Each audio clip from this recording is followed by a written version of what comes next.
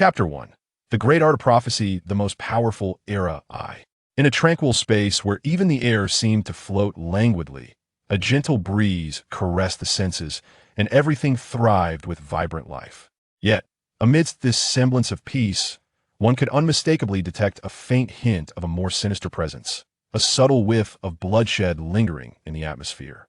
There were no towering peaks, nor vibrant seas of flowers. This idyllic paradise resembled a vast expanse of prairie, where the azure sky adorned the landscape, accompanied by a lake whose surface shimmered with a hint of emerald clarity. Its appearance bore a striking resemblance to the enigmatic planet Namek. Before us lay the imposing figure of an aged man, reclining awkwardly upon a chair crafted from peculiar minerals. His labored breaths and immobile body, coupled with the occasional tremor of his tightly shut eyes, hinted at the fragility of his remaining time. Upon recognizing the elderly figure, a profound shock coursed through me, for he bore an uncanny resemblance to the last Grand Elder of Namek, even in this twilight of his existence. Standing before the elder were several towering figures, nearly 4 meters in height, their familiar teal countenances and minuscule appendages unmistakably identifying them as Namekians. Among them, the one on the left stood an impressive 2 meters tall, evoking a sense of familiarity. Behind these Namekians was a dense crowd of individuals with similar teal skin, flanked by thousands of unfamiliar faces resembling earthlings, all clad in a set of battle attire that was all too recognizable. They stood at the very center of the lake, surrounded by picturesque mountains and clear waters. Yet in this moment, all wore expressions of deep concern, their brows furrowed with anxiety, tinged with the fear of impending death. Among them, many bore wounds, with some even missing limbs. Are they still engaged in the assault? After a prolonged silence, the frail elder finally spoke, his voice slow and deliberate. "Yes, Grand Elder," replied an equally aged Namekian who stepped forward respectfully. His expression seemed to wrestle with a moment of hesitation before he resolved to convey the grim report. It appears I have not entirely lost consciousness." The elder, referred to as the Grand Elder, quipped in response to the despair-laden voice, though this slight jest only seemed to weaken him further. A heavy silence fell upon the gathering, each furrowed brow revealing their shared concern. Grand Elder. Suddenly, an unexpected voice pierced the stillness, and the air shimmered slightly a few meters ahead of the Grand Elder, where a blurred figure materialized into clarity. A middle-aged man clad in silver-gray armor stood suspended in midair, his tall, muscular frame exuding an aura of formidable authority. "I es it. Your Majesty, the King of Tianshur?" The Grand Elder's eyes remained shut, yet upon hearing this slightly familiar voice, his eyelids trembled, and he asked in a feeble tone, "Indeed, esteemed Grand Elder, if I may speak candidly, do we truly believe that remaining in this void will quell the impending war? Since they have already arrived, might it not be wiser to engage in a decisive final battle? Even in the face of potential defeat, we shall retain the honor of warriors." Though his words hinted at skepticism towards the Grand Elder's conservative stance, the Namekians present refrained from interjecting. They were acutely aware that the figure before them, reminiscent of a sovereign, was a formidable hero in his own right, none other than the king of the Tianshur tribe, a race esteemed alongside their own as one of the great cosmic civilizations. Comparatively, only the Grand Elder held a status equal to his, for the benevolent Namekians preferred not to be ruled by a monarch but rather appointed their leaders through a system of meritocracy, rendering the Grand Elder the de facto king. The Grand Elder did not rush to respond with time running short. He lacked the strength for repeated answers. After careful consideration, he slowly articulated, "I am aware of these truths. However, Your Majesty, this war we face is not one that can be resolved so easily. It may evolve into a conflict reminiscent of the battles of yore." At the mention of that fateful battle, the dignified and striking Tianshur king momentarily altered in expression, as if an ancient memory had been awakened within the depths of his soul, giving rise to an instinctive fear, his pupils constricting sharply. Silence enveloped the surroundings once more, even the distant signs of fervor among the Namekians, ignited by the king's passionate declaration of war, subsided entirely. They understood all too well the horror of the historical conflict that had transpired. The different faction, having gained entry into the void with the Grand Elder's permission, was also privy to certain secrets due to their notable standing in the cosmos. Thus, we must wait for that fleeting moment when we can strike back with absolute resolve to end the war in an instant. Otherwise, the ensuing battles will only worsen, and worse still. They may jeopardize the entire universe. Yet by delaying, we risk depleting our strength before the confrontation. Maintaining this void demands an overwhelming amount of energy, the Tianshi king countered, raising his concerns. Much of the void's power had already been obliterated by the enemy's bombardment. Sustaining it now required a continuous flow of energy from their side to maintain the balance. Of course, there were advantages to being in the void. Since their arrival, casualties had ceased, and many of the wounded had been afforded the opportunity to regain their strength. There's still no movement from the Holy Domain.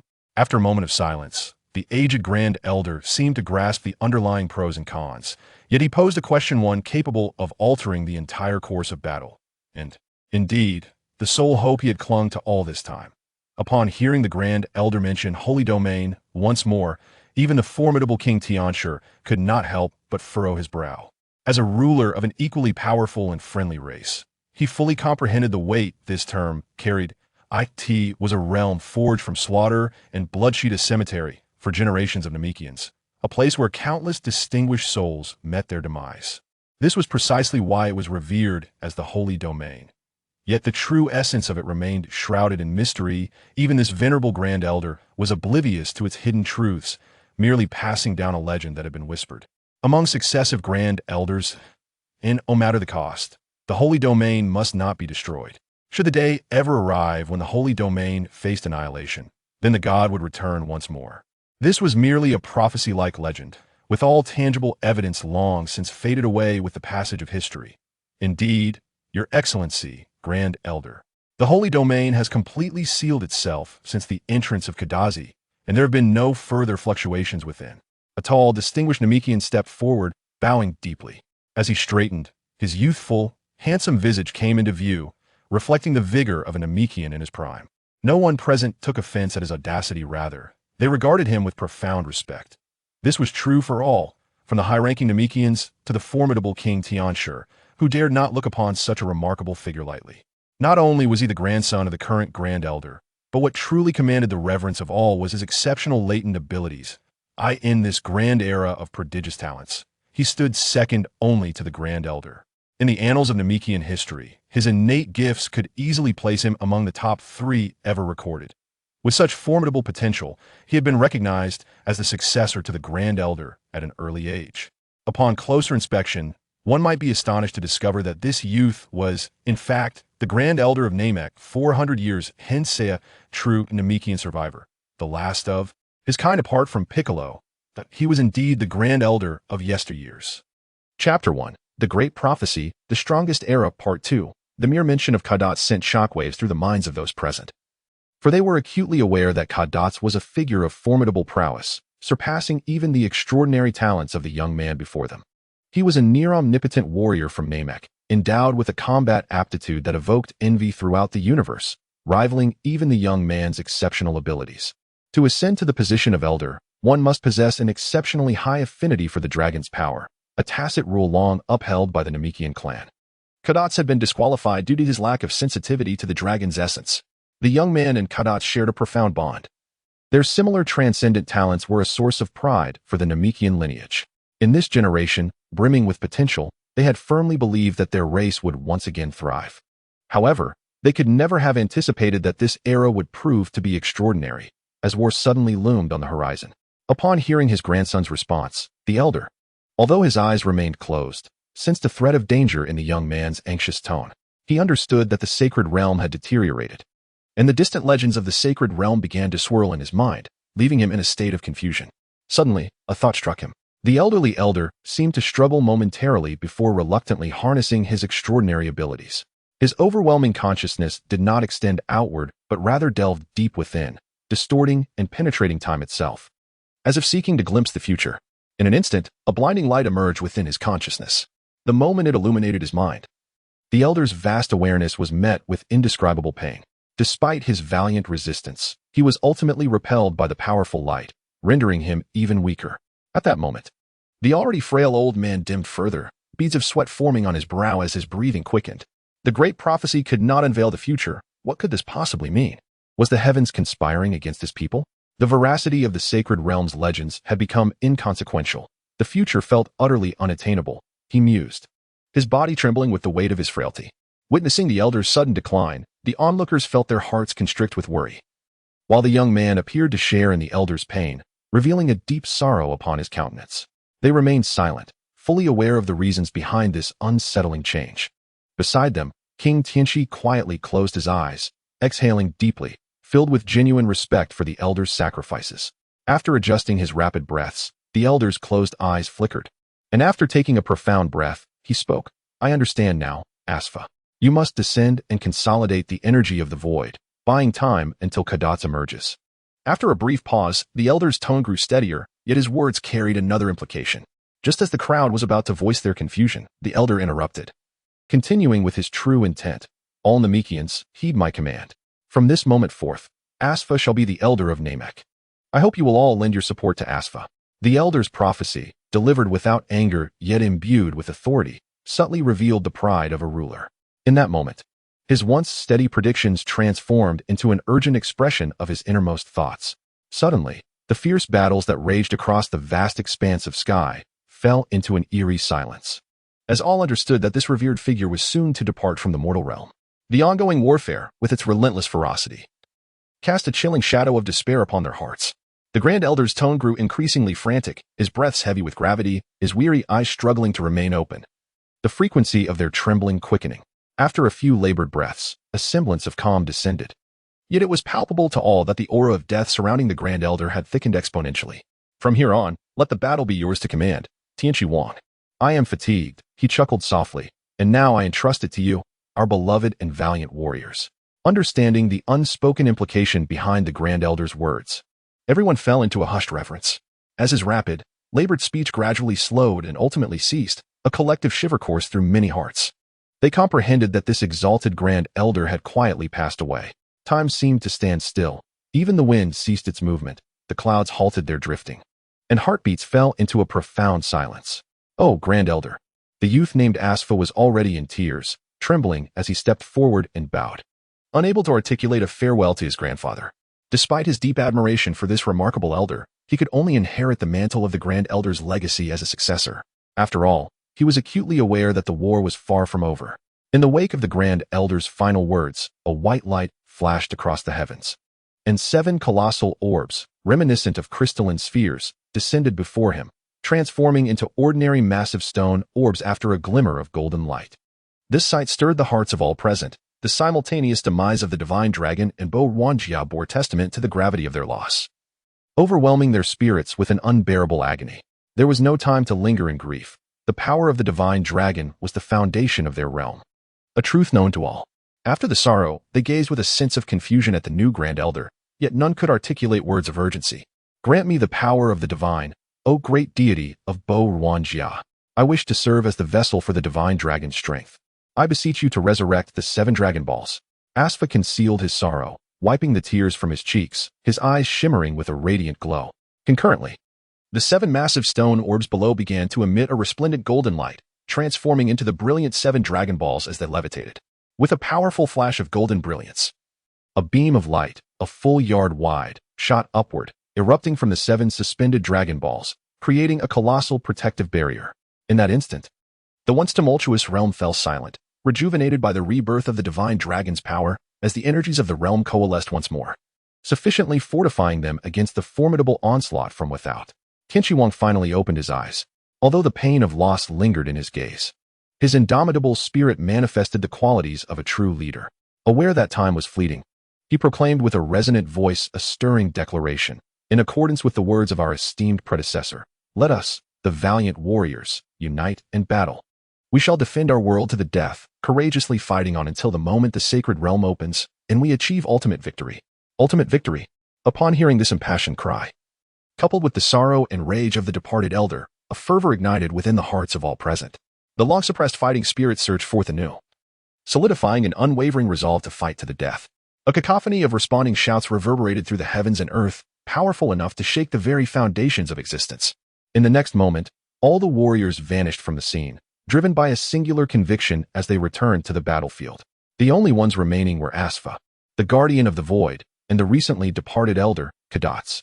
Asfa gazed deeply at his grandfather, summoning every ounce of strength to prevent the tears from falling. casting his eyes towards the distant horizon, hoping to sense any ripple from that direction. Yet, everything remained still. The sacred realm showed no signs of change, and outside, the grand battle commenced its final act. Beyond Namek, in a galaxy light years away, a figure clad in black floated in the void of space, fixated on the location of Namek as if able to perceive the battlefield from such a distance. Has it finally come to pass? Oh, it seems the moment of reckoning has arrived. I wonder which side will triumph? The mysterious figure mused aloud, erupting into a fit of maniacal laughter. Relay a message to the Dark Lord. I shall enter a state of deep slumber for a time. No one must disturb me, or they shall face death. Calming his excitement, the enigmatic being left these words with formidable intent before silently stepping into the black hole. Upon entering, the black hole mysteriously sealed itself, vanishing without a trace as if it had never existed. In the fleeting moment of the black hole's disappearance, the fabric of space trembled, revealing a silhouette that spoke a command before vanishing once more. Chapter 1. The Great Prophecy, The Strongest Era, Part 3. Haha. Who would have thought? Who could have imagined that it was you who betrayed me? I have been blind. Blind. A frantic scream echoed in the skies above Namek. The explosive sound infused with a powerful aura, igniting a fierce counterattack amidst the struggle for survival. Under this overwhelming pressure, many foes were struck by the terrifying waves of energy, gasping and spitting blood, yet the bloodthirsty adversaries continued to fixate mercilessly on the once mighty Tianqi Wang, a solitary figure, exuding an air of defiance, swayed precariously in the lofty heights, sustained only by the scant remnants of his vitality. His form, drenched in blood, evoked a visceral sense of dread, resembling a specter of horror. The remnants of his battle armor lay scattered, and his once silver hair was now a deep crimson, infused with the essence of countless lives lost. He was acutely aware that at least half of the blood staining his being was his own. King Tianqi lifted his weary head, gazing, albeit unsteadily, at the throngs of humanity gathered in the distance, their numbers reaching into the hundreds of thousands. In this moment of utter defeat, he realized that all of his elite warriors, totaling 1 million, had perished, signifying a catastrophic loss of nearly 95% of his clan's strength. This tragic decline had transformed his race from a superior lineage to a mere secondary one. The source of this calamity was none other than his former comrades, who, in the final battle, had turned against him, becoming ruthless harbingers of death from behind his lines. The blood-soaked middle-aged man laughed maniacally, his once handsome visage now marred by the scars of conflict. His eyes, filled with resentment, fixated on a familiar silhouette 100 feet away. Under the mocking smile of his adversary, he finally comprehended the reason for their late appearance in the fray. The foe's subordinates were not the elite warriors they had seemed, but rather, their mortality rate had been astonishingly low. The betrayers had long since forsaken the cosmos, and in the depths of his heart, he arrived at this singular conclusion. His body began to falter under the strain, and despite the tremors that racked his form and the inevitability of his fate, King Tianqi was loath to surrender to darkness. He struggled, clinging to the hope of witnessing a miracle in the twilight of his existence. Suddenly, a torrent of crimson surged up his throat, overwhelming him with the weight of his grievous wounds. He gasped, expelling scalding blood, clutching the source of his injury on his lower left side, his breaths growing increasingly erratic. In a cruel twist of fate, he found himself laughing once more, wounded by the treachery of those he once trusted. Submit to your fate, King Tianqi. A commanding voice resonated, its simplicity underscored by an invisible pressure that weighed heavily on the hearts of all present. In an instant, a robust figure appeared several dozen paces from King Tianqi. Now that we have reached this juncture, I trust you understand the futility of resistance. I offer you a promise. If you acquiesce to your punishment, I shall spare your clan. Otherwise, I would not hesitate to annihilate countless beings. The middle-aged man wore a smile, yet in King Tianqi's eyes, it was laced with hypocrisy and arrogance. The latter remained silent, merely shaking his head, rallying the remnants of his strength. Observing the defiance in the king's demeanor, the man chuckled mockingly, his voice cold. Then your clan has no reason to persist. Perhaps you are correct. However, I can assure you that the Tianqi clan shall never become traitors to the cosmos. Even if annihilation befalls us, we shall not bow nor accept the pity of demons like you. King Tianqi mustered even more power, his speech regaining its fluidity. Though he sensed his consciousness beginning to fade, death was drawing near. Disregarding the mocking laughter of his adversary, he had discerned the entirety of the situation. He recognized that from the very moment he was ambushed, he possessed the capacity to escape the battle through sheer will. Yet he could not, and would never choose to do so. He awaited the emergence of a final miracle. Otherwise, the entire universe would face annihilation.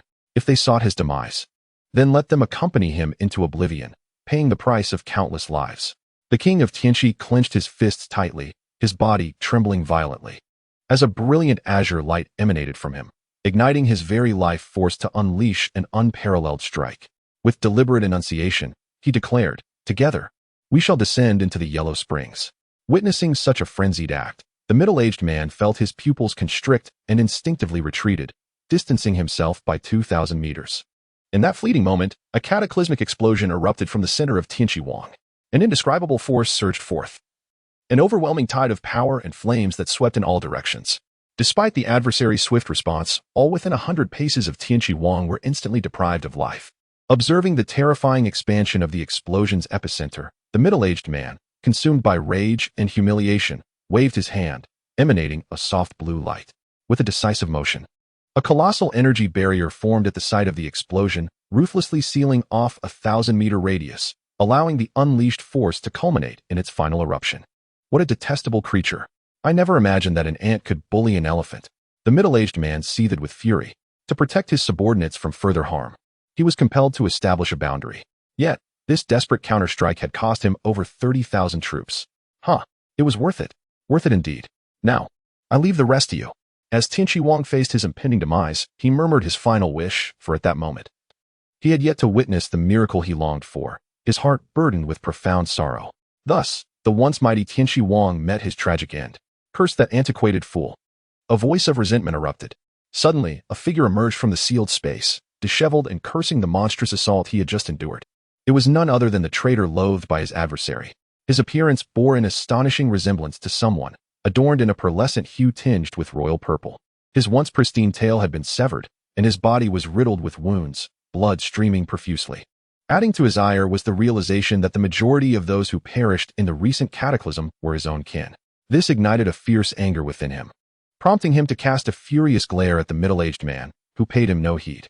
Seeing the disdain in the middle-aged man's eyes only fueled the traitor's rage.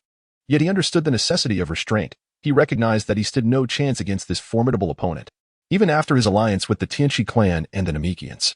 The fruits of their victory amounted to a mere 2/10, and it had come at a grievous cost. Turning his attention away from these matters, the traitor fixed his gaze upon the void below, his cold eyes radiating malice. At long last, the annihilation has been accomplished. The Tianqi clan and the Namekian lineage shall be erased from the cosmos, alongside those detestable Saiyans. The universe will soon belong to us, for I am the true sovereign of this realm. The traitor reveled in his dark thoughts. In a bid to curry favor with the middle-aged man, this traitor transformed into a radiant arc, his figure appearing several paces away in the void. He concentrated a dark purple aura, intending to obliterate the already weakened defenses in one fell swoop. However, just as the traitor's scheme seemed poised for success, a chilling proclamation resonated from Namek. A voice so frigid it pierced through the hearts of all present, plunging them from the precipice of victory into a nightmarish abyss. "You shall perish." The cold voice reverberated in the ears of all, as an overwhelming force surged forth. No sooner had the words been uttered than a massive rift tore through the void, a colossal fiery hand emerging to seize the traitor with terrifying swiftness, catching him unawares and rendering him pale with fear.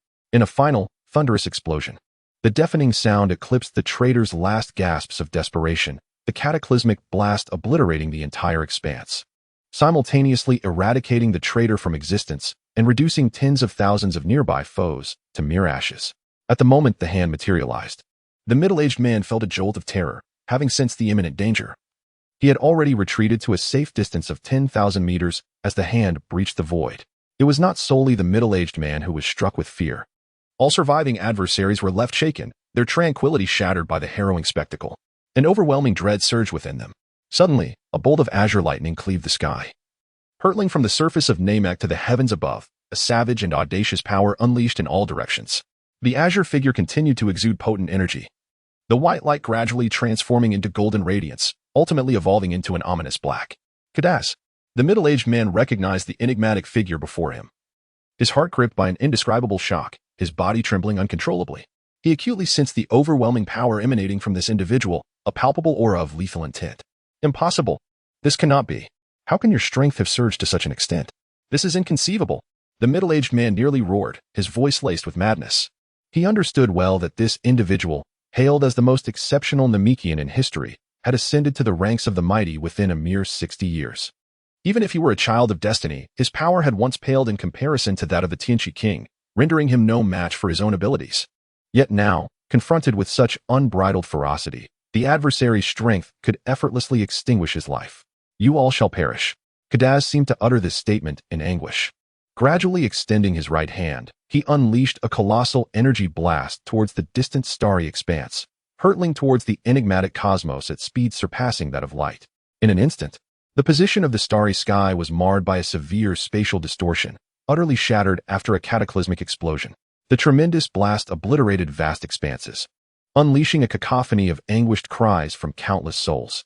Within this fleeting moment, the formidable Kadaz, reminiscent of a Namekian warrior, annihilated those hidden in the distant realms of the demon world, wielding an unparalleled strength that felled tens of thousands of its formidable beings.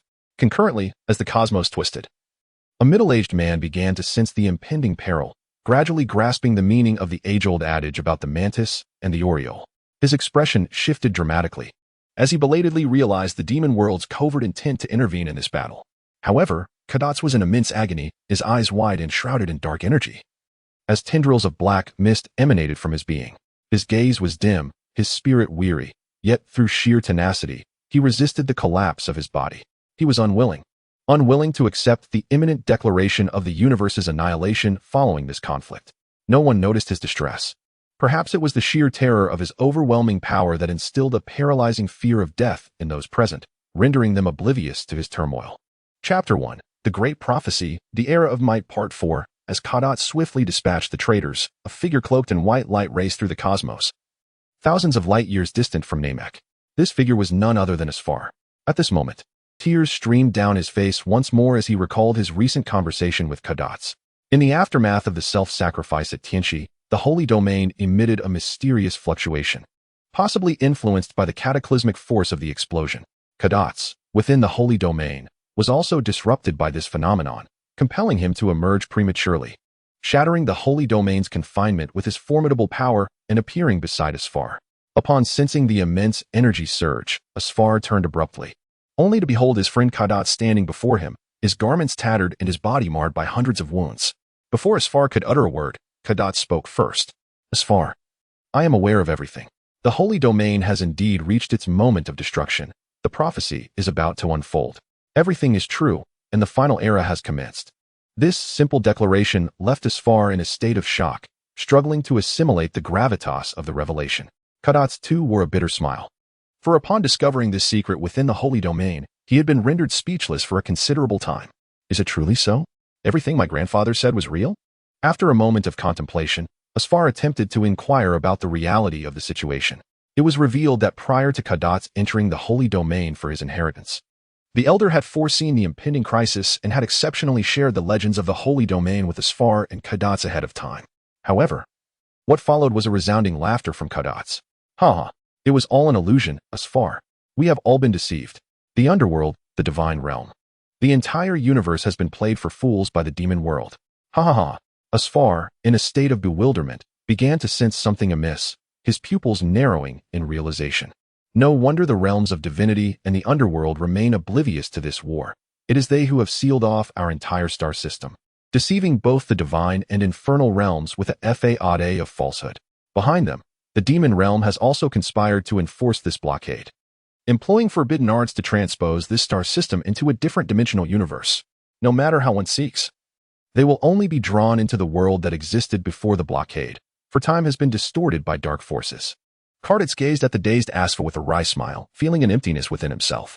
Without waiting for Asfa to regain his composure, Kadaz suppressed the terrifying energy threatening to erupt within him, yet coughed up a large spout of dark purple blood, his body trembling and faltering.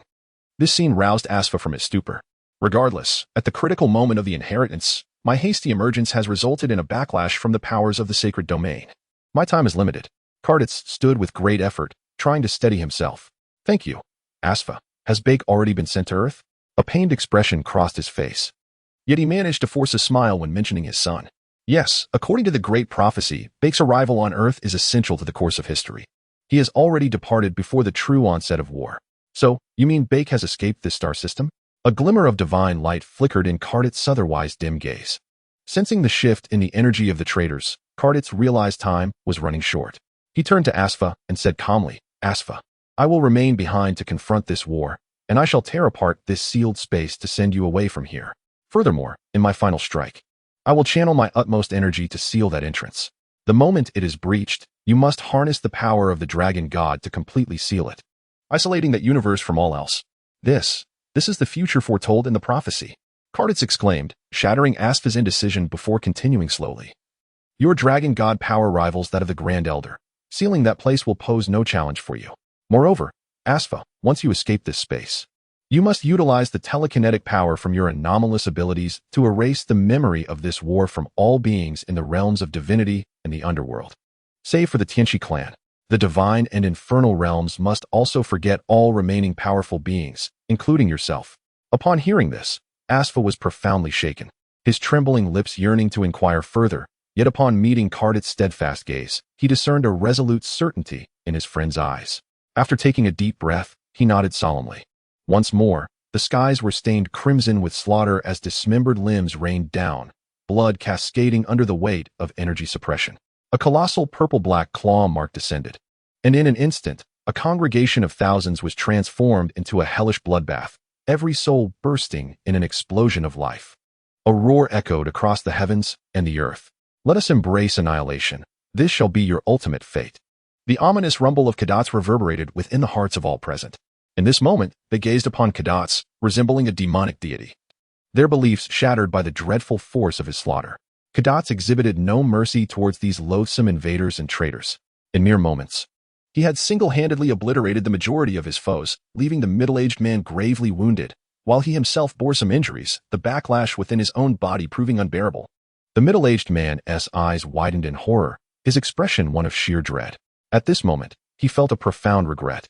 As fear of death surged within him for the first time, he fled in a frenzy, yet the chilling call of Kadats, resonating like that of the Grim Reaper, pierced his ears.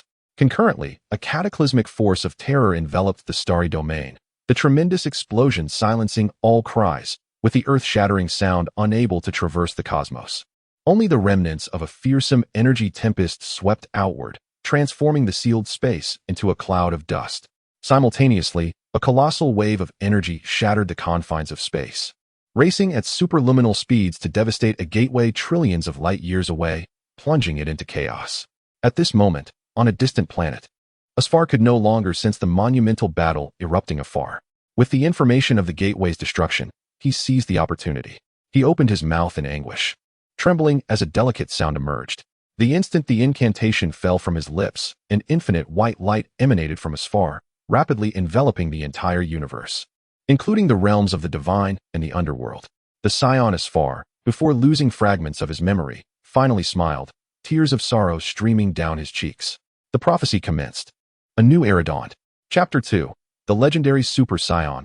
Part 1. The past is no more, yet the wheels of history continue to turn, eternally weaving the fabric of fate, which carries with it the essence of destiny. Thus, in the pursuit of the title of the strongest, generations of formidable warriors have emerged. Under the course of history, the universe has persistently evolved, and the struggle for the Dragon Balls has proliferated into battles across the cosmos. As the river of history flows, rules must inevitably adapt to change. In the grand conflicts of yore, the higher powers decreed that the might of the dragon could only be wielded by the pure-hearted Namekians. However, fate played a cruel jest. After the Namekians faced calamity, a reborn genius among them manifested the dragon's power once more on Earth. What appears as an abrupt and helpless transformation seems, in retrospect, a destined past. Perhaps, when viewed from its origins, it resembles ancient prophecies, suggesting that history had long been predetermined, rendering all struggles mere futile attempts beneath the weight of destiny. Endless battles have gradually led the world to acknowledge a singular truth. Within the vast cosmos exists a race consumed by an insatiable thirst for combat, notorious for their brutality, yet endowed with a terrifying latent power that instills fear in every other civilization. Thus, they have been heralded as the mightiest warriors, the Saiyans. The universe is boundless, and beyond its confines, there are those who have verified the existence of alternate dimensional universes. Beneath the infinite void, countless worlds exist, parallel to our own universe. The saga of Dragon Ball persists. It has not reached its conclusion, for even after battles, conflict continues, and from the remnants of evil, the next generation of malevolence arises, perpetually cycling through existence. The root cause of this turmoil remains unextinguished. as figures who gaze upon the universe and all its dimensions have begun to unfurl their sinister designs under the recent celestial upheaval, heralding an impending war to conquer the cosmos. Once, Bulma remarked that the universe would never know peace as long as Goku existed, suggesting that the disappearance of Dragon Balls and Goku would mark the most favorable resolution, with all crises concluding with his absence. Yet, such thoughts are naively simplistic. Goku's history does not encapsulate the entirety of the universe's narrative. Over billions of years of evolution, the Saiyans have emerged as the universally recognized apex race, with the legendary Super Saiyan revered as the unparalleled sovereign of the realm. However, this once dreaded ancient legend faced discredit during the era of Frieza. As the Saiyans suffered near extinction, and the existence of the so-called Super Saiyan seemed but a myth, leaving many in disbelief. Nevertheless, ancient prophecies have once again manifested into reality, as Carrot, one among the Saiyans, transcended his limits and awakened as the foretold Super Saiyan. On his relentless journey of strength, he vanquished Frieza, battled Cell, triumphed over Bu, exterminated Baby, and obliterated Super 17, ultimately ascending to Super Saiyan 4, earning universal recognition as the foremost warrior. Now, with the Dragon Shenron whisking Goku away from the sight of all, one might assume that such a sacrifice would usher in peace for the universe, halting the onslaught of malevolent forces forever. Alas, this is merely a delusion. Lurking in the shadows are those ready to seize this moment. With the righteous protector Goku absent, the spread of evil surged forth like raging tides, engulfing everything in its path. They are methodically accomplishing their ambitions for dominance. As darkness once more accelerates its grasp on the cosmos, as anticipated, a new era has dawned, and the tumult of the universe has commenced its dramatic unfolding. The signal for battle has finally sounded. Time is the force that propels change, rendering raw strength insignificant under the weight of fate. Meanwhile, as Goku clashed fiercely with Baby, within a sealed chamber at the center of the universe, the silvery sheen revealed the remarkable density and resilience of these superalloys. Yet, what instilled terror was the unmistakable evidence of pits and signs of melting on the walls and floor, remnants of heat-induced destruction. In the confined space, silence was not absolute. The rhythmic sounds of heavy breathing shattered the tranquility, revealing the exhaustion of the individual within. Suddenly, a powerful fist struck the ground with tremendous force, emanating a formidable pressure that reverberated throughout the metallic chamber.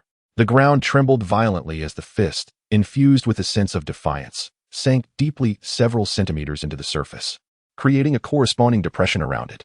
Coughing intermittently, the figure swayed within the gravity chamber, as the pitch of his voice fluctuated. The energy he emitted caused another tremor in the chamber, the vibrations lingering in anticipation of calm. His inky black hair, drenched in sweat, clung to his back, some strands nearly adhering to his muscular nape, revealing him to be a young man. The perspiration also adhered his fitted combat attire closely to his physique, accentuating his formidable muscles, while his heavy breaths echoed softly, a brief pause interrupting the rhythm.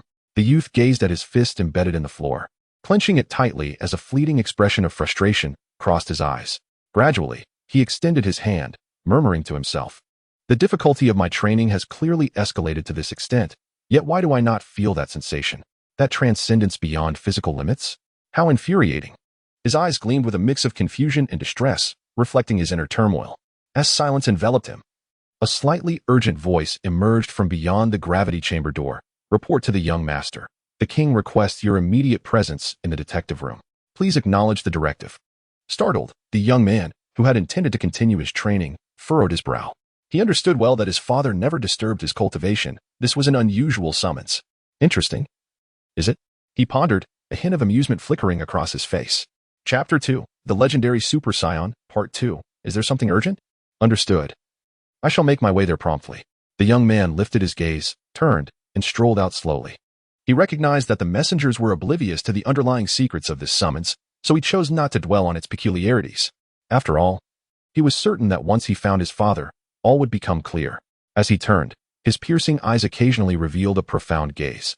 The pale blue irises occasionally tinged with a shade of melancholy. His face, refined like jade, bore the maturity that the fleeting years had bestowed upon him. His handsome visage could not conceal his extraordinary aura, and after nodding slightly, he proceeded towards the right. Walking along the corridor, the path ahead seemed endless. The surroundings, composed of dense superalloy, reflected the harsh brightness of the lights, making the environment somewhat overwhelming. The young man ambled along the passage, his eyes half closed. Seemingly lost in thought, or perhaps listening to the hurried sounds of footsteps, the echoes of people rushing past. The hurried footsteps echoed as individuals rushed back and forth. Yet each respectfully greeted the esteemed prince before him. He opened his eyes, casting a fleeting glance at their hurried forms, deepening the questions swirling in his mind. What was amiss? The young man pondered, lost in thought over the peculiar occurrences of recent days. The path beneath his feet seemed to shift endlessly, and he found himself unable to unravel the enigma that plagued him. His curiosity piqued by the unexpected figures he had glimpsed moments ago, individuals who rarely made an appearance. Coming to a halt, his attendants also ceased their movements, their expressions betraying a hint of anxiety, as they too sensed something was amiss. They knew all too well that those who learned too many secrets while serving a prince often vanished without a trace. This knowledge pressed heavily upon them. Yet there was nothing they could do to alter their fate.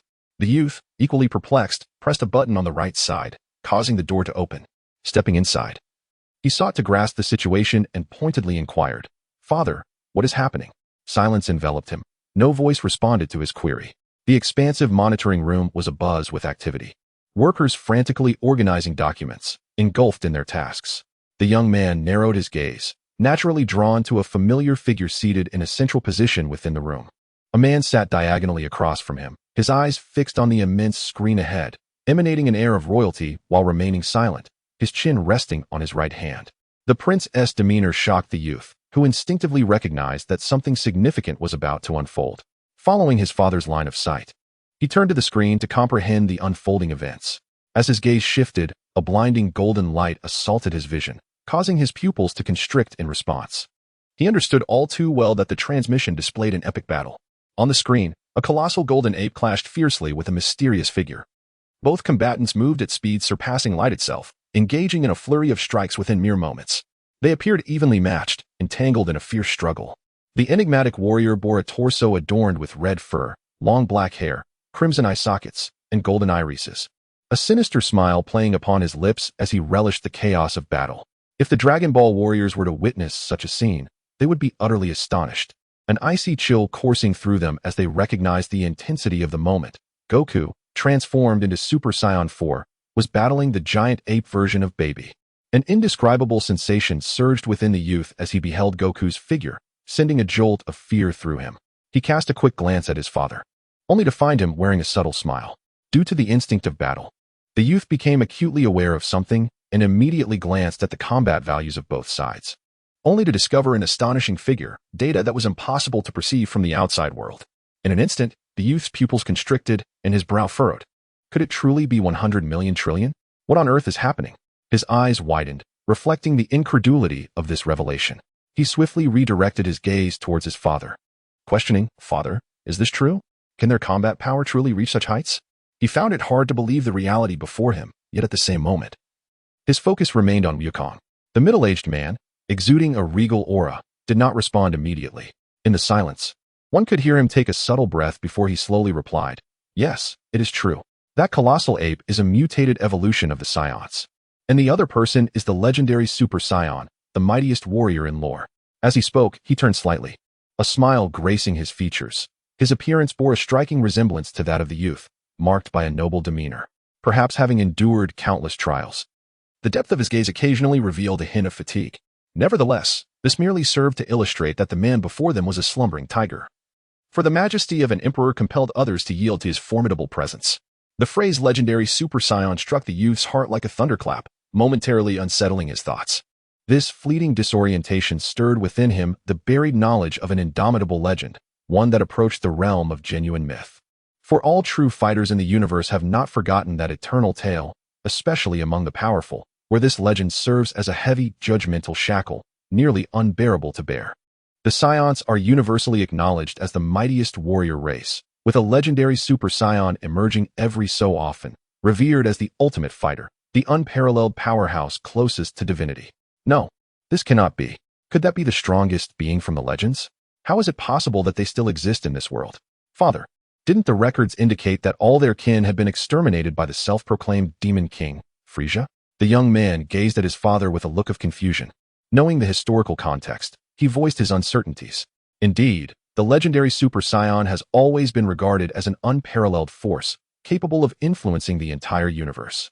However, for reasons unknown, during the earlier epochs, the Saiyans appeared to have fallen into decline, their formidable presence failing to compare with the titles of yore. Decades ago, the demon king Frisia, fearing the prospect of the Super Saiyan legend manifesting in his era, ruthlessly sought to eliminate the Saiyans to avert future threats, successfully obliterating them in one fell swoop. Yet, this was not entirely accurate. Frisia had not accomplished that feat. The middle-aged man responded resolutely to the young man's inquiry, his tone imbued with an intensified gravity as he grasped the deeper implications of the matter. Before his son could pose another question, he spoke again. Not only have they not been extinguished, but the Saiyans who remain are formidable warriors, and there exists even that legendary king. His gaze lingered on Goku, observing the Super Saiyan 4 form, and a flicker of something unusual crossed his eyes, quickly vanishing. Moments later, he sighed. It seems that in the end, it will be that Super Saiyan who emerges victorious. How shall you address this matter, father? The young man inquired, his expression somewhat peculiar. I suspect that by the time we acquire this intelligence, the demon realm should also be aware of it. They are far more concerned about the legendary Super Saiyan than we are. Since the demon realm is likely to take action, we cannot simply stand by idly while they extend their malevolent grasp, the middle-aged man replied with an even broader smile. After a moment of silent contemplation, he continued, thus, I wish for you to journey to Earth and invite them here for a grand assembly, as the 10,000-year deadline approaches. The middle-aged man hesitated, concealing further secrets behind his words. Understood, I accept the mission, the young man responded without a trace of hesitation. Just as he turned to leave, a voice halted him. Wait a moment, yes, invite that individual named Obu as well. After all, the middle-aged man paused again, seemingly harboring a sensitive regard for Obu, and addressed the young man. Certainly, I shall heed your command, the young man replied without question, departing the reconnaissance room, though curiosity lingered regarding the involvement of Obu. As time progressed, preparations were completed. A massive spaceship rested on a clearing, responding to commands as its door gradually sealed shut, with the hatch closing. An authoritative voice resonated throughout the spacecraft's base. Commence immediate departure, destination, Earth in the solar system of the Milky Way. Countdown initiated. 10, 9, 8, 7, 6, 5, 4, 3, 2, 1 launch. The command for takeoff was finally issued. No sooner had the words left the speaker's lips than the spaceship emitted a brilliant orange glow, swiftly vanishing into the cosmos. Meanwhile, a hulking figure stood aside, quietly observing the unfolding events. Through the window, he absorbed the sight and remarked, the journey to Earth is about to commence. Saiyans, we shall finally reunite. He then turned to the kneeling figures awaiting orders and commanded, your reconnaissance team should also set forth, inviting other races across the universe to the gathering.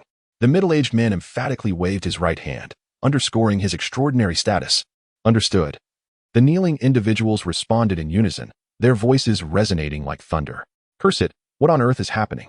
A coarse voice roared within the netherworld, causing the entire King of Hell's hall to tremble. A sudden roar startled the departed souls who had come to report. While the little demons under the King of Hell trembled, bowing their heads in fear, too intimidated to meet the wrathful gaze of their sovereign. In just 6 months, the number of deaths had surged to several dozen times the usual count.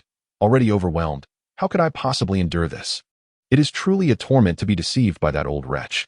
The King of Hell's beard quivered, his dark-ringed, weary eyes occasionally clashing, his breath heavy.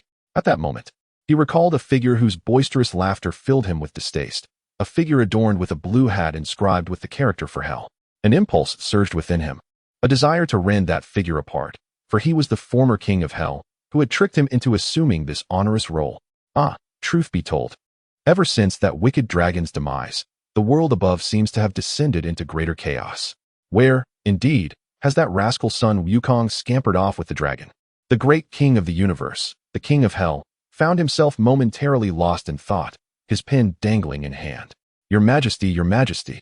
A chorus of timid voices, as faint as a whisper, intruded upon the King of Hell's reverie, the quaking little demons growing increasingly subdued. The King of Hell returned to his senses, his gaze fixed upon the trembling little demon with a murderous glare, his dissatisfaction palpable.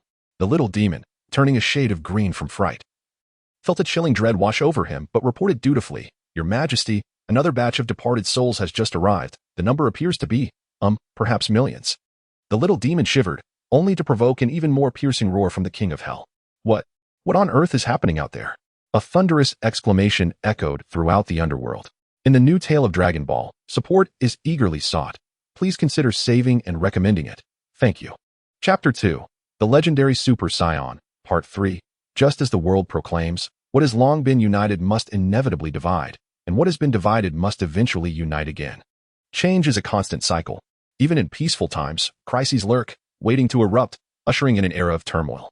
Following such upheaval, there will always be those who, wielding absolute power, emerge victorious, restoring stability to a world once again teetering on the brink of peace. Thus, the history of the universe unfolds in perpetual flux. On Earth, today was a splendid day, with the sun shining brightly and a serene atmosphere enveloping everyone in a sense of bliss.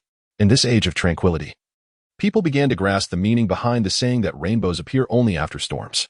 With Goku having vanquished the evil dragon and after months of relentless restoration, the damage inflicted upon Earth had been repaired to a considerable extent. Yet, the scars on their souls lingered. A reminder of the past that they all wished to erase from their hearts. In celebration of this joyous occasion, the Dragon Ball warriors gathered in Bulma's garden for a festive banquet. As the saying goes, sometimes the best way to mask sorrow is with joy. Time will aid in softening the memories of unpleasant experiences. Under the dazzling lights, the garden was filled with a cheerful atmosphere. The vibrant scene, awash with lights and laughter, was indeed dazzling. Master Roshi and Mr. Satan took the stage as the reigning kings of the microphone, singing their hearts out, much to the amusement of all present. Amidst the lively festivities, a figure with a green visage sat forlornly in a corner, his brow furrowed, an expression melancholic, lost in contemplation. There is no need for such sorrow, T.D., one might say. Today is a day for merriment, a moment to embrace joy, for there are matters beyond our control. And we must bear our responsibilities, mustn't we? Unbeknownst to him, Wu Fan had noticed the dejection etched upon T.D.'s face, understanding his unspoken troubles. He approached with comforting words, for Wu Fan seemed to possess an innate awareness of the day's grim revelation. Goku would vanish alongside the dragon. Wu Fan. T.D. jolted at the sound of his name, only to find Wu Fan smiling gently. Surprised, he lowered his gaze once more, his brow knitting tightly as he murmured, "Even so, I still feel remorse for everyone. It was my creation of the Dragon Balls that summoned forth the malevolent dragon, causing suffering to all. Uncle Goku." With indignation, T.D. clenched his fists. Observing T.D.'s turmoil, Wu Fan's eyes softened, and he stepped closer, despite T.D.'s lowered head. Though he kept his gaze cast downwards, T.D.'s keen ears detected Wu Fan's approach, which only heightened his inner turmoil. "In truth, it is not solely your fault." Wu Tian interjected, recognizing the source of distress before Wu Fan could. "The real issue lies in our misuse of the Dragon Balls." Upon hearing Wu Tian's words, the tension in T.D.'s brow began to ease, yet he could not escape the torment within. "Well, regardless, let us find some joy today. I believe that if my father were aware, it would bring him happiness." Wu Fan placed a reassuring hand on T.D.'s shoulder, closing his eyes with a smile. Perhaps, T.D. hesitated, but as his gaze met the relieved faces of Wu Fan and Wu Tian, his heart stirred, and his frown gradually relaxed. "Honestly, these two vocalists are quite dreadful. It's utterly painful to endure," Bulma lamented, covering her ears, both laughing and scolding. "Indeed. Haha, speaking of which, Bulma, have you been shopping lately?" Marin chuckled, licking her ice cream. "Oh, of course. Haha, what about you? Have you been out with Aunt 18?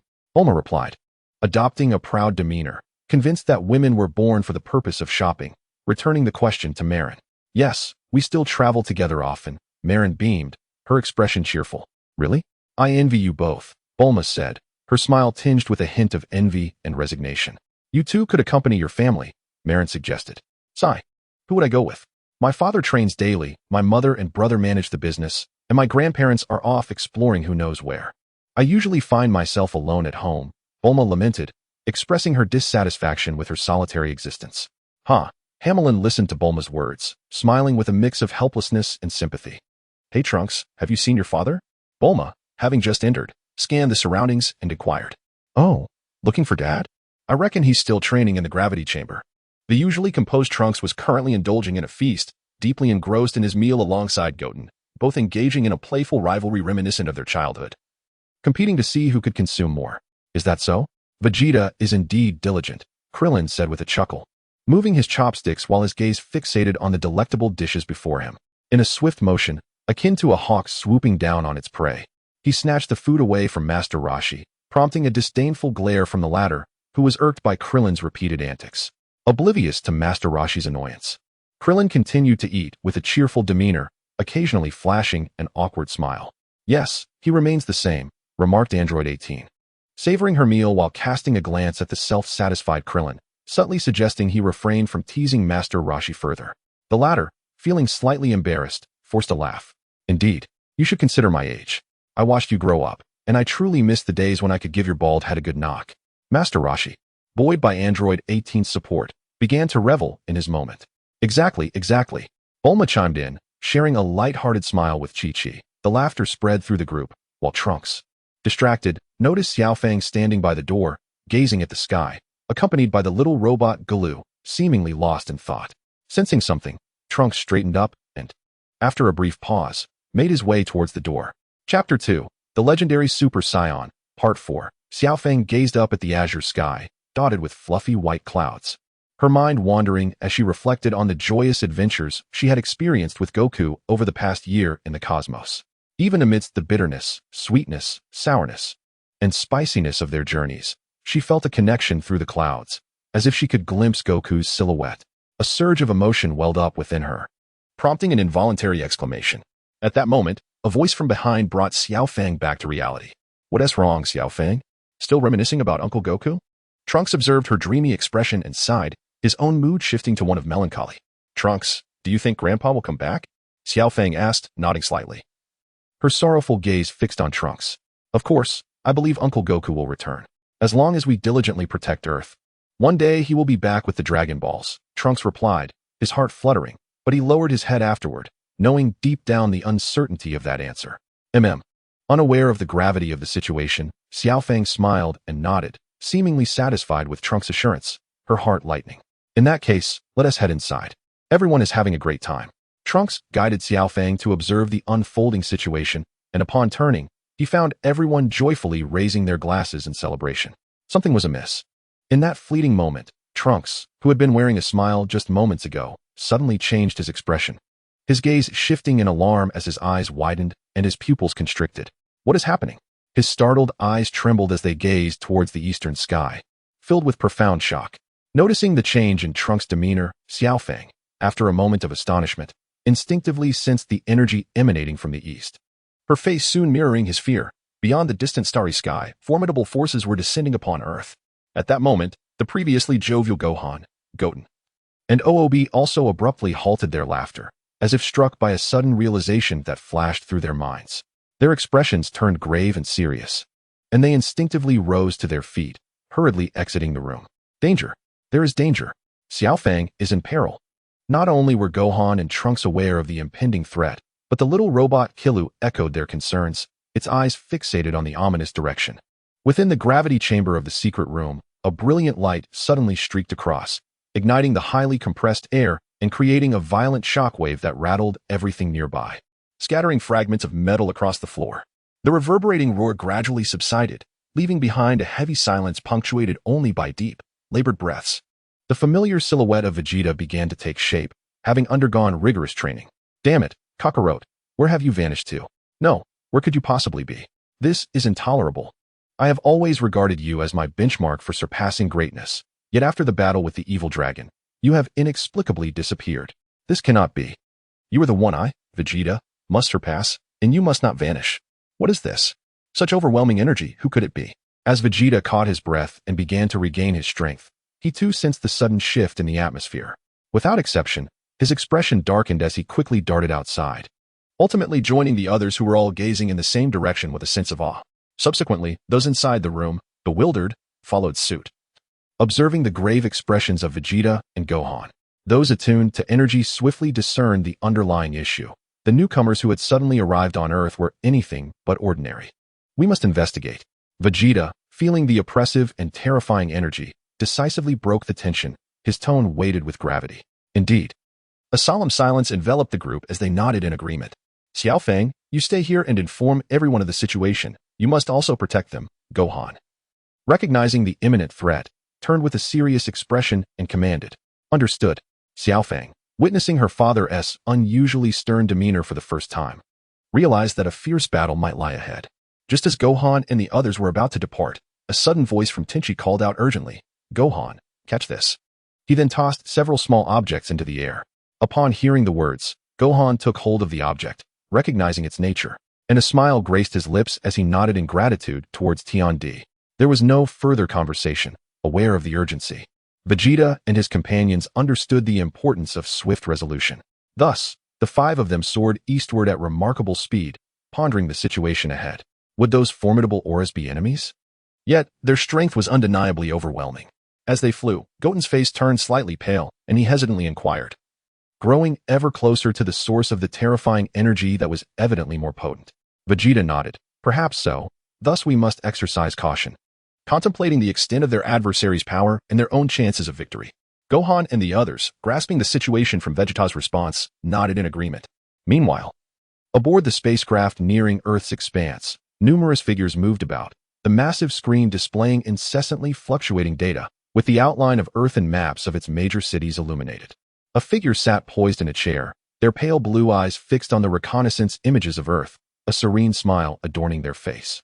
This individual was none other than the enigmatic young man, exuding an air of tranquility. Report, young master, we are about to land on Earth. The scanner has detected 5 powerful energies approaching our ship at high speed, and according to the computer's calculations, they are heading towards our landing site. The young man did not immediately respond, his smile only deepening. Oh, will they engage us? Should we test them with the laser cannon? Another voice inquired. No. I believe they are our esteemed guests. Ha. I did not expect them to come to greet us so swiftly, the young man replied with a smile. Are they truly Saiyans? Laughter erupted, followed by the opening of the reconnaissance room's door, as another mysterious figure entered. Young master, I implore you to allow me to challenge them. I am eager to witness the strength of the legendary Saiyans. It has been long since I've experienced such exhilarating combat. Please grant me this opportunity. The mysterious figure half-kneeled, his eyes gleaming with excitement for battle. Very well. But remember, do not mar our cordiality, the young master replied, laughter ringing in the air. The figure vanished, secretly elated, yearning to witness the legendary strength of the Saiyans. For legends represent the past, while now marks the first step into the future. Oh, are you not intrigued? The young man's gaze shifted to a figure leaning against the wall, another striking youth, even more handsome than the prince before him. However, this individual remained impervious to external influences, his pride evident as he kept his eyes closed, arms crossed before him, utterly unmoving. Upon hearing the news, the aloof young man opened his eyes, and at that moment, a palpable pressure enveloped the surroundings, the potent energy fluctuations rivaling those of the team leader. With a bitter smile, the leader continued to speak slowly, no, and then closed his eyes again, seemingly reluctant to engage in further conversation. You remain unchanged, the young man said with a wry smile, shaking his head, fully aware of the temperament of the figure before him, and naturally wishing not to disturb him again. After all, he understood that this reticent individual possessed power that was as formidable as his own, with depths yet to be fathomed. In this world, possessing strength equated to the right to survive and the dignity that commands respect. However, he also recognized that the earlier subordinate's intervention was enough to witness a spectacular display of combat, rendering the other party's appearance unnecessary. Ah, so this is Earth, he mused, laughter escaping him. The environment is rather pleasant, but the gravity here seems a tad too low. In an instant, the air quivered as an unfamiliar yet familiar figure materialized upon the ground. The wild and untamed individual shed his black attire, revealing a robust blue physique, his eyes emanating a mysterious green glow. With a slight, sinister smile, he cracked his neck, but his figure vanished from view in a flash of blue light. Indeed, they have landed, Trunks remarked, his brow furrowed, acutely aware that time was of the essence. Damn it, we need to move quickly, he urged, as OOB responded, eager to increase their speed. Wait a moment, Gohan suddenly exclaimed, his expression shifting with urgency. Be cautious. A formidable presence is approaching us, utilizing his keen sensory abilities. Gohan discerned the fluctuations in energy and promptly alerted the others, who quickly understood that the imminent threat was rapidly closing in on them. In an instant, the group halted, opting to conserve their strength. It seems our visitor is not benevolent, Vegeta remarked gravely, and after a brief pause, he added, here they come. Indeed. Scarcely had Vegeta's words left his lips when a bolt of blue lightning surged towards them, cutting through the sky with ferocity, revealing a formidable figure hovering above. The mysterious individual, draped in blue, looked down upon them with an air of arrogance, seemingly eager to demonstrate his superiority. Indeed, a being from the cosmos, Trunks observed, his expression growing somber as he regarded the unusual figure. Oh, it is truly you, the stranger declared. Allow me to introduce myself. I am Kakarot. I have come to this little blue planet to engage in a battle with you, to stretch my muscles a bit. The enigmatic figure introduced himself with pride, his gentlemanly attire failing to mask his arrogant demeanor. He surveyed those before him, suddenly assuming a brash tone. Who among you esteemed Saiyans will step forward first? What? You actually know we are Saiyans? Vegeta and Gohan exclaimed in astonishment, their initial shock giving way to confusion. Oh, but that hardly seems like a secret, does it? In fact, the entire universe should be aware by now. Considering the legendary Super Saiyan has been born, he continued. I have come today to challenge that so-called strongest legend of the Saiyans. With confidence, Lake gazed at his hands, then clenched his fists. In an instant, a surge of energy erupted from his fists, manifesting as arcs of electricity. Suddenly, a vast expanse of dark clouds gathered in the distant sky, stirring the surrounding air currents. Arrogant and overbearing, Wu Tian, witnessing the other's haughty demeanor, felt a flicker of anger and remarked, does this mean we are destined to clash? At that moment, Wu Tian began to amass his entire strength, a soft golden light emanating from his being. Lake, suspended in the air, did not rush to respond. Instead, he continued to exude negative energy, disdainfully surveying them with a cold, contemptuous smile that radiated scorn. How infuriating! In that instant, everyone shared the same thought. Acutely aware of the negative energy the opponent was accumulating, a clear act of provocation. Thus, they all readied themselves for battle. The grand conflict was about to commence once more. Chapter 3, The Ancient Crisis, Part 1. The tales of the Saiyan Wars had long reverberated throughout the cosmos, and Goku's accomplishments reignited belief in the veracity of ancient legends. Every battle he had endured could very well evolve into future mythos. The sovereign Saiyans had once again descended upon this new era. Yet, how many knew the true identity of the Saiyans? The sudden emergence of the mysterious figure uttered words that astonished all, hinting at deeper, undisclosed truths behind the scenes. How indeed did the Saiyans come to be universally recognized as the foremost warriors in the universe? This question, history should have already answered. But when exactly was that? What lies at the root of the invincible legend? Over the years, the Dragon Balls had existed in the world, their legacy predating this new age. Perhaps one could argue that they were even part of ancient mythologies, for the battles had not entirely detached from the struggle for the Dragon Balls. After all, in claiming the title of the strongest, they simultaneously declared themselves the rulers of the Dragon Balls to the entire universe, omnipotent deities. Now, with the mysterious figure's arrival, the concealed truths were about to gradually unravel. Presently, Gohan and others faced the impending confrontation with the enigmatic presence. The moment of inevitable clash was upon them. Where have Xiaofang and Gohan gone? Why the haste? Bulma inquired, her brow furrowed in confusion.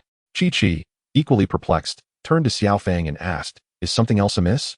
Ah, yes, indeed, Xiaofang stammered, momentarily jolted into awareness. Realizing the urgency of the situation could no longer remain concealed, though she hesitated to articulate her thoughts. Just as she pondered how to respond, Bra, standing nearby, grasped the essence of the predicament and approached to assist Xiaofang. With a cheerful smile, Bra explained, Father and brother sensed several powerful unknown forces from afar and simply wished to investigate. However, it seems they bear no ill intent. Perhaps they are allies. They will return shortly. Her warm smile eased the tension in everyone's hearts. Xiaofang gazed at Bra with a grateful smile, expressing her appreciation for Bra's actions, while uttering, yes, that's precisely it. Oh, is that all there is to it? Then there is no significant issue. Let us proceed. The oblivious Satan, turning his previously somber visage, cheerfully declared, microphone in hand, with a nonchalant bravado. Bulma and Chi-Chi, though somewhat skeptical of Xiaofang and Bra's reassurances, found their anxious hearts beginning to calm. However, the vigilant figures of Master Roshi, Bu, Krillin, Android 18, and Tan remained on high alert, for their heightened senses discerned the underlying reality of the situation. Above a desolate expanse of yellow earth, several figures hovered in midair, locked in a silent standoff, the air thick with a palpable sense of impending destruction. A gentle breeze tousled their hair, intensifying the pressure of the ominous stillness before the tempest of battle. The sudden emergence of a mysterious challenger broke the silence, boldly issuing a declaration of combat without fear of the Saiyan royal title. What dared them to challenge? Was it mere arrogance? No, it was not that. I merely yearned to witness the true power of you Saiyans. So, what say you? You may come at me one by one, or together, if you prefer.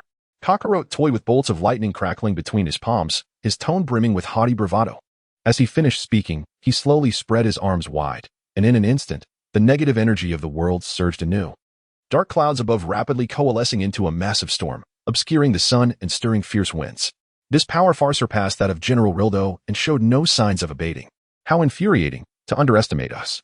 The equally proud Goten could not tolerate such provocation. Gathering his entire strength, he unleashed a chilling aura imbued with a fierce intent to kill. As his words faded, Goten transformed into a blazing streak, a Super Saiyan now, tracing a brilliant arc of golden light through the air. Hurtling toward his adversary 100 meters away, his right hand already forming the nascent shape of a ki blast. Oh! Kakarote's interest peaked as he regarded his furious opponent, raising an eyebrow, yet wearing a playful smile that radiated confidence. This display prompted both Vegeta and Gohan to take notice, as they instinctively heightened their own powers in preparation for the impending confrontation. Prepare to receive this. Spiraling blast. Goten discerned the mockery in Kakarote's expression, reigniting the flames of fury within him. He swiftly hurled the ki blast, a newly devised technique he was employing in battle for the first time. Kakarote, still grinning, moved like the wind, leaving behind countless afterimages in the sky. Just as Goten's spiraling blast reached the spot where Kakarote had hovered moments before, a thunderous crack reverberated through the air. A bolt of blue lightning had already launched, descending from the ominous clouds, poised to strike the diminutive spiraling blast, commanding the power of thunder. The sudden transformation left the onlookers in astonishment, for it was the first time that Vegeta and the others had witnessed someone wielding negative energy with such ease. Wutian, however, after a fleeting change in expression, revealed a smile. Almost at the moment the blue thunderbolt struck the spinning projectile, the latter underwent a remarkable metamorphosis. It spun at an incredible speed, expanding into a golden ring. After the thunderbolt passed through, the ring fractured and contracted back into a ki blast, maintaining its velocity as it bombarded the enemy. Observing this spectacle, everyone, including Lake, was taken aback, though the latter remained composed. He halted his movements, pointed at the blue thunderbolt descending towards the ground, and with a mere flick of his finger, the thunderbolt altered its trajectory, pursuing the spinning projectile as if it were a sentient being. Experiencing such a shift once more, Wutian's expression darkened. Given that this technique was newly conceived, he could currently only control its rotation and transformation once. He had hoped to catch his opponent off guard, but upon realizing that the adversary could manipulate the thunderbolt, he understood that this surprise attack would not succeed. In that instant, Wutian accelerated, seeking to engage in close combat. As anticipated by all, the thunderbolt swiftly caught up with the spinning projectile, effortlessly extinguishing the power of the ki blast as if devouring it. On the other hand, Lake's expression grew more contemptuous, yet he had yet to manifest a smile when an explosive clap of thunder erupted. He watched as the massive blue thunderbolt, several dozen yards ahead, cracked and then instantaneously collapsed, revealing a golden light piercing through. Damn it. Witnessing this unexpected turn of events, Lake finally took it seriously. Yet he remained unflappable. With a flick of his finger, he unleashed several small blue lightning strikes at a speed surpassing that of light, doubling the pace of his attacks, aiming to incapacitate Wutian before he could draw near. However, Wutian did not underestimate the threat. Having just faced the formidable thunderbolt, he understood the potency of these negative energy manifestations. Leveraging his current speed advantage, he adeptly evaded Lake's interference, steadily closing the distance. Chapter 3, The Ancient Crisis, Part 2, 30 yards, 20 yards, 10 yards, 5 yards. A sense of joy welled up within Wutian. However, as he neared Lake, he noticed the opponent's enigmatic smile, causing a chill to run through the hearts of Oob, Trunks, Vegeta, and Wufan. They had fallen into a trap. You little brat. You are too arrogant. The familiar yet foreign voice of Lake echoed in his ears. Before Wutian could discern Lake's movements, he caught a blurred glimpse of a heavy punch striking towards his abdomen with lightning speed. In that brief moment of mental pause, instinct kicked in, and Wutian crossed his arms just in time to deflect the oppressive counterattack. Yet his body was propelled away like a cannonball. Boom. The tremendous impact struck the ground with ferocity, unleashing a chaotic surge of energy that severely compressed the earth beneath. The ground collapsed and caved in, creating deep fissures that spread like a web across the terrain, the tremors resonating for an extended duration. Inside the spacecraft, report, my lord. The battle has commenced with Lord Lake and his forces. Shall we analyze the combat data? Surface scans indicate their combat strength is a staggering 1 trillion. And they have yet to unleash their full potential. A chuckle escaped as he remarked, the recent tremors were indeed quite intense. It appears that Lake has become rather engaged, oblivious to the gravity of the situation. No need for further scrutiny. After all, they will soon be our esteemed guests, and it is unnecessary to unearth their secrets. The young man waved his hand, signaling his subordinates to withdraw, his face adorned with a relaxed smile. he had previously stated, his gaze lingering on the unmoving figure beside him. Upon noticing the slight twitch of the other's brow, he couldn't help but smile wryly. Are you truly so unperturbed? I would think that person would captivate your interest, considering your similarities. The youth mused to himself, disregarding the indifferent figure. As Goten was subdued, Lake did not halt his advance. His form vanished in an instant, the sound of rushing wind piercing the air. Just as he was about to strike again, a cerulean energy blast accurately struck him, forcing him to retreat. Lake shielded his eyes and ceased his assault, searching for the assailant. Upon discovering that it was none other than the young Trunks, he wore an even more arrogant expression, laughing maniacally in a fit of rage. Goten, what has happened? Trunks had arrived at Goten's side, observing his friend's battered state as he emerged from the rubble. Sensing their bond, Trunks understood that Goten had sustained significant internal injuries. Ignoring his tattered clothing, Goten maintained his Super Saiyan form, wiping the blood now trickling from his lips. Despite hearing his friend's concerned voice, his expression remained grave as he replied, "This is troublesome. This opponent is formidable." "Yes, I understand." Trunks turned, and the two of them stood side by side, exchanging determined glances. In that moment, Trunks tapped into his immense power, elevating his strength to a remarkable level, erupting into a golden brilliance as he transformed into a Super Saiyan. Humph, just two arrogant brats, Lake sneered, sensing their ability to rapidly amplify their power. His brow furrowed tightly. He knew all too well that he could not perceive their power fluctuations through mere intuition. However, given Goten's explosive transformation, even the dullest individual would recognize that the opponent was capable of instantly enhancing their strength through transformation, particularly with such intensity. Thunder Domain, Lake uttered softly. In an instant, a chain reaction occurred above Trunks and Goten, where the ominous clouds in the sky unleashed a multitude of high-intensity blue lightning bolts that cascaded downwards like a net. Goten, Trunks called out, their instincts resonating as they reacted in unison. The two unleashed a torrent of white, ghostly energy, a whimsical yet lethal technique devised by Goten, which, while consuming minimal energy, could yield tremendous destructive power. In an instant, beneath the realm of thunder, hundreds of ethereal entities surged upward, colliding with the electric domain and triggering a violent explosion. The concentrated force of their assault created a gaping hole over 10 meters wide in the formidable lightning net. Seizing the opportunity, Goten and Trunks had long since made their escape. A jolt coursed through Lake's heart as he noticed two golden beams soaring from the ruptured lightning net. Just as he was poised to retaliate, the mischievous voice of Trunks echoed in his ears, "Uncle, I'm still here." At that moment, Lake finally recognized the peril he was in, yet he was unable to evade it. A powerful ki blast struck him with pinpoint accuracy, unleashing a tremendous explosion that resonated throughout the heavens and earth, causing the ominous clouds above to momentarily halt their expansion. These sinister clouds now loomed over a radius of nearly 300 miles. Witnessing this scene, Obyu, Vegeta, and Gohan exchanged knowing smiles, for their acute sense of ki allowed them to grasp the underlying strategy. When the lightning net was breached, only Goten and a temporary doppelganger he had conjured using the fourfold fist technique had burst forth, deliberately drawing Lake's attention. Meanwhile, Trunks, who had remained concealed beneath the lightning net, executed a surprise attack with a formidable ki blast, marking the flawless execution of their plan. However, all present understood that their side could not savor victory for long. They recognized that such an assault would not be sufficient to vanquish the formidable being before them. Indeed, at the moment of the explosion, a blue flash enveloped the epicenter, as Lake activated his protective shield to guard against any opportunistic counterattack. The intense flames gradually receded beneath the azure light, revealing the opponent's blue form. "Impressive to have calculated so well," Lake remarked, not in anger but with a tone of satisfaction, surveying the damage inflicted upon him. As he spoke, the blue light surrounding him shimmered, and after a brief moment of disarray, he was determined not to be outdone again. In just a second or two, the injuries he sustained healed instantaneously, astonishing everyone present. Remarkably, his power appeared unaffected. Chapter 3. The Ancient Crisis, Part 3. Goten and Trunks fell silent, particularly the latter, who, upon realizing that the opponent could endure his powerful strike and still emerge seemingly unscathed, bore witness to the stark disparity in strength between them.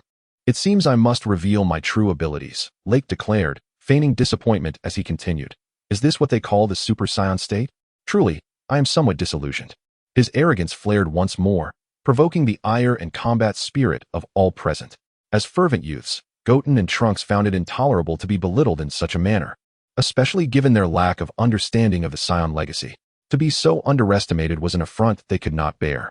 for to accept such a slight would be to acknowledge themselves as cowards. As they felt their power surge, Trunks and Goten unleashed their full strength in a fit of rage. In that moment, the heavens and earth seemed to shudder. Fierce winds ravaged the land and sky, almost as if attempting to obliterate the sinister clouds above. However, exercising restraint, Trunks and Goten ensured their power did not disturb the ground, mindful of the unnecessary panic it could provoke in a world still reeling from the malevolent dragon incident. Likewise, Rake did not intend to affect the earth, solely focusing on augmenting his own strength. Once their energy was completely unleashed, Goten and Trunks vanished, swiftly moving towards Rake, hoping to disrupt his power enhancement before he could access even greater energy. Unfazed by their underhanded tactics, Rake scoffed, clenched his fist, and, under his guidance, a colossal blue fist emerged from the ominous clouds above. Surrounding lightning crackled in a bewildering display of agility, showcasing Rake's mastery over the storm. And the immense fist hurtled down towards the diminutive forms of Trunks and Goten. With an acute sense of impending danger, Goten and Trunks darted in opposite directions, only to discover their retreat was ensnared by numerous circling bolts of lightning, leaving them no choice but to confront Rake's terrifying strike head-on. "Damn it!" they shouted in unison, their energies igniting fiercely as they summoned a formidable shield to withstand the impending assault. A resounding crash echoed as the blue fist shattered. Yet the two warriors were violently propelled away, their bodies sustaining internal injuries. They coughed forth torrents of blood, their clothing reduced to tatters, and their wounds bled profusely, becoming a gruesome sight. Nevertheless, despite the severity of their injuries, Goten and Trunks could endure, bolstered by the Saiyans' extraordinary resilience. With every battle, their strength would grow, and even in their current battered state, their remarkable vitality would allow them to recover swiftly. But the ordeal was far from over. As Trunks and Goten touched down, they heard the chilling words that signaled Rake's second assault. Frowning deeply, they braced themselves against the impending onslaught. Once again, the blue lightning struck, launching them skyward and worsening their injuries as they expelled yet another mouthful of blood. Having learned from their earlier misstep, Goten and Trunks refused to remain passive. During the second bombardment, they quickly adjusted their positions, vanishing before the subsequent bolts of lightning could reach them. Simultaneously, the ground below was alive with countless afterimages, and the familiar rhythm of their movements signaled the fusion they were about to undertake. In this brief clash, Goten and Trunks finally comprehend the vast chasm that separates them. Shedding their youthful impulsiveness, they acutely sense that behind this enigmatic figure lurk two even more formidable presences. At this pivotal moment, they resolve to fuse, aspiring to re-enter the battlefield as the mighty Gotenks. The slumbering peak warrior, Gotenks, is poised to awaken once more. In this confrontation, Goten and Trunks truly grasp the significance of strength. Through numerous battles, they have witnessed substantial growth. They realize that their current predicament stems from their own lack of diligence. Reflecting on the past, regret cannot alter what has transpired. During the baby incident, their prolonged inaction resulted in minimal power enhancement, rendering them incapable of matching the fully realized baby, even if their fusion had succeeded. However, times have changed. Following the confrontations with Baby, Super 17, and the evil dragons, their strength has surged tenfold.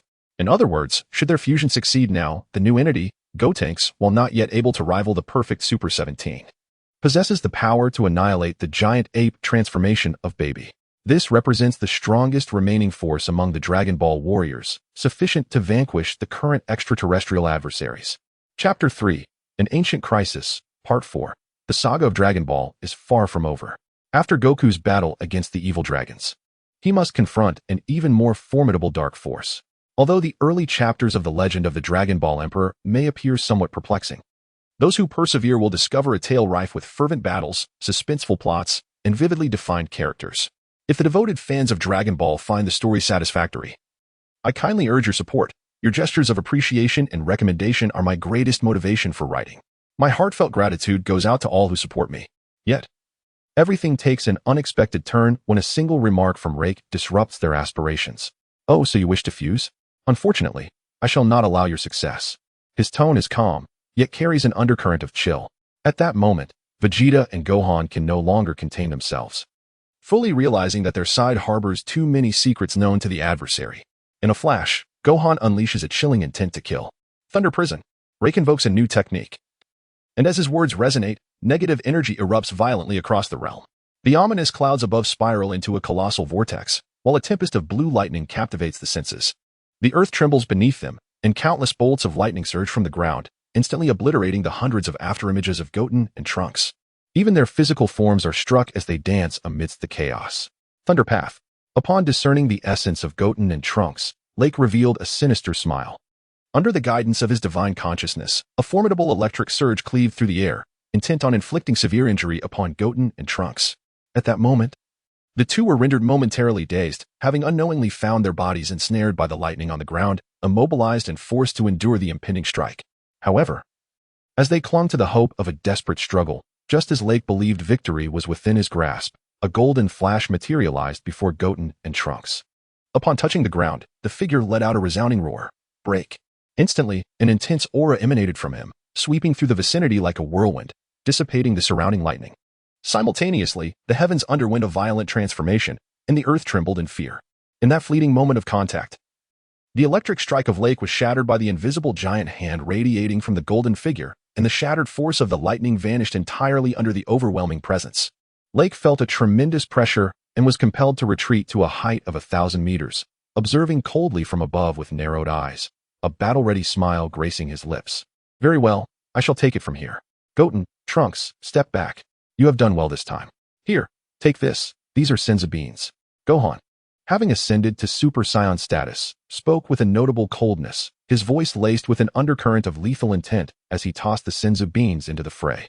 These were the very beans that Tiendi had given to Gohan earlier, and sensing an overwhelming unease, Tiendi had swiftly passed several beans to Gohan for emergencies. At this moment, they proved invaluable. It was precisely because they possessed the Senzu beans that Gohan, Ub, and Vegeta opted to witness the battle from the sidelines. After all, such a monumental clash was rare, and despite Goten and Trunks being battered and bruised, they had not yet reached their training threshold. However, Gohan had clearly perceived the sheer dominance of their adversary. Without timely intervention, although Goten and Trunks would not perish, they would sustain grievous injuries. This realization awakened a long-dormant killing intent within Gohan. Oh, is it your turn now? Lake remarked with disdain as he observed Gohan, who had turned to face him. Gohan did not respond to Lake's words. Instead, a smile began to form at the corners of his mouth, noticing that Goten and Trunks had fully regained their energy. Even exhibiting a slight enhancement, Gohan's grin widened. He extended his right index finger skyward and coldly uttered a single word, annihilate. In an instant, an unprecedentedly fierce aura surged forth, causing Lake's smile to falter and his pupils to constrict in alarm. He felt an invisible pressure sweep past him, directed ominously toward the dark clouds above. Lake's mind was haunted by Gohan's enigmatic smile, and he slowly turned his head to gaze upward, an unsettling emotion beginning to manifest within him for the first time. However, as he discerned the changes above, his expression shifted dramatically once more. His pupils constricted to an extreme degree, then instinctively expanded, and his blue visage momentarily paled, his lips twitching involuntarily. For he clearly beheld that at the center of the swirling malevolent clouds, a golden energy sphere had materialized unbeknownst to him.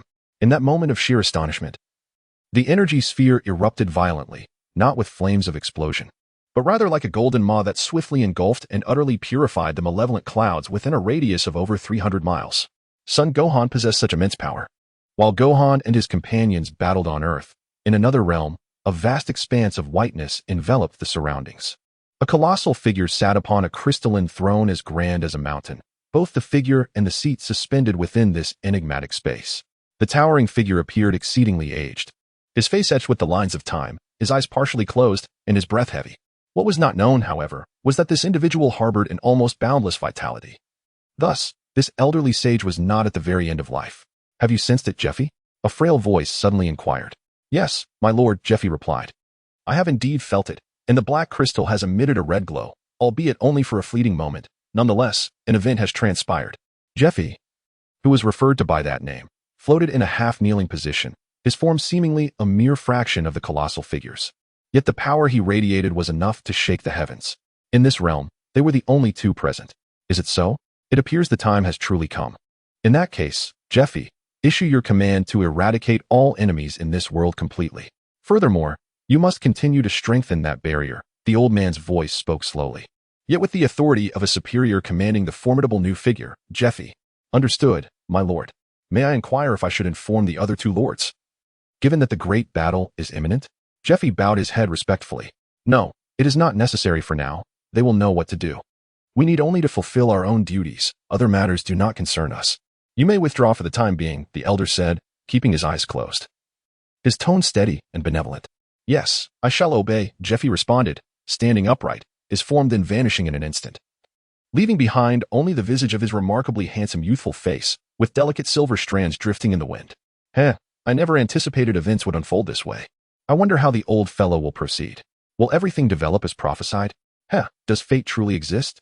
The elder mused, finally opening his golden eyes. A wry smile gracing his lips as he shook his head. Chapter 4. The Intense Battle, Part 1. The Great War is on the verge of erupting. The formidable Crick has arrived, still embodying ignorance, yet surprisingly well-versed in the intricacies of the Dragon Ball warriors. This peculiarity has not escaped the keen senses of Gohan and Vegeta, who both sense something amiss. The battle has now escalated to a fever pitch.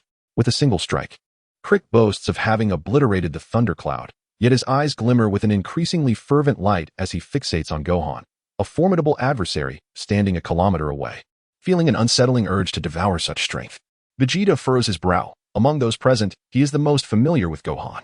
From their past encounters, he is acutely aware of the terrifying power that this peace-loving individual can unleash when driven to the brink of madness. However, what perplexes Vegeta is Gohan's sudden surge in strength over the past 6 months, an exponential leap that he cannot comprehend. Mr. Gohan has indeed grown immensely. Ub remarks with a smile, deeply impressed by Gohan's astonishing aura. Nearby, Trunks and Goten are equally astonished. They never anticipated that the malevolent thundercloud that had so thoroughly bested them could be so effortlessly vanquished by Gohan.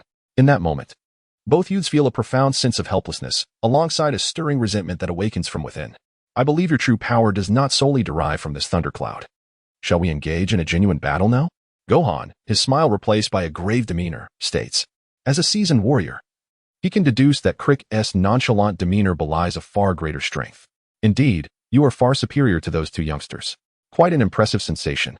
It appears the Saiyans are indeed a remarkable warrior race, Crick retorts disdainfully, perhaps bolstered by a sufficient confidence in his own abilities. Still looking down upon an opponent capable of easily dispatching the thundercloud.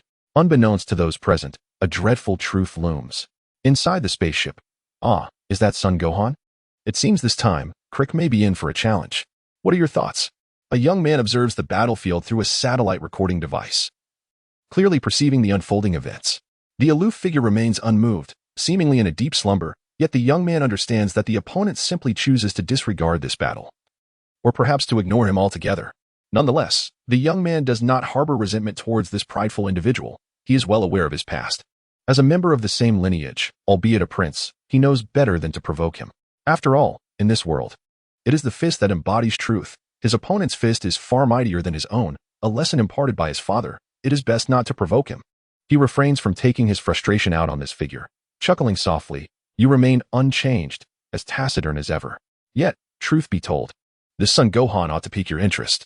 The young man muses aloud, his voice sufficiently loud for the other to hear. How tiresome. The dashing, enigmatic figure detached himself from the wall, standing upright as he gradually opened his eyes. After uttering those words, he turned and exited the investigation room. Is that so? The young man mused, gazing at the aloof silhouette, a bitter smile playing on his lips as he shook his head. Gohan continued to emanate a formidable aura, the surging golden light crackling through the air, while a few fist-sized fragments of stone floated in the turbulent atmosphere. The ground beneath had long since caved and warped, with fissures resembling the gnarled veins of an ancient witch, bizarre and sinister. Observing the contemptuous demeanor of his opponent, Gohan's smile deepened, indicating an intensification of his murderous intent. Slightly shifting his stance, he drew his hands to the edge of his lower abdomen and declared, Kamehameha. As soon as the words left his lips, a brilliant beam of light erupted from Gohan's hands, the immense energy hurtling towards his adversary. Rake's brow furrowed. He had not anticipated such an antiquated method of warfare. His disdain remained palpable, yet he plunged downward with great speed, dismissing it as a tedious trick.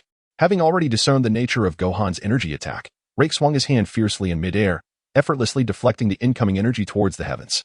At the same moment, his right hand shimmered with blue-white electricity, gathering an even more potent strike to counter his foe. Is that so? Gohan's voice suddenly reverberated in Rake's ear.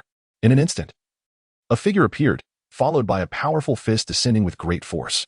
Could it be otherwise? The unexpected clarity of the situation revealed that Gohan's fist had completely passed through, revealing that the earlier figure was merely an illusion. At that moment, the real Rake was parallel to his left side.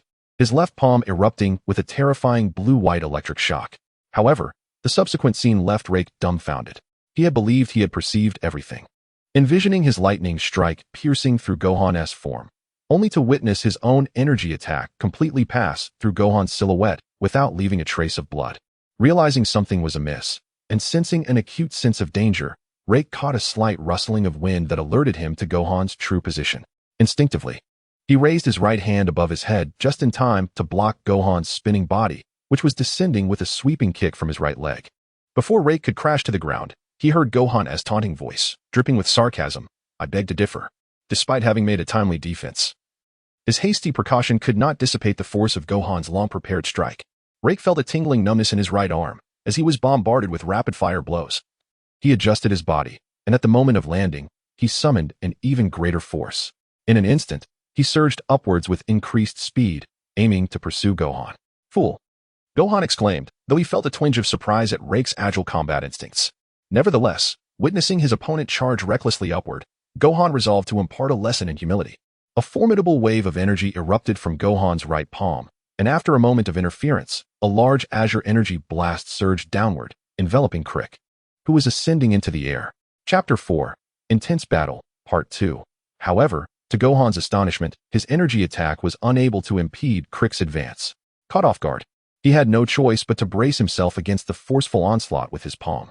Crick charged at him head first, and at the moment of impact, Gohan felt a sharp, tingling pain. Simultaneously, he realized that Crick's entire body seemed to be engulfed in blue flames, which inflicted a burning sting upon Gohan's right hand. A surge of pain shot through his nerves, prompting Gohan to retaliate with a powerful kick, yet he merely struck at Crick's afterimage. As his opponent had already retreated to a distance of 10 jong, the two combatants gazed intently at one another. "Not bad.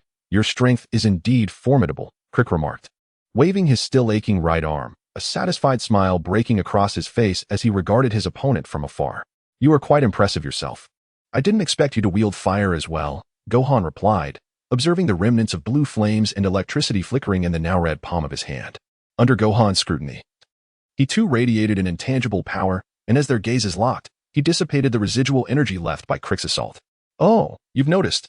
I'm delighted to encounter someone of your caliber. But I wonder, can you withstand 1/3 of my strength?" Crick declared, spreading his arms with a sinister grin as he began to amplify his own power. Without responding, Gohan left behind a solitary, enigmatic smile just before vanishing once more. Crick recognized that he had spoken too much and also faded from sight as they resumed their fierce engagement. The air trembled with resounding explosions, and the shock waves of energy reverberated through the earth. Fragments of rock tumbled from elevated positions, and the cacophony was relentless. Within the span of mere seconds, countless energy fluctuations erupted in the sky, creating an unbearable symphony of overlapping detonations. "Ha ha ha, exhilarating." Crick laughed triumphantly, encountering Gohan once more. Their knees collided, and as they diverged into two arcs, Gohan accelerated, seemingly appearing instantaneously at the opposite position, pursuing Crick closely. In that moment, Crick remained composed. He had anticipated Gohan's calculations. Suddenly, he unleashed a suppressed aura, a powerful whirlwind of pressure striking Gohan forcefully. As Gohan halted, Crick sought to launch his second wave of attack. Sensing the intense energy surge, Gohan steadied his own breath but soon realized that Crick was counterattacking. It appeared to align perfectly with Gohan's intentions. Just as Crick's strike approached, Gohan gathered the energy in his left hand, releasing it in a massive gust that unexpectedly propelled Crick away once again. Lack had not anticipated the formidable strength of his opponent. Suddenly turning his head, he beheld the approaching adversary, who, with a swift motion of his hands, neutralized the powerful gust of energy. He then uttered, "Thunderfoot." In an instant, the atmosphere shifted once more, enveloping Lack in a shimmering veil of azure light. After flickering twice, dozens of lightning serpents surged forth, resembling ancient ferocious beasts, their gaping blue maws ready to devour. Gohan, not one to underestimate his foe, felt a sense of trepidation upon witnessing his adversary's rapid defense. As he deftly maneuvered to evade the serpents, he was suddenly confronted by a colossal blue lightning fist crashing toward him, mere meters away. With a thunderous roar, Gohan braced himself against the impact of the massive punch, his form staggering backward. Yet, in an instant, he slid 100 meters away, unleashing a blast of energy that pierced through the monstrous fist, obliterating the terrifying electrical force in a moment of urgency. Realizing his strength could not harm his opponent, Lack fell into a contemplative silence, finally acknowledging the prowess of the individual before him. In the heat of battle, while victory can hinge on a mere second.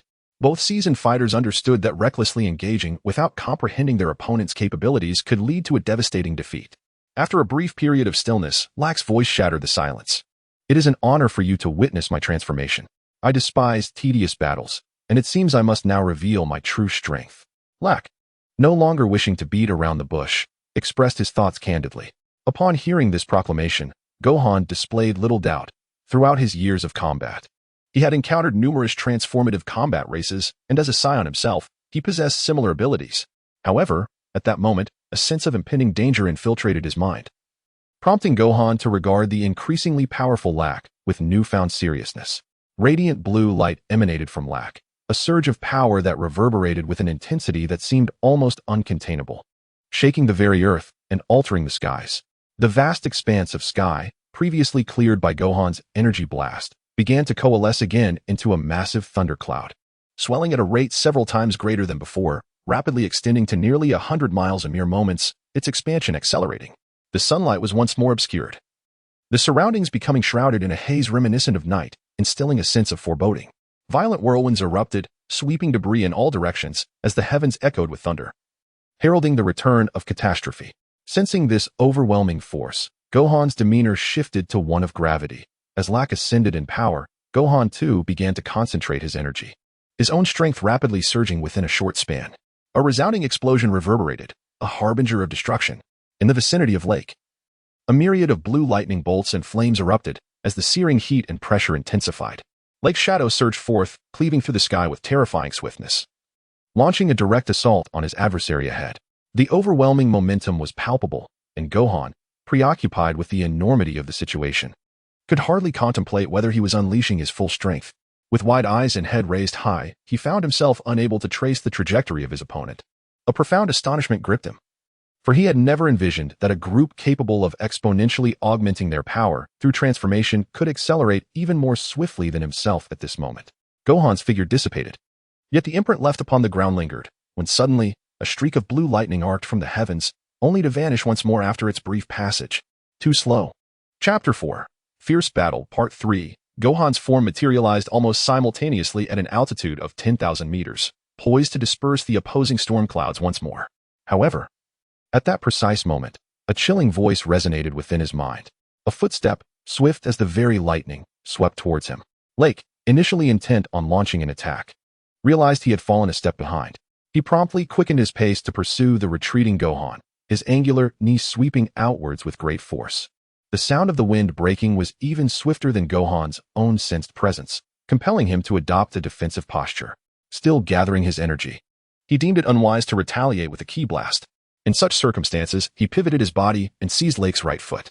Just when Gohan believed the crisis had been averted, he discovered the sharp angles on Lake's knee unexpectedly extending, threatening to pierce his left arm.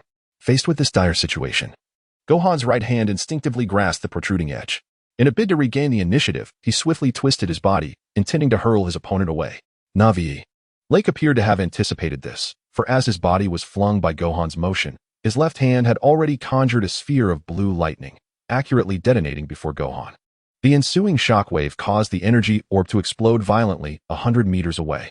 Gohan's figure evaded the explosion just in time, employing a protective shield to mitigate the damage. Yet his shirt was rendered tattered by the blast. Something felt amiss. Gohan sensed an underlying danger. Just as he was about to confirm his intuition, a colossal bolt of lightning, spanning over 100 square meters, descended from the sky, crashing down upon him. Boom! The ground trembled for miles around, and Vegeta and the others were caught off guard by this unforeseen turn of events. The previous attacks had transpired in mere moments, and by the time they regained their senses, Gohan had already been blasted deep into the earth. What perplexed Vegeta and the others was that this fearsome lightning seemed devoid of any intent to destroy the planet. Instead, it vanished without a trace after pressing Gohan down. The individual known as Vegeta gazed intently at the adversary suspended 1,000 meters above, discerning through the aura that the opponent's strength was not vastly inferior to his own. At this moment, Vegeta's heart was a tempest of conflicting emotions. Goten, Trunks, and Ub looked on anxiously at the fearsome, gaping maw of destruction, acutely aware of the earlier tempest that had triggered a surge of static in the earth. Thus, they floated low in the air, overlooking the scene of the explosion several hundred meters away, their anxiety mounting as they could no longer sense Gohan's energy. I believe your power is not yet fully revealed. You are Son Gohan, are you not? Once, you possessed incredible explosive strength. Where has that might vanished to? Must you once again resort to slaughter to draw my attention? Though Kakarot's voice was soft, it resonated across the chasm, amplified by the energy that surrounded him. The revelation of the Saiyan secret did not astonish those present. They were no longer surprised that this enigmatic figure knew Gohan's name and history. However, upon hearing those words, Vegeta was gripped by a blend of perplexity and an unusual sense of dread, as if everything were laid bare before this foe. Indeed, such a battle stirs my excitement. Gohan's sardonic tone echoed from the depths, followed by a surge of golden light erupting from the cavernous opening, shaking the very earth beneath them. But let me be clear, those who threaten me shall face my unrelenting wrath. After a moment of realization, Gohan's voice turned sharp and frigid, his words devoid of warmth sending shivers down Goten's spine. As if influenced by Gohan's energy, the atmosphere suddenly turned frigid, and the oppressive winds coalesced into formidable hurricanes, their fierce force tearing apart the gathering storm clouds. Gohan's figure ascended slowly, enveloped in a fiery aura that crackled with electricity, as if summoning the storm itself. The once subdued thunderclouds, now wild and chaotic, seemed poised to either obliterate Gohan or submit to this moment's adversary, ready to switch allegiance at any moment. Everyone sensed Gohan's transformation. Although Kakarot could not gauge the extent of his opponent's newfound power, the resolute confidence reflected in Gohan's eyes spoke volumes, and the tumultuous dark clouds provided unmistakable hints. Yet, in his arrogance, Kakarot was unwilling to concede defeat. He erupted into laughter, reminiscent of a wealthy landlord mocking a mere upstart. In response to this audacious rival, Gohan revealed a mysterious smile, the subtle curve unsettling Vegeta, who sensed something amiss. Due to the haunting memories of witnessing Gohan's terrifying power during a past eruption, Vegeta, the once ruthless Saiyan prince, found himself gripped by fear in the face of such brutal indifference to life. The smile he wore was eerily reminiscent of those bygone days. Moreover, the radiant aura surrounding Gohan revealed a fearsome, untamed energy that signified his rapidly escalating strength. To Vegeta's astonishment, Gohan's power had surpassed his own in that fleeting moment. Vegeta inwardly chuckled bitterly, although he had yet to transform into a Super Saiyan at the 4th level after the battle with the evil dragon. That confrontation had nonetheless significantly enhanced his abilities. Even against the mighty baby in his great ape form, Vegeta felt capable of a fierce struggle, perhaps even defeating his former self. Yet, in that instant, Gohan's resurgence overtook him, as if fate itself were toying with him. Nevertheless, Vegeta remained undeterred, undaunted by despair. Among all present, he alone understood the terrifying nature of Gohan's lost sanity, yet he also recognized that such ferocity would not endure for long. However, the astute Vegeta observed the enigmatic golden light enveloping Gohan. Unlike before, this radiant energy did not dissipate outwardly. Rather, it seemed to be coiling inward. A surge of power subtly restrained. This peculiar phenomenon had only been witnessed in Goku's 4th form, previously dismissed as a unique trait. But witnessing it again in Gohan stirred something deep within Vegeta, causing his thoughts to spiral tumultuously. Chapter 4. Fierce Battle 4. Ha! In the midst of his boisterous laughter, Rake suddenly fell silent, for Gohan had appeared before him in a flash. With a robust hand, he clamped down on Rake's mouth, then with a powerful swing, propelled him thousands of meters into the sky. Was it fear? Gohan's voice echoed ominously in Rake's ears. Overwhelmed with terror, Rake could not perceive even the slightest of Gohan's movements. In that moment, his heart seemed to halt, his incredulous eyes widened in shock, and his complexion drained to a pallid hue. An immensely powerful fist struck Rake, who was still ascending from the previous blow, shattering the lightning that surrounded him and sending his blue form hurtling through the air once more. As Gohan soared above, he caught a glimpse of Rake's blue blood erupting from the impact. After the initial blast, Rake finally acknowledged his formidable opponent. As he raced into the thunderclouds, he shouted, attempting to command the storm above to strike again. Yet, before his words could escape his lips, a key blast suddenly flickered before him, filling Rake with an unprecedented dread as his blood-red eyes widened in terror. Boom! A resounding explosion, reaching several hundred decibels, reverberated at the edge of the atmosphere, as a tempestuous golden force flashed momentarily at the moment of destruction. The surging flames expanded as if they were devouring the very essence of existence, obliterating the sinister clouds that stretched nearly 1,000 miles in an instant. The rejuvenated Gohan smirked provocatively, yet his cold, indifferent gaze emanated an inherent aura of lethal intent. He did not rush into battle. Rather, through his keen perception of energy, Gohan assessed his opponent's combat capabilities. understanding that his recent display of power had merely inflicted severe injuries upon his adversary. Perhaps there was no longer a need for continued conflict. Gohan, poised and regal, observed the body of Krillin, drenched in azure blood from the bombing, descending in free fall from the immense height. A wider smile graced his face. The tide of battle seemed irrevocably decided. In that moment, all present reached a consensus, yet fate is often unpredictable. Just as Gohan materialized beside Vegeta and the others, an audacious laughter echoed hauntingly, followed by a roar that resonated through the heavens. Ha ha ha, indeed. To have achieved this much, son Gohan, you compel me to unleash my seal. Realizing something amiss, Gohan swiftly turned to gaze at Krillin, who was still plummeting from thousands of meters above. His acute awareness tightened his brow. Meanwhile, Goten and the others, who had prematurely concluded the outcome of the battle, suddenly sensed a terrifying surge of energy erupting, akin to a cataclysmic shift in the atmosphere. In a moment of fervent excitement, Krillin, despite his severe injuries, expelled copious amounts of blood, yet was devoid of despair. Instead, he radiated an unquenchable fighting spirit. Amidst his maniacal laughter, Krillin's fingers clawed at his brow, his visage contorted in agony, as tendrils of lightning and flames emanated from his forehead. Simultaneously, an enigmatic glow enveloped him, the blue and white flames gradually transforming into a vivid crimson hue as they were drawn forth. Unleash, boomed a phrase imbued with overwhelming power from the void. Ignoring the excruciating pain, Krillin resolved fiercely, yanking forcefully. The flickering flames and lightning at his brow surged violently, akin to a forceful door being torn asunder. A blazing red fire intertwined with purple lightning formed a beam the size of a bowl, piercing through with an explosive force. His entire aura surged dramatically, as his power ascended exponentially. In that fleeting moment, a formidable energy storm ravaged the heavens and the earth. Although the sky bore no clouds, the overwhelming energy disrupted the sunlight, casting the surrounding world into a kaleidoscope of colors, ultimately settling in a shade of bluish-brown.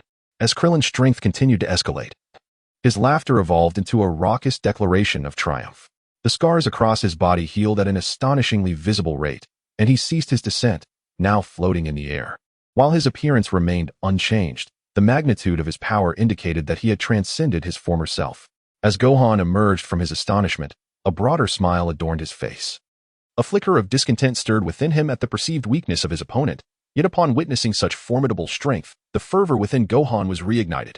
The once dim golden aura surged forth with renewed intensity, and Vegeta, observing from a close distance, noted the fluctuations in Gohan's radiant energy with curiosity. At that moment, positioned sideways to Gohan, he faintly discerned a glimmer of golden light flickering in Gohan's eyes. Vegeta, Goten, Trunks, I implore you to retreat at least 10 kilometers from here. The battle shall soon reach its conclusion. Gohan did not turn to face them, his previously indifferent gaze now ablaze with fervor as it fixed upon the drastically transformed Rake. He addressed Vegeta directly, omitting any titles that might convey respect. Unperturbed by this shift in address, Vegeta, well aware of Gohan's volatile nature, nodded in acknowledgement and swiftly led the others away from the battlefield. Rake remained unfazed by Vegeta and his companion's departure. The thrill of combat now centered on Gohan. Although he lacked the ability to gauge their power disparity through energy signatures, Rake was resolute in his belief that, upon breaking his seal, he would possess sufficient strength to dominate the currently feeble Earth. Suddenly, Rake's eyes widened as he beheld Gohan in the distance. In that fleeting moment, a bolt of flame and lightning, 3 meters in diameter, materialized before Gohan. Seemingly from thin air, Gohan, though taken aback, quickly adapted, and a terrifying tempest erupted as he countered, effortlessly extinguishing Rake's flamboyant attack. What startled Gohan, however, was that Rake had closed the distance, appearing mere yards away in the blink of an eye. With a grin, Gohan unleashed a powerful punch, colliding solidly with Rake's fist. The impact triggered a surge of immense energy, causing the very ground beneath them to tremble and crack, as if the earth itself were being torn apart. Following this exchange, Gohan appeared pleased with the shift in Rake's strength. In an instant, both combatants vanished from sight, leaving only a chaotic landscape where innumerable bolts of lightning and flames erupted, occasionally clashing with the cascading golden light, annihilating the negative energies around them. The sound of their battle reverberated through the air, yet it could not keep pace with their astonishing speed. Energy fluctuations rippled from the heavens to the earth beneath them, intensifying the tremors. A radiant explosion occurred as their energies collided, scattering golden and crimson light across the expanse, shaking the very foundations of the land, leaving onlookers in awe and terror. Ha ha ha, splendid, splendid. This is what true combat feels like. It ignites my very blood, Rake exclaimed, having retreated several hundred meters before stabilizing himself after the blast shockwave. Wiping the blue blood from his hand, he proclaimed joyously, as Gohan, situated a kilometer away, steadied himself. He gazed at his opponent with a smile and said, "Indeed, such a battle is exhilarating. You are formidable." Although Gohan had not sustained any internal injuries or blood loss, the electric flames from his adversary had scorched his left forearm, causing a numbing pain that hindered his ability to exert full strength. "Saiyan, I truly anticipate your forthcoming battle. The so-called legend of the strongest, I wish to witness it become history at my hands." With a sinister grin, Rake adjusted his stance and unleashed an even greater surge of fiery power. "Is that so? Legends are not the domain of a single individual. I believe you lack the capacity to shake its foundations." Gohan continued to smile as he tightened his grip, beginning to gather a more potent aura. With an understanding of each other's capabilities, the moment of reckoning was imminent. Chapter 5, The Cosmic Fighting Tournament. Entering a New Era, Part 1. Both combatants gauged the limits of each other's strength. Yet they were acutely aware that only one could emerge victorious. As both parties harnessed their power to create an energy field around them, even Gohan, skilled in sensing ki, could not discern the disparity between their strengths. After sharing a knowing smile, Gohan and Rake launched towards one another, their forms becoming mere shadows before colliding with a thunderous impact, vanishing amidst the resounding chaos. Inside the spaceship, this energy, such data the young man mused, touching the tip of his nose. Over the past 6 months, he had not directly traveled from headquarters to Earth, but had instead visited various formidable fighters beforehand. He reserved his journey to Earth for last, fully aware that the Saiyans' royal status was not to be trifled with. However, this arrangement caused him to miss significant events that had transpired on Earth during that time, leaving him oblivious to the latest developments in his opponent's strength. The young man smiled as he examined the combat statistics displayed on his computer, astonished by the figures. Has the outside world changed so rapidly? He seemed to question while simultaneously affirming, for the information he had gathered over these 6 months had indeed transformed dramatically. Initially shocked by Goku's 1,000,000 trillion battle power during his Super Saiyan 4 transformation, he had found it hard to believe that such a powerful warrior could exist amidst the decaying universe. However, what truly astounded him was the rapid growth in the statistics of the individual he had been monitoring. In less than half a year, his opponent's strength had increased by an astonishing magnitude. The dark energy from the evil dragon incident had obscured their awareness of the battle at that time. But now, upon witnessing Gohan's combat stats, the young man gasped in awe, overwhelmed by the Saiyans' terrifying combat prowess. Combat statistic, 180 million trillion. Amidst the blue-brown expanse, a brilliant crimson beam descended with breathtaking speed, cleaving a distinct rift through the clear void beneath the vast sky. At that very moment, a blinding golden light surged towards the heavens, almost matching the speed of the crimson beam as it pierced the sky. At an altitude of several thousand meters, the fists of both combatants clashed once more, unleashing a torrent of energy that ravaged the surroundings. The cacophony of destruction resonated at a deafening volume, and merely the shift in air pressure flattened the earth beneath their feet. While the battle appeared evenly matched, the extent of their injuries revealed a distinct advantage for Gohan. A faint, stinging sensation emanated from his right fist, and Rake had shed his previous air of arrogance, now appearing somewhat disheveled as he strained to withstand Gohan's formidable assaults. Having believed that the unsealing of his powers would lead to a decisive victory in this conflict, Rake was utterly unprepared for the significant errors in the data at his disposal.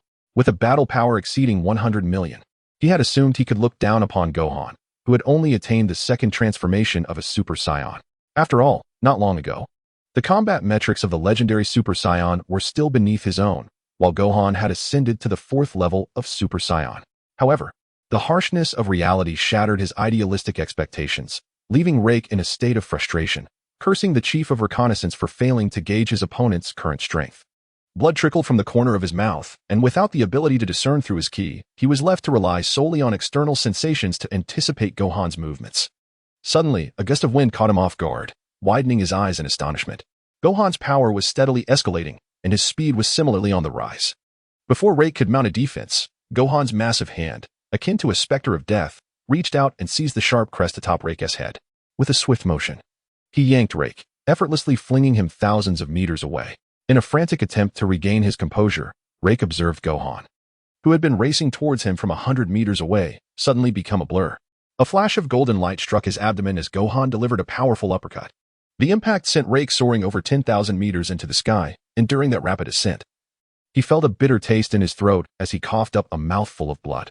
Having been launched twice, Rake found himself at the edge of the atmosphere, where the friction of the air at speeds of dozens of kilometers per second began to generate a searing heat that temporarily cleared his mind. Yet, fear of his opponent's formidable strength began to creep in, mingling with frustration at encountering such a monstrous adversary in his initial battle, and anger directed at the incompetent scout. Fueled by a resurgence of fiery energy, Rake emanated a heat comparable to thousands of degrees, and as he bolstered his power, he dismissed the discomfort brought on by the rising temperatures. Unknowingly muttering curses, Rake pierced through the atmospheric disturbances, shooting through the sky like a comet, drawing ever closer to his opponent, the ever-smiling Gohan. Gohan did not rush into attack. Instead, he calculated with a sense of cunning. Observing the approaching Crake from afar, Gohan swiftly retreated, his speed continuously accelerating. Witnessing Gohan's retreat, Crake was filled with fury and suddenly surged forward, intent on catching up with Gohan. At that moment, a realization struck him, and he abruptly attempted to halt his momentum, only to find Gohan's formidable kick striking his chest as he spun around, sending him soaring into the skies once more. Let it end, Gohan's cold voice echoed ominously in his ears. As he ascended, he could distinctly feel a warmth emanating from behind him. Before he could fully comprehend the situation, Gohan's right hand, aglow with golden light, struck down upon his back, unleashing a powerful gust that sent Crake crashing to the ground. When the dust settled, the earth lay still, bearing a massive indentation resembling a palm print, the center of which was marked by the battered form of Crake. At this moment, Crake seemed to crawl, his severely injured body moving sluggishly, dazed from the assault. He coughed up several mouthfuls of blood, his vision becoming increasingly blurred. Chapter 5. The Cosmic Fighting Tournament. Entering a New Era, Part 2. Exhaling a breath of stale air, Gohan relaxed his body, though his demeanor had shifted. He found himself relishing the thrill of battle. After a brief moment of hesitation, he once again dove downwards, intent on delivering a final blow. In that fleeting instant, a transformation occurred as Gohan gathered the radiant energy in his fist, preparing to strike. A white figure pierced through the air from Gohan's right rear, moving with a speed beyond Gohan's perception, whisking away the severely injured Crake. Gohan furrowed his brow, a surge of murderous intent igniting in his eyes. Without regard for his opponent's identity, he swung his fist, unleashing the most potent attack of the battle, a formidable blast of energy that surged forth, quickly closing the distance to the white figure. Boredom. The mysterious figure seemed to sense something amiss, halting its swift momentum midair. As it turned its body, its right index finger slowly pointed towards Gohan's approaching strike, creating a ripple of energy at its fingertip. This wave collided with Gohan's attack, resulting in a scene that left Gohan utterly astonished. The figure had neutralized his devastating energy blast without causing an explosion, leaving only wisps of smoke dissipating into the air. Gohan regarded the appearance of this enigmatic figure, halting his pursuit, his gaze fixed on the stranger, while his clenched fist trembled subtly, exhilarated by the opponent's overwhelming strength. Let the battle conclude, son Gohan. The outcome is clear, you have emerged victorious. The mysterious figure coldly observed Gohan, who stood 100 feet away. Unfazed, an individual even the enigmatic youth regarded with trepidation. At this moment, Lake found himself grasped by the mysterious figure's left hand upon his shoulder. Once he regained his composure and discerned the identity of his captor, his eyes narrowed, and his expression shifted dramatically. However, he quickly regained his demeanor and chuckled. Heh, I didn't expect you to show up, Saiyan, but you truly lack a sense of humor. Upon hearing Lake's words, Wu Fan fell into a deeper silence. Yet his inner resolve for battle surged. The individual referred to as Saiyan glanced at Lake, who was still held in his grasp, and a stream of white beams emanated from his palm, visibly healing Lake's injuries at an astonishing rate. Subsequently, without further debate, he released his grip and coldly remarked, "You must understand the situation." With those words, Lake ceased his arguments. Now fully healed, he possessed enough energy to levitate, floating behind Saiyan on his left. In a brief moment of silence, for beams of light flashed from the distance as Vegeta and his companions arrived at Wu Fan's side. Sensing the shift in the battle, they hastened their approach. Upon witnessing the emergence of yet another enigmatic figure, the expressions of the group darkened. For the youthful man exuded an aura far surpassing that of Lake. Just as both parties found themselves in a stalemate, a hearty laugh resonated from the distant sky. In an instant, a white beam materialized before Saiyan and Lake.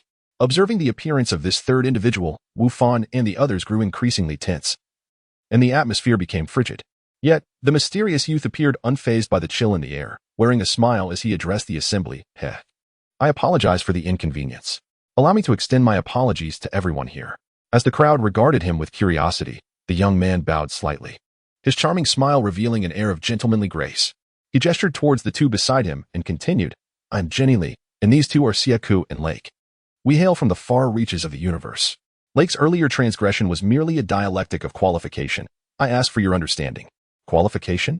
Vegeta's countenance darkened upon hearing this jarring term, his pale visage concealing a well of rage. Yet reason prevailed within him, recognizing the underlying implications. Wufan Obu. And the others furrowed their brows, sensing that this battle was steeped in deeper intrigue. Noticing the shifting expressions among his counterparts, Jenny Lee's smile broadened. And he pronounced each word deliberately. Universitier, Sal, Martial, Arts, Grand, Assembly.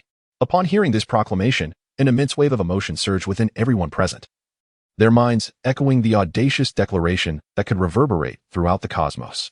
The disparities in realms and the astonishment of power indicated that martial contests were categorized into various tiers, ranging from national to global levels. Indeed, some combat-oriented planets hosted interstellar tournaments, but could there truly exist a cosmic martial arts grand assembly? Was this an outrageous fabrication? Or perhaps a forgotten reality obscured by the annals of cosmic history?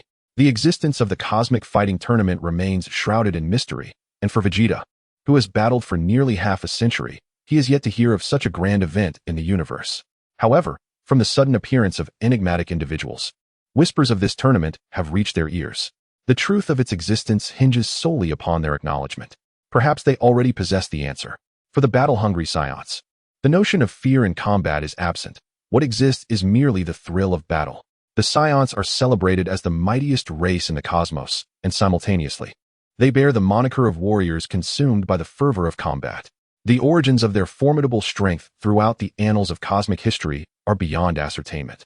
Yet one certainty prevails: they are a warrior race that grows stronger with each conflict. The recent clash has ceased, yet the reverberations of the astounding battle linger. The Dragon Ball fighters, sensing the emergence of more mysterious figures, were expressions of curiosity. Has the battle truly come to a halt? The once sitting Master Roshi, now with a grave demeanor, approaches Tien, having learned to gauge the energy around him and acutely aware of the earlier tumultuous skirmish. Beads of cold sweat forming on his brow. It appears the battle has indeed ceased, yet the formidable power exhibited instills a twinge of unease in Tien's countenance. After all, they remain uncertain whether these entities are nefarious threats to Earth, and the ease with which the malevolent force retaliated has further deepened Tien's concern. Their strength far exceeds what we can perceive. Master Roshi shakes his head in dismay, recalling a time 50 years prior when he reigned supreme on this very Earth. Time is indeed relentless and change is inscrutable. Nearby, Bulma, Krillin, Android 18, and Chaozu exhale a collective sigh of relief, although they sense Gohan's augmented power. The dread emanating from the mysterious figure, the second individual, casts a shadow over their expressions. Chapter 5, The Cosmic Fighting Tournament, Entering a New Era, Part 3, The Cosmic Fighting Tournament? Gohan, still in his Super Saiyan 2 form, inquired directly, exuding confidence commensurate with his significant power. Unfazed, he recognized his role as the host of Earth. Indeed, we have come to invite you to participate in the Cosmic Fighting Tournament.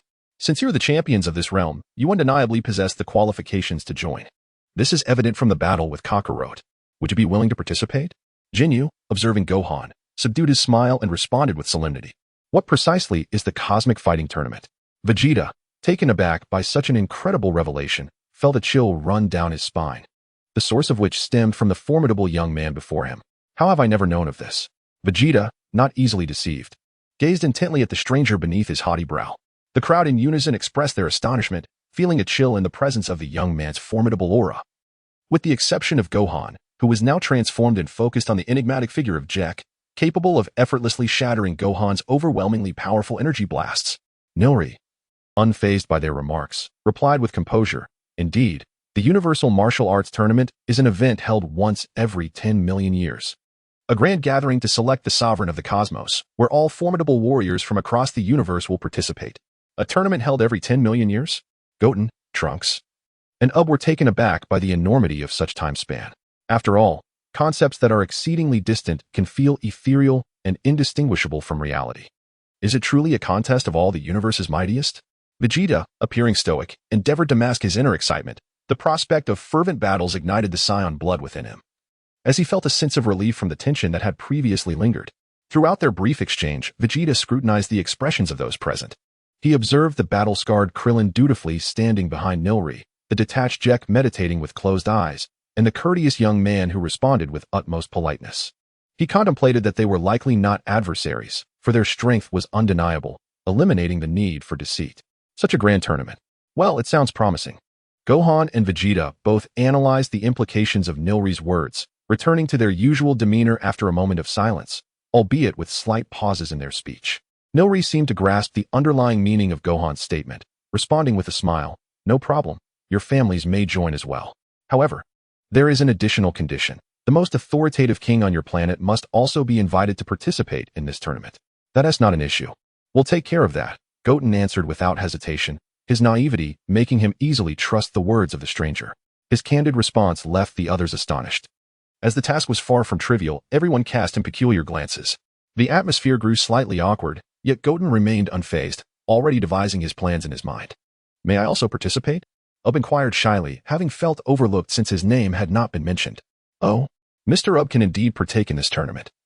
For you are also one of the strongest on Earth and among the few powerful beings in the universe," Nilri recalled his father's counsel, looking at Ub with a mixture of intrigue and a subtle smile. "Really? That is fantastic," Ub exclaimed, his previous worries dissipating in an instant. After a brief conversation, everyone was invited to Vegeta's home for a visit. As they sped along their journey, Gohan noticed the aloof Jack, lost in thought. Upon their arrival, a joyful cry rang out, and a petite figure dashed towards them. "Daddy!" In a hurried rush, Xiaofeng sought to ascend, yet midway, she abruptly halted upon witnessing three unfamiliar figures behind Gohan. Despite her extensive travels across the cosmos, she found herself captivated by the peculiar aura of Rake. Though what truly instilled fear within her was their formidable and terrifying power. "They are merely guests, Xiaofeng," Gohan reassured, noting the unease on her face. He turned to address Jenny and the others, his demeanor shifting from the previous ferocity to a tranquil composure, accompanied by a gentle smile. The group that followed him emerged, having heard Gohan's persuasive words, yet chose to maintain a momentary silence. Jenny, with a rueful smile, recognized that his abrupt visit had indeed startled everyone present. After a round of introductions, the atmosphere finally settled, prompting Bulma to instruct the staff to attend to their guests. The battle seemed to have momentarily subsided. However, the cessation of conflict is rarely simple.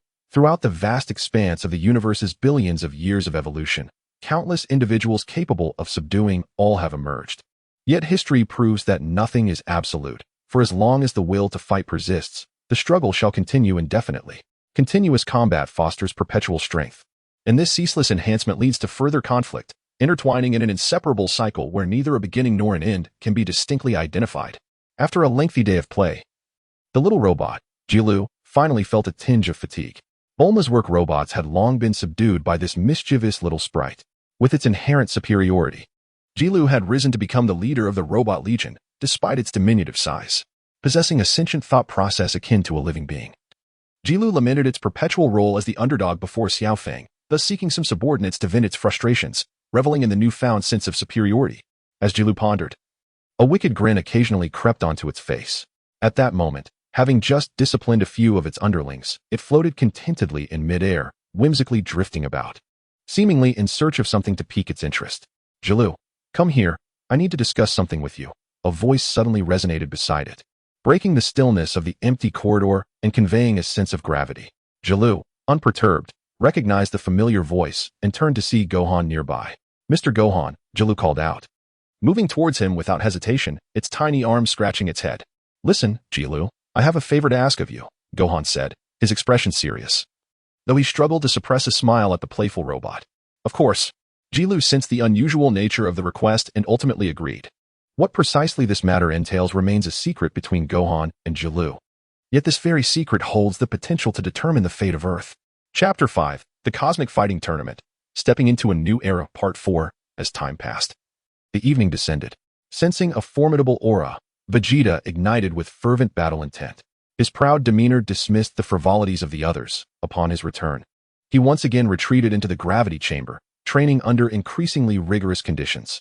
After witnessing Gohan's performance today, Vegeta harbored a subtle apprehension that Gohan might have surpassed him. Yet, he was reluctant to concede, for thus far, he could acknowledge only one individual who stood ahead of him, his father. "Father, do you truly trust them?" Trunks ventured into the gravity chamber, observing the weary figure engrossed in training. Vegeta, absorbed in his regimen, initially overlooked the proximity of his son.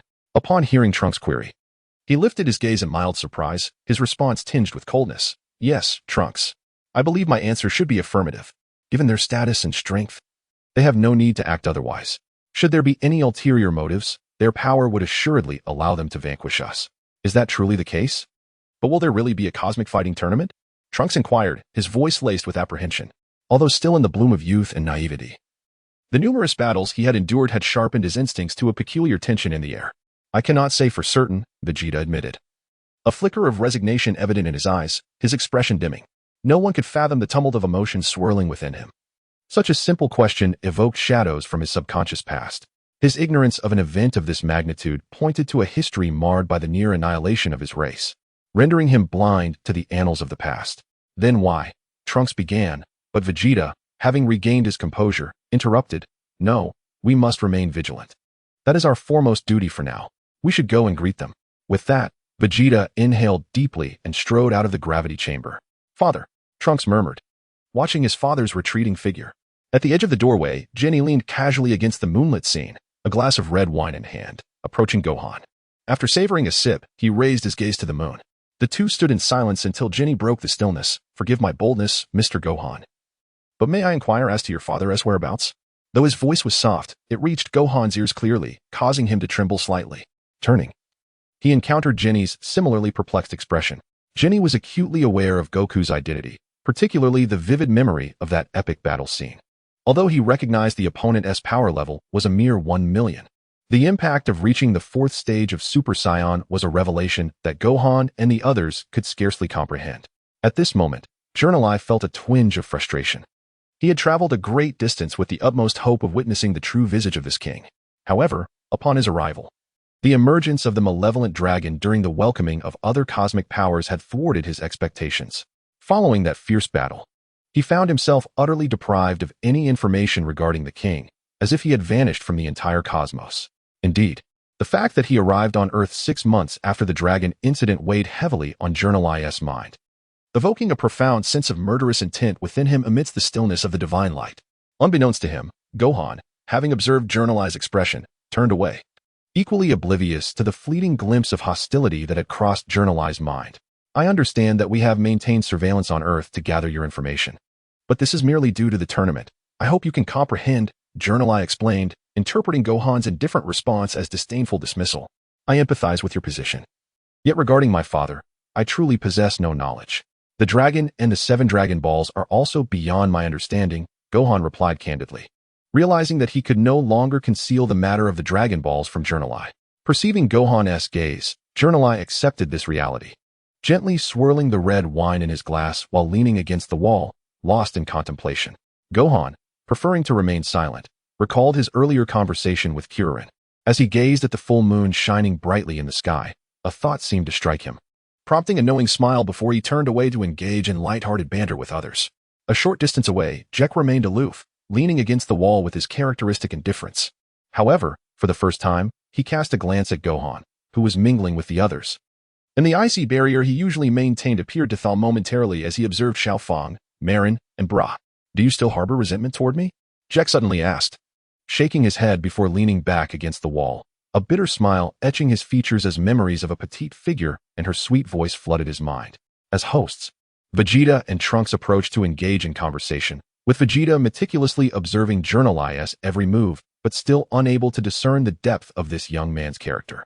In the midst of their exchange, Journalai seemed to recall something and, with a hint of skepticism, inquired, by the way, how do you intend to persuade your king to accept our invitation? That depends on Mr. Satan, Trunks replied, having grasped Goten's intention, prompting everyone to turn their gaze toward the elder man. Me? Satan exclaimed, bewilderment etched across his face, a bead of sweat trickling down his cheek as he appeared utterly befuddled. The crowd nodded in understanding, acknowledging Satan's role with silent encouragement. Yet, Satan remained oblivious to their intentions, scratching the back of his head as he pondered in confusion. As Journalai and Lake began to regard the somewhat unsavory figure before them with a modicum of seriousness, they found themselves unable to discern the underlying reasons for his presence, mistakenly assuming that he was not as disreputable as he appeared.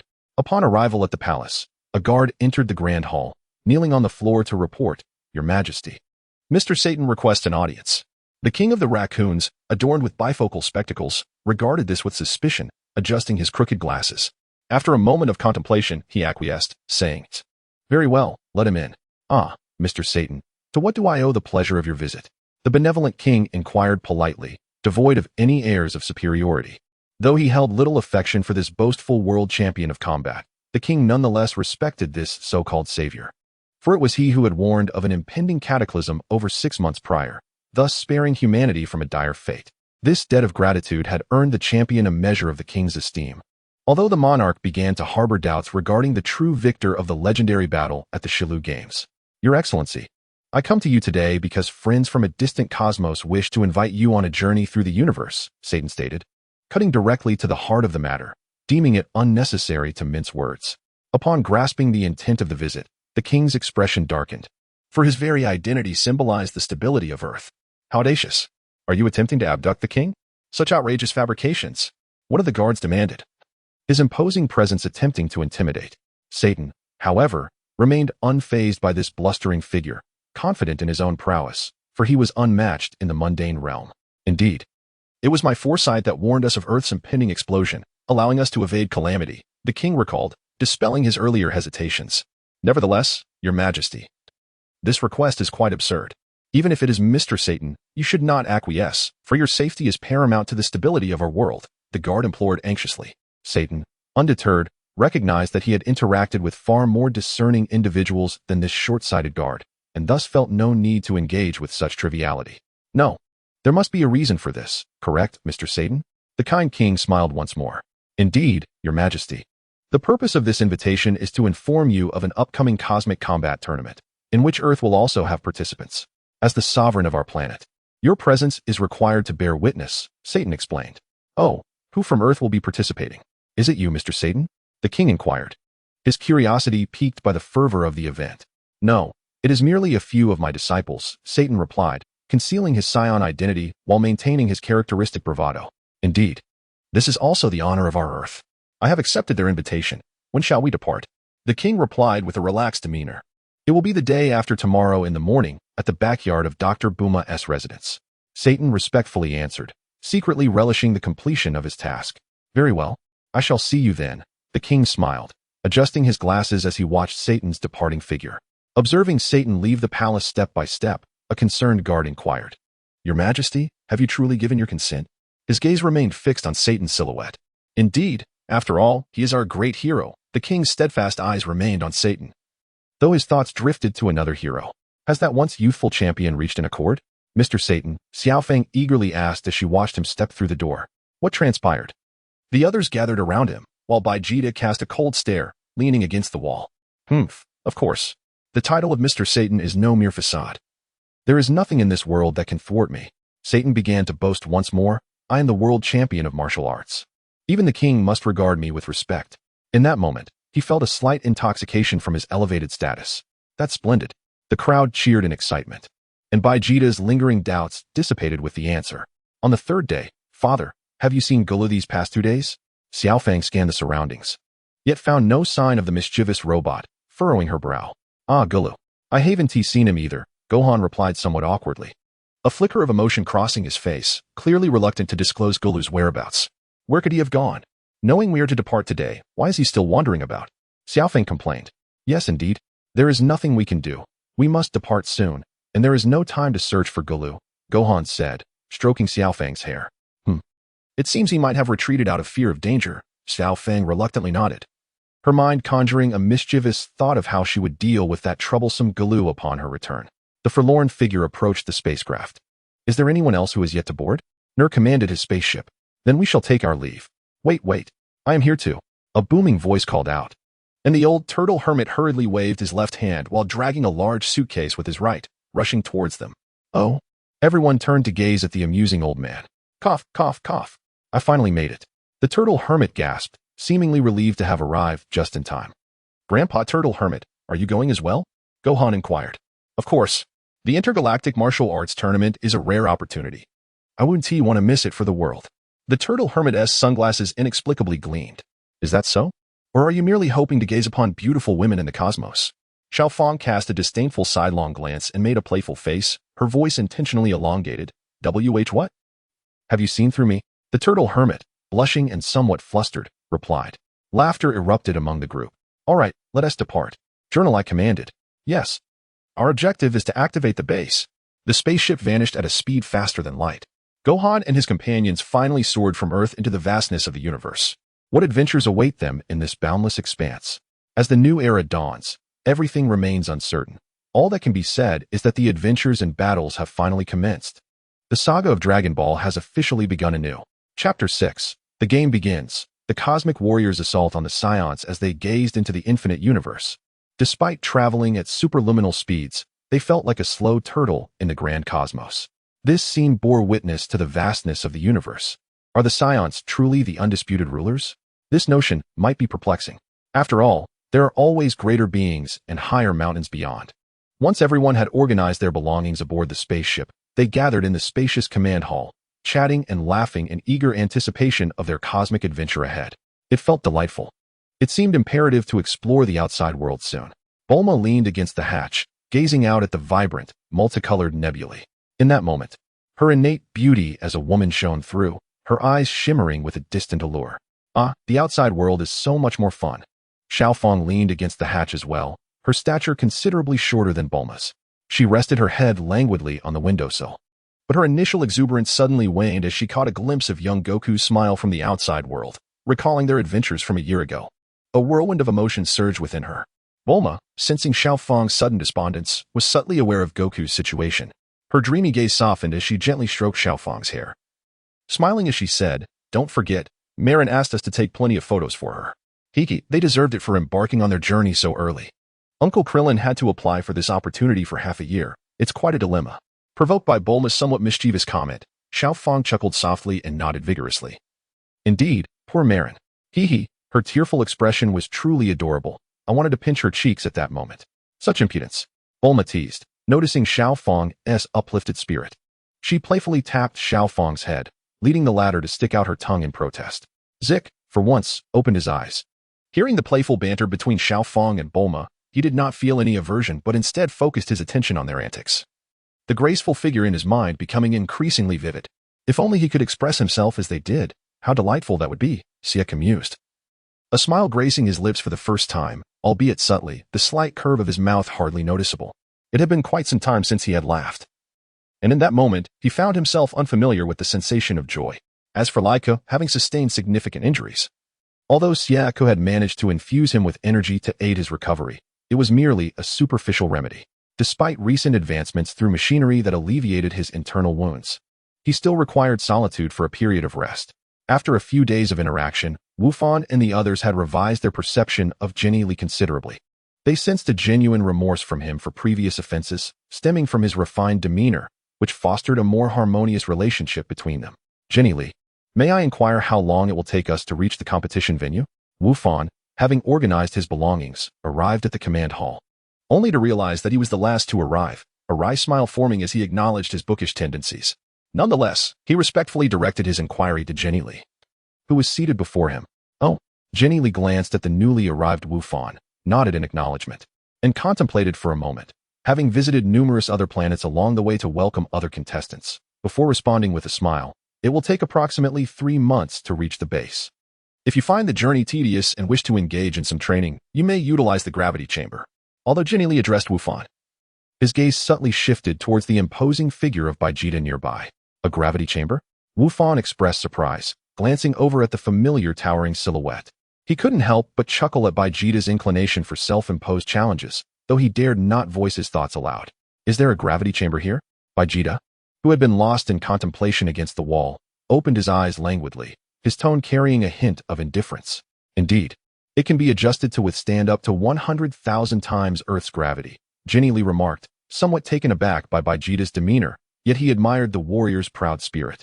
A true warrior does not solely rely on exceptional strength to achieve greatness. They must also embody a certain charisma, much like Vegeta's aloof and haughty nature, which revealed his extraordinary essence. What? That would mean enduring a weight of 10,000 tons. Trunks exclaimed, his astonished gaze briefly flickering towards his father, silently praying to avoid such a torturous ordeal. After all, in his own gravity chamber, the maximum load was only 5,000 tons.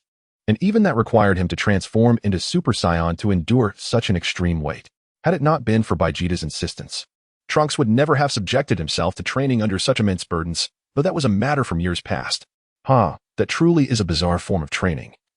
Goten began to grumble, equally perplexed by the formidable powers of the Saiyans. Indeed, let us train together. OOB responded with unexpected enthusiasm, perhaps a reflection of years spent under Goku's influence. Upon hearing this audacious suggestion from the rebellious youth, Goten and Trunks shot OOB a fierce glare, their murderous intent sending chills down his spine, leaving him utterly bewildered as to where he had erred. Meanwhile, Bra observed with a hint of indifference, softly sighing. Another simpleton has emerged. As Trunks' sister, Bra was well aware that her playful brother could not endure hardship, despite their prodigious talents that evoked envy. Both he and Goten struggled to ascend to greater heights due to their aversion to rigorous training. Nevertheless, it was undeniable that over the years, this golden duo had managed to improve significantly through their playful antics. That said, Bra was not particularly fond of the excessive training regimen, having grown weary of her father's stringent requirements. MHM, Xiaofeng nodded in agreement, her small head bobbing like a chick pecking at grain. OOB's ears caught Durla's murmurs, causing him to lower his head in embarrassment, feeling a tinge of shyness. That suits me perfectly. Would you mind if I utilized it for a while? Vegeta inquired, slightly surprised yet sporting a satisfied smile. May I ask where the gravity chamber is? His aloof demeanor remained largely unchanged, as he, a solitary figure devoted to training, struggled with social interaction. His impassive expression directed towards Journey was somewhat brusque. Right down on the lower level, Journey replied politely with a smile. However, the attendant beside him clearly harbored disdain for Vegeta's haughty disposition, displaying dissatisfaction both internally and in his expression, while Jack remained motionless, meditating quietly to the side. Chapter 6. The game begins. The Assault of the Saiyan Warriors, Part 2. Thank you. I shall not be polite, Vegeta remarked as he turned on his heel, waving a dismissive hand as he exited the command chamber. As he strode away, the atmosphere grew somewhat tense. What does power truly signify? The king, seated nearby with a plate in one hand and a teacup half raised in the other, was unable to take a sip of his hot tea, his gaze fixated on Vegeta's retreating figure. In a fleeting moment, he discerned an eerie resemblance between this silhouette and one of the mysterious figures encountered during the Cell Games. Could it be them? The king lifted his teacup, savoring the subtle aroma of the tea, while his peripheral vision remained attuned to the surrounding individuals. What an arrogant fellow. Is he truly your disciple, Mr. Satan? Remarked a nearby guard, unable to tolerate Vegeta's demeanor. Despite towering over him at over 2 meters, he perceived Vegeta, with his height of nearly 1.8 meters, as nothing more than a diminutive figure.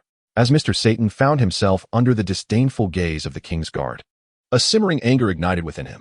He inwardly cursed, contemplating how he might teach this arrogant individual a lesson were it not for the guard's royal affiliation. However, in that moment, Mr. Satan refrained from voicing his thoughts, having spent enough time with Wukong and his companions to discern their rather peculiar expressions. Once Vegeta departed the command hall and the automatic doors sealed shut, Mr. Satan began to boast, that one isn't really my disciple, but his strength is comparable to my most capable student. He certainly won't heed my advice. He might end up getting himself hurt without understanding the situation. Ignoring his own words, he sat beside the king, feigning elegance as he sipped his fragrant tea and elaborated with gentlemanly composure. After being subtly mocked by Satan, the guard felt a surge of indignation. Just as he was about to retort, he caught the king's piercing gaze and reluctantly swallowed his words, harboring discontent. Many present shared a similar sentiment, observing this brawny man with a simple mind from a distance. That Vegeta, how he adores training, Neri remarked. I shall apologize for his earlier rudeness. Bulma, quick to respond, offered a polite and apologetic smile. Oh, it's nothing. Saiyans are naturally inclined towards battle. As hosts, we must ensure our guests feel welcome. Neri replied with a smile, fully aware that the woman before him was Earth's most distinguished scientist and inventor. The previously tense atmosphere lightened momentarily before returning to its original calm. As Vegeta strode down the empty corridor, his brow furrowed in concentration. For someone as vigilant as he, the circumstances before him could not be hastily deemed peaceful. The identities of the newcomers remained undisclosed, yet their intentions seemed devoid of malice. If they were indeed invaders, their power would make defeating the Saiyans a trivial matter. But was everything truly that straightforward? Vegeta pondered this dilemma, momentarily envisioning Goku and wondering what his thoughts would be. He then shook his head slightly, a bitter smile escaping his lips as he muttered to himself, Am I truly beginning to rely on him? How absurd. This proud Saiyan prince may have to concede that strength indeed dictates everything. Unbeknownst to him, guided by a trembling subordinate, Vegeta arrived at the end of the corridor, where a door awaited. Is this the gravity chamber? He mused, glancing at the inscription above. He pressed the door's switch, and with a soft whir, it swung open, allowing him to step inside. The attendant behind Vegeta finally exhaled in relief. Enduring the oppressive aura of Vegeta was no trivial matter. Wiping the sweat from his brow, he returned to his duties. Ah? Vegeta exclaimed, taking in the impressive machinery before him, his surprise evident. Although I have witnessed numerous advanced machines at home, they pale in comparison to what I have encountered here, exuding an intangible sense of oppression. This machine must be one that controls and alters gravity. Becky, relying on common sense, approached and declared, very well, let us begin with an intensity of 10,000 times. In the vast expanse of outer space, amidst a colossal planet, a dark light suddenly flickered, causing a swirling vortex of shadow to tear open the fabric of space. From between two rows of cloaked figures, a silhouette emerged, cloaked in a wisp of black mist. Oh, is there something you require? The pair of eerie white eyes surveyed the obedient subordinates on either side, expressing a hint of curiosity through telepathy. Your Excellency, the Lord of Shaoro, the Lord of Mera wishes for you to return to the demon realm personally. A forward black-robed figure stepped forward, bowing deeply, trembling with trepidation as he delivered the message. Oh, what did Mero say? The brow of the one known as Shaoro furrowed, seemingly perturbed by the summons of this companion. According to the Lord's tone, it appears that the demon Lord has awakened, the messenger stammered, sensing the chilling aura of Shaoro, his voice faltering in fear as he quaked in his stance. The demon Lord? Upon hearing this, Shaoro's expression shifted dramatically, unable to conceal the excitement within and the profound reverence he held for that godlike figure. Ha ha ha, Mero, you spoke true. For 100 years ago, you forcibly awakened me. You informed me about the demon Lord, and I initially regarded it with disdain. I did not anticipate that all of this would come to fruition. It seems your companion is indeed commendable. Shaoro's consciousness radiated outward, imparting this revelation to all present from the demon realm. Their faces changed instantaneously, and as they contemplated seeking mercy, the black-robed figure raised his right hand, unleashing a dark strike that pierced through their bodies, resulting in immediate demise. In their final moments, their eyes widened in disbelief, as the truth of to serve a king is to dance with a tiger was validated, though they had already paid with their lives. Indeed, all who know the truth must perish, do they not? Mero calculated, it has been several million years since I last returned. These self-important past demon lords are truly a breed of utter incompetence. Shaoro gazed mockingly at these feeble subordinates, his voice cold and laced with contempt for such insignificant beings. Acknowledging the decay of the demon realm to this state, he held disdain for those who were treated as mere puppets, the so-called kings of the realm. Since the demon lord has awakened, it seems the game is finally set to commence. With a single gesture, Shaoro tore open a rift in the expanse ahead, stepping through and disappearing from this realm. Chapter 6. The game commences. Assault on the Saiyan Warriors, Part 3. A series of data pulsated on the massive computer screen. A bright signal drawing nearer to the center on the radar. Report, young master. We have detected Captain Nita's ship from the galaxy approaching us. A subordinate relayed the information. Oh, is that so? They have completed their mission at this moment. Journalai spoke softly, devoid of any domineering demeanor. Yet his smile bore an unsettling charm. Prepare yourselves. Open the door to welcome our guests. After all, every visitor is a guest, he commanded, his grin widening. Yes, the servant acknowledged, retreating gradually to fulfill his duty. In another spacecraft, such a stubborn personality, yet I truly detest such men. A coarse voice remarked with an air of disdain. How vile! What are your true intentions? A man, forced to kneel, shouted in fury, his eyes ablaze with regret and anger. Surrounding him were several bloodied corpses, and he himself bore severe wounds. It was in this moment he comprehended the peril of inviting wolves into his den. Oh, ha ha ha, it is nothing of consequence. You mentioned your headquarters went to welcome the Saiyans. The Saiyans are the rulers of the universe, and we merely wish to catch a glimpse of their prowess. A figure, resting his chin on his hand from the central seat, looked down with contempt at the defeated man before him. The one who had spoken earlier stood to his left. Humph, spare me your trivialities. Your intentions are far more sinister than that. What do you scoundrels truly intend for the young master? The warrior-like figure retorted, his agitation prompting him to rise. However, this futile attempt drew a frown from the central figure. With a mere finger's motion, an overwhelming aura descended, forcefully pinning the resisting man back to the floor, the impact resonating with a dull thud. In that instant, The kneeling man's face turned pale, humiliated and seething with rage. He glared at the figure before him as if he wished to devour him alive. He possesses a sharp mind, it seems. Brother, there is no need to bully this weakling. Instead, let us unveil our grand scheme, shocking these insignificant beings to prevent their ignorance. Another individual, standing to the right, mocked the feeble one before them. A scheme? What is that? Upon hearing the effeminate man's words, the kneeling figure's eyes flickered with urgency as he hastily inquired. Well, it hardly qualifies as a secret. We have gleaned from ancient texts some connections between the Saiyans and the Universal Combat Tournament. As the rulers of the universe, the Saiyans must harbor certain secrets. Thus, if we can eliminate them first, we, the Lisan, shall ascend as the new rulers and possess such power, correct? Esteemed Captain, Mr. Nita, the middle-aged man seated centrally chuckled, producing a tattered scroll that had gone unnoticed until now. He ignited it in flames, reducing the ancient document to ashes, which he then scattered on the ground. What? You dare entertain such thoughts? You are utterly mad and foolish. Nita glared furiously at the three individuals before him, and when the ancient manuscript appeared, it sent shockwaves through his very soul.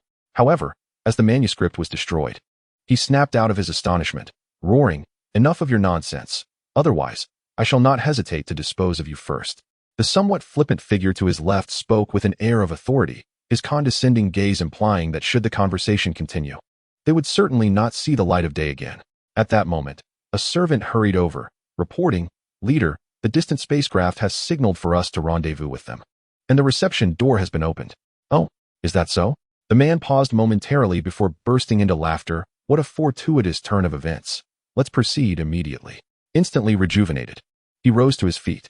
"This is bad. This is dire, my lord," thought the kneeling servant, recalling the wickedness of the three figures, anxiously praying for their safety. The hatch opened, revealing a waiting servant. A middle-aged man leaned against Nita, flanked by his companions, casting a disdainful glance at the welcoming figure before them. "Greetings, Lord Nita." The attendant bowed respectfully. "No tricks," the individual named Lissa warned, pressing a finger against Nita's lower back, the icy aura serving as a constant reminder of the imminent peril facing the one called Nita. That is no concern of yours. Where's the young master? I wish to introduce these gentlemen to him."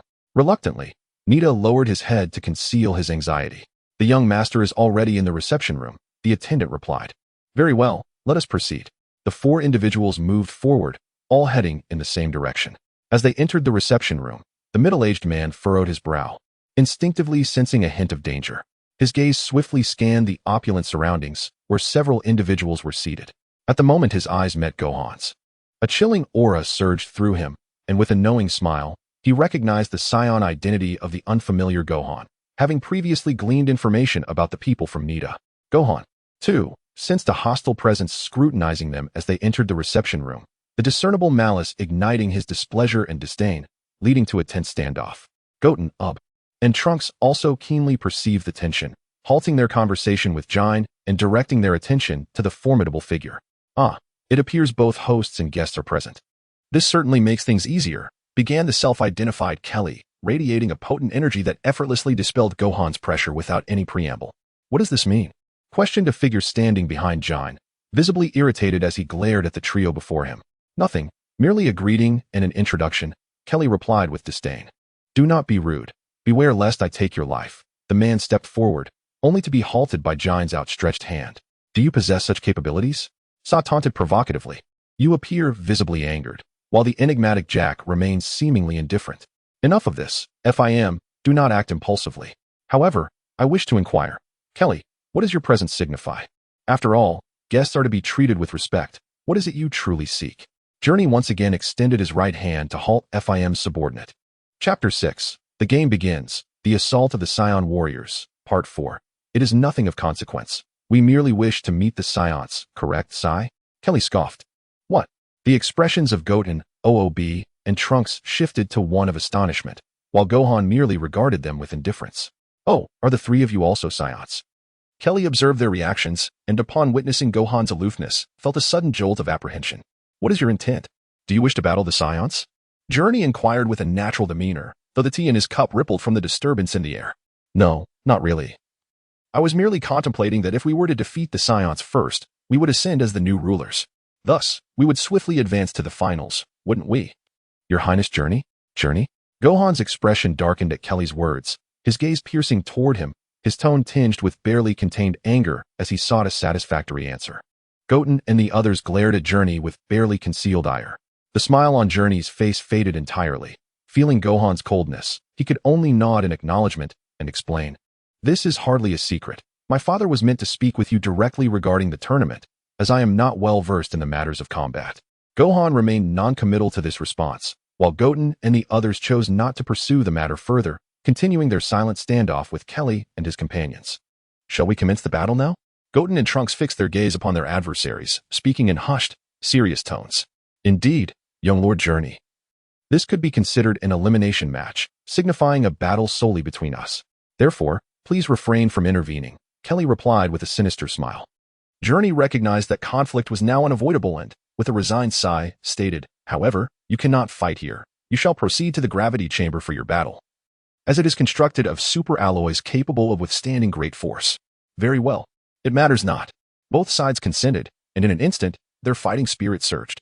Coughing, Vegeta, drenched in sweat, gasped for breath after an extended period of training, lying on the ground with his eyes fixed upon the ceiling of the gravity chamber, his mind racing through the events of the past few days. Yet at this moment, his brow furrowed once more as he muttered to himself, "Oh, what a troublesome and tedious situation." Vegeta, sensing the growing tension between the two parties from a distance of 10 paces, instinctively assessed the impending conflict.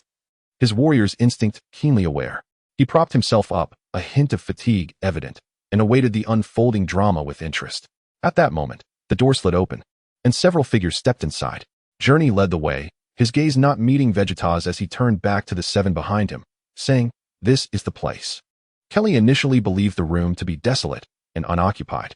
However, as his gaze swept through the space, he was jolted by a sudden awareness of the formidable presence of Vegeta, which bore down upon him with an almost electric intensity, though he felt a subtle pressure.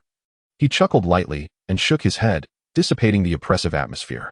Behind Kelly, Sa, and E, upon witnessing Vegeta's not particularly towering figure, were immediately struck by an overwhelming aura, akin to a mountain pressing down upon them. Their derisive mockery ceased as they stared, trembling, at the imposing figure before them. Vegeta refrained from speaking directly. After Kelly managed to dispel the tension enveloping him, Vegeta furrowed his brow slightly, though a smirk formed at the corners of his mouth, seemingly pleased with Kelly's prowess. "Dad," Trunks began to voice a reminder regarding the matter at hand. However, Vegeta waved his hand dismissively, indicating that he had already surmised the visitor's intent.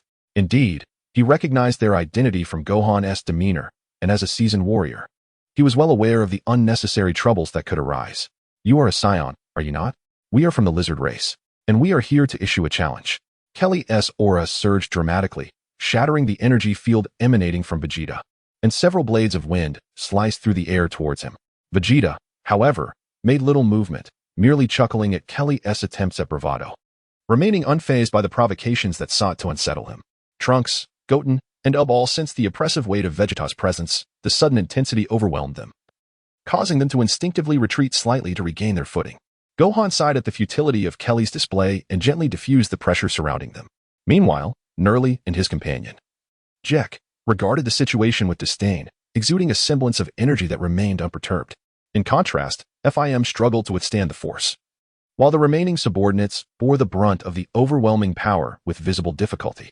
This guy, Sa, witnessing the contemptuous glint in Vegeta's eyes, felt a surge of indignation at being treated with such disdain after his previous derision of the weak. As he cursed vehemently and prepared to strike, a large hand clamped over his mouth. Cold, indifferent eyes met his gaze, and as fear gripped him, a dispassionate voice echoed in his ears, "Sleep now." A thunderous explosion suddenly reverberated within the gravity chamber. Fortunately, Vegeta had adjusted the gravity to 30,000 times normal, thus preventing the initial blow from penetrating the spaceship. Nevertheless, the immense force slammed Sa's head forcefully against the ground, creating a dent in the surface around him. Blood trickled from his nostrils as he succumbed to unconsciousness. Kelly's eyes widened in shock. He merely caught a fleeting shadow flash past him. Realizing something was amiss, he turned to discern the truth, only to find Vegeta crouched low, his hand poised at Sa's mouth, his eyes cold and devoid of empathy. A profound sense of life and death urgency surged within Kelly, prompting him to disregard his comrade's peril, and, like a specter, he darted to a distance of several meters away. At this moment, The sluggish E was struck by a shocking scene that sent shivers down his spine. Yet, his mind failed to conjure a countermeasure before the figure of Vegeta vanished once more.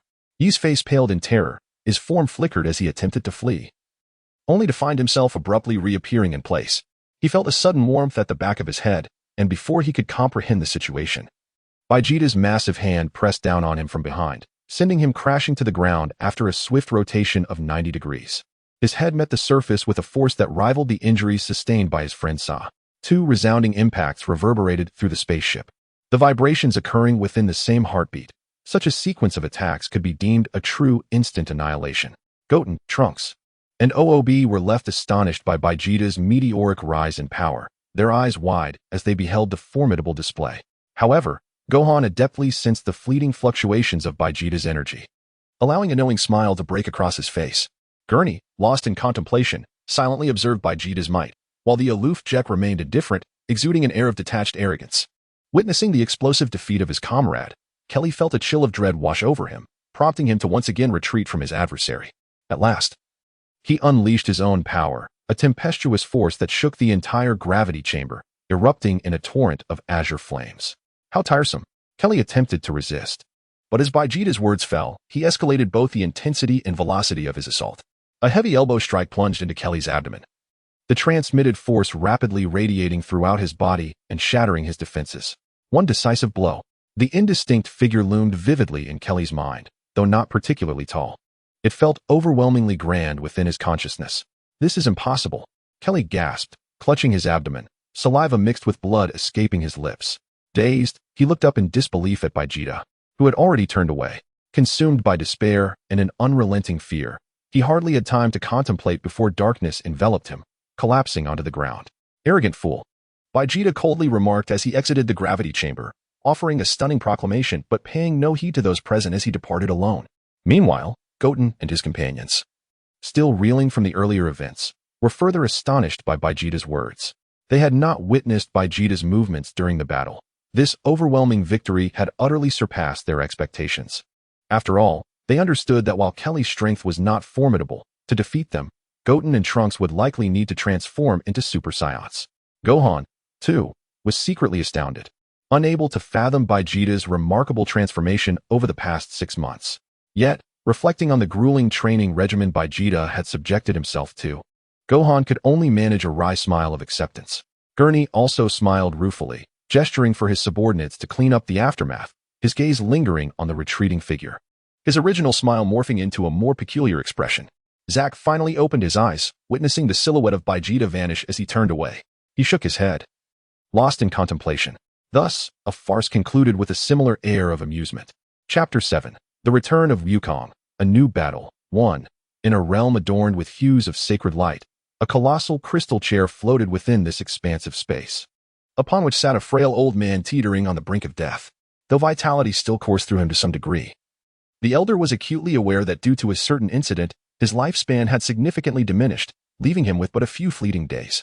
With half-closed eyes, his weathered visage, etched with wrinkles, bore a look of exhaustion. After exhaling a heavy breath filled with despair, he murmured a phrase inaudible to outsiders. Is it truly impossible to find? Will the prophecy indeed come to fruition? Ancestor, the enigmas you've left behind are too numerous, and which one reflects your true intent? The old man sighed deeply, only to be met with a fit of violent coughing that shook his frail body. In this world, he existed alone, and amid the agony of his suffering, he gradually regained composure, solemnly uttering 3 words, Saiyan. I apologize if readers truly cherish this Dragon Ball narrative. Please log into your accounts and bookmark this book while leaving a comment within the next 3 days. Currently, this novel has surpassed 100,000 views. Yet the collection count stands at a mere 50. I find this discrepancy unusual and thus seek verification. Friends from the past, please refrain from artificially inflating the data or commenting for now, as I require authentic statistics. Should you believe I am deceiving you, feel free to remove this book from your shelves on Monday. In the coming 3 days, I wish to ascertain the genuine data of this story and validate a troubling suspicion in my heart. Thank you all. The verdant earth thrived, nurturing all life beneath the azure sky and white clouds, where a gentle breeze offered a sense of tranquility and comfort. The sunlight, though not blinding, radiated a soft warmth. The sound of babbling brooks filled the air, as playful droplets danced in the sunlight, composing a serene melody.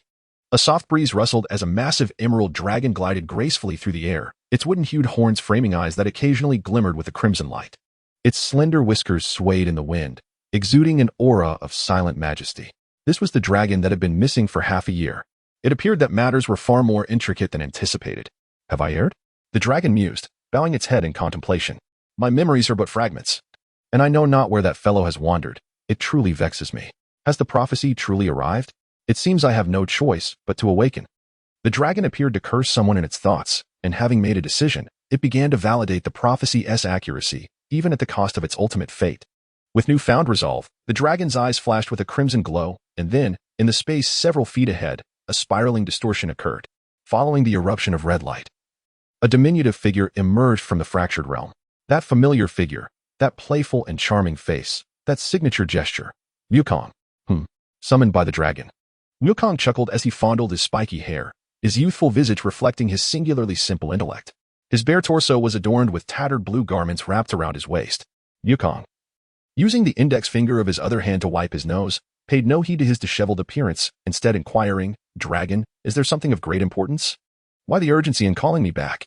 It turned out that ever since Wukong had entered this unknown and mysterious realm with the dragon, his restlessness led him to persuade the dragon to allow him to train in other cosmic dimensions.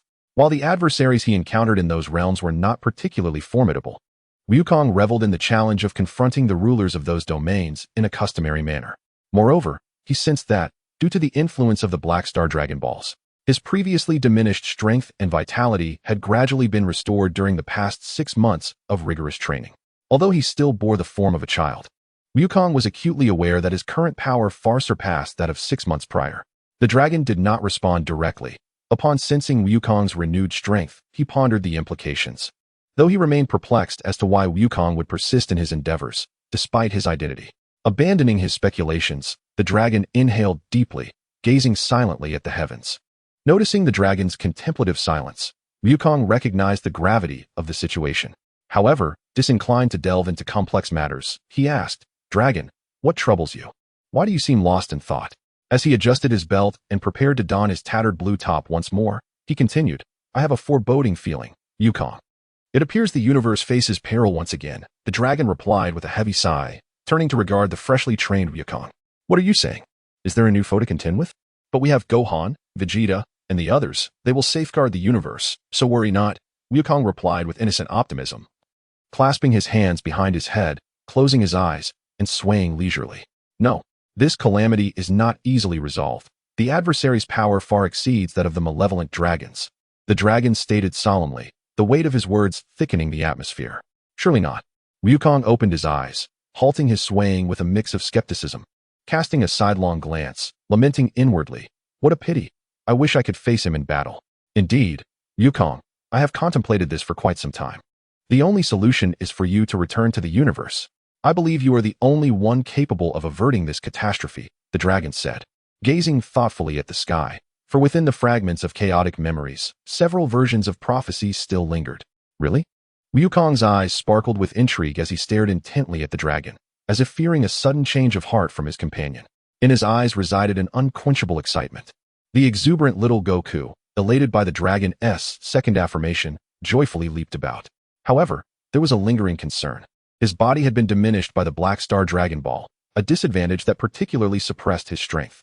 "Now, let me restore you to your former self," the dragon declared, casting a gaze upon the youthful Goku, who circled him with glee. "Really? This is truly magnificent. Thank you, dragon," Goku exclaimed, bounding around the dragon once more. The dragon observed Goku, contemplating various matters within. As the words left his lips, a crimson light radiated from his eyes, illuminating the delighted Goku. In that instant, Goku's form began to transform. His muscles rippled and his bones creaked as he gradually grew larger. Enduring a modicum of pain, his once diminutive figure finally reverted to its towering stature, the robust Goku re-emerging before us. Simultaneously, the dragon restored Goku's attire, significantly enhancing its resistance capabilities. In a heartbeat, Goku's formidable physique exuded a powerful aura, the energy field's disturbance momentarily astonishing the dragon. "Haha, this is truly splendid. I have finally returned to my adult form." Goku's voice echoed with newfound resonance as he marveled at his body, running his hands over his solid chest, satisfaction swelling within him. He did not forget to express his gratitude to the dragon. "Thank you, dragon. Now, let us embark." The dragon, concealing his inner astonishment, acknowledged the urgency of time and refrained from further discourse. Once more, his eyes emitted a crimson glow, and as it enveloped Goku, the robust figure vanished in an instant. The dragon bidding farewell to Goku. Thus commenced the formal verification of the prophecy. Yet, the dragon gazed melancholically at the empty sky, once again lost in contemplation, pondering whether he could avert this impending catastrophe. Nevertheless, he was, after all, a Saiyan, a legendary Super Saiyan. Chapter 7. The Resurgence of Goku, A New Battle, Part 2. The perspective shifts to the realm of the King Kai. It remained as tranquil as ever. For this domain was undoubtedly one of the rarest places in the universe, beyond the reach of even the deities of the mortal realm. The environment was no less splendid than that of Earth, truly a paradise within the cosmos. Having followed Goku to the King Kai's realm and lacking a home to return to, the father and son duo, known as the Five Warriors, the two extraterrestrials Goku encountered upon falling into the skeletal space, the gaming realm, now resided within the King Kai's domain. Their familiarity with the King Kai allowed them to roam freely, playfully meddling with the old King Kai's crystal ball, observing the universe beyond, their laughter echoing in the air. Meanwhile, the old King Kai and the King Kai sat upon a large stone, leisurely fishing, their eyes closed in serene detachment, embodying a tranquil existence apart from the world. Beneath the visage of justice often lies a grotesque truth, concealed from the public eye. In this moment, they appear as gentlemen of integrity, yet unbeknownst to others, they harbor ulterior motives. These two individuals, having indulged in leisure to excess, have sworn a wager. Whichever party emerges victorious shall have the privilege of selecting 3 editions of a coveted beauty magazine from the collection of the other. Truly, the moral fabric of society is deteriorating. Even the king of the gods has fallen prey to the allure of carnal desires, illustrating the adage that proximity to virtue breeds virtue, while closeness to vice breeds vice. Yet, the assessment by Shiwu and his son is that like attracts like, and people tend to congregate in groups. A gentle breeze caressed their hair, as silence enveloped their world, even within the murky underbelly of society. A tremor coursed through the hands of the old king of gods, prompting him to open his half-closed eyes reflexively. He observed the increasingly agitated fishing line. Yet he stifled his excitement, awaiting the moment when the fish would truly be hooked. However, at the precise instant when the fishing line reached its maximum agitation, a sudden shout erupted, startling not only the fish in the water but also leaving the old king of gods in a state of bewilderment as he anticipated the fruits of victory. What? Is that not Sun Wukong? How has he returned? The king of gods widened his eyes in astonishment, his expression a mixture of confusion and exhilaration. Just as the old king of gods was about to erupt in anger, believing his junior was merely unable to accept defeat, the mention of Sun Wukong's name transformed his fury into surprise. "What did you say? Has Wukong returned? Was he not supposed to vanish forever with the dragon?" he exclaimed, his voice rising in disbelief. The old king of gods pondered aloud. Could it be that a new calamity is upon us? Indeed, the energy radiating from Wukong was unmistakable. The ancestral king of gods, blushing with the weight of his explanation, soon regained his composure upon noticing the old king of gods deep in thought. He repeated his inquiry, while Shiwu and his son were taken aback by the old king of gods' profound reaction, staring blankly as he rested his chin on his hand, lost in contemplation. What could this mean? They wondered. After all, it had been a millennium since the last incident. The old king of gods dismissed the others, solemnly stating, and with a gaze devoid of lustful longing, he set aside his fishing rod and closed his eyes to ponder. The previously perplexed king of gods began to recollect something significant, expressing his astonishment before echoing, "Could it be that matter? What shall we do in such circumstances?" The old king of gods raised his head, gazing at the vast blue sky adorned with white clouds, as if seeking answers. Meanwhile, the king of gods lowered his head, deep in thought, while Shiwu and his son exchanged glances, scratching their heads in confusion. Meanwhile, on another planet, "Ah, what a predicament!" exclaimed Goku, laughing despite the dire situation. "I have yet to ascertain the whereabouts and condition of Gohan and the others from the dragon, and now I find myself on this desolate planet." He chuckled, stroking the back of his head. Well, there is no other option but to use instant transmission to track their location. As Wukong assumed the posture for instant transmission, he abruptly released his fingers, and his expression shifted dramatically. A muffled sound echoed, and Wukong's brow relaxed. With a self-deprecating chuckle, he remarked, "Haha. It seems I should first satiate my hunger. After a bit of activity, I'm feeling quite famished. No wonder." The rumbling noise was none other than the sound of his stomach growling. After training for half a day, he had been unexpectedly summoned by the divine dragon, causing him to forget his hunger. Now, as his stomach protested, this singular-minded fellow finally came to his senses. Food is of paramount importance to the people, especially the Saiyans, who are not only fervent warriors but also possess an insatiable appetite. Wukong, in his carefree manner, decided to employ instant transmission to leap to a planet teeming with life. Following a tempestuous feast, he patted his slightly distended belly, exhaling softly. Chi-Chi says I should only eat until I'm 70% full. I suppose I'll stop here. Yet, this simple statement left everyone in the restaurant utterly astonished. The waiter standing behind Wukong gazed blankly at the mountain of dishes piled high, speechless. What baffled them most was that this voracious eater claimed that his meal, equivalent to the portion for 20 people, was merely 70% full. And his belly was only slightly protruded. It completely defied the laws of conservation of mass, they all thought. Well, my friend, it's time to settle the bill, Wukong said, wiping his mouth with a napkin before retrieving a glass orb from his bag. This scene once again left the onlookers in shock, many of them petrified, especially the waiter, who, initially smiling and extending his hands, completely fell apart upon seeing the glass orb. He then shouted, "What are you doing? Do you intend to dine and dash? Kid, you are quite bold." The middle-aged waiter, observing Wukong's youthful visage, abandoned his gentlemanly demeanor and began to curse vehemently. After all, he understood that if this fellow truly absconded without paying, his salary for the month would undoubtedly be in jeopardy, let alone any bonuses. Given the sheer volume of food Wukong had consumed, Wukong, momentarily taken aback, soon realized the situation and chuckled sheepishly while patting the back of his head. It turned out that during his travels through other dimensions, he had found that glass was particularly scarce on the recent planet he visited, making this glass orb exceedingly valuable. Different worlds often possess distinct currencies, and even Wukong, despite his simplicity, grasped this concept, as many in the restaurant began to whisper and point. Wukong paid little heed to the increasingly agitated waiter threatening him. Instead, he reached into his bag and pulled out another small object, placing it on the table. In an instant, the entire restaurant fell silent, and numerous patrons gasped in astonishment. The waiter, too, was rendered speechless, his eyes gleaming with a wild light, resembling a drooling fool. For what Wukong had revealed was none other than a 10-carat diamond. Chapter 7. The Reappearance of Wukong. A New Battle, Part 3. Is this sufficient? Then I shall take my leave. The attendant stood dumbfounded, only registering Wukong's familiar voice, instinctively nodding without realizing that Wukong's figure had already vanished. The cacophony of sounds echoed through the streets, with speeding vehicles crisscrossing the roads, showcasing the advanced technology of this planet. A familiar silhouette strolled along the thoroughfare. Beneath crescent-shaped brows, a pair of bright eyes observed the surroundings. Wukong, through his clothing, patted his distinctly defined abdomen, seemingly savoring the feast he had just enjoyed. Ah, this place is rather pleasant, but in comparison to Earth, it still falls short, Wukong remarked as he surveyed his environment. However, upon mentioning Earth, a shadow of melancholy flickered across his otherwise buoyant demeanor. After all, he vividly recalled the words of the dragon, "Only by leaving this mortal realm can peace be attained." A gentle sadness enveloped his heart as Wukong reminisced about his childhood. Vivid scenes of warmth and nostalgia flooding his mind, gradually restoring his spirits. At that moment, a cacophonous voice pierced the air, drawing Wukong's attention. As he turned towards the crowd ahead, he detected an ominous aura of death, causing his crescent brows to furrow tightly.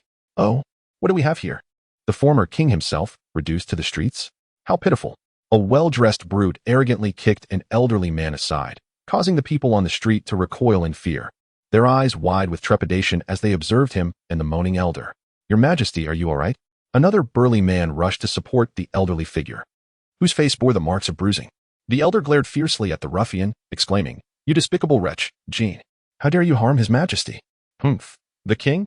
He's nothing but a worthless life now, isn't he?" The man sneered, tilting his head to mock the soldiers flanking him, a smirk playing on his lips. "How dare you? I will kill you." The elder's fury erupted as he glared at the derisive soldiers behind him, his body surging forward with fervor. "Humph! You think you stand a chance?"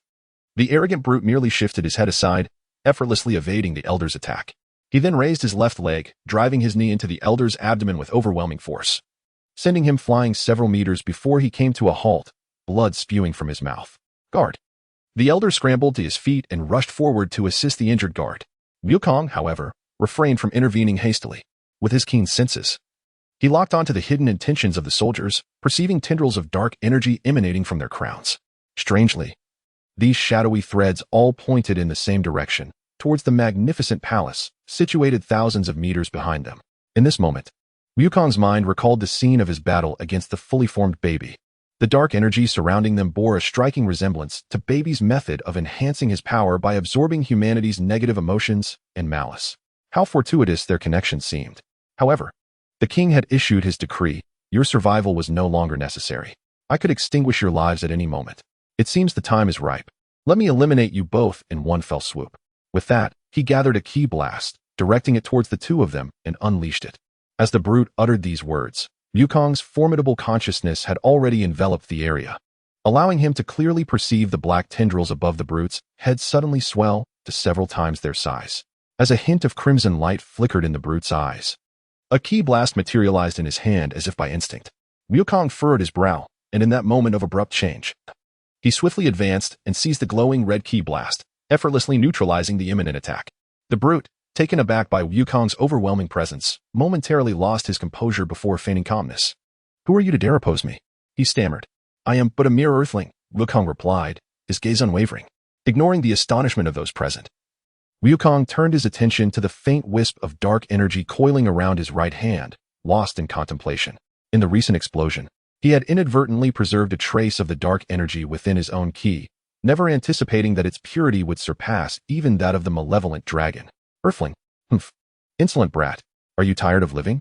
Jean observed that his forces had encircled Wukong, and a sigh of relief escaped him as he bellowed a threat. He then swung down towards Wukong, who made no attempt to evade. Instead, a cold smile graced his lips. Sensing the enigma of his opponent, the man promptly sprang back and unleashed a ki blast towards Wukong, but with a mere flick of his hand, Wukong redirected the attack, propelling it back with increased velocity. Jean, now filled with dread, witnessed the black tendrils above him swell once more, augmenting his power. His right hand, seemingly poisoned and turning black, grasped the ki blast, bizarrely absorbing it back into his body. Wukong observed all these transformations, realizing that rather than simply absorbing the ki, the dark energy was consuming power itself. As the darkness continued to spread across Jin's form, he appeared to be engulfed in excruciating agony, his expression contorted into a terrifying grimace. With a lightness that defied gravity, Wukong darted beside Jin, placing a firm hand upon the top of his head. Suddenly, a brilliant white light erupted, forcefully banishing the tendrils of black energy. Jin seemed to find liberation as Wukong's luminous ki surged into his body, restoring his previously darkened form to its original state. Yet, unable to withstand the fierce clash of the two powerful forces within him, Jin coughed up a mouthful of black blood before succumbing to unconsciousness. The surrounding soldiers gazed in terror at the immensely powerful and enigmatic figure, just as they were about to flee after their moment of astonishment. Wukong swiftly completed all his actions, erasing the dark energy from their heads and knocking them all unconscious. This overwhelming skirmish left everyone present in shock. They had not witnessed Wukong's movements, yet they beheld his astounding feat of defeating dozens of adversaries in a matter of seconds, rendering the venue utterly silent. Ignoring their astonished gazes, Wukong strode towards the elder referred to as the king, eager to uncover the truth behind the situations. For the king of this realm was undoubtedly one of the best sources of explanation. The king and his guard regarded the unfamiliar Wukong with cautious curiosity, slowly approaching to bow in gratitude. "Thank you for your assistance. In return, do you have any requests? I shall do my utmost to fulfill them." Wukong, smiling as he helped the bowing elder to his feet, directly inquired, "I wish to know the secret behind these individuals." Upon hearing Wukong's request, both the elder and his guard's expressions shifted, revealing their hesitation about whether to divulge the information. They were acutely aware of the terrifying nature of the opposing force. And despite Wukong's formidable strength, there was no guarantee of victory against them. "I will assist you in resolving this matter, so please speak truthfully," Wukong urged. Sensing their apprehension in their eyes, he felt a subtle, dark energy emanating from a nearby location, precisely within the resplendent palace. Moreover, the elder, known as the king, hinted at deeper matters that even Wukong, with his singular focus, would recognize. Most troubling to Wukong was the fact that the source of that dark energy seemed to fluctuate between three individuals and one, embodying a malevolence that, while not as powerful as the Super Saiyan, was marked by a more profound evil. Could the cosmic catastrophe spoken of by the dragon pertain to this situation? Wukong pondered. Having been shaped by countless battles, he no longer approached each conflict with naivete. Chapter 7. Wukong reemerges, a new battle, part 4, within the opulent palace. 3 towering figures sat regally in their thrones. Their faces bore striking similarities, each showcasing a countenance of formidable authority, with sharp features framing their fierce eyes. The central figure possessed a distinctive black, lightning mark upon his brow. This middle-aged man was currently coalescing a sphere of lightning in his hand, with countless thin strands of electricity intertwining, a force potent enough to annihilate the land for miles around. At that moment, he furrowed his brows deeply, his piercing gaze fixed ahead in contemplation. "Brother, you too sense it, do you not? Someone has forcibly erased our mark," inquired the figure seated to the left, unable to contain his unease. The middle-aged man with the lightning mark on his brow did not respond. Instead, it was the man to his right who spoke up. "Indeed. Third brother, and you must have sensed it too. This person's aura feels somewhat familiar." Upon hearing his elder brother's reply, the third in line darkened his expression, fully aware that at the moment when Wukong's hands emitted a radiant white light, he too felt the fluctuation of that aura, a resonance from an informal encounter that transpired more than half a year ago. Regardless of who he may be, encountering him means we must eliminate him. The eldest among them finally voiced his thoughts, his concerns stemming from the fact that the opponent's aura could vanish completely after an instantaneous explosion of energy. From the moment his dark aura was utterly severed, he had been searching for the other's position, only to discover that the individual seemed to have vanished into thin air, no longer present on this planet. Nevertheless, one thing was abundantly clear to him: the opponent had not departed. "Are you suggesting that over half a year ago, another star system near yours suddenly faced annihilation, and following that destruction, a colossal energy field emerged? The individual who usurped your throne hails from that very star system?" Wukong, having absorbed the explanations from the elder in Wei, reiterated the essence of their discourse. What truly sent a chill down Wukong's spine was the realization that a vast energy field had manifested in the neighboring star system. When he attempted to sense it through his aura, he discovered that the region had already become distorted and illusory. His spiritual awareness could not penetrate its secrets.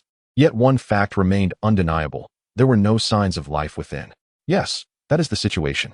Ever since their arrival, they have, overnight, seized control of the majority of soldiers and warriors.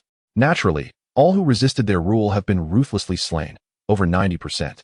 As I hold the title of king, they have chosen not to terminate my life so swiftly. The elder's eyes were somewhat clouded. Having faced such a dire predicament in his twilight years, his spirit inevitably darkened. Indeed, without his infusion of power, these soldiers would not be so formidable. Jean was previously no match for me, yet now I find myself unable to contend with him," Wei added, remarking that although he could not comprehend the nature of the dark energy, he had witnessed, in secret, Jin's hands emanating black light that subsequently surged into an officer's mind, resulting in an unprecedented increase in the officer's strength. "The situation is far from simple regarding that dark energy," Wukong paused, recognizing that such matters were indeed too extraordinary for them to fathom. Only he understood that while the dark energy was currently nourishing the soldiers, he noticed that their vitality was rapidly depleting, as tendrils of dark energy continuously siphoned from their bodies, while the figure behind it all grew stronger inconspicuously. Listening to Wukong's summary, both Wei and the elder were taken aback, yet they were heartened by Wukong's subsequent declaration. After taking a brief moment to compose himself, Wukong earnestly stated, "I will resolve this matter." Following a brief respite, the confrontation was finally at hand. "Report, my lord, someone has intruded, and Captain Jean has been defeated." It was the former king and his entourage, aided by an exceptionally formidable and mysterious figure. A guard rushed in to deliver the news. "Ah, have they finally arrived?" The second brother stirred from his silence, his eyes barely opening as he regarded the trembling subordinate with disdain. In a fleeting moment, a wave of oppressive energy emanated from him, instantly crushing the inept minion to death. "Wretched fool," the second brother remarked coldly, glancing at his older brother, only to find his face drawn with concern. The eldest brother, the third, also noticed the somber expression on his sibling's face. Reckless and impulsive, he and the second brother lacked the depth of thought possessed by their elder. Unbeknownst to them, a crucial secret loomed. They were not 3 independent entities. The energy had remained consistently around 5,000. The middle-aged man, marked by a black lightning emblem on his forehead, clenched his fists. He had been aware of the battle outside from the outset, but upon focusing on the energy signatures, he found them unnaturally stable at 5,000. This was utterly impossible, even the guards boasted powers exceeding tens of thousands. Moreover, the most critical concern was whether the intruders bore any resemblance to the individual who had erased his mark over 6 months ago. Their energies were strikingly similar. yet significantly weaker. Upon hearing his subordinate's report, the middle-aged man recognized that the invaders were indeed the enigmatic figures who had boldly removed his mark. What astonished him was the mastery with which they controlled their strength. "Do not panic. No one can defeat us," he finally replied to his so-called younger brothers after a moment of contemplation. In that instant, a blinding white light surged into the hall, initiating their first clash through a bombardment. "Swallow," the middle-aged man commanded, a surge of black flames erupting from behind him. With a snort, the ferocious black energy collided with the white energy blast, absorbing the unexpected attack without triggering an explosion. Indeed, it seems the situation is as such. That mysterious black energy is far from simple. A familiar voice echoed within the hall, and a figure streaked into the chamber. Wukong's voice resonated throughout the space. Caught off guard by Wukong's assault, the second and third brothers stood frozen, finally grasping the terrifying nature of their opponent. Stripped of their arrogance, they surveyed their adversary with grave seriousness. Even the middle-aged man with the lightning mark remained silent, acutely aware that while the black energy absorbed the opponent's power, it also suffered considerable degradation. Comparatively, the energy expended was less than what was absorbed. However, only through battle would they ascertain the victor. Wukong stood defiantly before his adversaries, acutely aware of the potent malevolent energy emanating from them. At this moment, compassion felt unnecessary, having endured the harrowing events surrounding the evil dragon. He had come to comprehend the terrifying nature of negative energy. Observing the multitude of defeated foes prostrate at his feet, both the elder and Wei remained visibly shaken. Who was this individual, possessing such formidable power that he effortlessly subdued 10,000 guards, each boasting a combat strength exceeding 50,000? The king recalled Wukong's previous battle, acknowledging the overwhelming speed that had led to an unequivocal victory. Wei reflected on Wukong's prowess, pondering whether he might indeed be their salvation, a notion that filled him with hope. The elder gazed towards the distant main hall, his heart racing with admiration, fervently wishing for Wukong's triumph. "Indeed, Your Majesty," Wei responded reflexively, still awestruck by Wukong's might. In that very moment, a swirling vortex of energy appeared above the main hall, pulsating with dark mist illuminated by eerie flashes of light. A tempest arose, with multiple powerful forces ascending, causing the entire capital to tremble in anticipation of the impending clash. Chapter 8. The Enigmatic Dark Energy, Beyond Super Saiyan, Part 1. For formidable auras surged skyward, enveloping the entire capital. The black vortex above intermittently unleashed purplish-red lightning. While it did not rain down destruction, the oppressive aura it exuded instilled deep trepidation in the hearts of warriors. Recognizing the gravity of the impending battle, Wei, feeling the chilling intent to fight, swiftly transported the king to a location several miles away. Both men observed the distant battlefield, though it lay far beyond their immediate reach. The sheer expanse of the conflict was undeniable, even as Wukong drew the battle to the outskirts of the sparsely populated areas of the capital. The flames of war still cast their influence over the city. Supported by Wei, the king hovered 100 meters above the ground, affording him a clear view of the distant confrontation. At the onset of the battle, Wukong had already dispelled the vortex of dark energy coalescing from negative forces. As he obliterated the tempest crackling with electrical power, he felt an overwhelming gravitational pull, as if it sought to consume him. In response, Wukong transformed into a Super Saiyan, his golden radiance clashing against the three dark energies. "They are truly formidable," Wei observed, sensing the intensity of the struggle. Being positioned at a distance, they could only speculate about the realities unfolding within the fray. For now, Wei could barely withstand the turbulent air currents generated by the fierce combat, relying solely on a protective shield. Had they returned to ground level, the effects of the disturbance would have been significantly lessened. Yet it remained uncertain whether the earth would fracture as they had witnessed moments prior. After a fierce exchange of blows, a figure gradually descended onto a massive boulder. Wukong, upon landing, reflected upon the enigmatic middle-aged man marked by lightning, acknowledging the inscrutable strength he possessed, while also casting a glance at the two other figures beside him. Having already discerned their enigmatic and similar auras, upon first laying eyes on the trio, who appeared as one, Wukong felt little astonishment. Instead, his contemplation deepened. "Oh, you truly possess formidable strength. Had it been otherwise, I would have never stood a chance against you. Your power has grown immensely since more than half a year ago," remarked the middle-aged man marked by lightning, his gaze lingering on Wukong's golden hair. At the utterance of these words, Wukong's demeanor shifted internally, yet he concealed it well. Concluding that the other party could not have encountered him before, though questions swirled in his mind. "Greetings, I realized I have yet to introduce myself. You may call me Leisha, or the Thunder God, a deity from a neighboring star system. The two beside me are Haisha, the second, and Luosha, The revelation struck Wukong profoundly, his eyes widening in surprise before furrowing his brow, his gaze narrowing. After a brief moment of astonishment, he attempted to inquire. If you are a god from another planet, why do you come to seize others' territories? The Thunder God did not respond immediately, after a moment of silence. He offered a wry smile and replied, survival of the fittest. Wukong's expression subtly shifted. He had never anticipated such a response. And a flicker of resentment stirred within him upon hearing those words. The Thunder God ceased speaking and, in an instant, appeared before Wukong, launching a punch aimed at his abdomen. Wukong reacted swiftly, deflecting the attack with his hand and countering with a strike directed at the Thunder God's face. With a swift motion, the Thunder God vanished, reappearing 100 meters away, conjuring an energy sphere in his palm. Before Wukong could fully neutralize the first assailant, he sensed another presence behind him, an aura poised to strike. Ignoring the Thunder God's stealthy assault, Wukong spun around, delivering a powerful punch that collided with his opponent's fist. Due to Wukong's superior strength, Haisha was sent reeling, stifling the blood that threatened to erupt from his mouth. With a wave of his hand, the Thunder God sent the azure energy ball arcing through the air, positioning it in Wukong's path as he pursued Haisha. Left with no choice, Haisha halted his advance, extending his right hand to unleash a golden beam, obliterating the incoming projectile.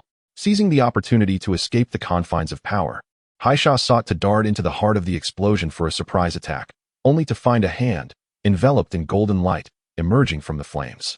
Haisha's eyes widened in shock, yet he could not react in time as Wukong emerged from the fire, grasping Haisha's head with one hand while delivering a fierce blow to his abdomen with the other. At the moment of impact, Wukong released Haisha's head, opting not to kill but rather to incapacitate his foe and thwart this invasion. Locking onto the Thunder God's aura, Wukong's eyes flickered coldly.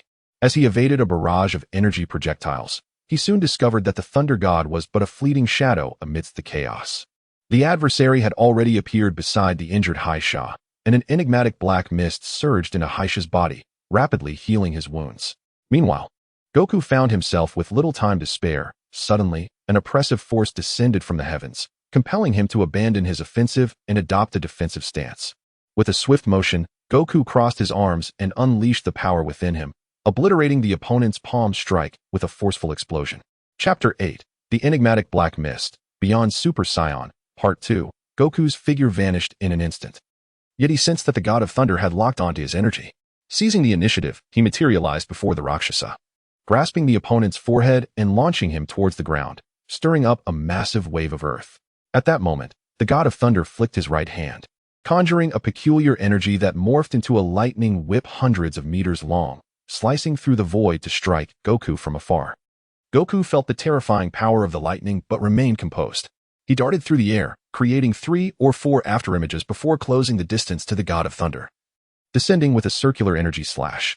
The latter hastily countered, but found his lightning whip severed at its source by Goku's strike. The God of Thunder was taken aback. However, what astonished him even more was that Goku's large hand had already come to rest before his eyes. Before he could react, a tremendous gust of pressure propelled him far away. The black mist within the God of Thunder erupted instantaneously, akin to a ferocious tiger devouring Goku's forceful palm strike. Yet, amidst the onslaught, the God of Thunder sustained some injury, a trickle of blood escaping from the corner of his mouth. Goku, however, did not relent in his assault. The injured Haisha, having barely caught his breath, found himself once again in peril as Goku appeared at his side after dealing damage to both the Rakshasa and the God of Thunder. Grabbing Haisha's arm, Goku hurled him toward the Rakshasa's position, then unleashed a golden energy blast that severely wounded both the newly risen Rakshasa and the bloodied Haisha. This spectacle left the God of Thunder utterly dumbfounded. He could not fathom the sudden eruption of overwhelming power from his opponent. Upon witnessing Goku's icy gaze, he felt an unfamiliar twinge of fear. The God of Thunder was oblivious to the reasons behind Goku's fury, yet under the weight of Goku's formidable presence, he sensed a chilling aura of death. Perhaps Goku himself was unaware of the intense desire to annihilate his foe that had suddenly welled up within him. Indeed, he experienced a profound shift in mindset.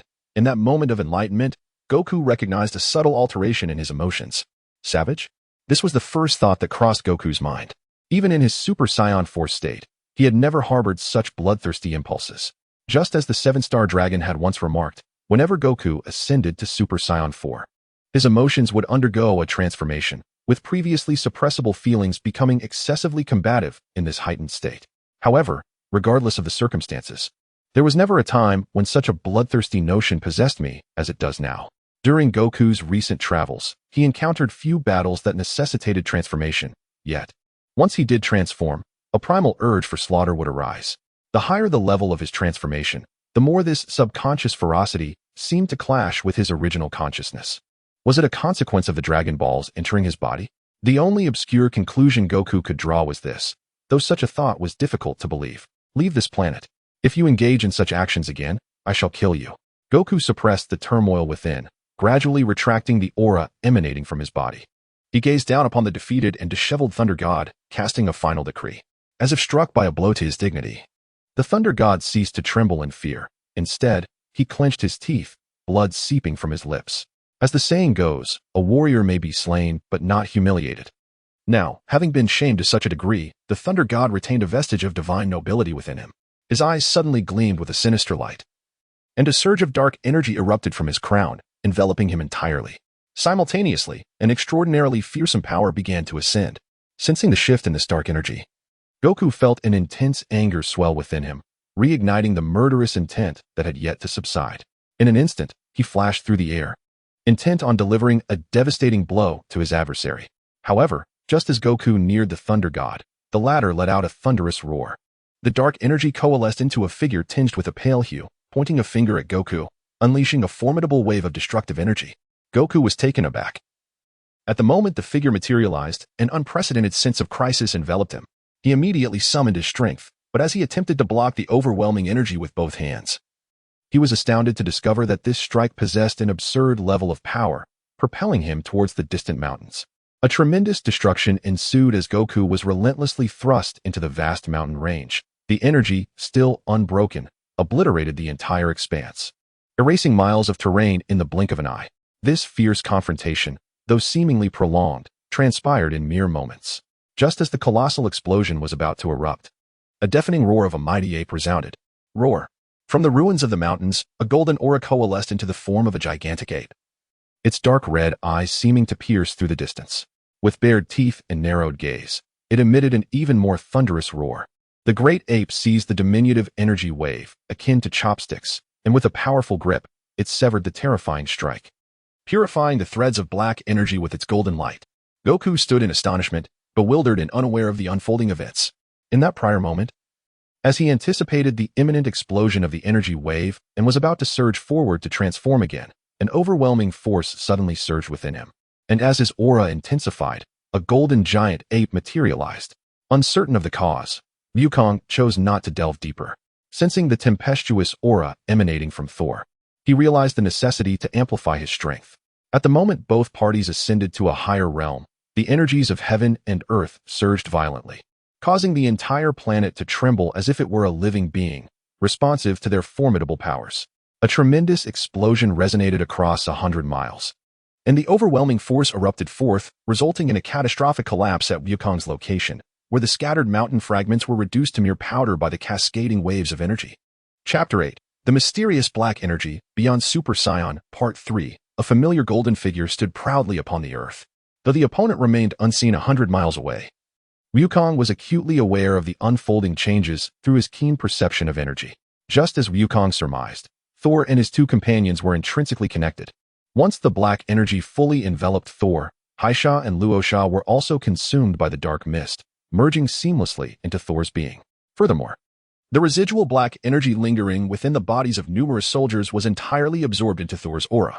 With his brows furrowed and his light blue eyes narrowing slightly, Wukong's spiky golden hair, cascading down to his waist, danced behind him. The surging golden flames ignited the air with a crackling sound, while blue-white lightning flickered and surged from his heels. A smile curved upon Wukong's face as he manifested in the state of Super Saiyan 3rd grade. This time, for reasons unknown, the impulsive power he felt was significantly diminished. He had anticipated that ascending to Super Saiyan 3 would render him more ferocious. Yet at the moment of transformation, he felt no hesitation. His emotions remained undisturbed, and the aloof arrogance that accompanied his Super Saiyan 3 form was distinctly present. As if aware that his opponent had reached the final step, Wukong's smile broadened. With a slight lift of his toes from the ground, and amidst a shower of golden radiance, his figure vanished from sight, leaving behind two afterimages that almost simultaneously traversed the 100-mile expanse. Having unleashed the full extent of the black energy, There no longer hesitated regarding his own transformation. At this moment, he exuded a confidence that seemed unshakable. Although slightly surprised by Wukong's second transformation, the remnants of black energy controlling his mind prompted him to launch an attack. With a flick of his finger, dozens of black energy blasts erupted from Thor's fingertips. Although Super Saiyan 3 Wukong had indeed grown in strength, he was acutely aware of the dominance these black energy attacks possessed. He understood that if he were struck by even 2 or 3 of them, it would not cause severe injury, but it would undoubtedly impede his movements, a critical error in the midst of their climactic confrontation. Thus, Wukong refrained from a head-on clash. As if rekindling a long-lost fervor for battle, a thrill coursed through him. After all, for the past 6 months, he had suppressed his more violent tendencies, avoiding even the transformation to Super Saiyan 2. Now, the prospect of engaging in a fierce battle in his Super Saiyan 3 form filled him with exhilarating delight. As a multitude of energy blasts surged forth, Wukong evaded them with remarkable agility, seemingly manifesting multiple images of himself in the air. Once those energy waves retreated, Wukong erupted with a golden aura, pursuing his adversary. The god of thunder, emanating dark energy, intended to unleash another barrage upon Wukong, but upon discerning Wukong's true intent, he raised his outstretched right hand and launched a powerful attack into the void above. Well done. Wukong's voice resonated from a height of 100 meters.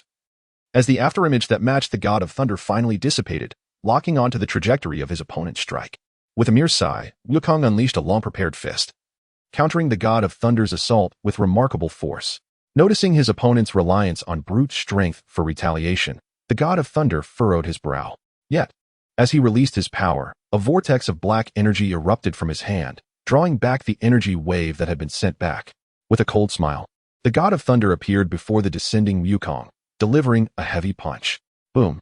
Their fists collided with a resounding impact, the golden beams clashing against the dark aura below. The shockwave that erupted was unprecedented, causing the earth beneath to cave in, with enormous fissures extending for miles.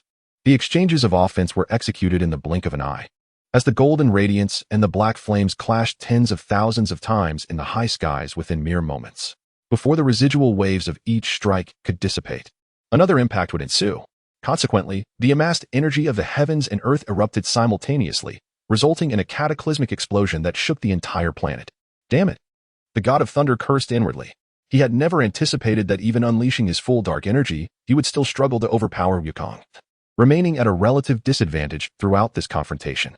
Yet, unbeknownst to him, Wukong still held one last transformation in reserve, which encouraged his determination to continue this fierce clash.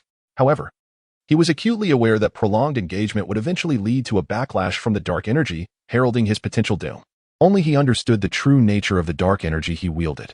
Wukong, too, contemplated deeply, although he had yet to unleash the full power of his Super Saiyan 3 form. Since the incident involving the evil dragons and the restoration of his body by the Dragon Balls, he alone recognized the vast extent of his current strength. It was sufficient to defeat a one-star dragon in its initial state. Nevertheless, in the current battle, the god of thunder remained his equal. Such an analysis led Wukong to ponder the source of the god of thunder's formidable power, which seemed to surpass even that of Super Android 17. When had such a formidable being emerged in the universe? Perhaps the answer lay in the dark energy itself, a realization Wukong had finally uncovered. From the very first encounter with that dark silk, Wukong felt an inexplicable sense of trepidation. The aura of negative energy was far more saturated with the essence of death than that of the malevolent dragon. An unshakable sense of crisis surged within him. And although he could not pinpoint the source, his instinct urged him to vanquish his adversary swiftly, lest the situation deteriorate further. Resolute in his determination, Wukong ceased to linger and, in an accelerated motion, summoned forth greater powers. With a violent spatial shift, he closed the distance to the Thunder God, launching a sidekick aimed at the divine being's form. The Thunder God, visibly taken aback by Wukong's sudden surge in speed, managed a feeble defense at the last moment. Yet, the dark energy could not match the velocity of Wukong's assault. As he twisted his body, raising his forearm to shield against the strike, he was still propelled backward, his right hand rendered entirely numb, the defensive barrier shattered by Wukong's fierce aura. Gliding through the high skies, the Thunder God unleashed a white energy aura from his feet, producing a sharp sound as it violently scraped against the air. With a tremor of energy, he stabilized his retreating form. However, as he abruptly raised his gaze, Wukong's silhouette reappeared directly above him, executing a left-footed spinning kick. He now faced the oncoming assault of Wukong's right foot aimed at his face. The Thunder God roared internally and grasped Wukong's right foot. But the immense impact caused him to lose his balance momentarily. Sensing this opportunity, Wukong explosively shifted his center of gravity, using his hands to pivot his body. The Thunder God, having relaxed his grip on Wukong's foot, was subsequently sent hurtling away by the forceful maneuver. Observing the Thunder God being blasted away, Wukong pressed on with his assault. With a powerful burst of energy, he streaked through the air, closing in on the Thunder God's position. Accurately assessing his opponent's form, Wukong delivered a decisive punch to the Thunder God's torso, sending him crashing to the ground. The impact stirred up a massive wave of earth, leaving the ground severely deformed, and even causing the planet to slightly veer off its trajectory. Chapter 8. The Mysterious Dark Energy Beyond Super Saiyan, Part 4. Depart from this realm. Wukong floated 100 meters above, his gaze coldly fixed upon the severely wounded Thunder God below as he awaited the dissipating dust to settle.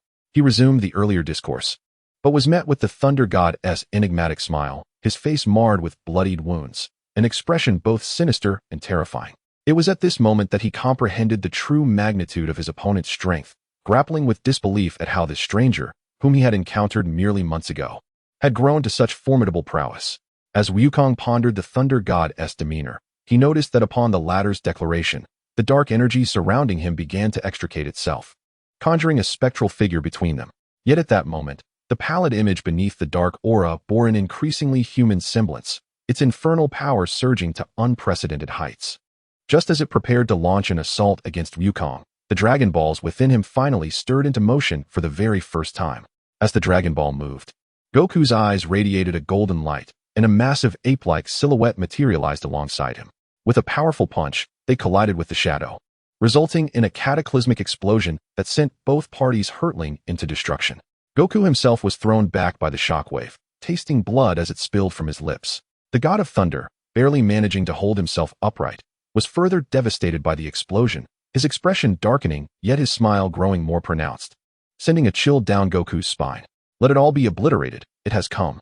The God of Thunder's gaze narrowed, and he erupted into maniacal laughter, spitting forth crimson blood as his internal injuries worsened.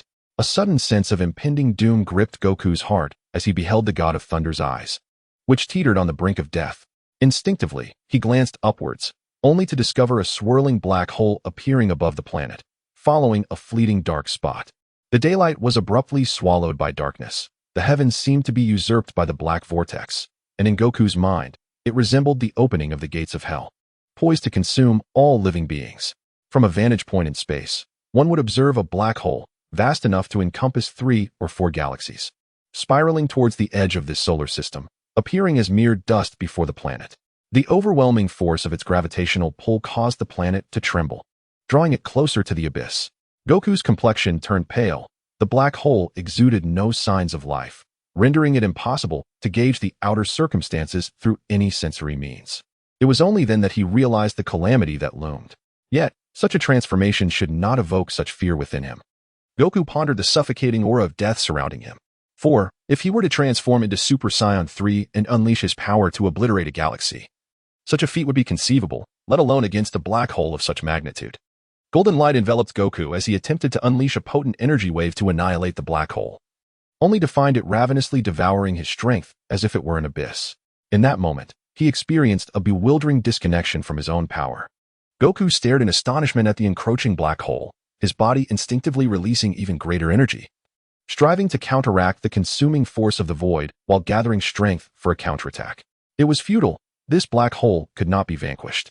The God of Thunder regarded Goku's futile struggle with the bemusement one might reserve for an ant challenging an elephant. Darkness enveloped the world, and the inhabitants of the planet were finally shrouded in the terror of death, fleeing in panic. Some devout souls believing that the advent of the apocalypse was the ultimate judgment for the world's sins. What is happening? One man cried out, having witnessed eclipses before, yet unable to comprehend the extraordinary scene unfolding before him. Was that an earthquake? Another shouted in terror. No, look. A massive black vortex has appeared in the sky. Is it a black hole? A third person, after careful observation, finally discerned the bizarre occurrence above. What? A black hole? Are we to be annihilated? Panic escalated among the crowd. The king exclaimed, "Alas, a black hole approaches." As he gazed at the ominous vortex above, his lips quivered in trepidation. Is this how our fate meets its demise? The king pondered, having once believed that peril could be averted, only to find himself in this almost despairing moment. No. I cannot allow the people of this planet to be devoured by the black hole. Goku clenched his fists, sensing the terror of those below, while simultaneously channeling energy within himself. The black hole, having absorbed some of his strength, grew even more formidable, its gravitational pull intensifying severfold. I need greater power, Goku roared, unwilling to succumb to such annihilation. He understood that if he could merely teleport away from the black hole, he would remain unscathed. Yet, he could not, and would not, abandon the innocent. As images of the terrified crowd flashed through his mind, a thunderous primal roar erupted from Goku's core. In an instant, his eyes blazed with golden fire. An immense and unmatched force surged forth, escalating his strength exponentially. Feeling the overwhelming pull and the explosive power within him, Goku resolutely endured the pain, continuously amplifying his might. At a critical juncture, a brilliant golden light enveloped him, and the pent-up energy erupted in a cataclysmic explosion. With a resounding boom, Goku transformed once more, revealing his Super Saiyan 4 form. A dominant force, surpassing any previous Super Saiyan 4 transformation, radiated from him. As he severed the black hole's devouring grip, Goku gathered his hands into the familiar stance for the Kamehameha wave. Tenfold. Kamehameha. His voice resonated through the cosmos, unleashing a blinding brilliance that forced the black hole's advance to halt. What? Is that truly him? His form has entirely transformed. The Thunder God, staggered by Goku's aura, coughed blood in astonishment as he beheld the magnificent figure before him. Goku finally unleashed his formidable power, sending the crimson energy directly towards the heart of the black hole. Shattering the stalemate, the black hole spun menacingly, while the red energy surged forth, vanishing into its depths in the blink of an eye. There was no cataclysmic explosion nor resounding echoes in the void. Only a profound silence ensued. Everything fell silent, as the black hole lingered in the cosmos where sound waves could not travel. Both Goku and the Thunder God fixated on the suddenly motionless black hole, awaiting the final revelation. 1 breath, 2 breaths, 3 breaths, 4 breaths. Time flowed slowly. Suddenly, the once still black hole stirred slightly, only to cease its motion once more. Then, a burst of red light erupted forth, and the black hole expanded rapidly before ultimately exploding. It vanished completely. As Wukong beheld this scene, he finally descended with a sense of relief, his golden radiance gradually dissipating. What? He could actually obliterate that black hole? Who on earth is he? He claimed to be a human from Earth, and bore a tail reminiscent of that colossal ape. Could it be that he is the legendary Super Saiyan? Ha ha ha, Saiyan. The Thunder God, devoid of words, was struck by an unimaginable backlash at the moment the black hole was annihilated. In the fleeting remnants of his breath, he pondered, ultimately succumbing to a roar filled with resentment. Cough, cough, cough. Wukong, panting heavily, had reverted to his normal state, wearily seated upon the ground. Wukong, Wei, accompanied by the king, flew over with a smile. Wukong responded with a victorious gesture, smiling as he lay back on the ground. Chapter 9. Testing the waters. A space apart, the earlier figure clad in black wore a grim expression, reclining in his chair as he coldly surveyed the kneeling subordinates below. His white pupils glimmered like 2 razor-sharp blades, instilling fear in those of lesser rank. Where exactly did Mero go? The black-clad figure inquired icily, a hint of anger lacing his tone. He was Sharo. At his words, the hearts of all present sank, their bodies trembling more violently, yet none dared to respond. Useless. Sharo had always operated independently, unyielding to anyone's control, except for that one individual. In his eyes, he possessed boundless power, revered as the god of war in the demon realm, who once single-handedly withstood all forces of righteousness. Now, having been repeatedly directed by Mero, his simmering fury could no longer be concealed.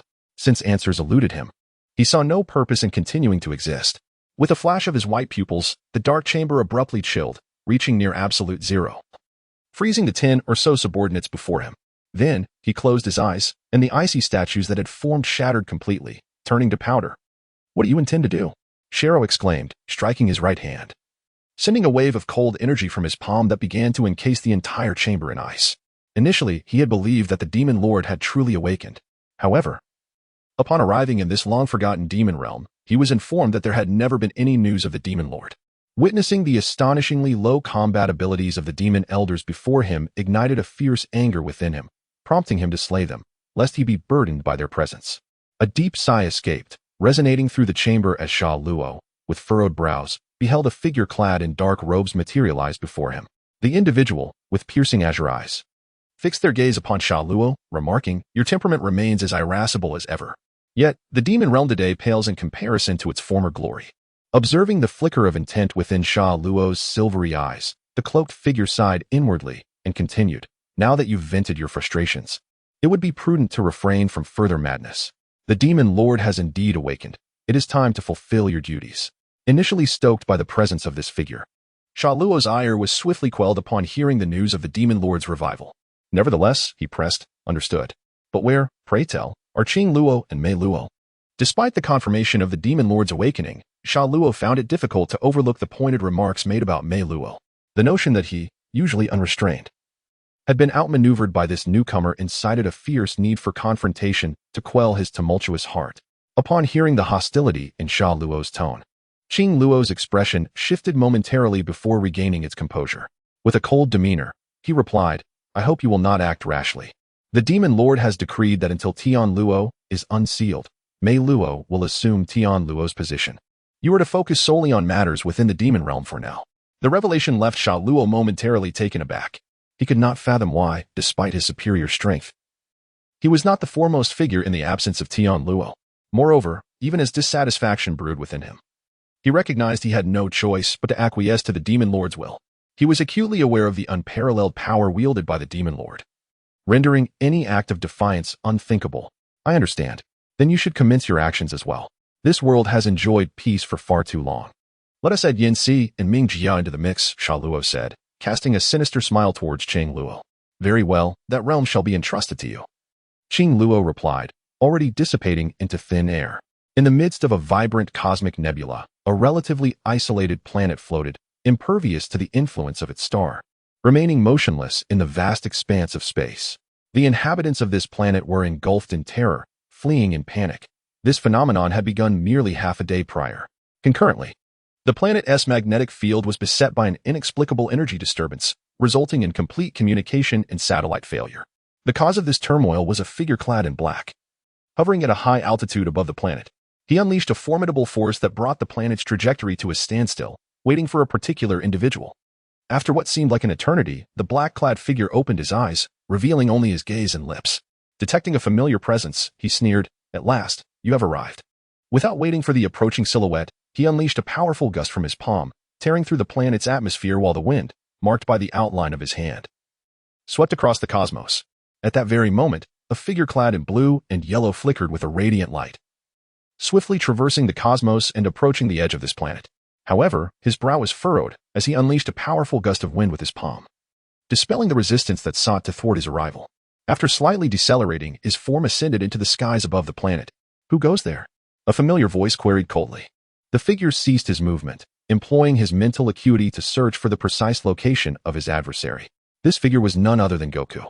He intended to utilize instant transmission to catch up with Gohan, but the vast distance necessitated multiple uses of this technique to close the gap.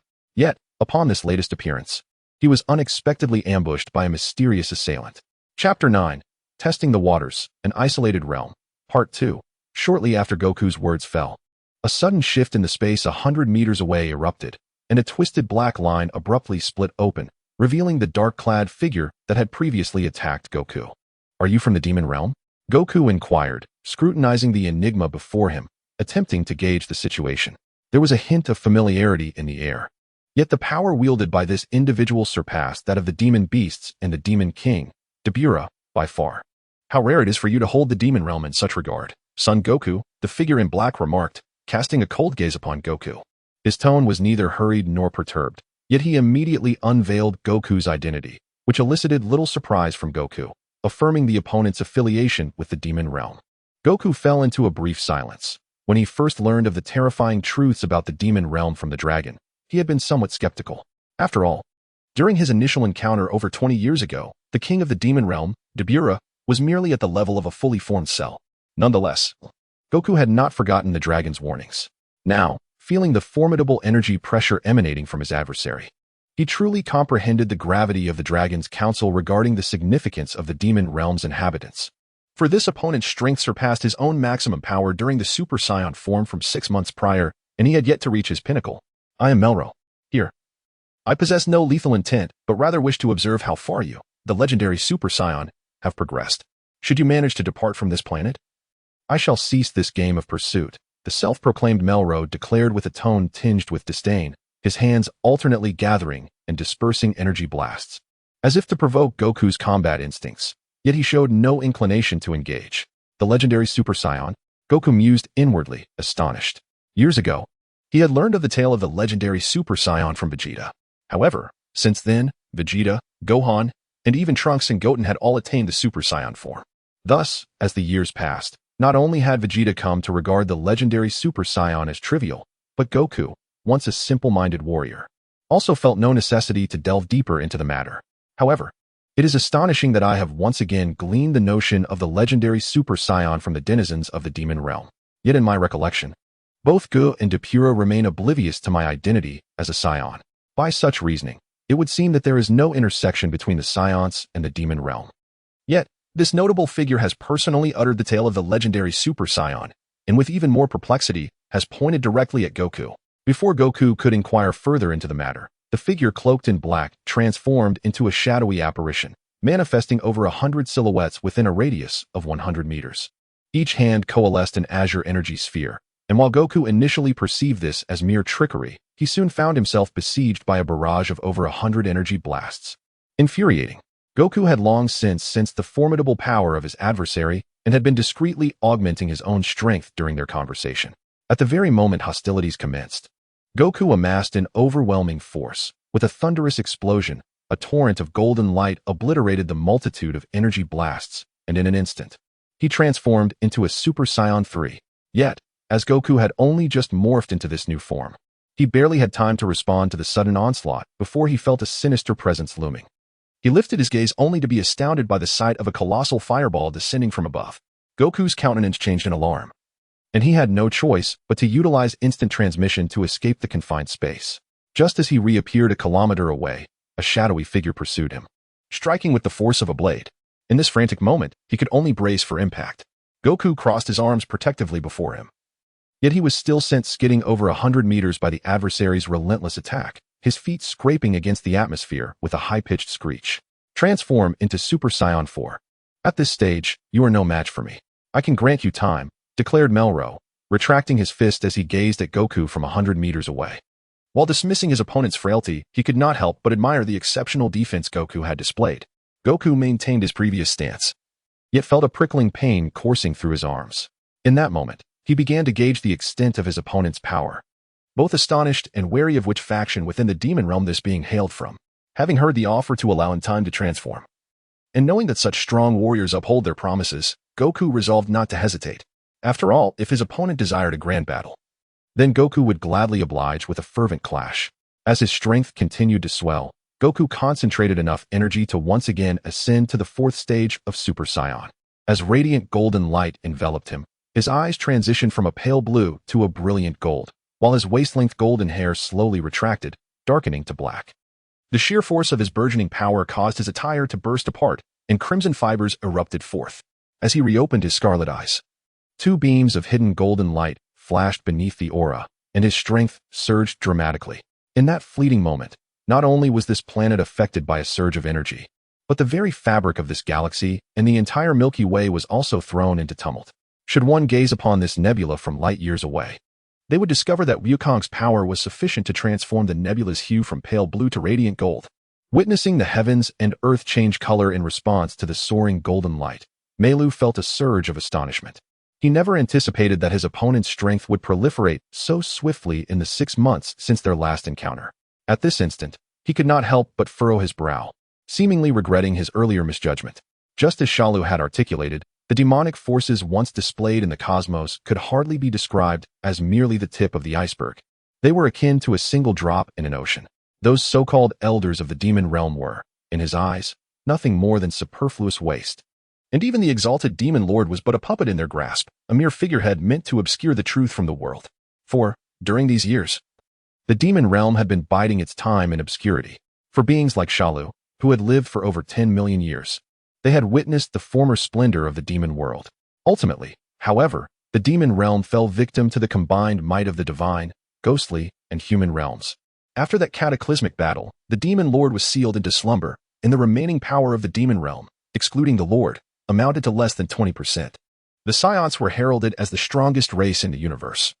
A fact not only acknowledged within the cosmos, but also one that instilled dread in the hearts of true denizens of the demon realm upon hearing the term. For this formidable legend was indeed recognized by the demon world itself.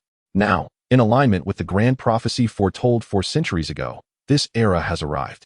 It is not merely the Namekians who have glimpsed fragments of the future through their grand prophetic arts, for the demon realm also possessed similar prophecies in ancient times.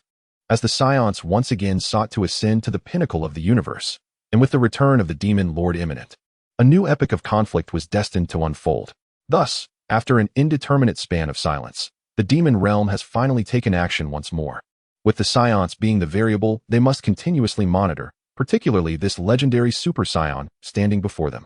Chapter 9. Testing the waters isolated from the world, Part 3. With the winds howling fiercely, the immense power unleashed by Wukong upon achieving Super Saiyan 4 was astonishing. As if the very air was ignited by the released energy, emitting a cacophony of screams. Likewise, upon transforming into Super Saiyan 4, Wukong experienced a shift in his emotions.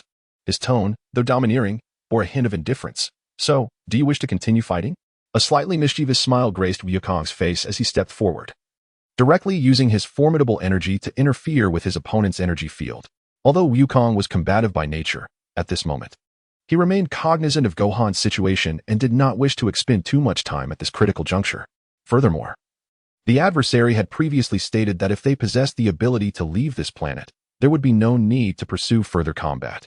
Thus, with Wukong surpassing his opponent's strength, he confidently concluded that this playful skirmish ought to come to an end. Stimulated by Wukong's taunting remarks, Meluo appeared to chuckle lightly while shaking his shoulders. However, he refrained from responding verbally, instead channeling his energies to enhance his own power as an indirect reply. Oh! Wukong gazed at him in mild surprise, but having decided to transform into Super Saiyan 4, he was unwilling to squander any more time. Observing Meluo's unwavering combat stance ignited Wukong's competitive spirit. Suddenly unleashing formidable energy, Meluo extended his hands. His left emanated a somber glow while his right radiated a fiery golden aura. Without Wukong comprehending the unfolding scenario, Meluo summoned a wind dragon and a flame dragon from the energies of heaven and earth. Wukong's brow twitched slightly as he displayed a faint smile, watching the 2 dragon-shaped energy attacks hurtling toward him. In an instant, he dispersed into a myriad of light and reappeared beside the head of the wind dragon, delivering a powerful punch that shattered its jaw. The immense force destabilized the wind dragon, causing it to collide with the flame dragon, resulting in a spectacular explosion of colors. This surge of energy, though potent, had no effect on Super Saiyan 4 Wukong.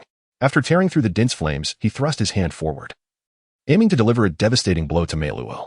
Although Meluo struggled to discern Wukong's figure, he managed to track Wukong's movements through the pressure of his aura. As Wukong materialized before him, Meluo retaliated with a punch of his own. Their fists collided with a resounding impact, unleashing a more intense shockwave that sent both combatants reeling. Yet, while Wukong staggered back a few steps, Meluo was propelled backward nearly 10 yards, finally coming to a halt, his right hand throbbing with pain from the clash.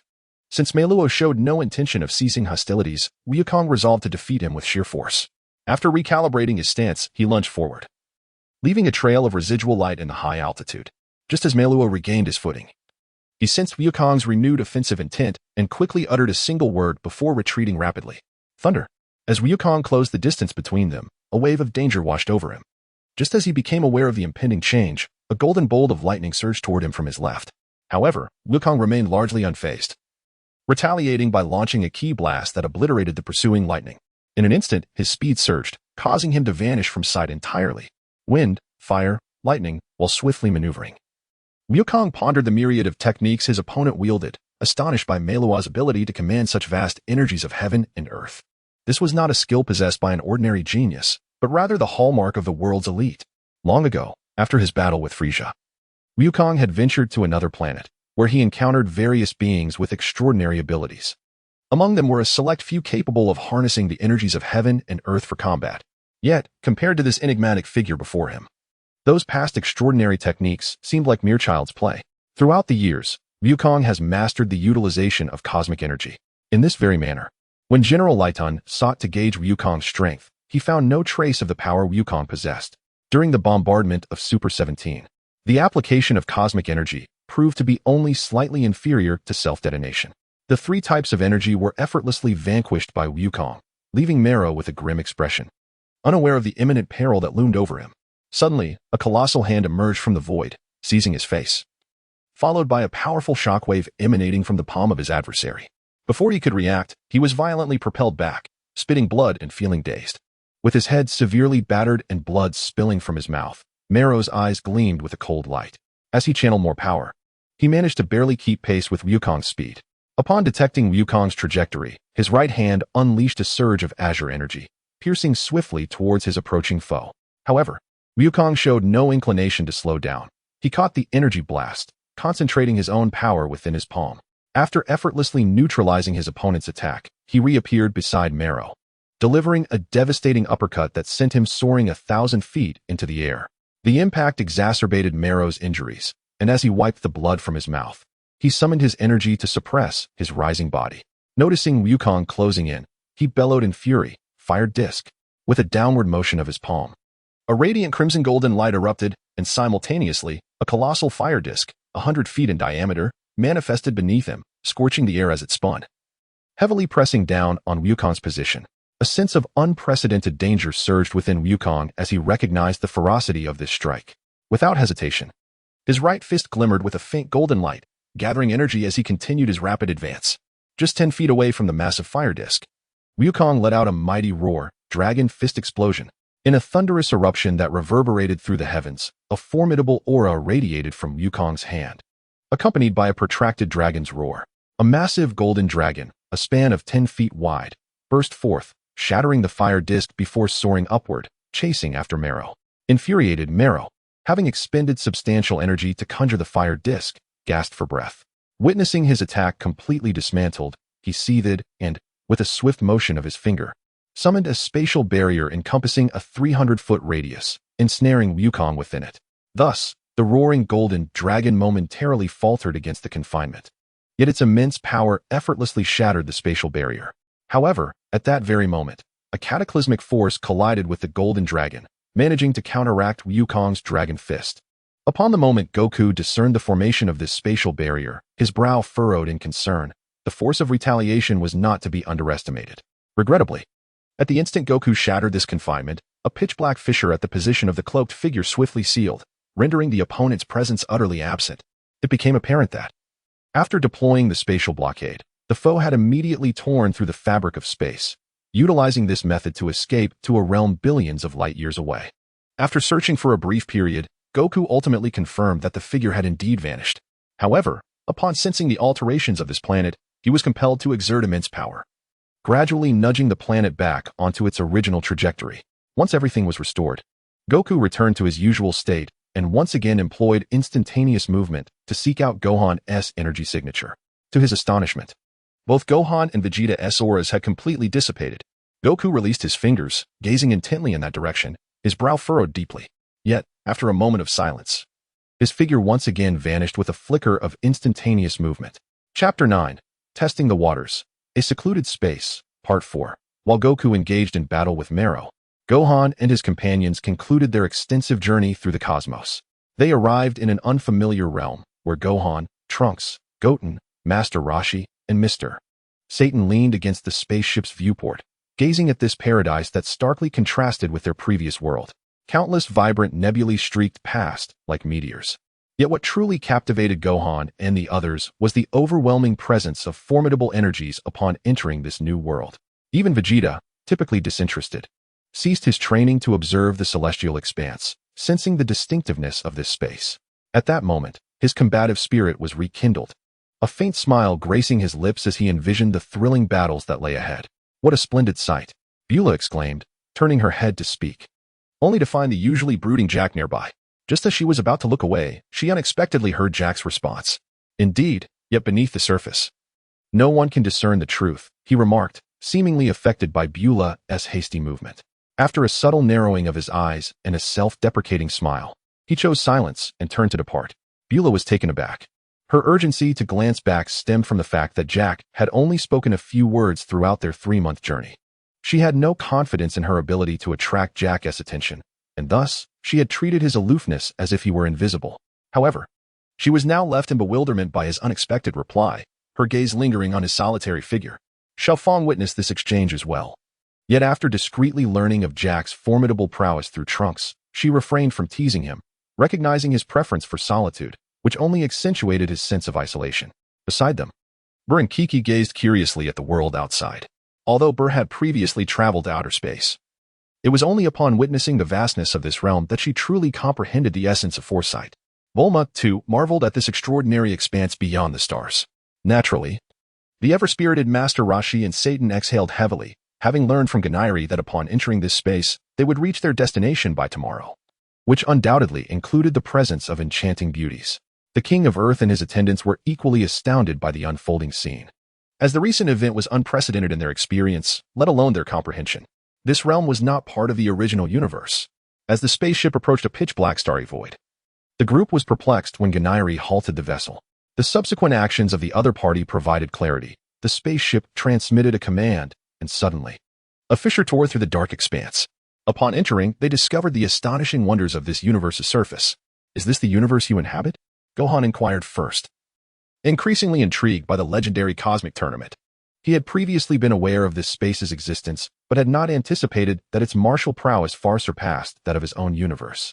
Ganairi, understanding Gohan's character, noted a subtle divergence between the information he possessed and Gohan's current demeanor, a shift stemming from Gohan's subconscious evolution. After all, in the absence of Goku, he bore the weight of his father's responsibilities, tasked with safeguarding Earth and protecting his loved ones. With a gentle smile, Ganairi responded, "In truth, this is the inner universe, while your world is the outer universe. Long ago, these two realms were once a singular cosmic entity. However, in ancient times, a cataclysm occurred, splitting our universe into two. There are notable differences between them, which my father will elucidate for you." Upon hearing this revelation, Gohan and Vegeta were not the only ones captivated. Even OOB, Trunks, and Goten were taken aback by his words. Noticing the slight shift in their expressions, Ganairi recognized the profound implications of the cataclysm.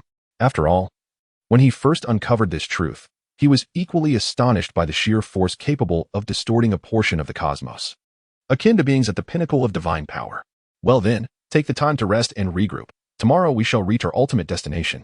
After 3 months of travel, you all deserve a respite, Ganairi replied courteously, his gaze sweeping over the group as he reminded them that this journey was nearing its conclusion.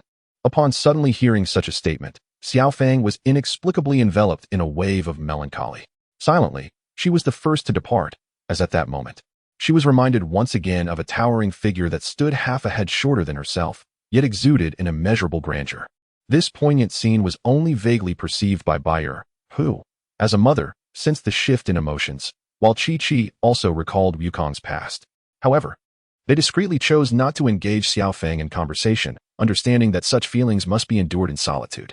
Just as the crowd began to disperse, a hurried figure rushed in, coming to a halt upon spotting Jenny Li standing attentively in wait.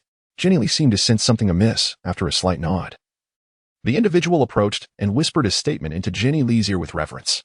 Upon hearing the report, Jenny Li's expression momentarily changed before quickly regaining composure, responding, "Organize the data. I will be there shortly." After a moment of silence, he sighed softly and proceeded towards the reconnaissance room. When did this incident occur? And what specific star system is involved? Jenny Li inquired, his demeanor shifting from relaxed to serious, his eyes gleaming with determination as he entered the room.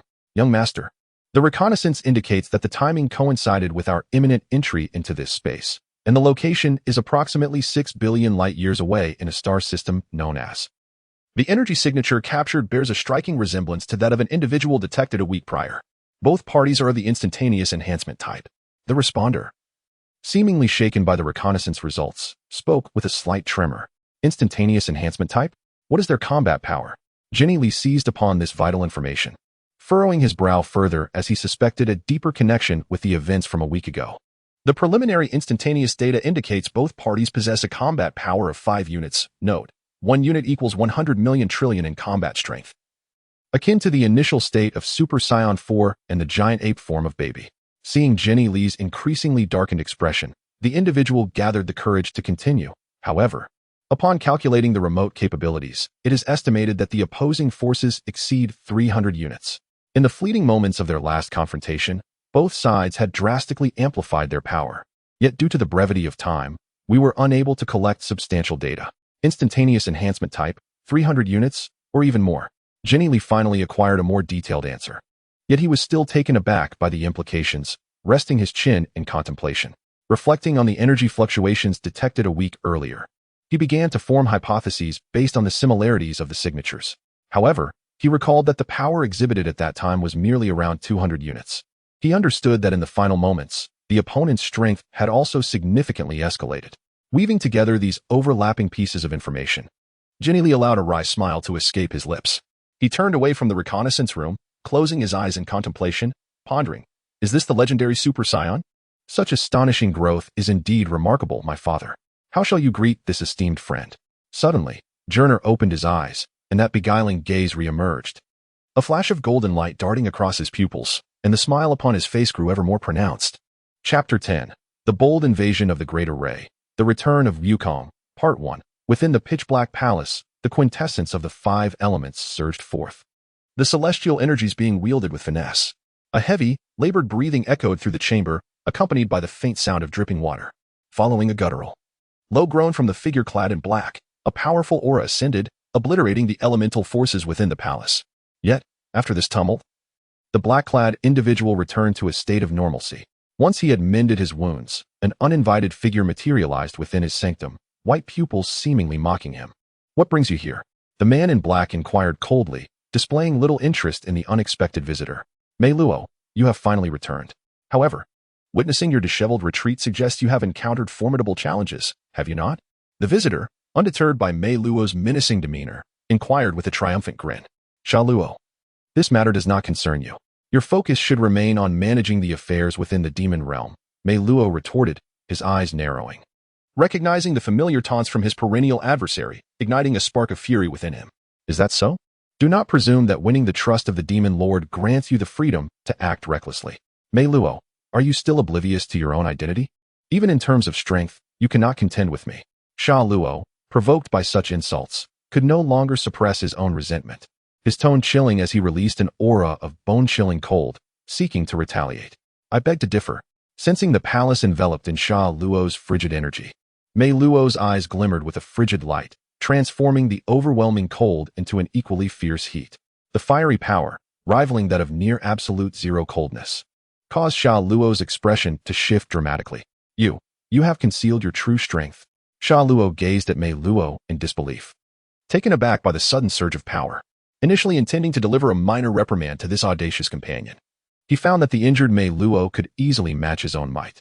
"Though you have lived far longer than I hope you understand that strength and talent are not measured solely by the passage of time." Mei Luo waved his hand lightly, his released fire energy obliterating the encroaching cold. He coldly responded to Sha Luo, fully aware that the latter remained in a severely injured state. After the great battle of yesteryears, Sha Luo had only regained a fraction of his former power, perhaps 1/10 or 1/12 of his peak. If they were to engage in combat at full strength, Mei Luo would still find himself at a slight disadvantage. Left speechless, Sha Luo could only remain silent, glaring fiercely at the figure before him. It seems that some thoughts crossed Mero's mind as he spoke up. "Allow me to clarify, without the command of the Dark Lord. I sincerely hope you will reconsider the plan for the demon realm to launch an assault on Earth during this desolate period. I must remind you of one crucial detail. I recently encountered that monkey." Upon hearing this statement, Shero instinctively grasped the underlying implications, his eyes widening in shock as he hesitantly inquired, "Could it be that your injury is?" Before Shero could finish his question, Mero nodded and interrupted, continuing, "Although we were merely testing each other, based on my assessment, I do not stand a chance against him. Not even you, in your prime, could triumph over him now." The weight of Mero's words drained the color from Shero's face. Upon his return to the demon realm, he had learned of the cosmic changes that transpired over the past 4 centuries. What astonished him the most was the resurgence of the once-declined Saiyans, who, after the brink of extinction, were now ascending to glory once more. The rate at which Sun Wukong had grown was beyond his comprehension.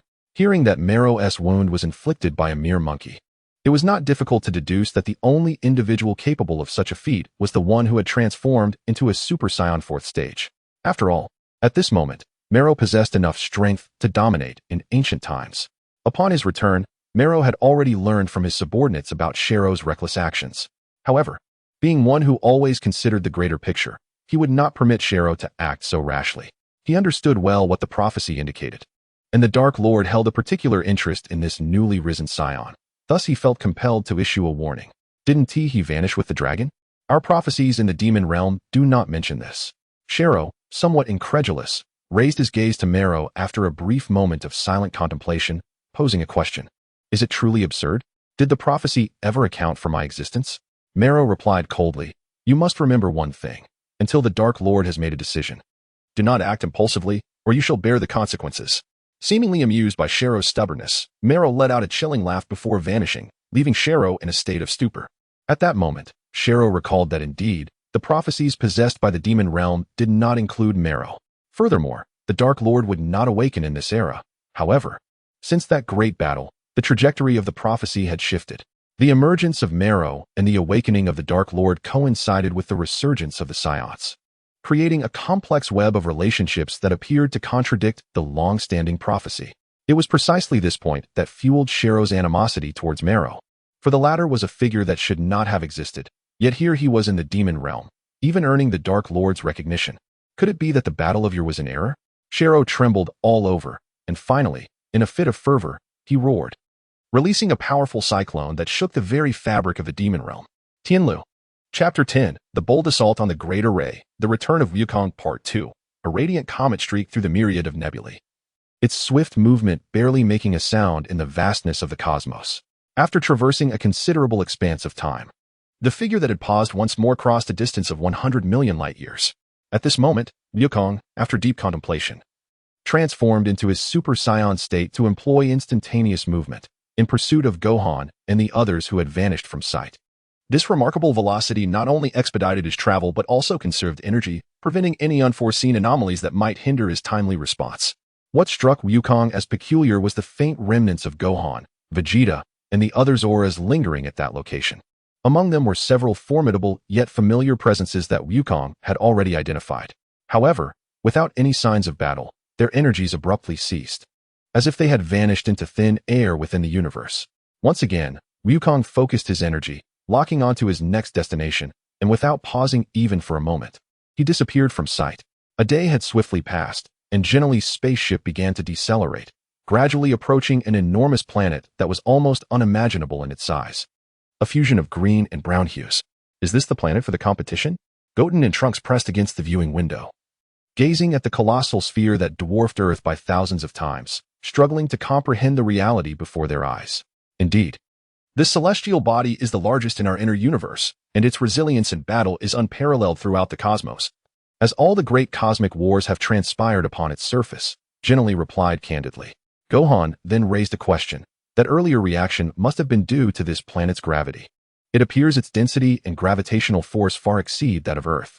The fissures on the planet are likely remnants of past battles. I presume that aside from competitions, many come here to train regularly, correct? Vegeta interjected, hands on his hips, keenly observing the details. Geneli smiled but did not answer, seemingly acquiescing to the implication. Meanwhile Zik, gazing at the planet, sighed, lost in thought, adopting an air of indifference. Next to him, Rake had fully recovered but seemed to harbor some resentment towards Gohan.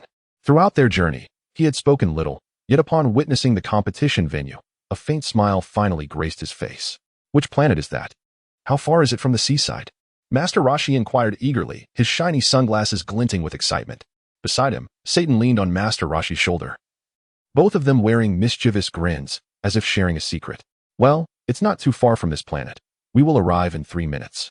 And the seaside is quite near, Geneli responded somewhat awkwardly, having grown accustomed to the quirks of these two characters over time, yet still maintaining a polite demeanor. The king was momentarily taken aback by the unexpected behavior of the typically imposing Mr. Satan, while the guard behind him regarded the situation with disdainful arrogance. There was no need for anyone to engage with this insufferably ignorant guard. Outwardly, he looked down upon them, yet privately, they all held him in contempt. Xiao Feng noticed his haughty demeanor and, in her youthful impulsiveness, felt a strong urge to confront him. However, she restrained her anger, choosing instead to maintain her composure and respond with a cool glance towards the arrogant individual. Beulah was aware of the conniving thoughts shared among them and could only sigh in resignation, raising her hands in a gesture of helplessness. Bayer, blushing with embarrassment, lowered her gaze, silently cursing her father's lecherous nature. Chi-Chi and Buma refrained from commenting, having been subjected to Rashi's advances in their youth. They had long since seen through such antics and chose not to disdain them, recognizing that these two were unlikely to change their inherent nature, rendering any display of disdain unnecessary. Before the vast, inky expanse of the starry sky, a faint golden light flickered, revealing a solitary figure, Goku. He gazed into the unfathomable darkness of the cosmos, utilizing a protective shield to sustain his oxygen supply, allowing him to linger momentarily in space. However, he found himself bewildered by the scene before him. Having tracked the energy signatures of Gohan and Vegeta, he was puzzled to discover the emptiness of this space. Even when he had attempted to probe the endless void with instant transmission, it wasn't until he reached a billion light-years away that he sensed any signs of life, suggesting that Gohan and the others had indeed lingered here until the very last moment. Furrowing his brow in contemplation, Goku detected no anomalies. In a moment of exasperation, he cautiously unleashed a ki blast with his right hand, intending to disturb the mysterious space ahead. However, at that instant, a shocking phenomenon occurred.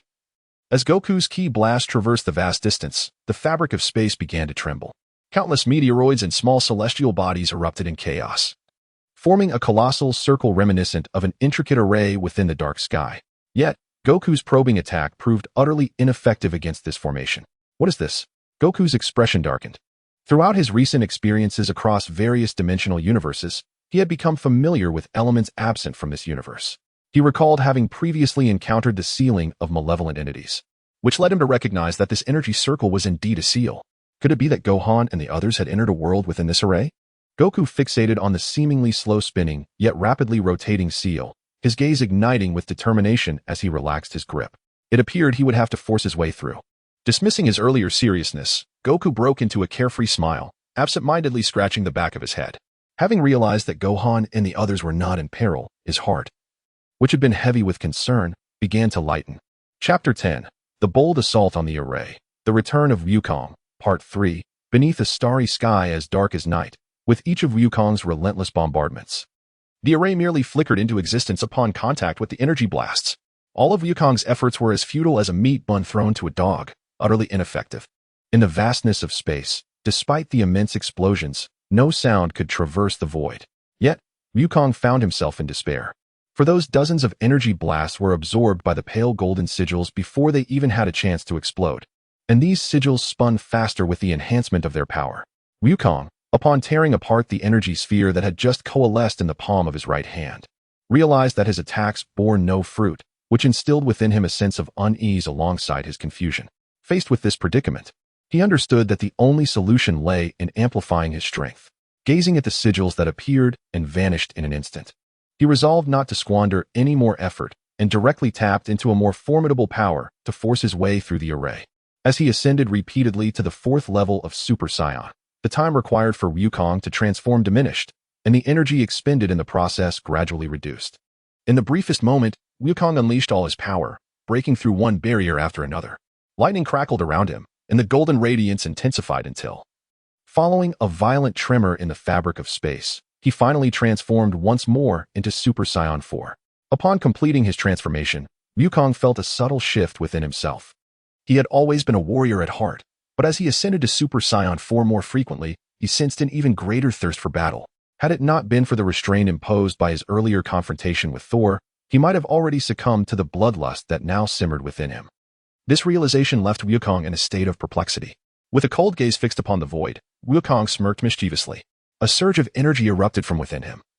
And at the moment he identified the critical point in the array's activation amidst the chaos, he unleashed the power he had meticulously amassed. Tenfold Kamehameha. Having discerned a flaw in the array during his earlier bombardment, namely, that the rotation of the sigils slowed as they absorbed increasing external energy, Wukong seized the moment.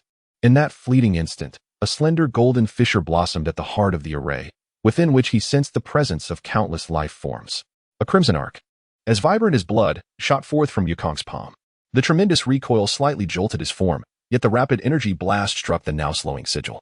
The golden threads reappeared under the tremendous force of the tenfold Kamehameha, and the fissure, once as thin as a hair, abruptly widened to over 100 meters in length and more than a yard in width, revealing a scene within that was shrouded in darkness. As the formation was forcefully breached, a formidable golden energy burst forth from the dark crack, aimed directly at the one who shattered the array, Wukong. At that very moment, Gohan and the others disembarked from their spaceship. Since their arrival in this peculiar realm, Oob had been feeling somewhat dizzy. The instant his foot touched the ground, an invisible force surged from deep within him, a violent energy that abruptly intensified and then vanished. This transformation went unnoticed by anyone, and even Oob himself merely experienced a fleeting darkness before dismissing it as mere acclimatization issues. As Gohan and Vegeta stood upon the earth, they suddenly felt a tremor beneath them. Realizing something was amiss, they gazed up at the starry sky, only to find that numerous celestial bodies were quaking. A change in the heavens? Gohan and his companions were taken aback, while Jinirai's expression shifted dramatically before he recalled something and smiled knowingly. However, both Jeek and Lake stared in astonishment at the sky, as it was not just Gohan and his group who sensed the disturbance. They too felt the tremors throughout this space. Gradually, it became evident that the awareness of this upheaval extended beyond Jinirai and Gohan's group. Many fighters within this realm sensed the earth-shaking changes, channeling their energy into spiritual awareness to probe the causality behind it all. Gohan and Vegeta's expressions darkened. But upon witnessing Jeek and Lake's reactions, they too recognized that such an occurrence was beyond their expectations and did not attribute it to any petty schemes. Clearly, the individual capable of causing such upheaval was no ordinary being. While everyone speculated about the instigator, a colossal seal materialized at the edge of this cosmic expanse. Even from a distance, Gohan could discern the massive red disc-like imprint, emanating a presence so powerful that it left most fighters breathless, as this overwhelming aura was felt. Jinirai's complexion shifted once more, Jeek's keen gaze remained fixed ahead, and Lake was momentarily stunned by this sudden surge of strength. Amidst the collective astonishment, Gohan and his companions were gripped by an even greater shock, a stirring excitement that resonated within their very souls. For they recognized that presence, it was an extraordinarily familiar aura. Grandfather. It truly is grandfather. After a moment of stunned silence, it was Xiao Fong who first broke the stillness with an exuberant cry. Her shoulders trembled as she shouted, quickly covering her mouth, tears cascading down her cheeks, unrestrained and joyful, leaving trails of moisture on her delicate face. Hearing her words, Jeek's expression shifted again, while Lake's countenance turned pale with disbelief. He understood precisely who Xiao Fong referred to as grandfather. Yet he could scarcely believe that the figure who had been missing for over half a year would reemerge, exuding such an overwhelming presence as if to dominate the very realm itself. Initially unsettled, Chi-Chi, Bulma, and Satan were taken aback by Xiao Fong's exuberant exclamation, which revealed that the catalyst for this astonishing transformation was none other than Goku. However, disbelief lingered in the air as their gazes shifted to the equally astonished Gohan. Noticing their attention, Gohan's eyes glistened with moisture as he nodded affirmatively, uttering, "It truly is Dad." With this confirmation, Chi-Chi could no longer contain her tears, choking back sobs. After years of waiting for Goku's return, she had resigned herself to the worst, especially given that Gohan and Goten often wore forced smiles in his absence. Yet now, she was informed that Goku had indeed returned. "Kakarot, you have finally come back." Vegeta, turning slightly, felt a sense of relief upon recognizing the formidable aura belonging to Goku. However, upon sensing the overwhelming power that eclipsed even that of Super Saiyan 4, Vegeta was left with a sense of frustration. After all, he had cultivated confidence over the past 6 months, believing he had surpassed the Goku who first ascended to Super Saiyan 4, only to have that belief shattered in an instant. Nevertheless, Vegeta's aspirations had shifted. He no longer sought to surpass Goku, but aimed to become the foremost warrior following Goku's transformation. This ambition, while immensely challenging, was rooted in his pride and tenacity. Outside the formation, Goku had already discerned the secret behind the fissure, refraining from probing directly as it tore open. Observing the barrage of golden light, he awaited the opportune moment to breach the array. With a sudden, forceful motion, he unleashed a colossal golden dragon, utilizing the Dragon Fist technique to obliterate the final defenses of the ceiling formation.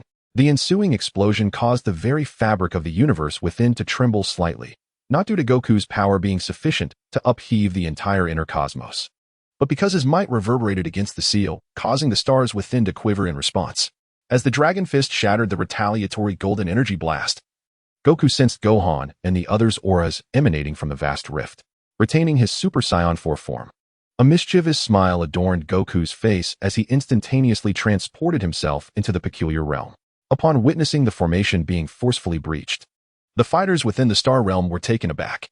In a flash, after traversing millions of light years like a golden meteor, Goku's figure appeared resolutely on the planet where Gohan and the others resided. The familiar silhouette, adorned with crimson hair and long black locks, elicited joyful smiles from the onlookers. The man laughed heartily, declaring, "I have returned." Chapter 10, The Bold Assault on the Formation, The Return of Goku, Part 4. As they beheld the unmistakably familiar figure before them, everyone experienced a surreal sensation. As if fearing this was a beautiful nightmare, many shaking their heads vigorously. Struggling to suppress their tears, they nonetheless recognized the signature smile of the individual before them. For a moment, everyone present fell into silence. In the brief span of less than a year apart, it felt as if they had endured a lifetime of waiting. They had believed they lost Goku, yet now he stood before them, undeniably real. Goku seemed to sense the unusual atmosphere. Nevertheless, he first winked at Vegeta, signaling him, and then cheerfully remarked, "What's wrong? Is my presence unwelcome?" "Welcome back," Master Roshi greeted him, his excited form obscured by sunglasses, yet his eyes glistened with moisture. And his voice trembled slightly. Following Master Roshi's initial greeting, the younger ones gently wiped away their tears, nodding and smiling. "Welcome back." "Haha, thank you." Goku laughed heartily. And at that moment, he relinquished his power, his body shimmering in a gentle golden light before returning to its normal state, that familiar yet robust figure. "Grandpa, is it really you? You've truly returned. I'm so happy," Xiao Fang exclaimed, rushing towards him, her eyes glistening with tears as she playfully pouted. Doubting the reality before her, she blinked, yet the imposing figure before her indeed mirrored the familiar silhouette from many years ago, and the essence remained unchanged. Chi-Chi, too, approached with excitement, gently embracing Goku. Tears streamed down her cheeks as she choked out, "Goku, you're finally back. Do you know how worried I was? I was truly afraid you wouldn't return. I promise I won't bully you anymore." Taken aback by her words, Goku touched his nose in astonishment, recalling how Chi-Chi had expressed such sentiments numerous times in the past. Yet, to this day, she was still as fierce as ever. A habit that had persisted since Gohan's birth. Goku adopted a more serious demeanor, tilting his head and asking Chi-Chi with a sidelong glance, "Really?" "Yes." Chi-Chi affirmed with a nod. At this moment, the rest of the group gathered around Goku, even Vegeta, who, despite his aloofness, merely nodded in acknowledgement, signaling his understanding of the situation. Goku returned the gesture with a knowing smile. "Yes, I have returned." Goku's gentle gaze rested upon Xiao Fang and Chi-Chi, his large hands caressing their hair. "Grandpa, how could you have come back? Didn't you say your body was gradually settling?" Xiao Fang looked up at the towering Goku, only just noticing that he had returned to his adult stature, which made her feel somewhat petulant. "Well, I'm not entirely sure of the details, but Shinron said it was best for me to revert to my original form, and I had to pester him for quite some time to bring me back," Goku replied, playfully pinching her slightly pouting cheek. He was aware of the importance of what Shinron had conveyed, yet refrained from divulging the entire truth, especially since he had already spotted the figures of Jinyu and his comrades. Those with a hint of knowledge understood that Goku had chosen not to reveal the truth, yet they had no reason to press him for answers. "Will Grandpa never leave us again, right?" Xiao Fang broke free from Wukong's grasp and tightly embraced him, her eager eyes pleading for affirmation. "Yes, he will not leave us again." After a moment of silence, Wukong gently patted her head with his other hand. "If that's the case, why didn't you return sooner?" The warm scene abruptly vanished as the previously timid Chi-Chi gripped her trembling hands tightly, the sound of her bones cracking echoing in the air, before unexpectedly striking Wukong's head with a forceful blow that resounded sharply. Caught off guard, Wukong winced in pain, baring his teeth in a grimace, and looked up at his capricious wife with a hint of grievance. "Huh." Everyone was taken aback, while Wukong instinctively cradled his head, tears glistening in his eyes. He complained, "What was that for, Chi-Chi?" His gaze reflected apprehension as he regarded his fiery wife. "Humph, what do you think?" Chi-Chi turned her head away, deliberately avoiding Wukong's gaze, and boldly interrogated, "Since the dragon is so easily summoned, why didn't you come back sooner? You made me worry for nothing." "Huh? I'm telling the truth. It took a considerable amount of persuasion for the dragon to make that decision," Wukong replied, rubbing his head with a sense of injustice. Chi-Chi, still unyielding, was aware of Wukong's deception but reveled in the role-play nonetheless. Her fierce demeanor left everyone in shock, especially Vegeta, who widened his eyes in disbelief at how the universe's strongest warrior could be so cowed. Despite it all, Wukong could only smile ruefully, as if he had anticipated this outcome all along. Chi-Chi's sweet talk was not to be trusted. Mere moments had passed since her previous promises, and they had already been cast aside. The others exchanged knowing smiles. Unbeknownst to them, in a corner, Jenny silently observed Wukong. Uncle Wukong, did the Dragon Balls and the dragon return with you?" Trunks inquired, stepping forward. "No, I returned alone. Before I came back, the dragon restored my original form." Wukong replied candidly, deliberately omitting the fact that the Dragon Balls had fused with his being. "Yes, that was a wise decision.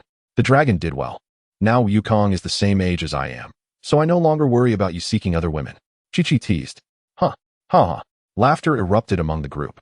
While Chi-Chi's cheeks flushed, Wukong, still perplexed, continued to scratch his head and laugh alongside them. But why does he look so familiar? I feel like I've seen him somewhere before, the king pondered, gazing at the jovial Wukong lost in thought. Your Majesty, how could you possibly know this commoner? The guard questioned. Wait, he does seem familiar. Who could it be? Ah, I remember. He must be the boy who defeated Demon King Piccolo all those years ago. After some contemplation, the king exclaimed, adjusting his glasses as he scrutinized the robust Wukong, gradually connecting the dots between Wukong's current appearance and that of the young hero from years past. Is it truly impossible? Was he really the savior of that time? The guard questioned, gazing skeptically at the king. The king, fixated on Goku, endeavored to recall the events of that era, exclaiming, he bears an uncanny resemblance, indeed. Very well. Let us ascertain the truth with time. Young master, is it truly him? Is he the legendary Super Saiyan? Rake's body trembled slightly, still awestruck by Goku's earlier aura. Zeke remained silent, yet shifted his gaze to Gurnalai, equally awaiting an answer. It is undoubtedly him. I have not erred in my memory. That was his state during the Ultra Instinct. Gurnalai recalled Goku's transformation, responding with resolute conviction. Yet, does the legend not depict that king as a merciless battle maniac? Rake attempted to inquire, struggling to reconcile the man before him with the starkly different portrayal in the tales. No, you have witnessed it yourself, Rake. Saiyans undergo transformations. And with the surge in power, their emotions can also shift. This is something you should be well aware of from your battle with Gohan.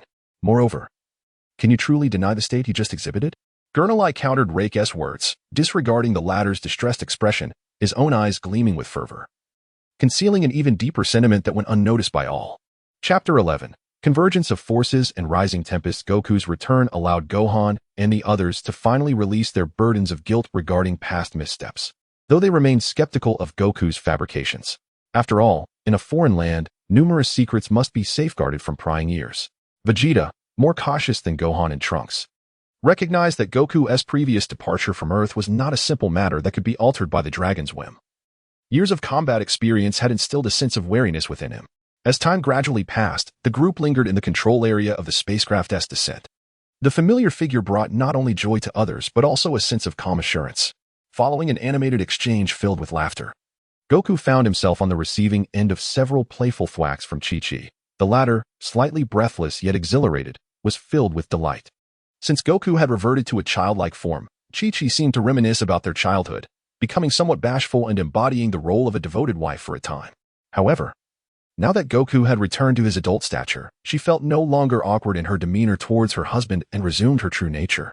Goku, towering nearly 2 meters tall, found it quite enjoyable to receive Chi-Chi's playful reprimands, albeit at the cost of some discomfort.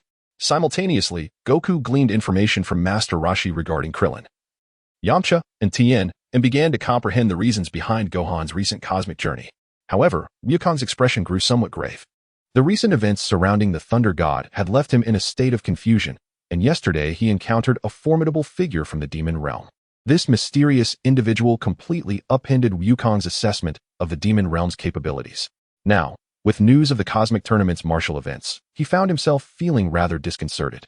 Nevertheless, Wukong was adept at concealing his inner turmoil. He noticed how Jinri's gaze would occasionally linger on him, prompting him to engage in light conversation without revealing any signs of unease. Master Roshi and Satan, too, momentarily set aside their leisure pursuits upon Wukong's return. The former shared a mentor-student bond with him, while the latter had familial ties, both of them acutely aware of Wukong's esteemed position in the hearts of many, rejoicing at his presence. At that very moment, those who had sensed Wukong's overwhelming aura were unable to suppress the cold sweat that trickled down their backs. Yet, just as they were beginning to recover from their astonishment, that dominating power capable of shaking the very fabric of the inner universe vanished in an instant. This spectacle rekindled their curiosity. From millions of light years away, figures began to probe with their senses, only to discover an unusually mundane presence on the main planet. Could it be him? Speculations rippled through the crowd. Among those probing with their senses, many hailed from the inner universe, while others were invited participants in the tournament. Consequently, they were particularly attentive to the influx of external competitors. When Vegeta and his companions arrived, they had already been categorized as competitors. Yet the emergence of another seemingly unremarkable fighter among them led many to question Wukong's identity. This situation arose partly because each time Wukong ascended to Super Saiyan 4, his aura underwent significant transformations. If one was unfamiliar with Wukong's circumstances, it would be nearly impossible to acknowledge that both states belonged to the same individual. Moreover, those brave enough to pursue Wukong's aura were all individuals possessing the ability to claim dominion over their realms. Well aware that there exist extraordinary beings capable of effortlessly manipulating their physical power, instantly enhancing their prowess. Wukong too sensed the multitude of probing auras but chose not to respond, feeling a bit awkward. He sheepishly touched his nose, recalling that his earlier actions had been somewhat excessive. Upon his initial arrival, he had stirred a tempest, and now he felt a twinge of embarrassment. Naturally, those capable of sensing auras understood the chain reactions brought about by the recent cosmic upheaval. Jinri chuckled ruefully, never having anticipated that anyone would so brazenly breach the protective formations to enter. If such an occurrence failed to capture the attention of the masses, then those individuals could hardly claim the mantle of battle enthusiasts. Zack, regaining his composure, shifted his gaze from Wukong to Gohan. And upon witnessing the profound bond between father and son, he seemed to reflect deeply, gazing up at the heavens before closing his eyes. Although Lake lacked a profound understanding of using breath to perceive the existence of his opponent, he was neither blind nor foolish. Upon sensing the tremors that rippled through the entirety of the inner cosmos, he realized that such power was beyond mere imagination. Nevertheless, with a rudimentary grasp of the situation, he discerned that a significant concentration of energy gathered around the main planet, while his consciousness pinpointed its focus on Wukong. This scenario left Lake feeling both apprehensive and unsettled. Chapter 11. A Convergence of Forces, Tempest Rising, Part 2. Similarly, influenced by the Day-S transformation, certain individuals harbored their own thoughts. They refrained from intrusively probing with their energy, instead choosing to meditate in solitude. The magnitude of this power was overwhelming. Yet, was it truly of any utility? An elder, upon receiving a report, finally comprehended the cause behind the recent seismic disturbances. He raised his hand, signaling his subordinates to withdraw, his profound gaze obscuring his true intentions. Accompanied by a sorrowful shake of his head. Elder Ba, should we alter our course? Suddenly, a figure appeared silently in the Elder's study, respectfully inquiring about the Elder's disposition. No need, the Elder replied, though this power belongs to him, we must make sacrifices for the sake of our greater strategy. The events of yesterday have not leaked, have they? His eyes sparkled with intensity as his frail hands lightly struck the table, signifying a resolute decision. Understood. According to Elder Ba's orders, I shall eliminate those in the know. The burly man, while speaking of extermination, momentarily revealed a flicker of inner turmoil in his otherwise steadfast gaze. However, he quickly concealed his emotions, wary of being discovered. Ah, if you must harbor resentment towards me, it is understandable, for your brother is among them, is he not? Fuse? The elder, with keen insight, grasped the young man's thoughts in that fleeting moment of illumination, letting out a long, resigned sigh before continuing. No, the subordinate replied, a hint of anxiety in his voice.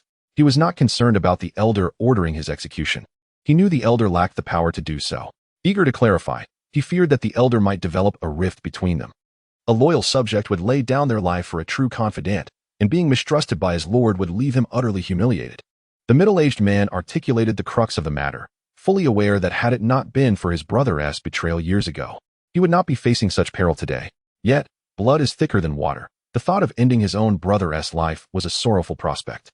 Nonetheless, he chose to align with the elder's decision, recognizing the necessity of prioritizing the greater good. The elder, observing the middle-aged man's demeanor, discerned his genuine sentiments and nodded in satisfaction. This time, he refrained from issuing a lethal command, yet the subordinate executed his task flawlessly, which ultimately earned Fuse the elder's utmost trust. Then you should withdraw and prepare matters. Do not let anyone catch sight of you in these days. Once everything is ready, I shall contact you. Do you understand? The elder took a deep breath, articulating each word with solemnity. Understood, replied Fuzz, accepting the command, his form vanishing as if he had never existed in the room, coming and going with utter silence.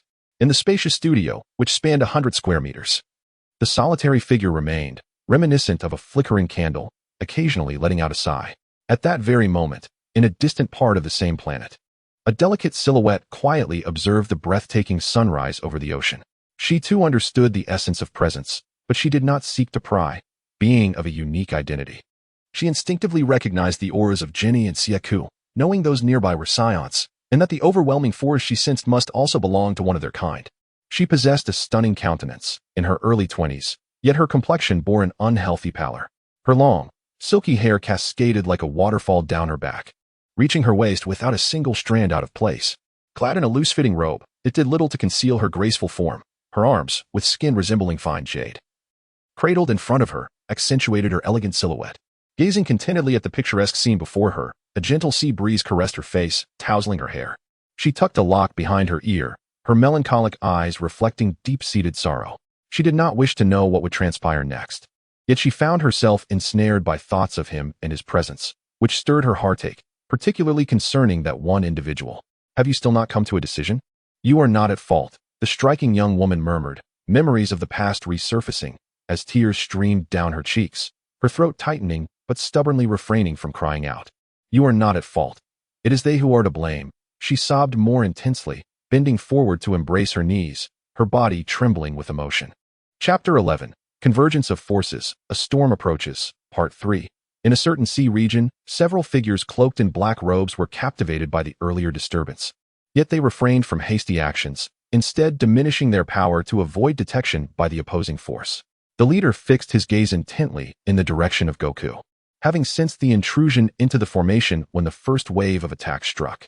What left him in disbelief was the realization that the opposing force possessed the strength to tear a breach in the formation.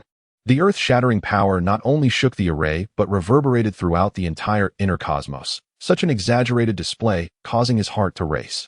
Moreover, the most shocking aspect was the familiarity he felt with that aura, a sense of a bitter rivalry. However, Goku remained oblivious to his identity. It is him. Without a doubt, it must be him. In the lower right corner of the leading figure, a man trembled violently, seemingly not out of fear, but rather in a display of wrath directed towards a long-standing adversary. Yet, beneath that tone of indignation lay an undercurrent of palpable dread, for he fully understood the sheer magnitude of the power that had just manifested. Do not be so anxious. That aura may not solely belong to him, mused another figure clad in black, equal in status to the first. After all, when the formation was torn asunder, a tremendous force would have been released from it. Perhaps what we witnessed was merely the inherent strength of the array itself. Despite his attempt at optimism, he failed to notice the grim expression on their leader's face, who remained convinced he had discerned the truth, and thus dismissed the notion that such overwhelming strength could belong to their opponent. The leader shot him a disdainful glance, unperturbed by his musings. Since his return, he had witnessed the audacity of this rogue multiple times. Though what irked him most was the fact that this individual pretended to possess power he did not truly wield. Now, having only partially comprehended the intricacies of the formation, he mistakenly believed himself to be endowed with superior strength, a delusion that was truly irredeemable. Your assertions are misguided, the man retorted, reflecting on the cataclysmic moment when the heavens shifted. The unforgettable scenes that shattered his psyche filled him with both fear and fervent hope for the acquisition of such extraordinary power. Feeling his conclusions challenged, he grew incensed. Accustomed to commanding obedience from others, he was unaccustomed to having his assertions doubted. If he truly possessed such colossal strength, he would not have been so thoroughly bested during the incident with the malevolent dragon. Do you genuinely believe he could have amplified his powers so significantly in just half a year? Yet, if his power were indeed lacking, the formation would not have been disturbed. I implore you to regard his true capabilities with the seriousness they deserve. The speaker remained unconvinced by his counterpart's assertions, further inflamed by the latter's abrasive demeanor. This reaction left the latter feeling awkward, his eyes nearly aflame with indignation. Upon hearing the former's words, a glimmer of insight flashed in the leader's eyes as he nodded, seemingly acknowledging the wisdom of his insight. However, upon encountering the audacious individual once more, he stifled the urge to eliminate him, despite the dark thoughts that flooded his mind. Slaughtering countless insignificant beings merely proves that you are only marginally superior to them. The leader mused, for he was not as myopic as the other. His judgments were far from hasty, and his understanding of the formation's intricacies surpassed that of these two juniors combined. While he had indeed articulated a valid point, the counterforce unleashed by the formation had also been instantaneously obliterated, a fact that starkly illuminated the terrifying extent of their opponent's power. Yet amidst the shock, what truly unnerved him was the question of why their adversary had returned once again. Within the extensive archives he had meticulously curated over the years, he was acutely aware that this prominent figure had departed from the Earth 9 months prior, vanishing without a trace. At that time, the adversary's power was but a fraction, less than 1/10 of what it was now. Yet, in the mere span of a year, everything had undergone a tumultuous transformation, and the rate of the opponent's growth was nothing short of tyrannical and extraordinary. Could this trajectory truly be sustained? In that instant, the figure cloaked in black sensed a hint of peril. Setting aside his melancholy, he swiftly waved his tattered sleeve, slicing through the void to create a tunnel in the fabric of space, swiftly enveloping several individuals nearby and leaping into the breach. Just as the rift sealed completely, a formidable energy wave surged forth, only to miss its target, ultimately arcing away from the planet. Chapter 11. A Convergence of Forces. The winds rise and clouds gather. Part 4. Wukong and his companions had been graciously invited into the reception room by the youthful Junirai, who held the mantle of host. They found themselves in a technological bastion on the planet, far from the royal residence of Junirai, whose father, frequently referenced yet unseen, resided in a palace miles away. It is a pleasure to meet you. You are son Wukong, correct? I am Junirai, he introduced himself with an air of familiarity. Junirai, already well acquainted with Wukong's identity, awaited the formal introduction by Gohan before extending his hand in greeting, a gentle smile gracing his features. Yes, hello, Wukong replied with a smile of his own. Upon grasping Junirai's hand, he instinctively sensed the immense power coursing through the young prince, causing Wukong to momentarily alter his expression, though he gazed at Junirai with admiration. As Wukong probed Junirai's essence, the latter was equally intrigued, testing Wukong's depth. In that fleeting moment of contact, he was astonished to discover that Wukong's strength was remarkably well concealed, with no discernible fluctuations detectable, leaving him momentarily taken aback. Regarded as the mightiest warrior in the outer cosmos, Mr. Wukong, your reputation is indeed well-deserved, Junirai remarked as he withdrew his hand, a faint smile lingering on his lips. Haha, in truth, I am merely a warrior who has emerged from the shadows. Whether I can claim the title of the strongest is debatable, as there are many formidable figures lurking in the cosmos, Wukong mused, reflecting on the countless times he had wrestled back from the brink of death throughout his years of conflict. Now, as he recognized the expansion of his own powers, he saw the world opening up before him. The so-called self-proclaimed champions of the universe often turned out to be mere local tyrants. How vast indeed was the cosmos. Moreover, when considering his prot-gs, Gohan, Goten, Trunks, and Ub, who had surpassed him in many ways, it was clear that their starting point was significantly higher than his own. Their current prowess far outstripped his own at their age. Such words, spoken without intent, caught Junirei's attention. As a prince of the inner universe, he possessed an understanding of the profound depths that the outer cosmos held. In the present day, a single phrase from Wukong has stirred memories within him. After all, the passage of time is not overly distant, and those histories should indeed leave traces. However, within the year's worth of information he had gathered, Junirai stumbled upon a mysterious revelation. With a wry smile and a subtle shift in his expression that went unnoticed by others, he merely echoed Wukong's humble words and instructed his subordinates to assist Gohan and Vegeta in organizing their belongings, continuing his conversation with Wukong. Who is he truly? It must be him. He conceals himself so deeply. Yet wait, there is no fluctuation in his aura, being personally welcomed and hosted by Prince Junirai. These individuals undoubtedly possess remarkable identities. Saiyans. Was that individual a Saiyan as well?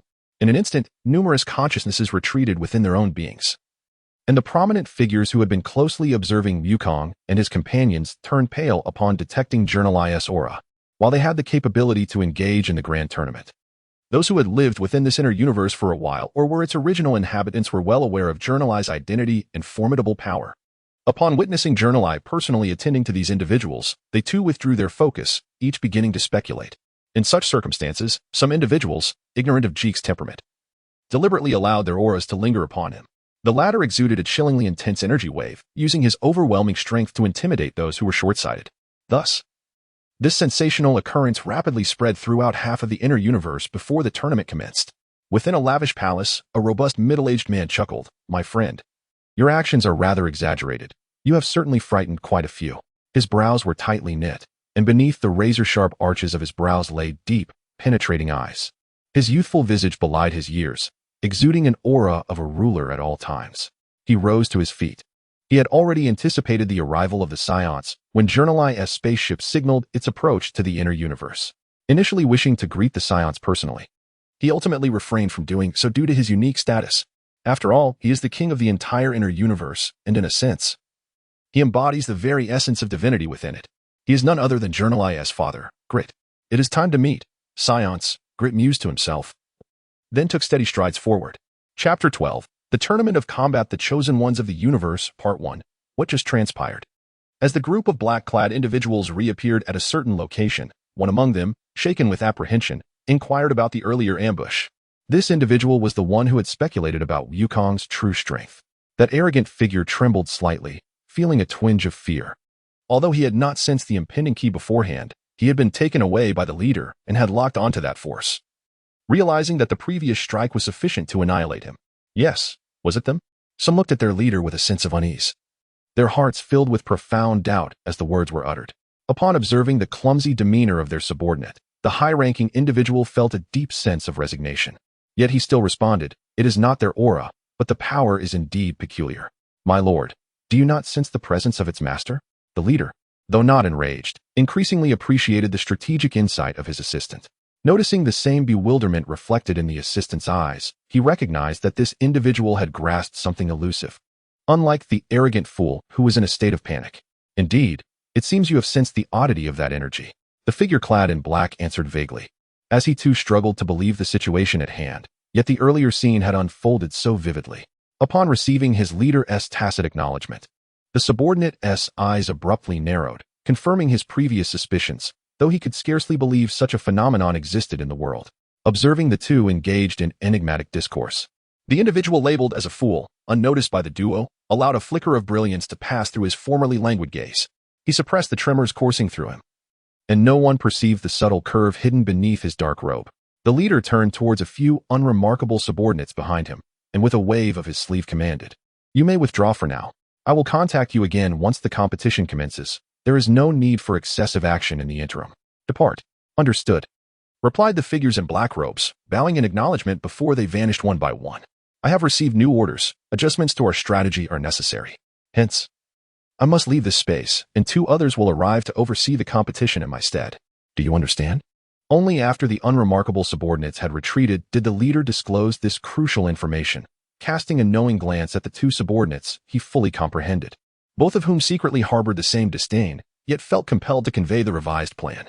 "Understood," they replied in unison, but as their words lingered in the air, the presence of their leader had already dissipated beyond 100 miles. A prolonged silence ensued, broken only by the whispering wind. "What is your perspective on this matter?" The one feigning foolishness finally spoke, sensing through the formations that his leader had departed the inner cosmos, and thus felt no need to conceal his true self any longer. "The Saiyans are of no concern to us for the time being. After all, they will serve as fodder. However, regarding the other 2, another voice interjected, aware that only the one before them understood their mutual decisions. In the presence of their leader, they had deliberately adopted 2 facades, merely to deceive the eyes of all. Given our status, it is inconceivable that we would ever be subservient to them, not even that Qing Luo possesses such qualifications." The man spoke with indignation, lamenting that to secure his existence, he had to conceal his ambitions. Yet, he was acutely aware of the power he possessed, a factor that even the formidable Qing Luo hesitated to confront openly.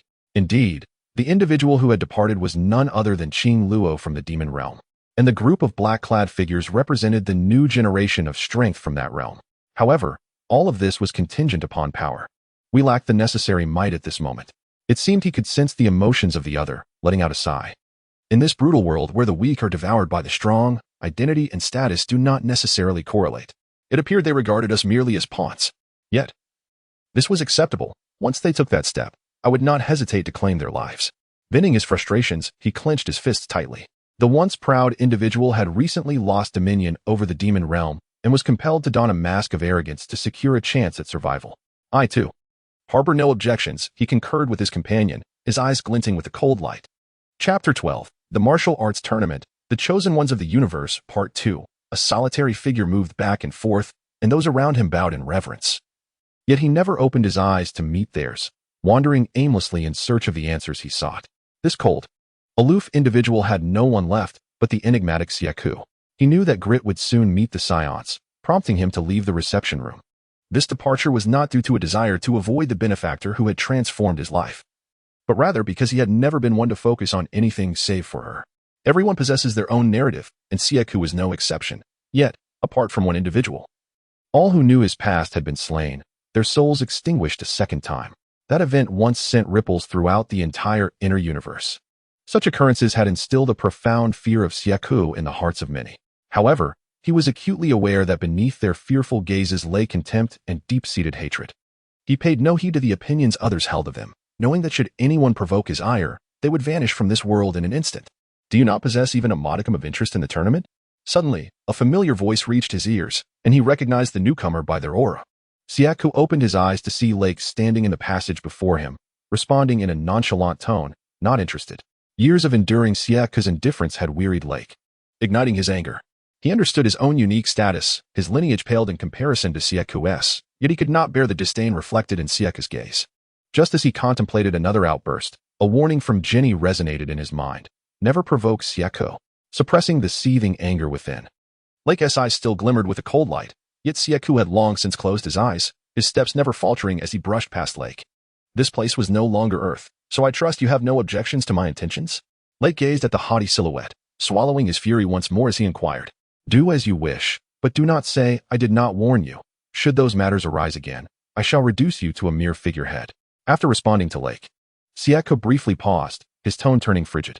However, just as Lake's expression shifted dramatically, Syaku's subsequent words pierced his heart with pain, leaving him only to grit his teeth in silence. This time, remember your lesson. I shall personally deal with those useless fools. Syaku's words resounded in Lake's mind, and while his rage simmered, Syaku had already receded into the distance. Syaku, I shall one day slay you. Lake dared not voice his thoughts aloud, instead roaring silently within, his eyes bloodshot, an overwhelming aura surging forth as a second mark subtly manifested on his forehead. In less than 5 minutes, in a desolate wilderness 1,000 miles away, Syaku stood amidst the rubble, coldly observing the 4 unwilling corpses at his feet. They had experienced extreme fear and regret in their final moments. Yet Syaku offered no chance for remorse, mercilessly dispatching them one by one before his eyes. Syaku glanced at his bloodied forearm, then summoned a faint golden flame, erasing the thick blood as a small explosive energy orb fell upon the corpses. After a violent explosion, the 4 bodies vanished into nothingness, leaving only charred remnants on the ground. Your strength was commendable, yet knowing full well the provocation of my limits. Death is the best outcome for you. Syaku closed his eyes, sighing softly, remaining utterly motionless. In the ensuing silence, the wilderness resumed its natural rhythm, and a tiny creature alighted upon Syaku's left shoulder, its petite orange limbs fluttering, its brownish-green wings adorned with golden edges occasionally brushing against his garments. Syaku felt a stir within, turning his head slightly to regard the adorable little being, which met his gaze with an innocent curiosity, both remaining still. Observing the little bird's fearless demeanor, its naive antics softened Syaku's heart, and for the first time, a smile graced his lips. He gently caressed the smooth little head of the bird, but it offered no courtesy in return, puffing out its fluffy abdomen to evade the villain's fingers. Then retaliating with a peck and glaring fiercely at Syaku before taking flight. Amused by the bird's playful antics, Syaku found the harmless jab of its beak trivial, yet the gentle strokes prompted fond memories to surface, leading him to smile for an unprecedented 3rd time. Chapter 12. The Martial Arts Tournament. The Chosen Ones of the Universe. Part 3. The imposing and austere visage of the young middle-aged man seated before them exuded an overwhelming aura of dominance, causing the women present to instinctively refrain from excessive conversation. However, Bulma and Bra remained rather unfazed, as they were well acquainted with this particular version of the character, Vegeta. From their home, under the introduction of Jinyu, everyone soon realized that this middle-aged gentleman was the king he had referred to, King Grit. Consequently, due to the need to discuss certain confidential matters, the King of Earth was escorted to a separate resting area. You must be the proud Saiyans of the universe, Grit remarked with a smile towards the assembly, not assuming the lofty demeanor of a sovereign. His gaze predominantly lingered upon Goku and Vegeta. In stark contrast, Vegeta remained the steadfast guardian of Saiyan dignity, a truth that was glaringly evident when juxtaposed with Grit. The latter, however, was unperturbed, as he possessed knowledge surpassing even that of Jinyu, and was well aware of Vegeta's temperament. He also understood that in ancient times, the Saiyans indeed commanded respect. As the prince of this lineage, Vegeta seemed destined to inherit the mantle of supremacy, even though the Saiyans no longer held their former glory. The intrinsic pride that accompanied their martial prowess was indelibly etched into their spirits. Indeed, we are among the few remaining Saiyans. Vegeta and I are pure-blooded Saiyans. While these individuals are the mixed-blood descendants of Saiyans and Earthlings, Goku amiably responded, though the typically straightforward warrior felt an inexplicable sense of apprehension, unaware of the reasons behind it. That makes sense. After all, the records must be accurate, Grit exhaled, somewhat puzzled by the sudden reappearance of Goku, who had never revealed his true inner world. What is so special about this? What does it matter if we are Saiyans? Vegeta impatiently inquired, his pride revealing his agitation at the persistent scrutiny of their past exploits. The knowledge that their experiences on Earth were known to someone from afar instilled in Vegeta a sense of being controlled and belittled, which fueled his indignation. It is quite simple. The identity of a Saiyan cannot be feigned, Grit replied with a smile directed at Vegeta. Upon hearing this ambiguous retort, Vegeta paused momentarily, while Goku, Gohan, and the others were left astonished, though none dared to voice their inquiries. There is no need for excessive dialogue. Please elucidate the concept of the so-called Universal Martial Arts Tournament for us. I believe you can fully address our questions regarding what this tournament entails, Vegeta promptly interjected.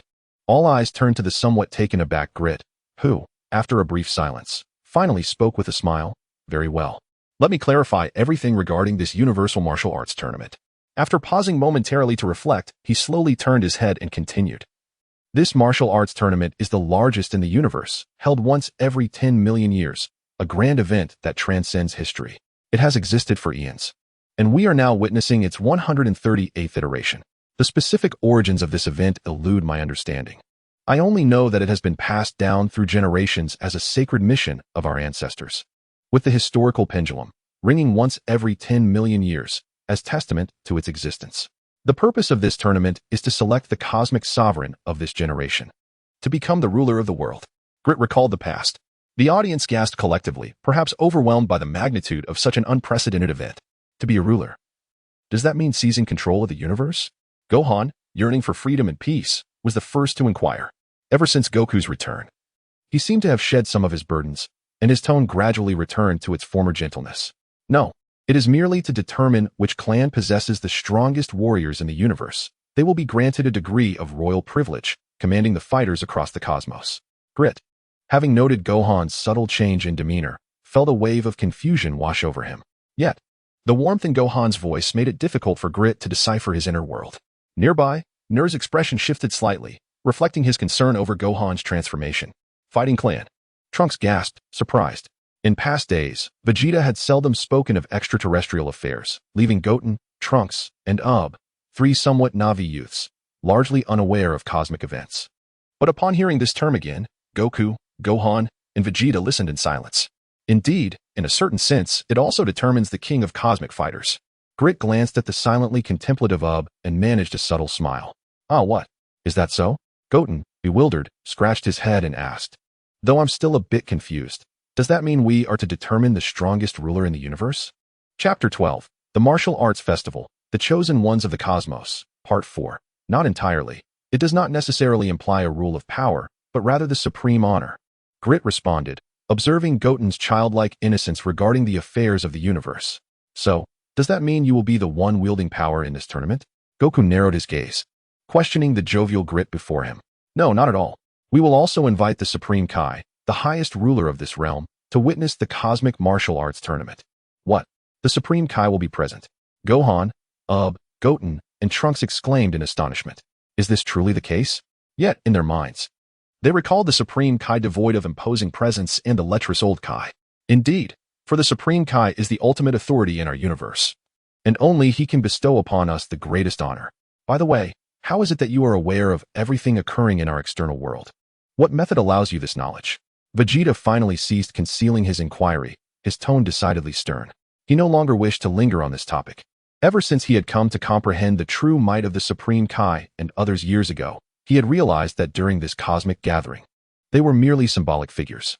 Indeed, as you are aware, we are the progenitors of this assembly. Thus we possess the capability to detect fluctuations in power throughout the universe. While we survey, we also discern who possesses the ability to participate in the conference, those who bear the obligation and privilege. Which is how we acquire knowledge of external affairs. Is it all matters? Does this include the history of the universe? Gohan inquired, astonished. To a certain extent. But our primary focus remains on monitoring the battle situations in the outside world, for that is the crux of the matter. Grit raised a finger to delineate the distinction between the two. Battle situations? Why engage in such activities? Goten asked, equally perplexed. I cannot elucidate this well. As it is a relic of ancient times, it is merely our assigned duty. In the external world, how is it that no one has been able to penetrate here, given that this space is isolated from the rest? Why is that? Goku also inquired, particularly perplexed by the existence of the formation he faced. However, He felt unable to directly question the origins of this phenomenon, yet he surmised that the formation was not of the inner universe's making. Having learned from Gohan of what Jean-Marie had mentioned, in ancient times, there had been a celestial upheaval that divided the inner and outer universes, suggesting that this formation was a remnant from that era. This revelation left Goku in awe. The power required for such a grand formation was immense. And considering the vast expanse of time that had passed, one could only wonder about the realm of the individual who enacted it. Indeed, this is a privilege granted to our kin. Furthermore, this space is immutable. I trust you have learned from Neri about the celestial event that separated the inner and outer universes. It is also because this is the designated venue for the assembly, and the devastation from battles would have far-reaching consequences. Thus, the outer universe must not be affected, necessitating our residence here. What distinctions exist between this space and our world? As gleaned from Jean-Marie's words, Gohan inquired after a moment of contemplation. Yes, the passage of time here is inconsistent with that of the outer universe. 1 month here equates to 1 year outside, meaning the temporal disparity between the inner and outer universes is 12-fold. Grit responded truthfully, observing the bewildered expressions of Goku and the others with a faint smile, choosing to remain silent thereafter. A 12-fold time difference? Roused from his earlier silence, suddenly posed a question that drew the group's attention to his prior peculiar demeanor. Indeed, Grit replied with a subtle smile. Is there anything particularly unique about this space? For instance, regarding the competition? Vegeta had regained his composure, now keenly interested in matters that piqued his curiosity. Indeed, the defensive capabilities of this realm are exceedingly formidable. Traversing it is no trifling matter. It is evident that even the grand tournament battles have failed to dismantle it entirely. All present are well aware of this fact, especially considering that Goku's previous display of immense power could not easily breach the formidable seals enveloping the entire inner universe. Another point of curiosity arises. Are there no rules governing the participants of this tournament? For instance, do malevolent individuals possess the right to compete? Goku is quite intrigued by this query. As he pursues Gohan, the sudden emergence of beings from the demon realm will not simply evade such a grand combat gathering. There are indeed no stringent regulations. Any who possess strength are entitled to participate. However, it is imperative that combatants do not engage in indiscriminate slaughter. Once an opponent surrenders, they must not be harmed further. This is a non-negotiable rule. Is that so? Trunks, Goten, and Ub exchanged silent glances, each understanding that in the heat of battle, the moment before an opponent declares surrender, if one harbors ill intentions, it is entirely within reach to deliver a fatal blow. Is it truly so? Such events are rare indeed. Goku exclaimed with excitement, while a subtle smile graced Vegeta's lips. Indeed, this implies that we shall have the opportunity to engage in a thrilling battle. Grit gazed at Goku, his eyes sparkling with anticipation. Yes. Goku mirrored Grit's gaze, responding instinctively. Chapter 13, The Saiyans and the Sai Crown People, Ancient Legends, Part 2, Self-Recommendation, Neither Demon nor Divine, Neither Immortal nor Celestial. The path to enlightenment is fraught with bloodshed and solitude. The divine conflict reignites, plunging the world into chaos, with heroes rising, gods and demons returning. How shall the protagonist embark upon the path of ultimate strength? With my life, I defy fate. With my battle-worn blood, I shall transform the heavens. The new book Soul War by Mu Luo promises to deliver a breathtaking tale of cultivation. I humbly seek your support. Main text perhaps sensing something amiss. Goku felt rather uneasy under Grit's fervent gaze. Yet, having weathered many storms, he replied with unwavering resolve. More significantly, Goku's thirst for battle is profound. He simply does not rush to dispatch his adversaries. A grand battle, indeed. Goku seemed to perceive a deeper issue, responding with a double entendre. Yet, he remains unaware of why his previously calm demeanor now stirs with inexplicable anger and hatred upon encountering Grit. Goku attributes this negative sentiment solely to the Dragon Balls within him. However, this sentiment is mirrored by Vegeta, Gohan, Goten, Trunks, and even Bra and Xiao Fang, all sharing emotions akin to Goku's. Yet, since none voiced their thoughts, they believed it to be a personal struggle. The participants of this battle are certainly not limited to those present. Such an event is a grand occasion for the entire inner and outer universe. Grit noticed a sudden glimmer of gold in Goku's eyes, suggesting a realization, and deliberately turned his head to continue speaking. Such a contest truly ignites the spirit, invigorating me with boundless energy. Goku, too, suppresses his thoughts, sharpening his focus for the impending clash. It seems that you Saiyans remain as combative as ever, According to the passage of time, the participants should soon be arriving. You are destined to experience the long-awaited battle, Grit jested. unable to stifle a chuckle upon noticing the hidden joy on the faces of those with Saiyan blood. When does the competition commence? I wish to know with clarity. Vegeta impatiently interjected. Since confronting this enigmatic queen, a subconscious disdain has taken root within him. His indifference towards Jinyu has only intensified upon witnessing this impressive figure, as Vegeta's inherent pride as a prince refuses to be overshadowed. The competition is set to take place in 5 days, beginning with the elimination rounds. Grit, not one to lack insight into the intricacies of human sentiment, was acutely aware of Vegeta's aversion, his brows furrowing slightly. Bulma noticed her partner's peculiar demeanor. Perplexed by his behavior, Vegeta had always been cold, dismissive of strangers, yet in this exchange, his harshness was palpable. Nonetheless, Vegeta remained oblivious to others' perceptions, while Goku found himself bemused by Vegeta's unusual reactions, contemplating whether his own feelings mirrored those of Vegeta, both seemingly incited by inexplicable anger. Indeed, Vegeta himself was bewildered. He was indifferent but not devoid of emotion, yet a sense of loathing brewed within him. Chapter 13, Saiyans and the Sai Crowners, Timeless Legends, Part 3. As Grit's words lingered in the air, each individual present harbored their own thoughts. Naturally, Goku and Vegeta were eager to engage in battle. Goten and Trunks, displaying a childlike discontent, lamented the scarcity of playful moments, while Trunks was further besieged by a wave of unease, glancing hesitantly at his father. In the next instant, as if to affirm his fears, Trunks appeared somewhat dejected. "Where is the gravity chamber?" Vegeta's voice rang out again. Though he relished combat, his dedication to the pursuit of power was unparalleled. None dared to claim the title of elder brother. Upon hearing this, everyone regarded Vegeta with knowing eyes, while Goten, upon receiving Vegeta's reply, turned pale, beads of cold sweat forming on his brow as he slowly turned to Trunks, only to be startled when Trunks attempted to embrace him. Exclaiming in a mix of sorrow and indignation, "I support you. Let us spar, Goten." Caught off guard by Trunks' sudden advance, Goten glared at his overly clingy friend, his mind swirling in frustration as he inwardly cursed Trunks for his ungratefulness. Truly, this fellow shares both fortune and misfortune alike. Wu Tian felt a profound sorrow, for the next words spoken by Wukong were akin to a death sentence. Then Wu Tian, Gohan, and Ub shall join as well. Ub, who had remained silent until now, merely uttered a stunned hum, while Gohan nodded in agreement. Meanwhile, Satan and Master Roshi's eyes gleamed with excitement, and the two women, Xiaofang and Beulah, regarded the unwavering friendship between the two men with disdain. "Hee, you need not rush into your training just yet. For you Saiyans and our kin can directly advance to the finals. Mr. Ub possesses this privilege as well," Grit replied with a smile. This statement resonated like a melodious sound that rescues the suffering, and instinctively, Wu Tian and Trunks nodded in acceptance. However, it took them a moment to grasp the significant implication, leaving them and the others in a state of bewilderment. "What is happening?" Xiaofang and Beulah were the first to voice their confusion, with Bulma, Chi-Chi, and Bii also expressing curiosity. Could it be related to previous events? Gohan shifted his gaze to Naliri and inquired. Indeed, Naliri nodded, fully aware that it was time to reveal everything. "This is a privilege." He scanned the crowd, noting the surprise and unchanging calm of Wukong and Vegeta. "How could we have such a privilege?" Trunks was the first to ask, while a perplexed Ub leaned in anxiously, eager to uncover the truth, as it pertained to him as well. "Because you are Saiyans, the rulers of this universe." Grit's words resonated like thunder in the hearts of all present, and what he said next startled even Wukong and Vegeta. "And we are the Saiyan kings, the rulers of another realm within the universe.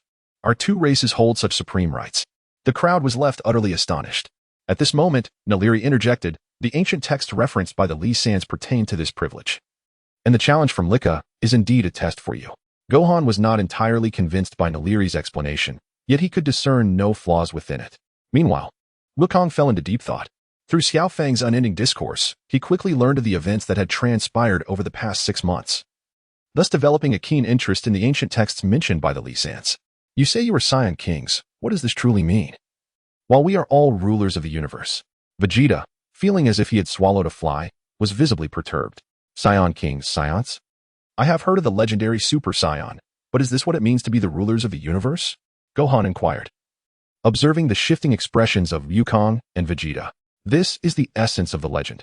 Every time your Saiyan race undergoes a certain period, a legendary Super Saiyan is born. This period coincides perfectly with the Universal Martial Arts Tournament, which is why you invariably reach the finals and often claim victory, becoming the dominant force. While our people may not possess the legendary might of the Super Saiyans, akin to your kind, we are nonetheless formidable enough to contend with the Saiyan race. Thus, by the decree of extraterrestrial beings, we are designated as seed candidates, endowed with the privilege of advancing directly to the finals, Grit declared, his voice rising in intensity. The revelation was astounding, leaving everyone in a state of shock once more. However, I had never heard of such a thing before, especially regarding your kin, Vegeta, who was equally taken aback and incisively inquired. Chapter 13, Saiyans and Sai Crown People, The Ancient Legend, Part 4. Indeed, this is a reality. As you mentioned, your race consists of only a few individuals. Due to Frisia's actions, the civilization of your Saiyan lineage has been utterly obliterated, leading to your ignorance of these matters. How does he know of the enmity between Frisia and us? Vegeta, Goku, and Gohan maintained their composure, yet each privately pondered, is this truly the case? Tian and Trunks, unaware of the situation, asked with eager expressions, as if they had glimpsed the dawn of a potential salvation. Yes, I speak no falsehoods. This is indeed true. As the Prince of the Saiyans, Vegeta should be well aware of why your kind is often regarded as the rulers of the universe.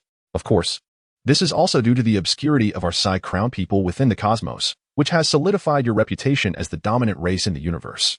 Grit did not respond to Trunks, but turned his gaze towards the pensive Vegeta. Vegeta did not deny this, solemnly nodding in agreement. Thus, we possess such privileges.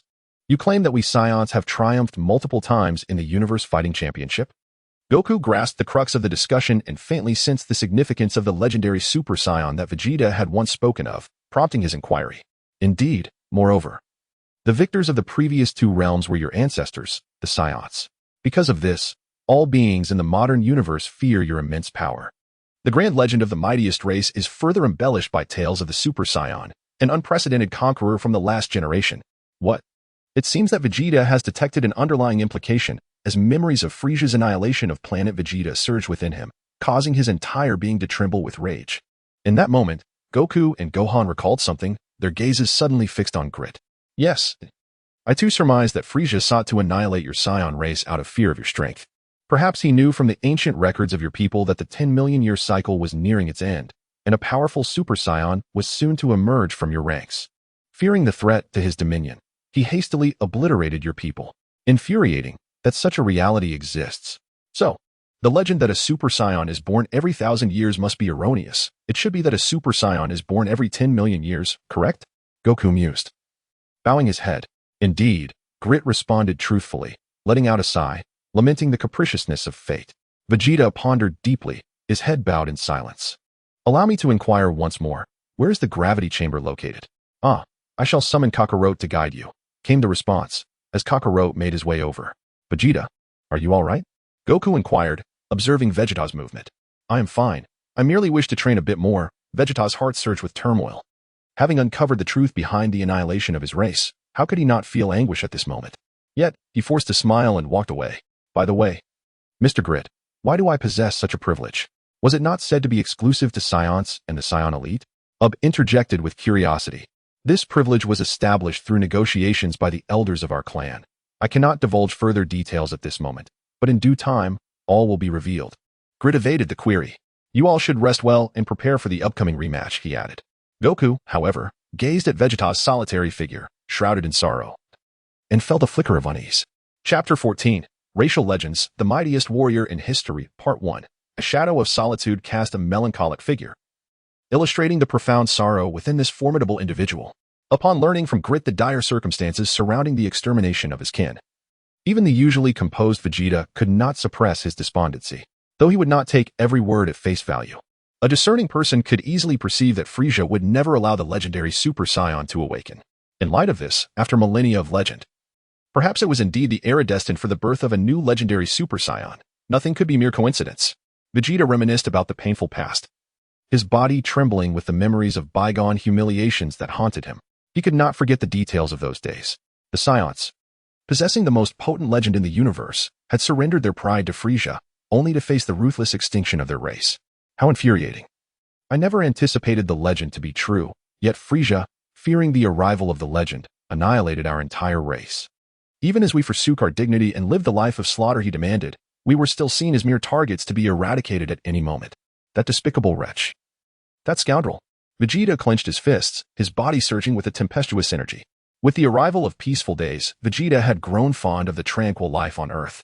Over the years, he had encountered numerous individuals and narratives, and he no longer stubbornly clung to the notion of the Super Saiyan's unparalleled supremacy.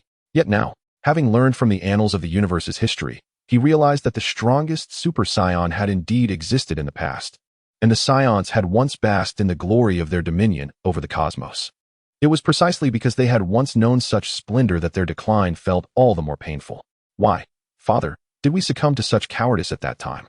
How wretched I was to kneel before Frisia, while the one avenging our race was not I, the Prince of the Saiyans, but rather a warrior deemed the lowest of the low, Goku wrote. Now, as the 10,000-year cycle approached its end, the glory of the Saiyans would rise once more. I shall not be defeated by anyone again, for I am the Prince of the Saiyans. I aspire to become the legendary Super Saiyan. Vegeta roared in fury. Though the passers-by could not perceive the depth of Vegeta's might through his aura, they trembled at the palpable killing intent that enveloped him. Those who had experienced battle understood well the iron-fisted nature of this formidable figure. As Vegeta strode past, they found themselves gripped by an ever-present sense of dread. Bulma yearned to call out to Vegeta, yet upon witnessing the sorrowful silhouette of her beloved, her heart faltered, and she opted for silence. Over the years, she had unearthed numerous secrets from the past, and as the prince of his race, the annihilation of his kin cast a long shadow over Vegeta's life. His solitary departure stirred various thoughts among the onlookers, who were acutely aware of the tale behind his anguish, sensing the unvoiced sorrow of a homeland lost. Goku, observing Vegeta's retreating figure, found himself contemplating the despicable Frisia and his own helplessness from years past. For a brief moment, a solemn quiet enveloped the group. Mr. Goku, might you be interested in perusing our historical records? Grit sighed softly, though he had pressing matters to attend to, thus interrupting the collective grief. Oh well. Goku hesitated. What is it? Grit's eyes flickered with curiosity, puzzled by Goku's response. I'm just really hungry again, haha. Goku replied cheerfully, patting his stomach which growled with unrestrained enthusiasm, masking the rudeness of its protest with laughter. In the past few days, in his eagerness to catch up with Gohan and the others, Goku had been eating rather haphazardly and sparingly. Moreover, having recently broken through a formidable barrier, he had expended considerable energy, leaving him ravenous after some physical exertion. Upon hearing this, the somber expressions of the group transformed into lightheartedness, laughter bubbling forth. Is that so? Saiyans truly are amusing. Yet, our appetites are no less impressive, Grit remarked, momentarily taken aback by Goku's antics, before swiftly returning to a state of joviality. Chapter 14, The Legend of the Race, The Strongest Warrior in History, Part 2. After indulging in a hearty feast, Goku patted his satisfied belly, surrounded by a scene of culinary chaos. Despite Chi-Chi's persistent reminders to eat only until he was 70% full, Goku had consumed nearly 30 times the portion of an average person. Had it not been witnessed firsthand, none would have believed that such a small stomach could accommodate so much. Surprisingly, the typically reserved gentry, under his father's approving nod, exhibited an extraordinary appetite as well, with both Saiyans devouring the equivalent of 20 people's meals. Seeing Goku truly return, the group's spirits lifted, dispelling the gloom that had lingered for months. As they shared laughter and a meal together, Xiao Fang wished to engage Goku in conversation, but her grandfather was utterly defeated by the feast, responding to her half-heartedly, which left her, intent on dieting, feeling both frustrated and exasperated. However, as Wukong busied himself with gathering an array of delectable dishes, he playfully piled them before Xiao Fang, cheerfully proclaiming that indulging in more would provide the strength necessary for weight loss. This single remark elicited hearty laughter from many, causing some to clutch their bellies in mirth. Following the laughter, Grit invited Wukong to view ancient historical manuscripts. As they walked, Grit intentionally slowed his pace, drawing alongside Wukong and saying, Mr. Wukong, I would like to invite you to our archives of historical competitions. I believe you'll find intriguing information there. Wukong, glancing at Grit's approaching figure, found himself puzzled by his words, momentarily at a loss for response. However, upon hearing that these ancient manuscripts pertained to the history of the Cosmic Fighting Championships, a surge of longing for battle welled up within him. Indeed, I would also like to discuss another matter with you privately. Observing Wukong's interest, Grit spoke earnestly. Wukong, noticing the seriousness in Grit's demeanor, hesitated for a moment before replying, no problem. Then there is nothing more. Grit smiled at Wukong, who returned the gesture. In less than 3 or 4 minutes, they distanced themselves from the technological base, following Grit's lead to a vast chamber measuring over 10,000 square feet and soaring 10 meters high. Countless fist-sized crystal orbs floated within the space, shimmering and creating an eternal twilight, while several frameworks displayed ancient, weathered manuscripts. What is this? Wukong inquired, intrigued by the floating crystal orbs that shifted continuously. As he reached out to touch one, he noticed it evaded his grasp, glimmering with a soft blue light. In his memory, Wukong recognized these crystal orbs as resembling those in the realm of the King of Worlds, though he could not discern their differences. These crystal orbs serve as repositories of information, much like the ancient texts chronicling historical events. They contain the histories of our Saiyan race, details of past cosmic fighting championships, and significant occurrences in the universe, Grit explained with a smile. Oh, what information shall we explore now? Wukong, feeling a sense of reluctance towards books, cast a troubled glance at the ancient manuscripts in the distance. It pertains to the significant events of our two races, the Saiyans and the Saiyans. Grit paused, turning to look back at Wukong with a grave expression. Chapter 14, Legends of the Races, The Strongest Warrior in History, Part 3, Self-Recommendation, Neither Demon nor Divine. Neither immortal nor mortal, the path to immortality stained with blood ultimately leads to solitude. The divine war reignites, chaos engulfs the world, heroes rise, and celestial beings re-emerge. How shall the protagonist embark upon the path of ultimate strength? With my life, I defy destiny. With my battle's blood, I shall transform the heavens. The new book Soul War by Mu Luo will present a breathtaking tale of cultivation. And I kindly ask for your support or to recommend it to friends who enjoy such stories. Thank you. The main text is at the history of the Saiyans and the Saiyans. Wukong furrowed his brow, halting his own steps. Yes, Grit answered succinctly and truthfully. With a gesture of his finger pointing towards a distant crystal orb, a deep blue glowing crystal sphere soared towards him, halting a foot away. As Goku watched in perplexity, Grit's finger emanated a golden radiance, which he then directed to touch the suspended crystal orb. The orb began to spin vigorously, releasing a copious amount of white mist, upon which text began to materialize. What is this? Goku stared in astonishment at the displayed textual data, fervently capturing the vital information. First tournament champion, Saiyan runner-up, Tien third place. Vahengli second tournament champion, Saiyan runner-up, Tien third place. Frisia race 134th tournament champion, Saiyan runner-up, Saiyan third place. Tien 135th tournament champion, Saiyan runner-up, Saiyan third place. Frisia 136th tournament champion, Saiyan runner-up, Saiyan third place. Namekian 137th tournament champion, Saiyan runner-up, Saiyan third place. Namekian, as the data continued to shift, Goku remained silent, pondering deeply. What did you discern? Grit retracted his finger, and the crystal orb condensed the surrounding mist, returning to its original state and drifting away. If I am not mistaken, many of the top 3 competitors in this data must be from other universes. However, Goku, having heard of various cosmic races, naturally had some understanding of their regional distributions. Yet the information before him contradicted what he had previously assessed. Millions of years ago, the combat prowess of the outer universe was evidently superior to that of the inner universe. But upon Goku's arrival in the inner universe, he discovered numerous beings that surpassed the warriors of the outer universe. The disparity in strength was staggering. Even the Frisia race and the Namekians appeared to be significantly weakened compared to the current races of the inner universe. Goku's thoughts grew more profound. I am uncertain about this as well. Perhaps the situation is akin to that of you Saiyans, Grit sighed, empathizing with Goku's current state of mind and the unpredictability of worldly affairs. Moreover, why did the once dominant Saiyans seem to vanish from the past several tournaments? Given their might, they should have maintained a position at the forefront. Goku raised this question, recognizing its significance far outweighed that of the previous inquiries. Now that is the crux of the matter, which is precisely why I summoned you here. Grit slowly closed his eyes, reflecting in silence before responding. What is it? Goku's expression turned serious, displaying an unusual urgency. He chuckled softly. It is a secret between the Saiyans, the Saiyan champions, and the Saiyans of the outer universe. Grit fell silent for a moment longer before meeting Goku's gaze. A secret? Our secret? What does it mean for Wukong to furrow his brows in suspicion? Perhaps you may find it hard to believe that ancient records indicate our two races were originally one and the same, sharing a common ancestor. Both descendants of the most formidable warrior race in the universe, the Saiyans. Grit, undeterred by the changing expressions on Wukong's face, continued. In other words, we are all Saiyans. Our Sai clan is of pure descent, while your Saiyan clan is of mixed descent. Thus, in an indirect sense, we are brothers of the same race. Wukong's countenance truly shifted, displaying a mixture of gravity and disbelief.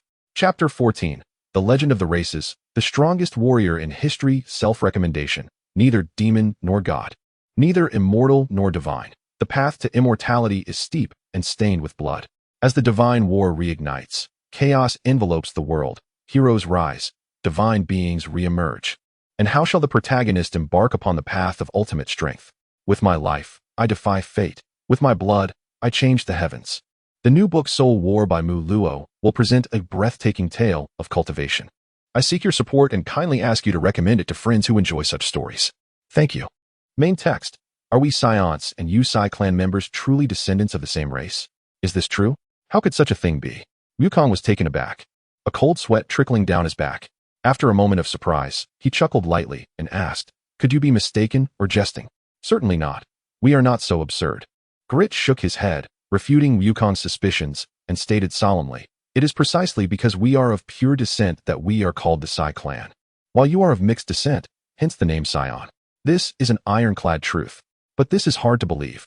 You claim to be the Sai clan, which is already unbelievable, and yet..." Wukong's doubts lingered. "Ah, it seems you still do not believe. Then perhaps this will convince you." Grit produced something distinctive from behind him. Wukong was left speechless, for what Grit revealed was the very emblem of the Saiyans, the tail. A silvery white tail emerged from Grit's rear, moving in his hand. How do you also have a tail?" Wukong exclaimed in astonishment. "This should convince you. The tail is the most significant characteristic. A battle emblem of our Sai race, a testament to our status as cosmic overlords. The only difference is that your tails are brown, while ours are silvery white." Grit, sensing Wukong's lingering skepticism, transformed into his Super Saiyan form in a flash of golden light. This transformation was nearly indistinguishable from those of Wukong and his companions, once again shaking Wukong's very core. Could this all truly be real? But why don't you tell Vegeta? After all, he is the prince of the Saiyans. And you are the king of the Sai clan. He is your closest direct descendant. Wukong furrowed his brows, raising a point of doubt. "I believe you are aware of Mr. Vegeta's temperament. If I were to reveal the truth to him, would he, with his haughty disposition, ever accept such a reality?" Greta chuckled softly before reverting to his usual demeanor, though the regal aura surrounding him remained palpable, and understood the weight of the situation, feeling somewhat troubled. "So, what else is there?" Goku inquired delicately, struggling under the burden of this significant secret. "Well, take a look at this combat value." Greta summoned another crystal ball, pointing to it as it displayed pertinent data for Goku to examine. "What? 50 billion trillion. That is nearly half the power of Super Vegeta," Goku exclaimed, his eyes widening in disbelief. "Is it possible that he is?" His heart raced, and his gaze sparkled with a mix of guilt and astonishment. Indeed, this combat value represents the highest recorded strength to date, left by the previous Super Saiyan. So, the former Super Saiyan is currently the strongest, correct? After a moment of dazed contemplation, Goku felt an overwhelming thrill. Yes, he is the most formidable warrior in history. Is that so? Goku smiled faintly, clenching his fists in excitement. He thought to himself, how wonderful. There is someone so powerful. I must surpass him, I must. His eyes shone with uncontainable joy. Indeed. Greta observed Goku with a knowing smile, a hint of significance in his expression. Chapter 15. The Assault on Vegeta, Part 1. For those readers who have followed the legend of the Dragon Ball Emperor this far, I trust you appreciate the writing style of Moluo. Allow me to boldly recommend Moluo's concurrently serialized new work, Soul War. Despite its seemingly cliché title, the storyline will undoubtedly captivate your interest. Currently, Soul War has reached its 46th chapter, offering ample content for your enjoyment. It presents a fresh narrative of cultivation, where divine battles reignite, and the protagonists engage in a breathtaking contest for supremacy. On a side note, I must mention that on the 26th, my birthday, I faced a failed confession. I share this not to elicit sympathy or affection, but to assure everyone that I did not deceive you. The actions of the other party have left me disheartened, yet I remain committed to crafting the legend of the Dragon Ball Emperor into a perfect tale, delivering a more fulfilling conclusion to the Dragon Ball saga. Thank you all for your unwavering support. Main text. He has actually broken through the seal. That detestable monkey. With silver-white eyes, he gazed ahead at the strangely familiar, yet unfamiliar scene, his speech slightly stammering in astonishment. Sorrow sensed the fluctuations emanating from the array within the inner universe due to the forceful assault and immediately rushed to the heart of the demon realm. From that massive wheel, he clearly witnessed Goku forcefully breach into the inner universe, his wide eyes unable to fathom such a reality. It seems that his true strength remains difficult to ascertain. The figure of Mero has already appeared here, accompanied by 3 others. The 5 individuals present are left in stunned silence by Wukong's remarkable feat, while others may be unaware of the truth behind the so-called heavenly transformation from years past. These 5 are acutely aware of the origins of the formation.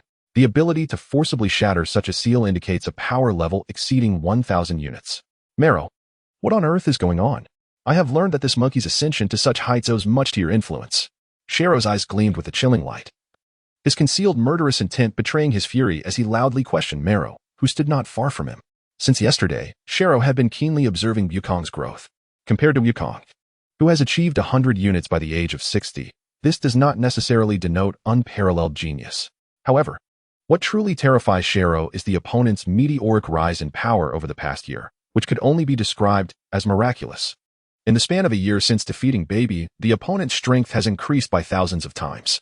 Throughout this remarkable growth, Mero has remained active in the demon realm without taking any measures to eliminate or even suppress this burgeoning power. This aspect leaves Shero bewildered and fuels his current rage, as the opponent's strength has now surpassed his peak. I have no obligation to explain myself to you. Mero stood his ground against Shero's violent aura, dismissing him with a disdainful reply. As he spoke, a fiery aura enveloped him, effortlessly evaporating Shero's icy energy before he turned and walked away. How infuriating! Shero exclaimed, astonished by Mero's strength, yet his anger only intensified at the words that followed. Mind your own affairs. My authority does not permit your interference, or you shall face the consequences. With this, Mero vanished completely, leaving Shero's ice dragon to strike at nothing but air. Suddenly, a basketball-sized fireball materialized, spinning rapidly and emitting streams of terrifying, endless flames. Amidst the shock of the onlookers, it descended upon the head of the ice dragon, shattering its attack with a painful roar and shaking the very fabric of the secret space. Once again, the power of fire triumphed over that of ice. Mero, Shero held. He had intended to launch a surprise attack to instill fear, yet Mero retaliated with an even more formidable strike. In this clash, Shero found himself at a disadvantage, suffering from the resurgence of ancient injuries, blood spilling from his lips. The 3 individuals behind them remained silent, their exalted status rendered insignificant in the presence of Shero and Mero. They could only endure the clash of these 2 perennial adversaries. Though they too were battered by the final strike, their hands shielding their eyes from the storm, which left them with numerous wounds, blood intertwining. However, upon witnessing the scene where Shero was defeated by Mero, they could not help but draw in a sharp breath. For centuries ago, when Mero forcefully awakened Shero, the latter possessed an overwhelming advantage. Yet now, even with Shero restored to full strength, victory over Mero was far from certain. Mero's identity remained enigmatic, yet his rate of growth was astonishing. Chapter 15, The Assault on Vegeta, Part 2. In the blink of an eye, a day had passed. Since learning of the secrets surrounding the Saiyans and the Saiyan crown, Goku's demeanor had grown considerably grave. Although he still forced a smile while conversing with Gohan, Xiaofang, and others, those familiar with Goku could sense the shadow of melancholy that lingered within him, though no one dared to voice their concerns. Meanwhile, Bulma was increasingly worried as Vegeta had not returned home for the night. Had it not been for Trunks reassuring her that Vegeta's energy signature remained on this planet, she might have boldly insisted that Goku and the others search for him. Bulma furrowed her brow. Knowing Vegeta's character, she had never witnessed such a vulnerable side of him. She had never considered that the proud warrior harbored the lingering shadows of his race's annihilation, and now, as those scars were reopened, it became evident that Vegeta had indeed endured a dark chapter in his life. With time, Vegeta would come to understand that there was no cause for alarm. Kiki approached, clasping Bulma's hands in hers, gently patting them to convey reassurance. Bra echoed her sentiment. Having always seen Vegeta's formidable side, she naturally felt little concern for her father's safety. Bulma, momentarily lost in thought, was brought back to reality by the concerned gazes of those around her. Feeling somewhat embarrassed, she nodded and slightly withdrew her hands from Kiki's grasp. Lifting a cup of coffee before her, she pretended to savor its flavor, seeking to mask her anxiety.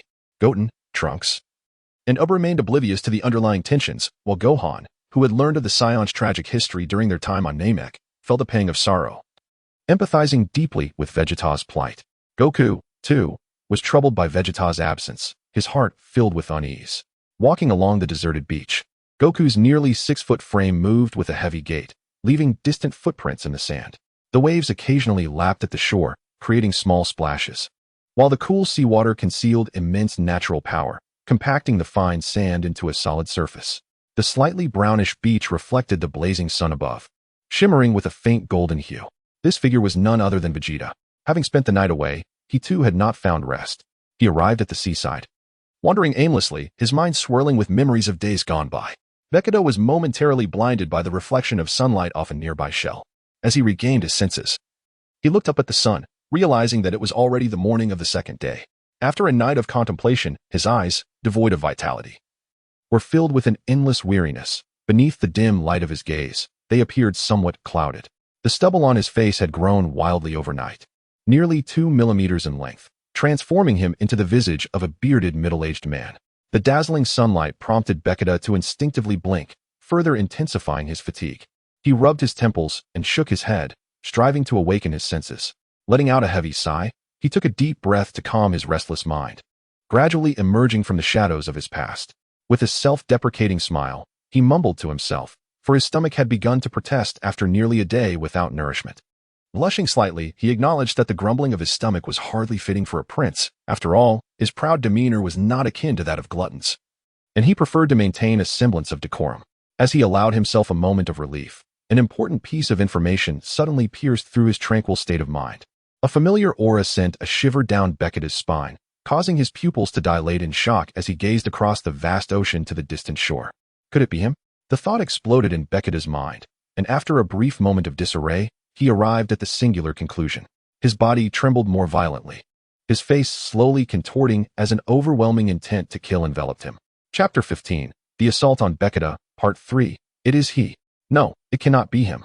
Bekida's body shook more intensely, as that familiar presence triggered long-buried memories of humiliation and darkness. Yet, as he sensed the other's escalating power, he fought against the impulse. Rationally dismissing his tenuous conjecture, he could feel the undeniable differences between them, and the power of this presence far exceeded that individual. Damn it! Even if it is not that person, the connection is inescapable. Bekida shook his head furiously, yet the hatred for the extermination of his kin stirred within him, overwhelming his heart with a desire for vengeance. The pain he had concealed for years found a sudden opportunity for release. With a low growl, he let out a roar that could not conceal the raging fury within him, as the previously suppressed tempest of violence erupted like never before. Leaping forward to the level plain 100 meters ahead, harnessing the rebound of the water's surface, a surge of power erupted from Bekida, sending a powerful wave of energy rippling through the space. In an instant, he appeared high in the sky, his figure vanishing just as quickly. At that very moment, Goku, Gohan, and the others distinctly sensed the malevolent force ascending into the heavens. Goten, Trunks, and OOB were unaware of each other's identities. However, Goku and Gohan's expressions darkened with apprehension. Affected by the ominous aura, Goku and his companions oriented themselves toward the distant source. Yet as they sought to ascertain the presence of this energy, Goku was the first to perceive Bekida's movements, his countenance growing increasingly grim. Within the span of a breath, Gohan also recognized Bekida's anomaly and was about to speak when Goku interjected. Gohan, you and the others stay here to prevent any unforeseen circumstances. I will investigate. As his words echoed, Goku swiftly moved to the entrance, transforming into a faint golden streak and soaring into the distance. Gohan, comprehending the gravity of the situation, felt the formidable power rising ominously, realizing that it surpassed even the mightiest form of Frieza. What could this aura possibly signify? Gohan furrowed his brow, repeatedly attempting to pinpoint the source of the energy, only to find himself further perplexed. Xiao Feng, Bra, and Beulah also sensed the overwhelming dark energy. Despite being separated by thousands of miles, the relentless ascent of this sinister force loomed over their hearts like a dreadful nightmare, heralding an impending crisis. In the distance, along a coastal region, the vastness of the planet created a striking contrast as twilight descended upon a faraway land, where a deep crimson sun dipped low over the shimmering scarlet sea. At the seaside, surrounded by desolate cliffs, four figures cloaked in black floated in the air. One among them emanated a purplish-red aura, and as their power surged, a vortex of negative energy coalesced in the sky, spanning 1,000 miles. Dark purple clouds were drawn toward the center, where crimson lightning danced through the tumultuous waves, as fierce winds howled and thunder rumbled. Ah, both of them have arrived, remarked a figure cloaked in darkness, enveloped in an ominous aura. Upon sensing Goku and Bekida's energies, he stepped forward and turned to the person standing at the rear, saying, Yans, I leave this to you. I shall handle the monkey for now. The voice was unfamiliar, and upon hearing the audacious proclamation, the figure radiating the purplish-red aura broke into a subtle smile, while the individual with light blue eyes beside him mockingly ridiculed the other. Oh, Yans, the one addressed responded. even as the other had already vanished 100 miles away. The two individuals prior regarded the arrogant figure before them with the indifference one reserves for an imbecilic jester. However, at this moment, their roles were merely those of subservient assistants to these two egotistical masters, driven by grand ambitions.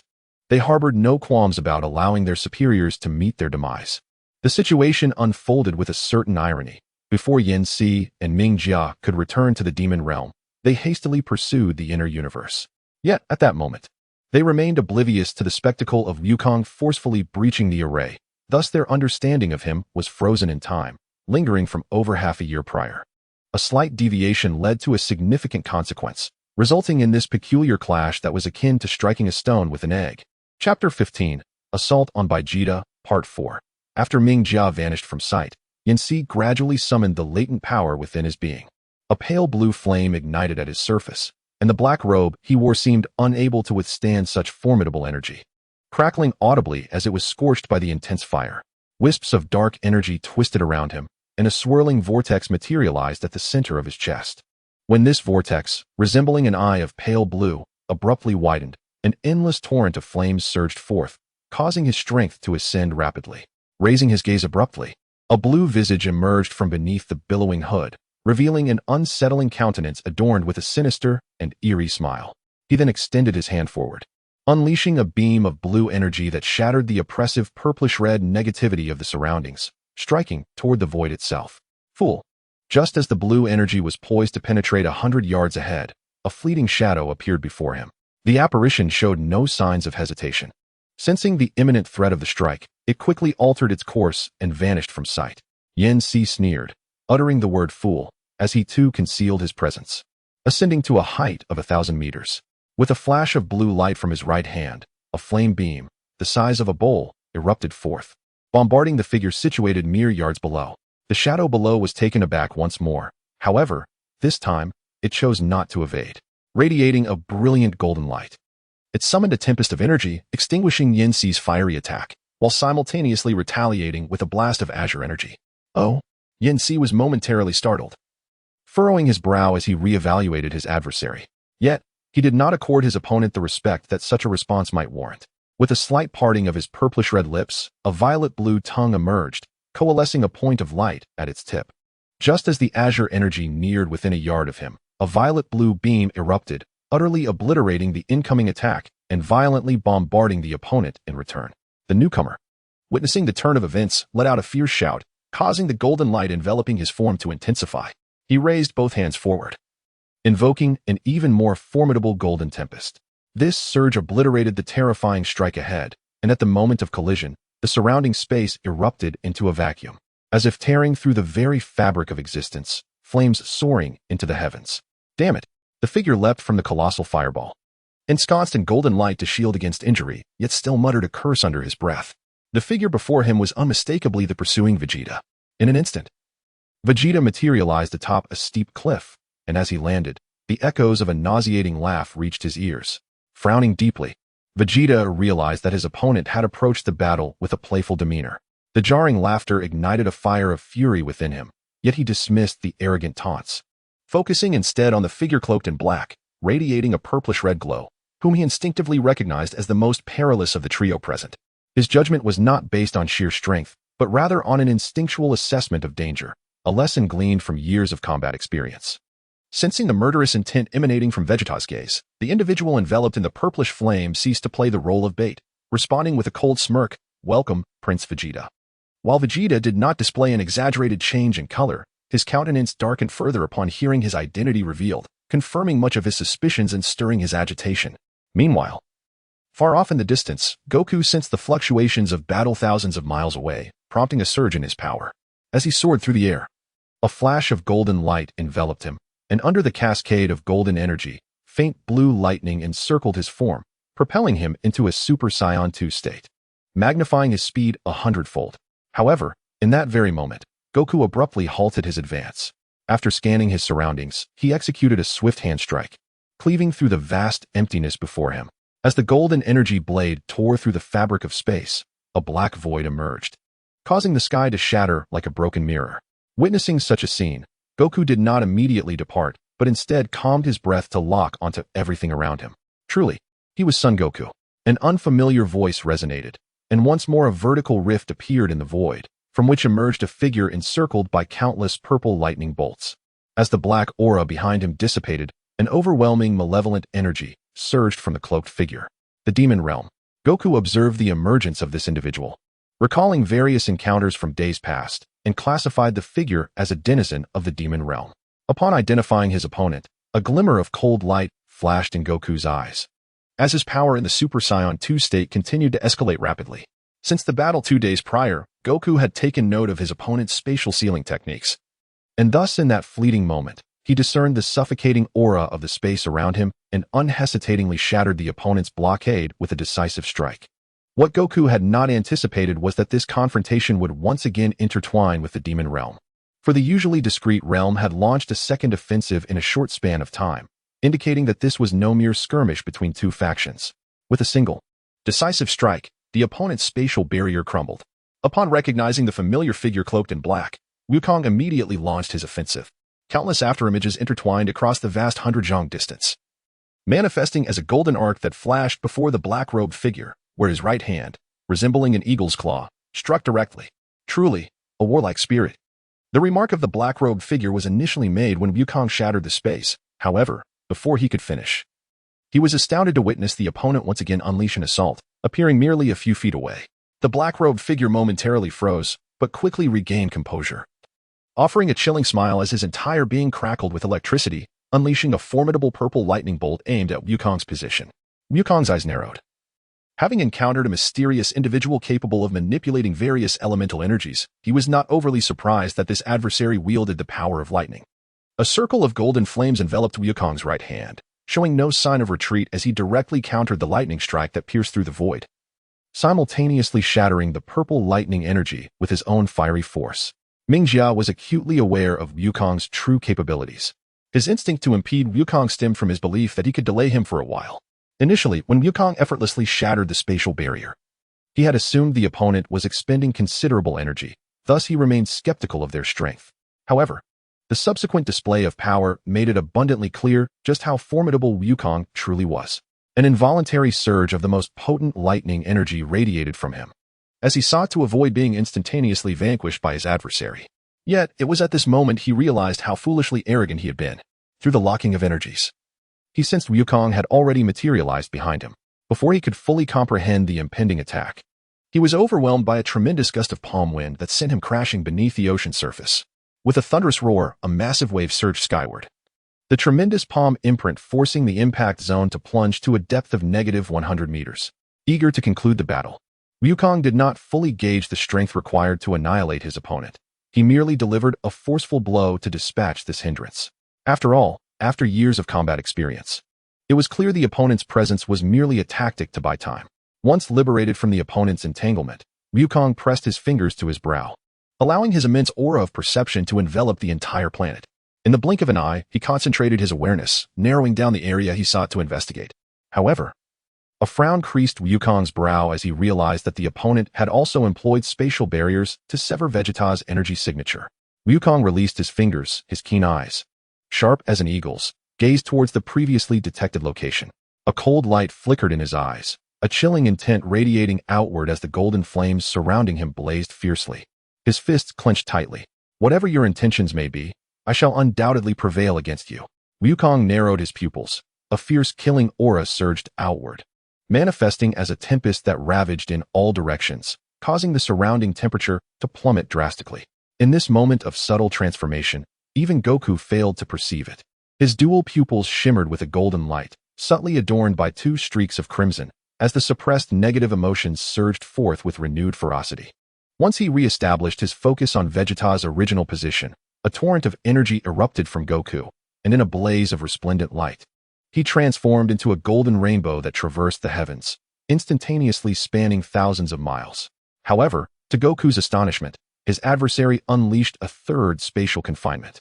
In an ephemeral flash of cold radiance, Goku harnessed his physical might, channeling the surrounding energies of the cosmos to conjure a tempest of energy that collided with the void ahead, producing a sound reminiscent of shattering glass. Once more, Goku effortlessly dismantled the barrier before him. Though Goku intended to maintain his speed, he was taken aback as the fragments of space he had shattered erupted into dazzling brilliance, swirling and thrusting towards him with menacing barbs. Sensing the tenacity of his opponent, Goku's fury intensified. After a slight deceleration, he unleashed an even more formidable force. The Golden Tempest expanded around Goku, encompassing a vast radius of 1,000 feet, obliterating all the shards with a resounding crack. In that instant of obstruction, a bolt of violet lightning, as large as a whale's mouth, descended from the heavens, resonating with thunderous roars that shattered the silence of the void. As if cleaving the air itself, the tattered figure of the dark-cloaked Mingjia materialized amid the dissipating thunder. Chapter 16. Enchanted Fist, Part 2. Goku turned to gaze at the side of Mingjia, and upon noticing the enigmatic black energy emanating from him, a profound stillness enveloped Goku's heart. The familiar scenes replayed in his memory, revealing subtle connections. "I truly underestimated you, merely in Super Saiyan form." The words hung in the air, abruptly ceasing as Mingjia smirked at Goku's renewed assault, his pallid, bluish visage emerging from the tattered cloth. Extending his similarly hued right hand, Mingjia traced a line through the air, unleashing a blue energy wave that absorbed the surrounding energies as it advanced towards Goku, enveloped in azure lightning. The energy wave pierced through Goku's afterimage, and as the golden flames flickered, Goku significantly closed the distance between them. With his left hand radiating a sphere of golden light, he gently touched the lightning-infused energy, severing Mingjia's thunderous assault. In one fluid motion, Goku unleashed a white energy sphere with his right hand, which arced gracefully to evade the opponent's defensive barrier, detonating against Mingjia from 10 paces away. Witnessing Goku shatter his lightning, Mingjia was momentarily stunned but quickly prepared to defend himself, raising his left hand to conjure a barrier of lightning. As Goku's energy sphere approached, it met the barrier, whereupon the lightning energy coalesced and suppressed Goku's attack. Yet, in that fleeting moment, Goku once again closed the gap between them, locking eyes with Mingjia, whose expression was etched with terror. With a disdainful smile, Goku prepared to launch another energy sphere. Having perceived the discrepancies within the unfolding events, Wukong first withdrew his energy sphere, then with a sweeping motion of his palm, shattered the residual illusion. Upon lifting his gaze, he beheld his opponent's true form already positioned 100 feet in the air, standing with an outstretched finger that seemed to pierce the heavens. The sky darkened as the index finger unleashed numerous serpentine bolts of violet lightning, among which a football-sized orb of electric energy coalesced. With a thunderous crack, Mingjia, undeterred by his injuries, seized the moment to consolidate the majority of his energy, launching a formidable strike aimed at his opponent, who had yet to mobilize his own energy. The dancing lightning coalesced into a thunder dragon, converging upon the electric orb. As Mingjia propelled his energy toward Wukong, the orb began to spin with astonishing velocity, creating a swirling vortex of unleashed thunder that rapidly descended upon Wukong. Wukong, momentarily taken aback, had not anticipated that his adversary would simultaneously employ a spatial confinement technique to restrict his movements, while the oncoming energy strike approached with blinding speed. However, all of this underestimated Wukong's prowess. Upon recognizing the opponent's illusion, he realized that the energy within him had not entirely dissipated. Instead, it gathered in his palm, coalescing into a more potent strike. With a cold smirk, Wukong extended his right hand, which shimmered with golden light, and unleashed a golden energy sphere that collided with the incoming attack at an even swifter pace. A resounding explosion reverberated through the air as Wukong's rotating golden orb merged with the lightning orb, showcasing an unparalleled might. The ensuing eruption of brilliant golden light unleashed a force so tremendous that it obliterated all traces of the thunderous energy within mere moments. Seizing the opportunity, Wukong advanced as the explosion raged, soaring above the tumult. Upon witnessing the thunder dragon surge toward him, he pointed forward, summoning a ring of golden light that formed an arc, and with a powerful energy blast, cleaved the 100-foot dragon in two. "It is over," Wukong declared coldly. Mingjia, having been thoroughly shaken by the destruction of his two attacks, was engulfed in dread. The pallor of his face drained of color. He gazed vacantly at Wukong and the golden energy sphere before him. In a cataclysmic explosion, Wukong propelled Mingjia 100 feet away. Observing the raging flames, Wukong hesitated not. His right hand, enveloped in golden light, sliced upward in a diagonal arc, intent on delivering a decisive blow that would either gravely injure or eliminate his foe. An inexhaustible bloodlust surged within Wukong, an inexplicable emotion that he had managed to suppress since his transformation into the golden giant ape. Yet now, upon encountering the familiar sinister black aura for the third time, an instinctual, brutal animosity began to surface, rendering it difficult for him to conceal his murderous intent. Stirring a sense of volatility within him, he had anticipated that this battle would conclude in a single stroke, yet the situation shifted once more. Just as Wukong's strike was about to land, a somewhat rejuvenated Mingjia instinctively took a defensive stance. The black mist released from it contracted intensely, distorting the space behind, allowing Mingjia to slip inside. As the remaining black mist resisted Wukong's strike, the fissure once again closed, restoring everything after the shockwave. Wukong's golden slash, after penetrating the flames, faded into the void. He etched this sudden scene into his mind, sensing an unsettling aura as the black mist spread. It was only upon realizing the complete disappearance of his opponent's presence that he confirmed their absence, prompting him to unleash his physical power and transform into a fleeting shadow, breaking through the air. Chapter 16, Enchanted Fist, Part 3. In the first week of signing the contract, I seek votes and support. At this moment, Vegeta regained his composure. Upon entering this domain, he realized his energy signature had been distinctly severed. In such circumstances, he understood the recklessness of his actions. Yet his pride would not allow him to retreat. He would fight to the end. A massive fireball bombarded from above, and Vegeta, now in his Super Saiyan 2 state, immediately summoned his power. He brought his hands together, unleashing a Saiyan energy beam that exploded the fireball several feet away. Damn it, Vegeta spat. Cursing as he sensed the impending danger, he abandoned the cliff beneath him, his surging energy obliterating the rocks below. In a flash of light, he appeared before Yans, unleashing an energy blast from his left hand. However, his sweeping left hand failed to capture his opponent's form. Instead, Vegeta's energy blast detonated against the barrier of the sealed space, causing minimal damage. It merely vibrated before reverting to its previous state. A long flame whip danced before Vegeta's eyes. Reacting instinctively, he ducked as the serpentine flame whip sliced above him. The searing heat not only vaporized the atmosphere, but also instilled a sense of dread within Vegeta, for he had witnessed that flame whip cleave through a massive mountain, leaving an unfathomable scar. Continuously evading the pursuing flame whips, Vegeta expanded his energy signature throughout the sealed space, finally pinpointing the exact locations of his three adversaries. In an instant, he accelerated, palm striking to deflect the flame whip before flashing in front of Yans, delivering a powerful punch. Oh! Yans expressed slight surprise at his opponent's tenacity, yet he barely managed to defend against the assault. He intercepted Vegeta's furious right punch with his left hand, absorbing the explosive force before retaliating with an iron fist. Vegeta was taken aback, never expecting his almost full-force strike to feel like hitting cotton, while the opponent's counterattack evoked a profound sense of danger. Quickly, he raised his left elbow to block, the tremendous impact resonating throughout the surroundings, creating a tempest that repelled outward. However, the stabbing pain from his hand revealed that his left arm had been shattered by the opponent's force. He barely managed to halt his backward flight with his body's energy as the intensity of his power began to wane. With one strike, Vegeta was left utterly wounded. The former was slightly taken aback by the formidable physique and keen reflexes of his opponent, while the latter was subdued by the overwhelming strength of his adversary, leading both to maintain a mutual silence. Ignoring the severe injury to his left hand, Vegeta's expression revealed no sign of panic. A continuous stream of golden radiance emanated from within him. To his astonishment, the minuscule gathering of energy concentrated around his nearly incapacitated left forearm revealed the remarkable ability to heal his body. Though his emotions remained concealed, Vegeta's heart was shaken. Yet he refrained from displaying it outwardly.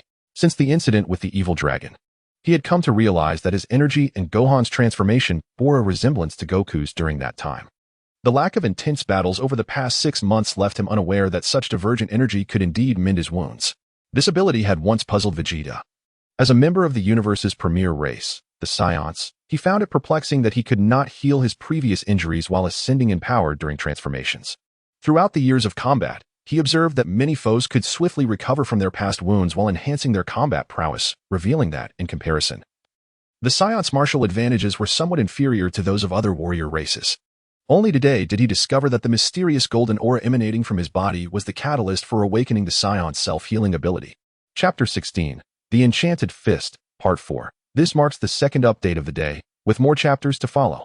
Upon uncovering this secret, Vegeta found it difficult to express his joy amidst the shock. After all, this was not a moment for sentimentality. The sharp pain in his hand served as a reminder of the formidable strength possessed by his opponent. Ino smirked as he observed Vegeta's slightly grave expression, slowly extending his right fist, then flicking it to conjure a radiant flame from the tip of his index finger.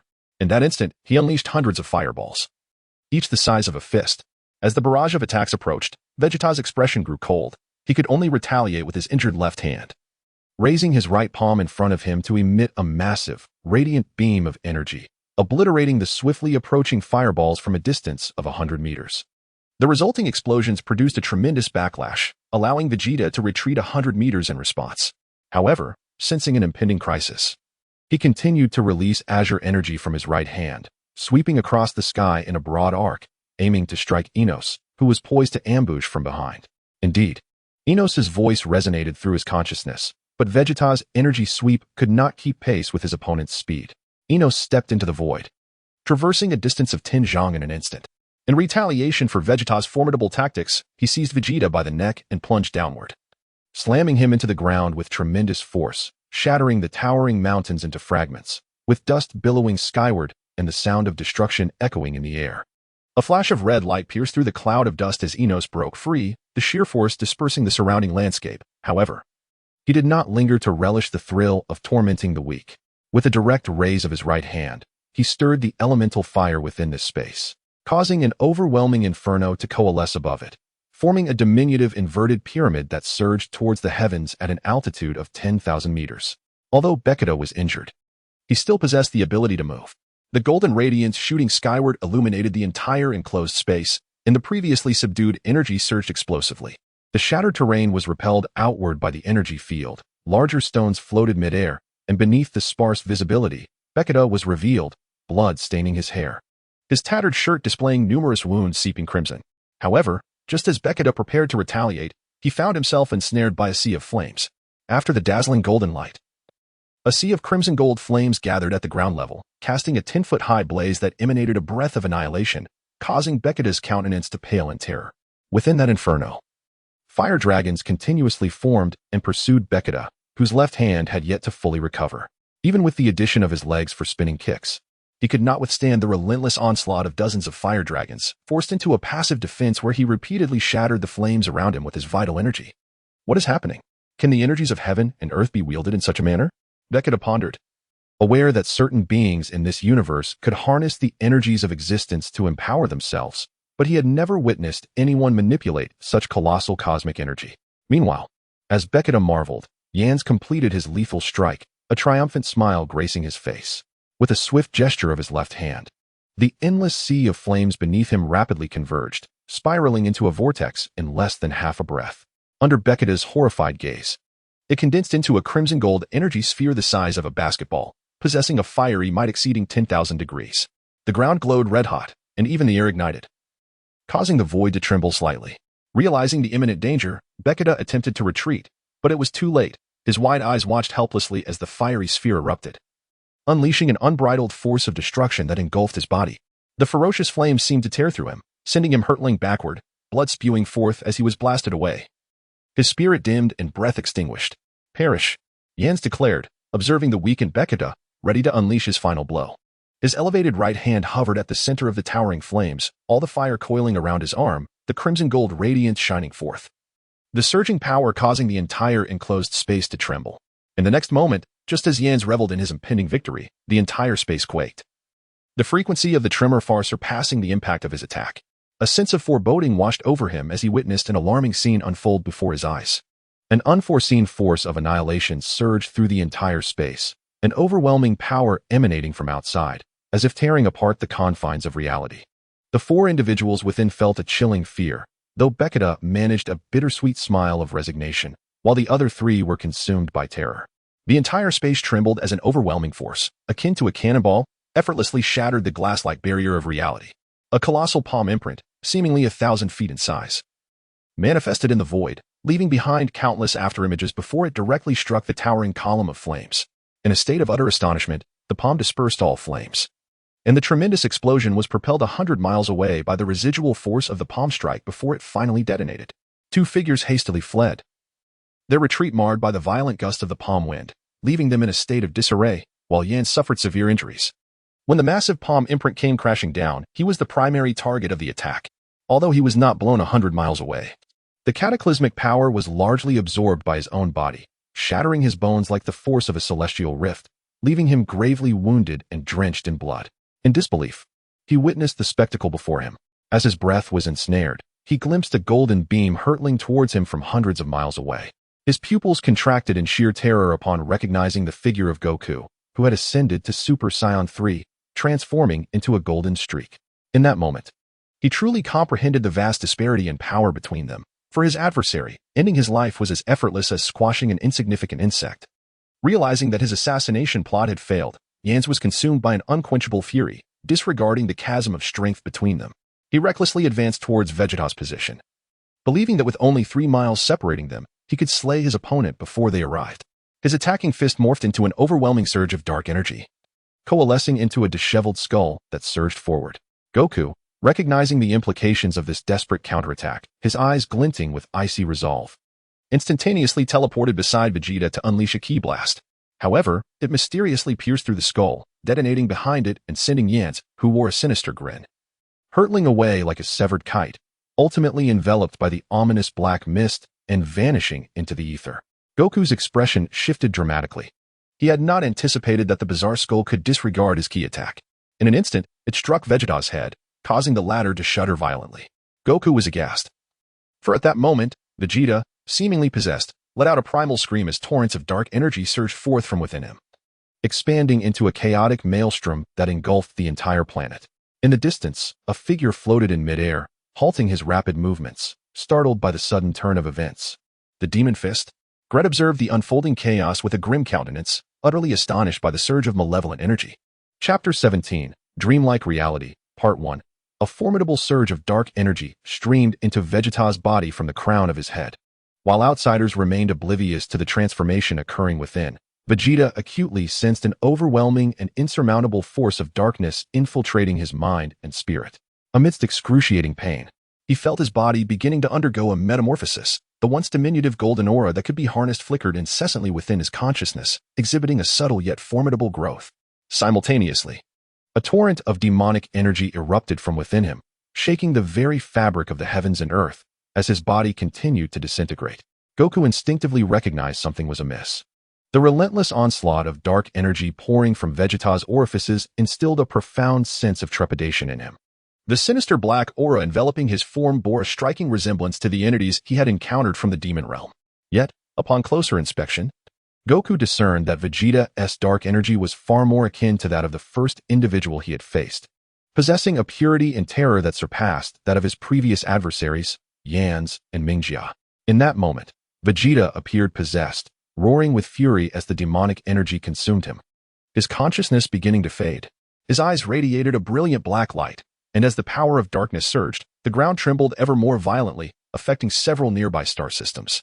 Initially unaware of the impending calamity, Goku distanced himself several meters from Vegeta for self-preservation.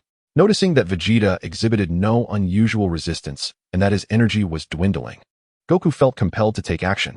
The unleashed energy immediately tore apart the black aura surrounding Vegeta, and with a powerful strike to his abdomen, Vegeta succumbed to the blow and fell unconscious. Goku then cradled the unconscious prince in his arms. At the same time, a golden light began to emanate from Goku's body. He had discovered the potential of this golden aura half a year prior, and in that moment, as he leapt away, he diligently used his energy to erode the encroaching darkness while simultaneously healing Vegeta. Forgive me, but I, Moyuo, wish to verify something. If readers truly enjoy this Dragon Ball narrative, please log into your accounts within the next 3 days to bookmark this book and leave a comment. Currently, this novel has surpassed 100,000 views, yet the number of bookmarks stands at merely 50, which seems anomalous to me. Therefore, I seek to confirm this matter. Previous friends, please refrain from artificially inflating the data or commenting for now, as I urgently require authentic figures. If anyone believes I am deceiving you, feel free to remove this book from your shelves on Monday. Over the next 3 days, I aspire to ascertain the true data of this book and validate a troubling suspicion I harbor. Thank you all. In truth, Goku did not wish to resort to instant transmission to buy time. Rather, he realized that if he did not eradicate the mysterious black energy, Vegeta's injuries would only worsen. Ordinary mechanical healing could not counteract such forces, so on his return journey, he resolutely employed his golden aura to dissipate the malevolent energy. The battle here had drawn the attention of numerous formidable fighters from the vast inner universe long ago. Many wore ashen faces, shaking their heads in bitter amusement as they realized the power of their opponents far exceeded their own. Conversely, There were quite a few strong individuals licking their lips in anticipation of the impending cosmic duel. They concentrated their energies on the recent confrontation, with even those fighters who had yet to arrive from other galaxies taking heed of this skirmish. However, some enigmatic figures were perplexed by the sudden spatial blockade, while those privy to certain details grew wary of the combatant wielding such formidable techniques. Ultimately, the explosive demonic energy unleashed by Vegeta sent shivers down the spines of many, as distant senses seemed unable to evade the insidious black mist's encroachment. Individuals situated tens of thousands of light years away found themselves drawn into the fray due to their own energies being locked onto that location. This black mist possessed an insatiable devouring ability, abruptly absorbing the energies of those gathering from distant corners of the universe, inflicting harm upon the slower reacting onlookers. Yet, what truly instilled terror within them was the realization that their adversary's power was swelling immensely within the demonic realm. The stronger the opponent, the more disadvantageous the situation became for them. Grit, Neil, Jack, and Lake also sensed the changes occurring here. However, even the ever-calm Jack furrowed his brow at the unfolding events, choosing to depart from the command center in silence, offering Neil not a hint of respect. Neil did not resent Jack's actions. He was well aware of the temperament of this solitary and proud individual. What astonished him was his own trepidation toward the black mist. Lake, too, wore a grim expression as Vegeta's power surged dramatically. Grit, close to the battlefield, halted his movements upon learning that a character from the demon realm had employed the magical fist technique. Startled by Goku's assertive action, he momentarily hesitated but ultimately smiled and shook his head, understanding that Goku's approach was indeed the most effective course of action. With a swift motion, he vanished from sight. In the previous turmoil, Gohan and the others had been closely monitoring the battle. Now, gathered in the palace's treatment room, they fell silent after hearing Goku's account, their faces etched with gravity. Xiaofang, Bra, Beulah, and even Master Roshi sensed the brewing unease, having been previously unnerved by the overwhelming demonic flames unleashed by Vegeta. Now apprehensive of his potential volatility, Bulma, standing nearby, wept quietly, anxiously gazing at the treatment room's entrance. Upon hearing from Goku of Vegeta's severe injuries, her heart wavered. Had it not been for the assurance that Vegeta's life was not at risk, she might have fainted from the distress. Wukong found himself in a peculiar situation. He refrained from mentioning the events of the previous days to Gohan and the others. However, as the earlier occurrences intertwined with today's battle, he sensed a glimmer of information, perplexed by the sudden shift in the demon realm's demeanor, which had become increasingly hostile towards the Saiyans. Unbeknownst to Wukong, the demon realm had issued a directive to temporarily halt attacks on the Saiyans long before his overwhelming victory over Meilu. Yet, the two enigmatic figures failed to apprise the oblivious Mingjia and Yinsi of the situation, leading these arrogant individuals to recklessly engage in a futile confrontation. On his return journey, Wukong persistently employed his energy to dispel the sinister black aura, only to discover that a portion of the malevolent presence could not be eradicated entirely from Bei's heart pulse. As the golden radiance purified the darkness, a subtle transformation occurred within the Dragon Balls inside him, a change so faint that even Wukong himself remained unaware. Meanwhile, in a distant realm, the dragon quivered, its gaze laden with uncertainty, pondering the depths of the situation. Was it truly as it seemed? Yet, where could it be? Cursed be the wretched being who vanished from this world, leaving behind only fragmented memories. I am utterly bewildered. What schemes are you concocting? With a profound sigh, the colossal dragon exhaled a breath of dragon energy, shifting its immense form, increasingly troubled in its awareness. In the shadowy expanse, 8 silhouettes materialized in this desolate realm, 4 of whom emanated a mysterious black aura. The seductive power enveloping their bodies continuously mended their injuries, and from the aura, it was evident that they were Mingjia, Yinsi, and their companions. Curse that monkey for arriving so swiftly. We suffered a significant setback before we could properly defend ourselves, muttered the one who had sustained the least damage. The very figure feigning arrogance among the demon realm's ranks, now conversing telepathically with another. Indeed, he is truly terrifying. Yet, it is regrettable that we could not leverage his strength to eliminate either of them, the other replied, expelling a cloud of murky energy. Struck by Wukong's formidable palm strike, his internal organs lay in ruins. Had it not been for the black aura's presence, he would have been left with little more than a semblance of life. What had initially appeared to be a straightforward plan had spiraled into chaos, as neither of these arrogant commanders had anticipated surviving. Rather than eliminating Vegeta, their true intention had been to utilize Wukong to eradicate both Yinsi and Mingjia simultaneously. Let us observe the developments. It seems the demon realm has severed its ties with this place. However, I fear the situation may not be as simple as it appears. Only at the critical juncture will we strike back decisively. Otherwise, Shaluo and Qingluo will not spare us, one of them responded. Though he too felt vexed by the deteriorating circumstances, he remained relieved that Mingjia and Yinsi had suffered far greater harm than himself. Through the sensitivity of his breath, he believed that in the forthcoming fortnight, the two adversaries would be incapable of regaining their peak prowess, whereas he and his companion would completely recover within 3 days. At that point, should they take action, their chances of success would exceed 90%. That detestable fellow, Shala, would inevitably come to recognize my formidable strength one day. After enduring such humiliation for so long, it is high time for him to meet his end. The indignities he has inflicted upon me shall be repaid 1,000-fold. Upon hearing Shala's words, the man could not conceal his fury, and the energy within him surged ominously, hastening his recovery while avoiding the notice of Mingjia and his companion. He refrained from responding. He too had suffered Shala's scorn, harboring a hatred that rivaled that of his ally. Yet, he possessed greater restraint, aspiring to annihilate their foes in the inevitable counteroffensive. At that moment, Yans raised his eyes, his gaze brimming with uncontainable wrath, his aura swelling fiercely. He bellowed in anger. Mingjia, you had best clarify why you failed to inform me of this sudden turn of events. His eyes blazed. He had anticipated that his opponent would delay. So he had initially mocked Baijita during their conflict. However, he had never imagined that Sun Wukong would arrive on the scene in less than 30 seconds, delivering a devastating blow that left him grievously injured. Were it not for the protective dark energy, he would have met his demise by now. This miscalculation filled him with bitterness and loathing. Had Mingjia forewarned him, he could have eliminated the adversary and retreated with ease. Mingjia did not rush to reply.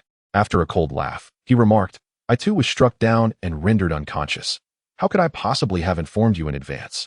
Yet, it seems you are to blame. Unable to vanquish your opponent in half a minute, it appears you despise failure so much that you seek to shift the blame onto me. Mingjia refused to yield. And as Yans intensified his pressure upon him, he unleashed a formidable aura in retaliation. However, it was his venomous words that drove Yans to grind his teeth in hatred. Realizing his own culpability, Yans could only suppress his desire to unleash his anger, glaring fiercely at Mingjia. A chilling aura enveloped him, although devoid of murderous intent. It nonetheless exuded an air of dominance. The remaining four were left without the authority to speak, feeling the oppressive surge of energy. They staggered backward, blood seeping from the corners of their mouths. Meanwhile, the two figures exchanged covert smirks, finding the spectacle of these adversaries turning against one another utterly laughable. Chapter 17, Dreams of Reality, Part 3. The 5th chapter is complete, with more to come. I seek your recommendation. In the blink of an eye, 3 hours had passed. Yet Baijita remained in a state of unconsciousness. While his external and internal injuries had healed, his energy fluctuated erratically, causing concern among those present. Wukong grew increasingly silent, discerning through the faintest of auras that the dark energy within Baijita had ceased its earlier turmoil, gradually returning to tranquility. However, for reasons unknown, he found himself unable to calm his own mind. In order to ensure the safety of Vegeta, Goku eradicated over 90% of the dark energy. He was fully aware that such an action effectively severed Vegeta's opportunity for a significant power surge. Nevertheless, Goku firmly believed that if Vegeta were in his right mind, he would unhesitatingly relinquish such an opportunity. After all, the proud Saiyan prince would never resort to such a means to enhance his strength.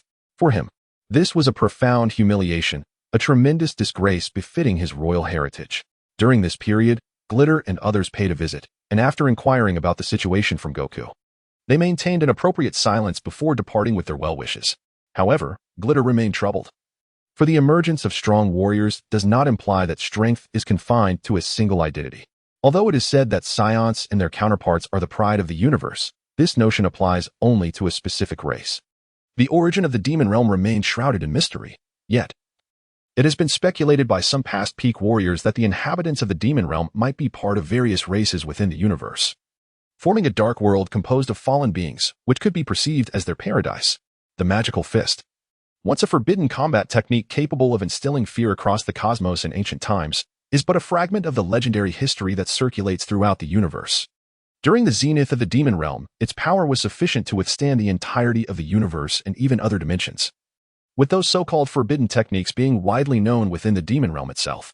The terror of such techniques lies in their ability to evoke the negative emotions of the injured, awakening their inner malevolence. This burgeoning dark energy not only strengthens the afflicted, but also erodes their physical form and psyche. Ultimately, this could lead to death, or worse. a descent into madness, where one turns against their companions, living by the sword. This fate is not determined merely by the amount of dark energy one possesses. Even a slight disturbance from the magical fist's energy necessitates enduring a near-death experience and overcoming the potential for demonic transformation thereafter. This represents both a calamity for Vegeta and an opportunity for him to evolve into a formidable warrior. While the outside world continued to unfold as usual, Vegeta's divine consciousness was also in motion. At the moment when the dark energy completely enveloped his heart, his soul was stimulated by a surge of intense white light, causing a momentary dizziness that led him to slip back into slumber. After what felt like an eternity, or perhaps merely a fleeting instant, Vegeta awakened once more, astonished by the peculiar scene before him as he surveyed his surroundings.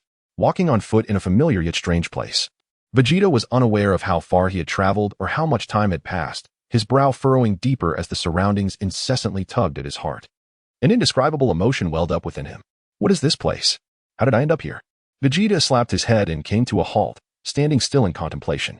I recall being injured by that individual, and just at the last moment, Karo arrived. However, I was struck by a surge of malevolent energy, which triggered fragmented memories in my mind that took a long time to coalesce, leaving me with a profound sense of resentment. Cursed be that, Vegeta muttered bitterly. Yet, as he contemplated fleeing this realm, a familiar voice suddenly pierced the air. In an instant, he felt as if struck by lightning, his whole being trembling. Reflexively widening his eyes in a daze as he slowly turned to seek the source of the sound, he distinctly heard someone calling his name. A voice etched in his memory for decades. At that moment, Vegeta's heart surged with indescribable excitement, and upon recognizing the figures before him, his pupils constricted in disbelief. His mouth slightly agape. From a distance of 100 yards, 3 shadows approached. 2 were adults, and 1 was a child. As they drew near, he could finally discern their likenesses. Vegeta began to tremble, his eyes shimmering with tears. For before him stood his father, the king, who surely all remember, and his mother, a radiant woman, her long, flowing black hair cascading like a waterfall over her back. Clad in a pristine white gown, alongside his younger self.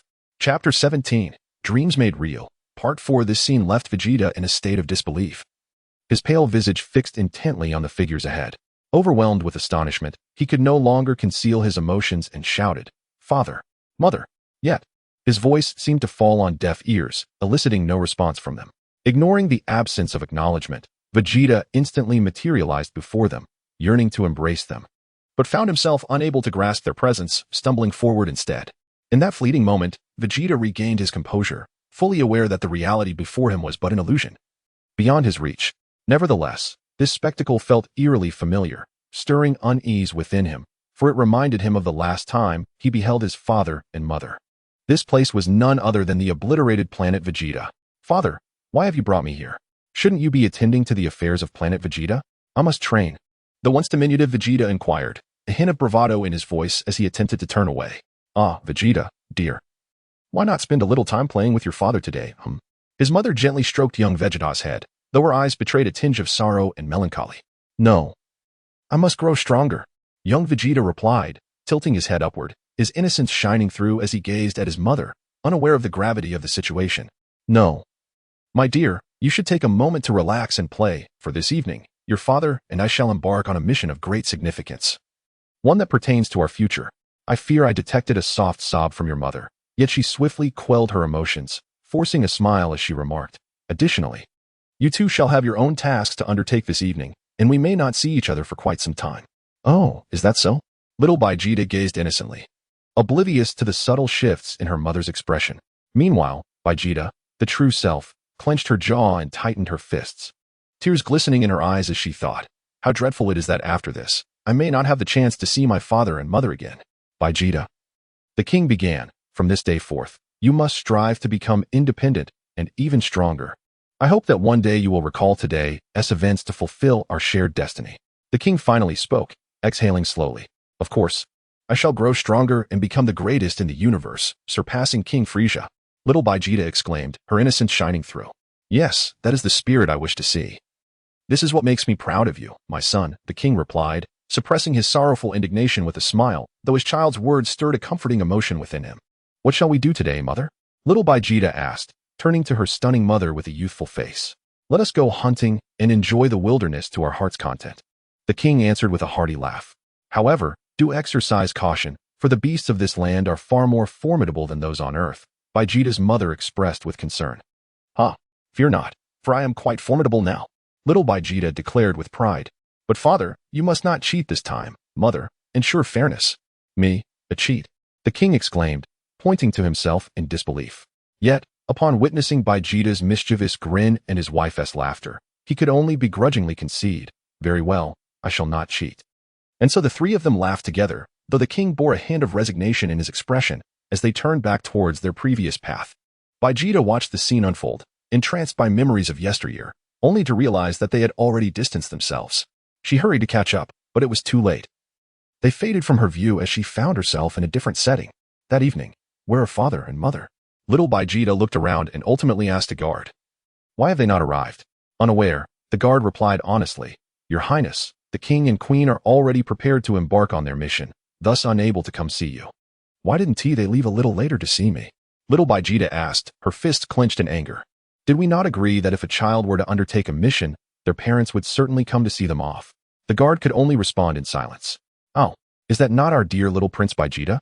Why do you sound as though you are on the verge of tears?" In the midst of silence, a voice emerged as a figure approached, a man who turned out to be Chil, the uncle of Vegeta. Observing the tearful Vegeta, he jested, "Are you frightened as well?" "What nonsense! Am I afraid?" Young Vegeta retorted with indignation directed at Chil. However, Chil continued, "I believe your king and queen no longer desire your presence. Recently, I've heard that they intend to send you to another planet, prohibiting your return to planet Vegeta. Has he mentioned this to you?" Chil chuckled as he cast a sidelong glance at the young prince. "What are you babbling about?" Vegeta recalled the events of the day, remembering how his father would never exhibit such leniency, but was still engulfed by a surge of anger, shouting in fury, "Babbling? As the king of the Saiyans, I have no reason to violate the edicts of our ancestors. If they do not personally escort their child, what does that signify? You should understand this as well." Upon hearing this, young Vegeta felt as though he had been struck by lightning. He was acutely aware of this agreement.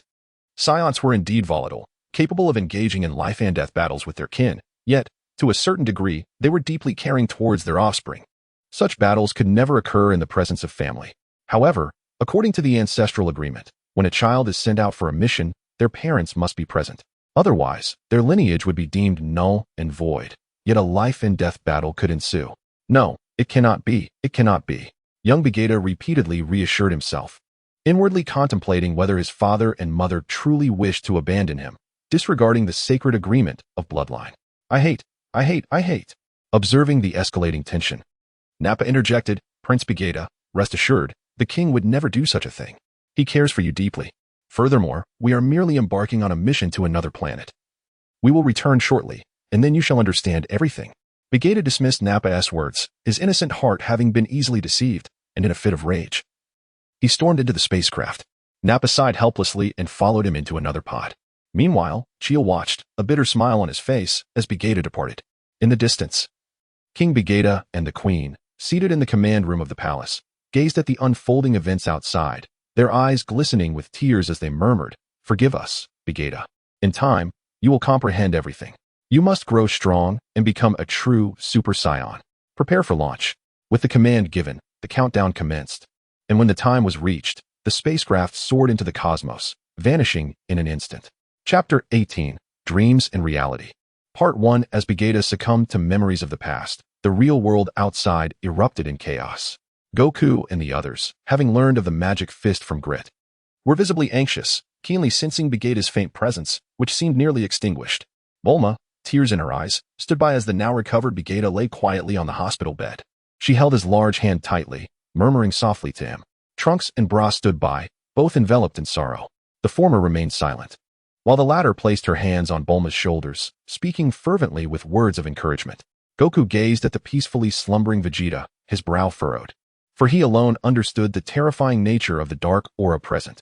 The enigmatic black energy, which had not lingered in the heart, was a harbinger of Vegeta's dire condition, far worse than any previous injuries he had endured. Goten and Ub quietly kept vigil nearby, while Gohan, burdened by more thoughts, pieced together fragments of the situation from the familiar aura and past encounters, even though he had not learned the entirety of the circumstances from his father. Xiaofang held the hands of Beulah and Chi-Chi, their feminine sensibilities making them particularly susceptible to sorrow, their brows knitted and lips pressed together. Meanwhile, Master Roshi and Mr. Satan, clad in swimwear, had initially dashed off to the nearby beach for leisure. However, upon hearing of the sudden turn of events, they returned, their hearts heavy with concern for Vegeta's condition. Returning to the inner world of Vegeta, scenes from the past played out before his eyes. Upon first touching the void, he had uncovered a surreal truth, the impending destruction of planet Vegeta and the demise of his parents. A profound sense of helplessness welled up within him, a realization of his past weakness. Was this truly the essence of all that had transpired? Thus, planet Vegeta became a relic of history. Vegeta's expression darkened, as these familiar scenes stirred his buried memories. He had once tried to forget that painful past through violence, yet now confronted with it again, he recognized his naivety. Forgetting was an impossibility. Once, he aspired to become a heartless being, rejecting all emotions, believing that only a soulless person could embody the ultimate nature of a Saiyan, thus achieving the legendary Super Saiyan status. However, since his time on Earth, he had grown accustomed to the warmth of human emotions, recalling the feelings he once possessed, and relying on a peaceful existence. Yet, no one could truly understand his heart. As the prince of the Saiyans, he harbored a deep-seated hatred and resentment towards the annihilation of his race, coupled with an everlasting enigma that remained unsolved. Despite countless searches, he could never uncover the truth of that fateful day. Suddenly struck by this thought, Vegeta's spirit stirred. The singular thought that remained in his heart was to trace the footsteps of his parents and uncover the truth of the past. Thus, he resolved to follow his father, to witness this so-called mission of altering history. Chapter 18, Dreams and Reality, Part 2. In the wake of my thoughts, the scene before Vegeta shifted abruptly, transporting him to the command center. Familiar figures darted around him, their expressions resolute and unwavering. Reporting to the king, everything has been prepared according to plan. Please issue your orders, a Saiyan clad in traditional battle attire hurriedly reported.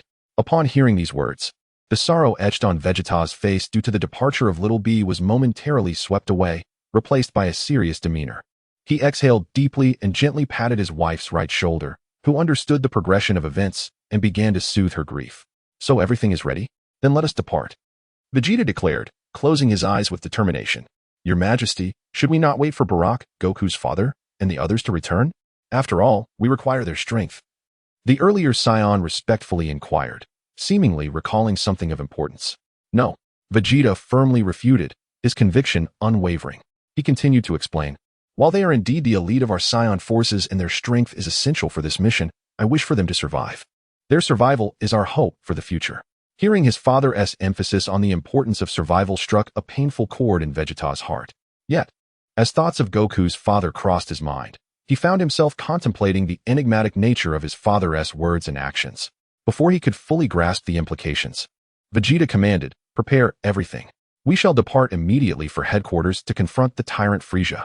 Yes, the powerful declaration ignited a fervent fire within the hearts of the assembled Saiyans, who raised their voices in unison. Chilai, who had followed closely behind, clenched her fists tightly. We fight for survival, for freedom, for the future, and for glory. Observing the fervent battle spirit of his comrades, Vegeta felt a profound sorrow for the impending confrontation, lamenting the valor of this undertaking, the fervor of this mission, and the sacrifices that lay ahead. During the swift journey aboard the spaceship, Your Majesty, should we charge directly in, or wait until we are near Frieza before launching a surprise attack? An elder inquired, his once cloudy eyes now sparkling with a glimmer of insight, as if seeking to glimpse a future filled with splendor. I have heard that Frieza has long desired to annihilate our Saiyan race. His summons to headquarters must signal his intent to act. Rather than remain passive, we should take the initiative, Vegeta asserted with rational conviction. Moreover, a surprise attack would be a disgrace to us Saiyans. The queen stood silently at the hatch, her tear-filled eyes mournfully gazing at the receding planet of Vegeta. Her expression a poignant symphony of compassion, indignation, sorrow, and resilience. Vegeta maintained a distance of merely 10 paces from his mother at this moment. He yearned to draw closer to her, yet the pride he had cultivated made him feel somewhat discomfited. Moreover, on an instinctive level, he sensed an imperceptible tension in the air. Half an hour passed, and the spacecraft landed steadily at a launch base. Greetings, esteemed King Vegeta, a grinning figure greeted, feigning servility. However, the response was met with a beam of energy that erupted into a dazzling display before being extinguished by the wrath of King Vegeta's emergence. Witnessing this sudden turn of events, the multitude present remained oblivious to the truth, their panic escalating as they called for reinforcements. With an air of solemnity and authority, King Vegeta issued a lethal command, prompting all Saiyans to launch a fierce assault, surging into the control room. Chapter 18. Dreams as Reality, Part 3. I must confess, the sluggish internet speed at school was the reason I couldn't access the Author S section from yesterday afternoon until noon today. After attempting to log in today, I succeeded. As I mentioned earlier, there will be 6 updates today. I humbly request your support through collections and votes. While chaos reigned outside, a chilling silence enveloped the interior.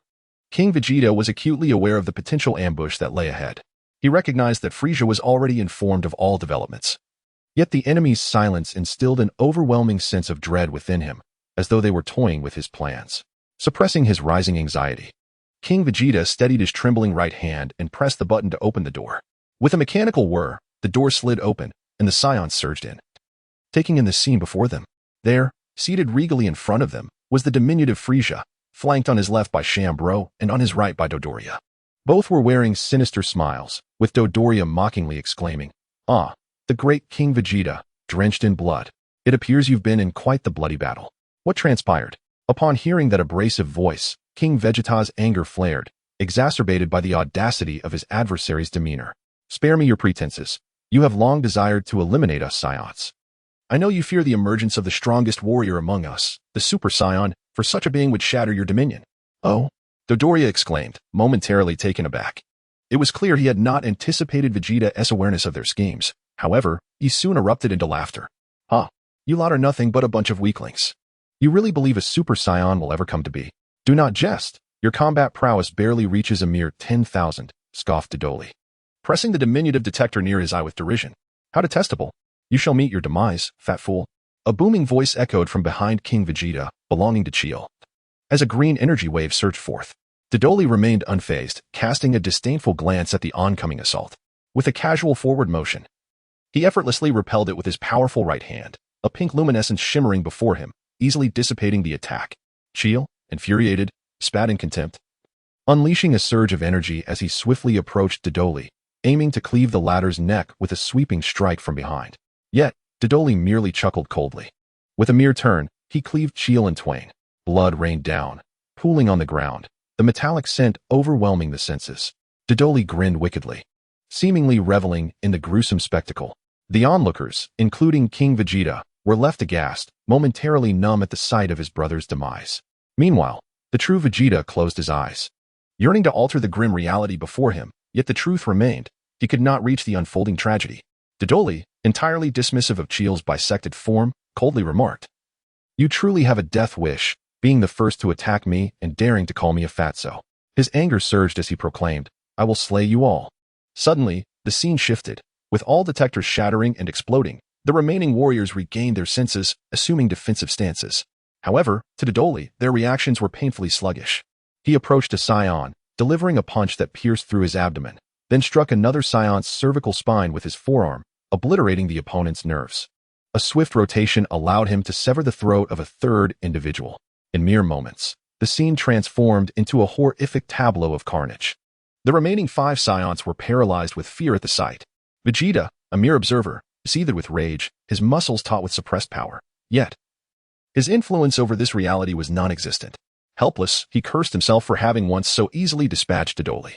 "What troubles you, dear King Vegeta? Why does your visage bear such a grim countenance?" Shambwa inquired with arms crossed, a mocking smile gracing his lips. Is this truly the extent of Dodoli's power? King Vegeta gasped, his body trembling in dread. "Indeed, I have stated before us, you are not but a swarm of ants," Dodoli declared, licking the blood from his hands before suddenly spitting it out in disgust. "How foul!" King Vegeta, thoroughly incensed, leapt into the air, charging toward Frieza with the intent to strike him down in one fell swoop. Frieza merely revealed a wicked smile, slowly raising a finger to gently flick the forehead of King Vegeta. A surge of formidable power coursed into the latter's skull, and in an instant, blood erupted from his brow like a gushing fountain. No, the once dazed queen, upon regaining her senses, was struck anew, letting out a piercing scream of anguish. King Vegeta collapsed to the ground, his eyes wide open yet unseeing, convulsing as he coughed up blood. Witnessing this harrowing scene, Vegeta, unable to bear it, shut his eyes tightly, turned his head, and clenched his fists in escalating fury. Chapter 18. Dreams as Reality, Part 2-4. Second update. "Humph, truly ungrateful." Dorelli mocked with a laugh, before launching another assault, swiftly eliminating 3 more Saiyans, leaving only the queen, ensnared in her despair. The queen trembled, her exquisite visage as pale as parchment. After a moment, she snapped back to reality, frantically flying to King Vegeta's side, sobbing as she cradled him in her arms. "Oh, quite a sight, indeed, a beautiful soul," remarked Shambo, with a hint of disgust at the tear-streaked queen. "Oh, do you wish for her to become your skincare product?" Dorelli, initially moving towards the beleaguered pair, inquired with a hint of peculiarity upon hearing Shambo's words. "Indeed, if I could utilize her lifeblood, it would be the finest. After all, I am so very beautiful," Shambo spoke in a somewhat melancholic tone. However, this remark ignited an insatiable fury within Vegeta, causing his entire being to tremble. His palm bloodied from his own grip. "What?" King Vegeta roared in rage, barely managing to sustain his body as he bellowed. "I shall slay you." His entire form erupted with a fierce aura, a manifestation of light that left the queen momentarily entranced. Pathetic, truly pathetic. Shambo, unfazed by the sudden surge of power, swiftly approached King Vegeta, piercing through his back with a single hand, creating a gaping wound the size of a bowl. In a flash, the brilliance vanished, and silence enveloped the area for a fleeting moment, before a heart-wrenching scream reverberated throughout. Following that dreadful cry, King Vegeta, devoid of breath, gazed distantly at his utterly shattered wife, a smile gracing his lips as he closed his eyes forever. Witnessing the demise of her beloved, the queen was driven to madness. Screeching, "I would rather die than allow you to torment him," she then unleashed a powerful energy blast towards her own heart, obliterating her vital essence. A torrent of blood gushed forth, staining her white garments in a shocking crimson, as she collapsed beside King Vegeta, her hand tightly grasping his. Finding eternal rest in a serene smile, Vegeta, heartbroken, roared in despair, "No," but found himself powerless against the reality of what lay before him, memories of the past. Thus, he wept, tears of hatred streaming down his face for the second time. "What happened, Shambo?" Frieza inquired nonchalantly. "I never imagined she would take her own life, thus wasting my resources. The blood of the dead possesses no such beauty-enhancing properties." Shangwa spoke with disdain, his tone tinged with a hint of distress. Frieza and Dodori remained silent, rendered speechless by this aberration. "What is the purpose of your descent, Lord Frieza?" Dodori broke the silence, bowing respectfully as he inquired. "Then go and eliminate the Saiyans on planet Kalu. Remember, be swift and precise." "Yes," Dodori acknowledged with a nod before sprinting towards the launch site, boarding the spacecraft bound for Kalu. "My lord, what shall we do with the remainder?" Shangwa asked anxiously, observing the simple-minded Dodori as he departed. "Let their remains stay here for now. Shortly, I shall take them to planet Vegeta for a grand display of fireworks." Frieza licked his lips, grinning wickedly. Beside him, Vegeta understood the impending events, yet felt powerless as he awaited the inevitable destruction of planet Vegeta at Frieza's hands. Thus unfolded the tale, with only Baraka managing to escape Dodori's hunt, standing alone against Frieza and his minions. Yet, the course of history remained unchanged. Frieza emerged from the chamber, conjuring a massive energy sphere with a mere flick of his finger, seemingly dismissive of the countless ants before him. He gently swayed his fingertip, hurling the colossal fireball towards planet Vegeta. Following a tremendous explosion, a blinding golden light illuminated the cosmos as planet Vegeta was irrevocably reduced to cosmic dust, along with the remains of several Saiyans, Vegeta among them, who closed his eyes in anguish. Frieza cackled maniacally. "Ah, what splendid fireworks." Vegeta's gaze was one of despair. The events of the past replayed before him. He found himself trapped in an illusion, utterly powerless to aid his comrades. He tightly shut his eyes, his heart raging with anger, yet simultaneously succumbing to despondency. In this moment, he loathed his former weakness. Undeniably, it was due to his own inadequacy that his kin fell prey to Frieza's dominion and destruction. He felt hatred, regret, and self-reproach. In the midst of such torment, Vegeta's eyes dimmed, losing their brilliance as he drifted through the void of space, aimlessly wandering. After a prolonged period of despair, he reflected on both the past and the recent events. The weight of his burden made it difficult for him to breathe, ultimately leading him to collapse in a solitary spot, awaiting the final outcome. Chapter 19, The Shattered Dream, The Transformation of Vegeta, Part 1. In this third installment, I request your support through subscriptions and votes. Let us witness the formidable lineup of Dragon Ball fans and showcase the brilliance of yesteryears. A dim nebula, adorned with the remnants of a fallen shadow, added a tinge of melancholy to the already desolate atmosphere. At this moment, Vegeta's solitary figure crouched amidst the emptiness of space, motionless and unaware of how many years had slipped away in his despondency. His spirit shattered, he remained unable to escape the harsh truth he faced. Weakness stems from the frailty of my former self. Vegeta, with his arms wrapped around his knees, obscured half of his face. His downcast eyes lacked any glimmer of light, reflecting a hollow gaze that seemed to replay past moments in a relentless loop. Deeply entrenched in this cycle, his consciousness was consumed by self-reproach. Without strength, nothing could be accomplished. After a prolonged silence, Vegeta finally revealed the remaining half of his head, weariness etched across his features and lifeless eyes. He muttered intermittently, "My father and mother seem truly gone before me. Perhaps I am destined to be a failure. I could not defeat Frieza. I am utterly no match for Cell. Bu toys with me at will, and Baby regards me merely as a vessel. Super 17 disregards me, and the relentless evil dragons have driven me to despair." At this juncture, Vegeta unearthed a rare, self-deprecating smile, yet his heart swelled with greater sorrow. "I remain so weak. I am truly exhausted. I long for eternal rest." However, just as Vegeta pondered surrendering entirely, an unexpected surge of energy erupted from his dimmed body. In that moment, his vacant eyes ignited with an abyssal glow, and tendrils of dark energy seeped from every pore, resonating with a burgeoning power within. This transformation startled Vegeta, compelling him to mobilize his body. Yet he found it difficult to maintain control as an overwhelming dark force surged within him. Disbelief widened his eyes. The abrupt shift had restored some clarity to his mind, igniting a will to resist the encroaching darkness that surged from his core. Yet, his body underwent a mysterious transformation, revealing its inability to be fully controlled. The escalation of his energy was met with inexplicable suppression, while the dark aura danced in exuberance. What could possibly be happening? At that moment, Vegeta truly awakened, striving to amplify his golden power to combat the invasive darkness, as memories of his earlier despair surged through his mind, casting a shadow over his expression. A sense of dread enveloped him as he summoned all his energy to restrain the relentless dark force, his heartbeat intensifying. The pounding resonated painfully against his eardrums, and he gasped for breath, more and more dark energy flowing from his core, seeking to envelop him entirely. "Damn it! Who are you?"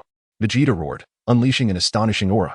A vast power coalesced into a tempest of energy, and the golden flames scattered the pervasive darkness surrounding him, yet it bore no impact on the external world. "Get out of my body at once." Vegeta finally became aware of the disquieting sensations within his body, vividly recalling the past transgressions of Baby. Upon sensing that ominous force, which undeniably did not belong to him, he instinctively deduced the presence of this dreadful threat. Chapter 19, The Shattering of Illusions, Vegeta's Transformation, Part 2. In the face of a life-threatening crisis, Vegeta not only cast aside the shadows of his past but, having regained his mental acuity, realized with remarkable cunning that the situation at hand was far too bizarre to comprehend.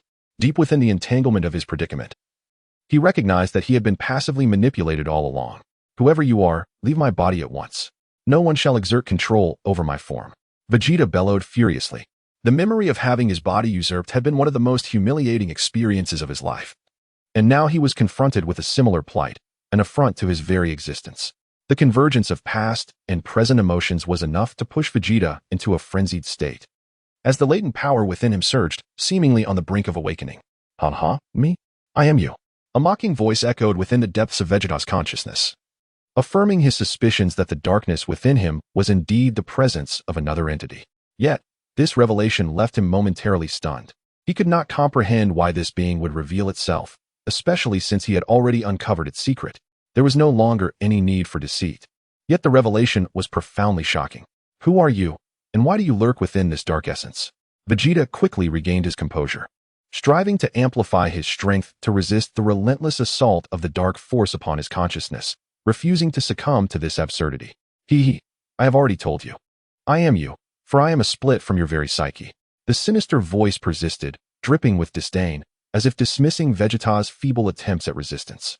The uncontrollable darkness surged towards every part of his being, seeking to usurp the true Vegeta. Upon hearing this response, Vegeta's heart trembled once more. He finally recognized the familiar voice. It was unmistakably his own. "Do you not perceive your own inadequacy? I can help you realize your dreams, to become immeasurably powerful." The mocking voice resumed, breaking the silence and captivating Vegeta's attention with its seductive tone, as if it could fathom every thought within Vegeta's heart. It laughed boisterously and proclaimed with arrogance, "I can grant you supreme power, positioning you atop the pinnacle of this world, trampling all beneath your feet. Of course, your body will henceforth be mine to command, and together we shall become the unparalleled force in this realm." Vegeta remained silent. Yet the shift in his will was keenly perceived by the other. Upon hearing such words, Vegeta's resistance to the dark energy waned, and his own power began to diminish. How splendid would such a bargain be? From this moment forth, you shall no longer feel helpless due to your weakness. Nor shall you tremble in fear before a formidable opponent, nor shall you relinquish your vow in bitterness for being unable to surpass Kakarot. I can elevate you above all others, transforming your body into the mightiest existence in this world, bestowing upon you an invincible absolute power, granting you everything that this realm has to offer. As those boastful words echoed, a sudden transformation overtook Vegeta, and the sinister grin of his adversary left him momentarily stunned. As silence fell, he became acutely aware of the sensation of being severed from his own being, and he roared in furious defiance. You worthless wretch! How dare you attempt to sever our shared existence? Yet, Vegeta chose not to respond, allowing his opponent to rage like a shrew. The once subdued golden aura surged back to life, fiercely expelling the encroaching dark energy from his body, employing his formidable will to sever their connection. No, no. Damn you, insignificant creature. You cannot do this, for I am the true Vegeta. I have always harbored the ambition for supreme power, while you are but an impostor. For your heart is faltered, turned to submission and cowardice, thus you are no longer Vegeta. The mental dialogue reverberated within Vegeta's mind as he retaliated with overwhelming force, pushing his adversary out. In that moment, the earlier composure dissipated, giving way to unrestrained fury. Chapter 19, The Shattered Illusion, The Transformation of Vegeta, Part 3, Vegeta still refrained from answering, as his escalating power seemed to crack open the bottleneck of his latent potential, continuously igniting a strength that surpassed all limits. The enigmatic golden glow surrounding him intensified, and within a mere 5 or 6 breaths, the force of his aura had nearly doubled, elevating his battle power to 7 units. You cannot do this. I am Vegeta as well, and this body belongs to me. You have no right to expel me. The hidden Vegeta sensed his determination. As the opposing force steadily grew stronger, usurping the advantage he once held, leaving him in a state of complete subjugation and engendering a profound sense of fear. In that moment, he vehemently condemned Goku's actions, for he was the manifestation of Vegeta's negative emotions, and the strength he could wield was dictated by the volume of dark energy residing within his heart. As Goku eradicated the dark energy from Vegeta's exterior, he inadvertently weakened the shadowy force at the core, rendering his power a mere fraction of what it should have awakened to be. In the context of self-consuming growth, Vegeta's power had already surpassed his own, thus the dominance of his body was seized by the other. As an outsider, he found himself struggling and wavering in the face of absolute strength. What truly terrified him was the prospect of his power diminishing once more after being expelled. You are me? I am not Vegeta? Vegeta, feeling the overwhelming surge of his own burgeoning strength, retorted with a playful tone. For this was the greatest jest he had ever heard. Unbeknownst to the other, Vegeta was on the verge of a transformation, yet the fear within him was palpable. As he claimed absolute control over his body, he began to establish a connection with the other's consciousness, only to be astonished to discover that what had been said was not a mere fabrication. For indeed, the other was a manifestation of his own consciousness. You must remember me, I am Vegeta, the true prince of the Saiyans. Vegeta clenched his right fist and pointed his thumb at himself, tauntingly mocking the other's nonsensical claims. However, the exertion of purifying the other required immense mental energy, leaving him utterly fatigued, panting heavily yet with an unwavering resolve, his eyes shimmering with infinite certainty. How infuriating! You pitiful creature, with your current power, you are utterly incapable of facing the enemies that lie ahead. Only with my presence can you survive. Only then can you possess absolute strength. That voice roared defiantly, seeking to retaliate against the one who insulted it, unleashing dark energies in a desperate bid for greater power. Attempting to seize control over the body, the tremendous backlash left Vegeta wounded, blood spilling from his mouth as the explosive energy of the dark force inflicted considerable damage upon him. His consciousness dimmed, and his strength no longer surged uncontrollably, but instead began to stagnate and regress. Your power? Do not jest. You are merely a remnant born from the influence of that dark energy. You are not me. And what you term as power is nothing but that shadowy force.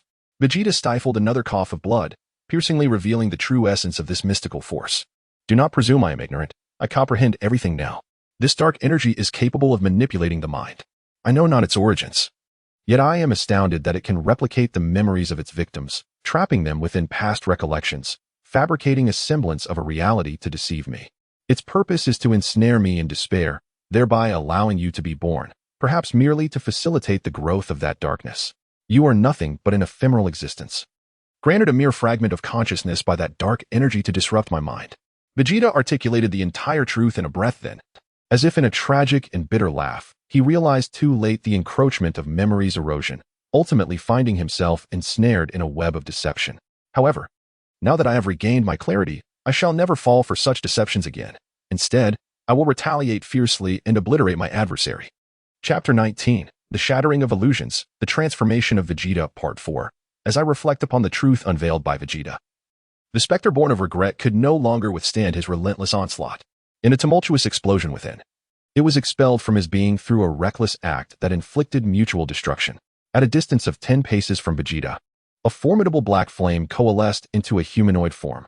After a brief metamorphosis, the inky aura revealed a visage identical to Vegeta's own. In that moment, he too was shrouded in a veil of despair, grievously wounded by Vegeta's decisive blow. What truly unsettled him was the revelation that he was merely a vestige exploited by another, a truth that sent his countenance into a frenzy, though he refused to acknowledge it. You lie. I am the true Vegeta. For years, I have pursued the dream of becoming a legendary Super Saiyan, striving to be the mightiest warrior in existence.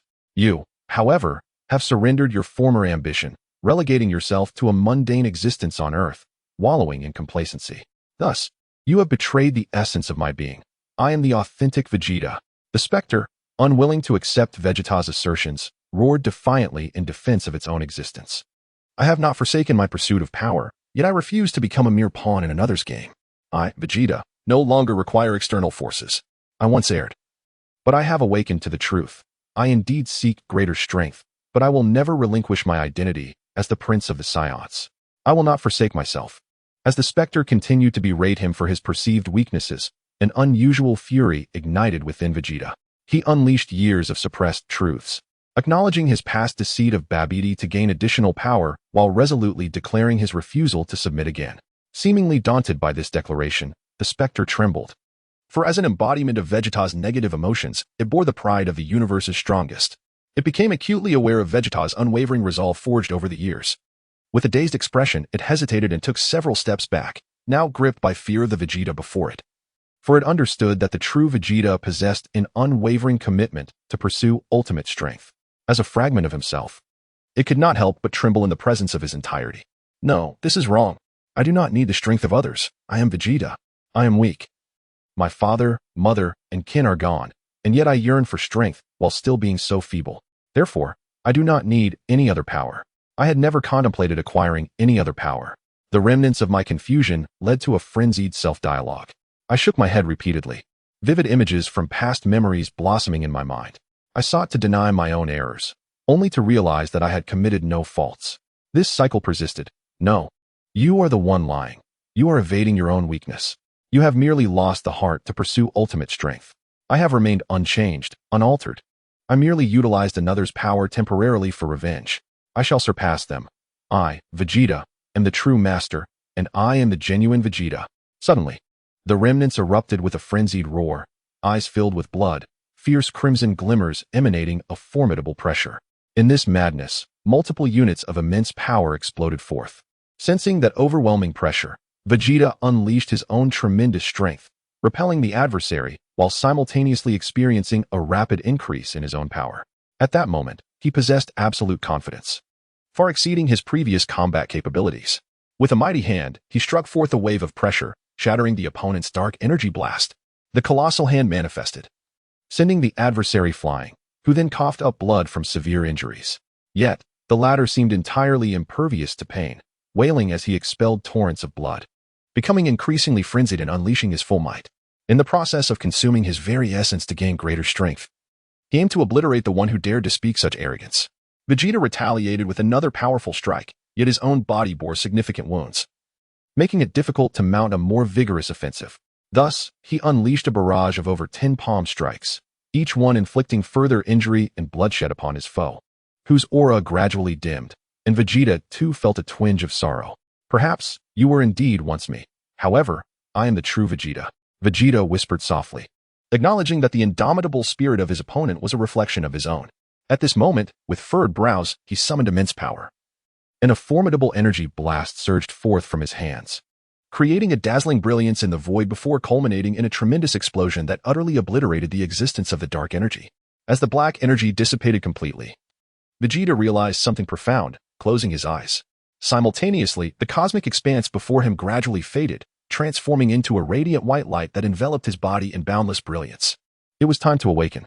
In this vast, white world, the once weary Vegeta spoke with newfound confidence, having successfully undergone transformation. Chapter 20. The Demon Lord. Part 1. As a blinding white light enveloped Vegeta, his true form underwent yet another transformation. His tightly shut eyes, previously closed in slumber, slowly opened, revealing a glimmer of golden light within. His entire being shimmered with a faint, ethereal glow, and a weak aura suddenly surged into a formidable force. As Vegeta confronted the inner turmoil of his other self, the moment when the malevolent essence of the magic fist began to infiltrate his true being, Goku and the others observed the dark energy seeping from Vegeta's form. Bulma and the others, unaware of the ominous transformation at hand, remained oblivious to the peril. Yet those who sensed the malevolence felt an overwhelming dread. Goku himself was notably wary of this dark power. However, this mysterious scene lasted less than half a minute before Vegeta blinked for the first time amidst the chaos. At that moment, a second force emerged within him. Radiant golden light clashing brilliantly against the encroaching darkness. Ultimately, to Goku and the others' relief, Vegeta managed to expel the malevolent black energy through sheer determination. As Vegeta awoke, the tension among the gathered individuals eased, replaced by a surge of joy. Having been unconscious for much of the day, it was now night. Yet the glaring lights stung his eyes, prompting him to squint before fully regaining his composure. Vegeta quickly surveyed those present, a faint blush of embarrassment crossing his face as he let out a somewhat awkward grunt. However, now free from his inner demons, he felt a warm wave of emotion wash over him, slowly melting the ice around his once cold heart. Yet, true to his dominant nature, Vegeta was disconcerted by his current state and promptly propped himself up, feigning indifference by closing his eyes, attempting to mask the emotional shift in his gaze. Bulma playfully scolded him, gently nudging his arm, her eyes shimmering with unshed tears, which only deepened Vegeta's embarrassment. Goku chuckled, remarking, "It seems you have recovered quite swiftly." Upon hearing Goku's intentional words, Vegeta realized the pretense was unnecessary. As he assessed his newfound strength, he discovered he had significantly ascended to a higher level of power. According to his own estimation, his peak strength now reached approximately 13 units. Gohan, perceptive as ever, discerned this subtle shift. Aside from Goku, he alone could comprehend the true extent of Vegeta's power, and he found himself momentarily startled, for Vegeta's strength now surpassed even that of Super 17. Meanwhile, Gohan, having awakened a portion of his latent potential in their previous battle, now found himself at only about 6 units. Reflecting on his recent experiences, Vegeta felt a twinge of fear, fully aware that had it not been for that arrogant negative presence awakening his true nature, he would undoubtedly have been completely overtaken, reduced to a mere vessel for another's combat. The vision of the future brought a sense of relief to Vegeta. He realized that it was merely a distortion of the faint trajectories sketched by his subconscious through the magic fist. Yet, despite the loss of his parents, he felt an indescribable anguish. Amidst the laughter and chatter of the crowd, a few indelicate grumbles silenced the room, prompting those involved to sheepishly rub their bellies. Except for Goku, who laughed heartily, scratching the back of his head, his eyebrows arched and his eyes crescent-shaped, using mirth to mask his own embarrassment. In a distant, isolated realm, unknown to outsiders, a palpable sense of dread would envelop any fighter capable of sensing aura. For within this enigmatic dark space, an overwhelming and malevolent energy was sufficient to unsettle all beings, even instilling a sense of despair. A figure, shrouded in black flames, extended a gnarled right hand, and in the palm lay a black orb that suddenly flickered with dark brilliance before shattering into a wisp of black mist that dispersed throughout the space. An ancient voice emitted a tone of astonishment, seemingly shocked by the recent occurrence. Who would have thought he could breach the magic fist? Do you not require the power of darkness? It appears this plan has failed, the voice continued to muse. After a glimmer of cold light in his eyes, 2 piercing red beams emerged, harnessing the energy of the space around him. Vegeta, oh Vegeta, you too are an unpredictable variable. However, the decision made years ago may not have been an error. Your potential for growth remains vast. I, Nald, eagerly anticipate your journey. Nald. This name may not yet resonate with many, nor does it bear much significance in the current era, but in the ancient times, his reputation was unparalleled across the cosmic spectrum, for he bore titles that could astonish the world. He was the creator of the demon realm, revered as the demon lord of war, Chapter 20. The Demon Lord. In a similar chamber, a solitary figure sat. He was Grit, cradling half a glass of red wine. Swirling it gently, while his other hand supported his chin, gazing thoughtfully at the expansive screen before him. He too sensed Vegeta's transformation, yet what truly astonished him was that, despite not harnessing the dark energy of the magic fist, Vegeta had still attained such heights, leaving him in awe of the Saiyans' rapid evolution. Beside him, Nur, observing his silent father, felt the moment was opportune yet ventured to speak. Father, they have gone to the gravity chamber, but, oh, Nur, it is of no consequence. After all, you are well aware of the nature of the Saiyans. Do you have any further inquiries? Grit replied, pausing his swirling glass as he sat up. Speaking with profound significance. I understand, but is this situation truly favorable? Nur pressed on. It matters little, since they wish to train as their hosts. We ought to accommodate their requests, especially being Saiyans, Grit concluded. He responded with an air of nonchalance, yet a trace of a smile lingered on his lips. This left Jinri at a loss for words, sinking into silence. Are you worried, my son? Grit asked, rising to his feet, mirroring the smile as he replied. I shall handle it in my own way, shall I not? Well then, it's nothing. Father, I shall take my leave. Jinri nodded. But just as he was about to turn away, a fleeting thought crossed his mind, prompting him to ask earnestly, Father, regarding the actions of Jack. Despite the gravity of his inquiry, Jinri lacked the courage to articulate everything clearly, choosing instead to await his father's decision. Let us allow Rake to calm down, after all. You are all aware of the situation with Jack. I hope they will not incite further disputes, Grit remarked, his gaze shifting slightly at the mention of Jack, revealing a blend of anticipation and trepidation towards this formidable presence. I understand, Jinri mused, his furrowed brow deep in contemplation. Well then, you may depart and prepare for the upcoming tournament. Grit looked forward to the impending combat festivities, his warrior spirit igniting a sense of exhilaration. However, as Jinri turned, a somber expression crept across his face, lost in thought. In the gravity chamber, Dad, must you dive into danger the moment you step onto the stage? Trunks' expression was as bitter as a bitter melon. Sensing a newfound lightness in his father, he bore the immense pressure with an oddly amused smile. Now, he could move as freely as any ordinary person. However, Vegeta was acutely aware that his sudden surge in power was not something to be easily mastered. Thus he resolved to train in the gravity chamber for 3 days. Under Vegeta's fierce gaze, Trunks and Goten, the two lazy fellows, found themselves unwillingly dragged into the gravity chamber. What was even more absurd was that Vegeta forbade them from transforming, while Goku had to suppress his strength and press the button for 100,000 times the normal gravity. The gravity on this planet was akin to that of Earth, allowing Bulma, Chi-Chi, and others to move about with ease.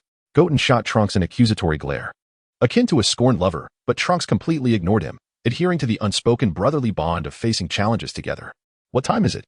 You still wish to take it easy? You know the tournament is fast approaching. We have no time to waste, Vegeta insisted, forcing a grin while issuing a threat. Of course, if you can defeat me in your normal state, that's a different matter. You may leave. Challenging you isn't exactly a walk in the park. You're a sadist, and I'm certainly not a masochist, Trunks retorted, pouting in rare defiance. Upon hearing this, Goten seemed to find a vent for his frustration.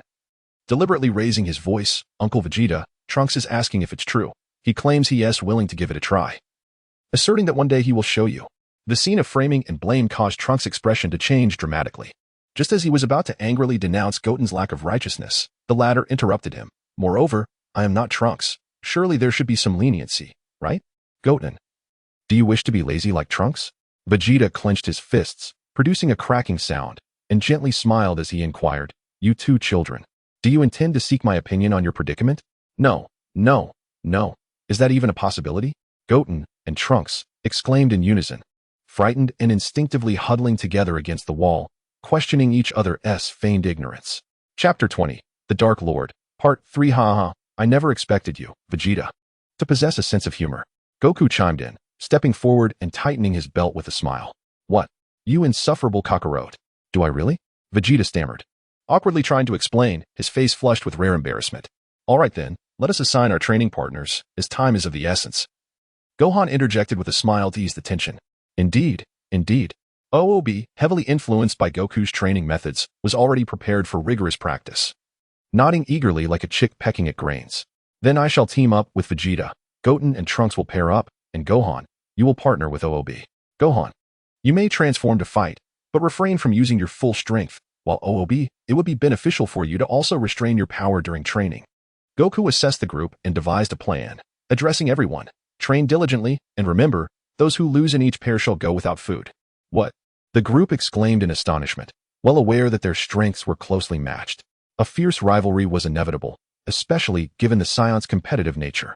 Consequently, Goten and Trunks, who had been holding hands, quickly released each other and glared intensely, transforming from allies into adversaries. The atmosphere around them grew tense. Mom, will Dad and Grandpa become even stronger? Little Pan innocently asked Bulla, who was behind her. Bulla smiled, stroking her daughter's hair, and replied, yes, of course. Your father and grandfather are both formidable warriors. But to what extent can they grow stronger? Pan queried, her tone reflecting some discontent towards her grandfather's relentless pursuit of power.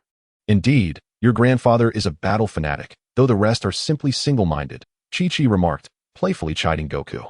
He insists on dragging my Gohan and Goten into the fray. The children are not as resilient as he is. Bulma concurred with Chi-Chi's sentiments, chuckling softly. They, the Saiyans, are inherently this way, consumed by the desire to fight, and fight. All single-minded, Goku is adorably foolish. As they shared this moment, laughter rippled through the group. Wait, am I coming down with something? Goku mused, wiping his nose in confusion. Then he seemed to recall something and said, oh, I have a brilliant idea. To ensure comprehensive development, I propose we resort to sneak attacks. After pondering for a moment, Yukong remarked, can we really do that? How devious? Goten questioned, fully aware that Trunks' cunning schemes were far superior to his own, leaving him at a distinct disadvantage. Just as he was about to protest, Trunks was the first to vocally support the notion, causing Goten to raise an eyebrow in surprise and inwardly chastise his companion's pettiness. Well, this idea does have merit. Why not? It could heighten our alertness and assist us in life and death battles. Vegeta responded thoughtfully. Uncle Vegeta, that's not quite right, Goten lamented. Enough of that.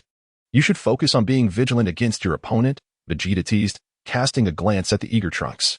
Goten was suddenly startled and turned around to face the now scheming Trunks, feeling overwhelmed. Meanwhile, Ub and Gohan were already prepared for battle, their eyes fixed on one another. Utterly motionless, Ub mused internally, can I really defeat Mr. Gohan? I recall he possesses immense hidden power. My control over Ki is not strong enough, but I refuse to lose. Although my capacity pales in comparison to a Saiyan's, going a day without food? That's simply impossible. What should I do? That's right. I have Bu. With his assistance, my chances of victory will increase. Ub felt a surge of joy within him. After all, he knew that 3 months prior, after Gohan's battle with Broly, Gohan's strength had significantly increased. Although Ub had gradually enhanced his own power through the fusion with Bu, he remained uncertain about his own advantages. Thus, Ub, engrossed in thought, repeatedly asked, Hey Bu, can you hear me? Bu? Gohan observed the motionless Ub, pondering why he seemed so calm. Ub is suppressing his Ki so effectively. Has his ability to sense Ki improved? I must be cautious. What is it? A voice suddenly interrupted. It was Bu. Sounding somewhat puzzled. Why did you wake me? You're finally awake. That's fantastic. Ub exclaimed, unable to hide his delight. Bu, you must remember. I need your help with something. Ub eagerly recounted the earlier events to Bu and emphasized, remember, you are responsible for sensing fluctuations in Ki. If there is any danger, you must immediately take control of my body and react. Because Bu has undergone transformations, even Fat Bu possesses the ability to sense Ki, and his acuity surpasses that of current Gohan. So that's how it is. How amusing. Bu mused, his childlike wonder emerging as he pondered. But is this really possible? I fear. Do not worry. You and I are essentially one. Your powers are my powers. What could possibly be amiss? This is merely a clever application. OOB spoke with evident delight, a smile adorning his face. Chapter 20, The Demon Lord. Well then, no problem, OOB replied. In silence, Gohan observed for a few moments as OOB deftly arranged the tasks at hand. Should Gohan discover the truth? Even if he did not pursue OOB to the ends of the earth, he would undoubtedly unleash a torrent of scorn for such treachery. Let the battle commence! Goku suddenly exclaimed, shattering the previous silence. The others were startled back into a state of combat readiness.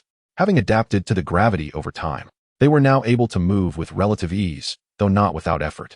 Trunks was the first to launch an attack. He sprinted forward and leapt into the air, executing a horizontal slash with his left hand. However, his opponent was prepared and swiftly blocked the attack with his right hand, countering by seizing Trunks' left arm. Yet, this was merely a feint. Trunks quickly bent his right knee, aiming a kick toward his adversary's abdomen. In response, his opponent caught the kick with his left hand, jesting. Not bad. But Goten underestimated the situation, for Trunks' true intention was to deliver a direct punch to his opponent's nose with his right hand. Goten was sent sprawling, crashing onto the floor due to the overwhelming gravity. Realizing what had transpired, he sprang back to his feet, though blood streamed from his nose, compelling him to shake his head in pain. Oh, that hurts. It really hurts, he exclaimed, wiping the crimson blood away with his hand. Seeing the opportunity for a sneak attack, Trunks wasted no time in launching a ki blast at Goten. Unfortunately, the excessive gravity hindered its strength, and the blast slowly descended. Trunks widened his eyes in shock, realizing too late that it was already falling. The ki blast struck the ground before him, resulting in a violent explosion that sent him reeling. Goten chuckled at the unexpected turn of events and swiftly moved in front of Trunks, delivering a punch to his face that caused him to stagger back, blood trickling from the corner of his mouth. What? He shouted in anger. You little brat. You're really going to fight now, huh? Watch me give it my all. Trunks charged forward, and the two began to exchange blows in a chaotic melee reminiscent of two children squabbling, one punch followed by a kick in rapid succession, oblivious to the fact that their movements were accelerating in speed and intensity. At the moment of Trunks' ki blast explosion, Gohan, now transformed into Super Saiyan 2, initiated his battle with OOB. As a gust of energy swept through the area, the fight began. OOB made the first move, and with both combatants exerting their utmost strength, their speed was noticeably greater than that of Goten and Trunks. OOB's stance shifted, and he vanished in an instant, leaving no trace within the confines of the room. Gohan surveyed his surroundings, contemplating his strategy, then closed his eyes to attune himself to the fluctuations of energy in the air, shaking his head in scrutiny. Suddenly, he opened his eyes wide and gazed upward, releasing a ki blast towards the source of the assault. Indeed, there was Bu. However, the newly appeared Bu, upon sensing the situation, hastily vanished to evade the attack. You cannot escape, Gohan declared, disappearing in a manner akin to Bu, moving with remarkable speed. He quickly found himself behind Bu, hands clasped and raised, ready to strike from behind. Yet, just as he was about to make contact, Bu deftly sidestepped the attack and instantly turned to deliver a punch to Gohan. Startled, Gohan swiftly countered with a slap of his hand, deflecting the blow. Though he still felt the backlash, the force of the ki propelled him upward, but simultaneously, Bu attacked again, having positioned himself beneath Gohan, aiming for another punch. Sensing the threat, Gohan decided to take the initiative, launching a punch toward Bu based on his calculations of time and speed. He also used his ki to stabilize his body midair. Bu, noticing this, panicked and halted abruptly, gradually descending to the ground. Gohan, maintaining his composure, followed suit and descended as well. Gohan pondered the situation. How could Bu's ability to gauge ki have improved so drastically? It was truly astonishing. It seemed he would need to fight earnestly and not let his guard down. Meanwhile, Bu silently reflected, that was close. If it weren't for my assistance, I wouldn't have evaded Mr. Gohan's attack. It appeared he needed to exercise caution as well. By the way, Bu, you must remain vigilant and synchronize with my combat, he instructed playfully. Thus, both combatants entered a state of true battle, moving and attacking with incredible speed. Their punches and kicks flew rapidly, and indeed, they were evenly matched. On the other side, Vegeta turned away from watching Gohan's fight to face Goku. Well, it's time for us to engage in battle as well, isn't it, Kakarot? Goku replied with a grin, his gaze fixed intently on Vegeta. Yes, it has been quite a while since we last fought. Let us have an exhilarating match, Vegeta. Goku responded cheerfully. Just as Vegeta began to declare his attack, he vanished. Goku, however, remained still, calmly standing in place. Moments passed, 1, 2, 3, until suddenly, Goku raised his right hand and unleashed a ki blast that shot forth in a straight line. Out of nowhere, a figure appeared before him. Goku swiftly waved his hand, causing the figure to halt. It was Vegeta. Yet, in that fleeting moment of stillness, Vegeta broke into a cold sweat, slowly turning his head. Indeed, Goku had already positioned himself behind him, pressing down with his hand and unleashing another ki blast that surprisingly passed through Vegeta's body. What? A afterimage technique. Goku marveled silently, while simultaneously, Vegeta reappeared before Goku. With hands clasped together, a cerulean energy wave was unleashed. Prepare yourself, Kakarot. As the energy wave approached within a mere foot, Goku hastily reacted, pressing his hands downward, harnessing gravity to suppress the energy, which then surged upward. A tremendous explosion ensued, and the air rushed violently. That was perilous, Goku remarked, wiping the sweat from his brow, a tinge of trepidation evident in his voice. But the ordeal was far from over. Suddenly, a voice echoed, and another energy wave erupted beneath Goku. Alarmed, he swiftly turned his head, narrowly evading the blast. Yet, another figure emerged before him, Vegeta. With a fierce punch aimed at Goku's chest, Vegeta exclaimed, "What?" Realizing the imminent threat, Goku quickly crossed his arms to shield himself. But he was still pushed back, the distance between them now approximately 10 meters. "Indeed, Kakarot, your strength has significantly increased," Vegeta remarked, releasing his Naunum fist. "Of course. You have improved as well." Goku responded slowly, lowering his hands. "Is the warm-up complete? Then let the true battle commence," Vegeta declared with a grin, stepping forward. "Absolutely. So remain vigilant," Goku replied, also smiling.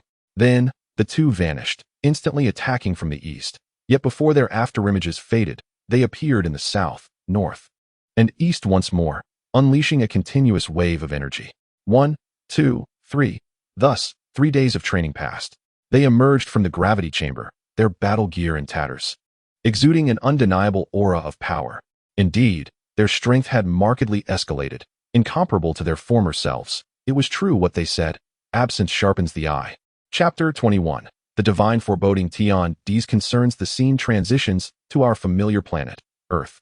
Beneath a blue sky with wisps of white clouds, verdant mountains and flowing waters abound, teeming with life, as humanity continues its tranquil existence. Yet, following the catastrophic events of the evil dragon incident, people have become more reserved, diligently working to gradually restore their environment. However, just as light coexists with darkness, the days of peace are brewing the seeds of impending turmoil. In the celestial realm, a figure with green skin, Tian-D, stood silently at the edge of the divine domain, his customary right hand gripping the divine staff before him as he observed the mortals below. His expression, seemingly satisfied, was tinged with subtle anxiety, his brows knitted tightly, forming a furrow between them. Will such days continue? Tian-D sighed softly, casting his gaze upward at the pale blue sky, murmuring to himself. Perhaps I am still unable to fulfill my duties as a deity, he mused with a wry smile. But just then, a hurried voice shattered his introspection, casting a shadow over his visage, rendering it ashen. Alas, a familiar voice echoed, followed by the sight of a figure clad in traditional Sudanese attire. A man of African descent rushing toward Tian-D, clutching a piece of paper. This individual was none other than Mr. Bobo.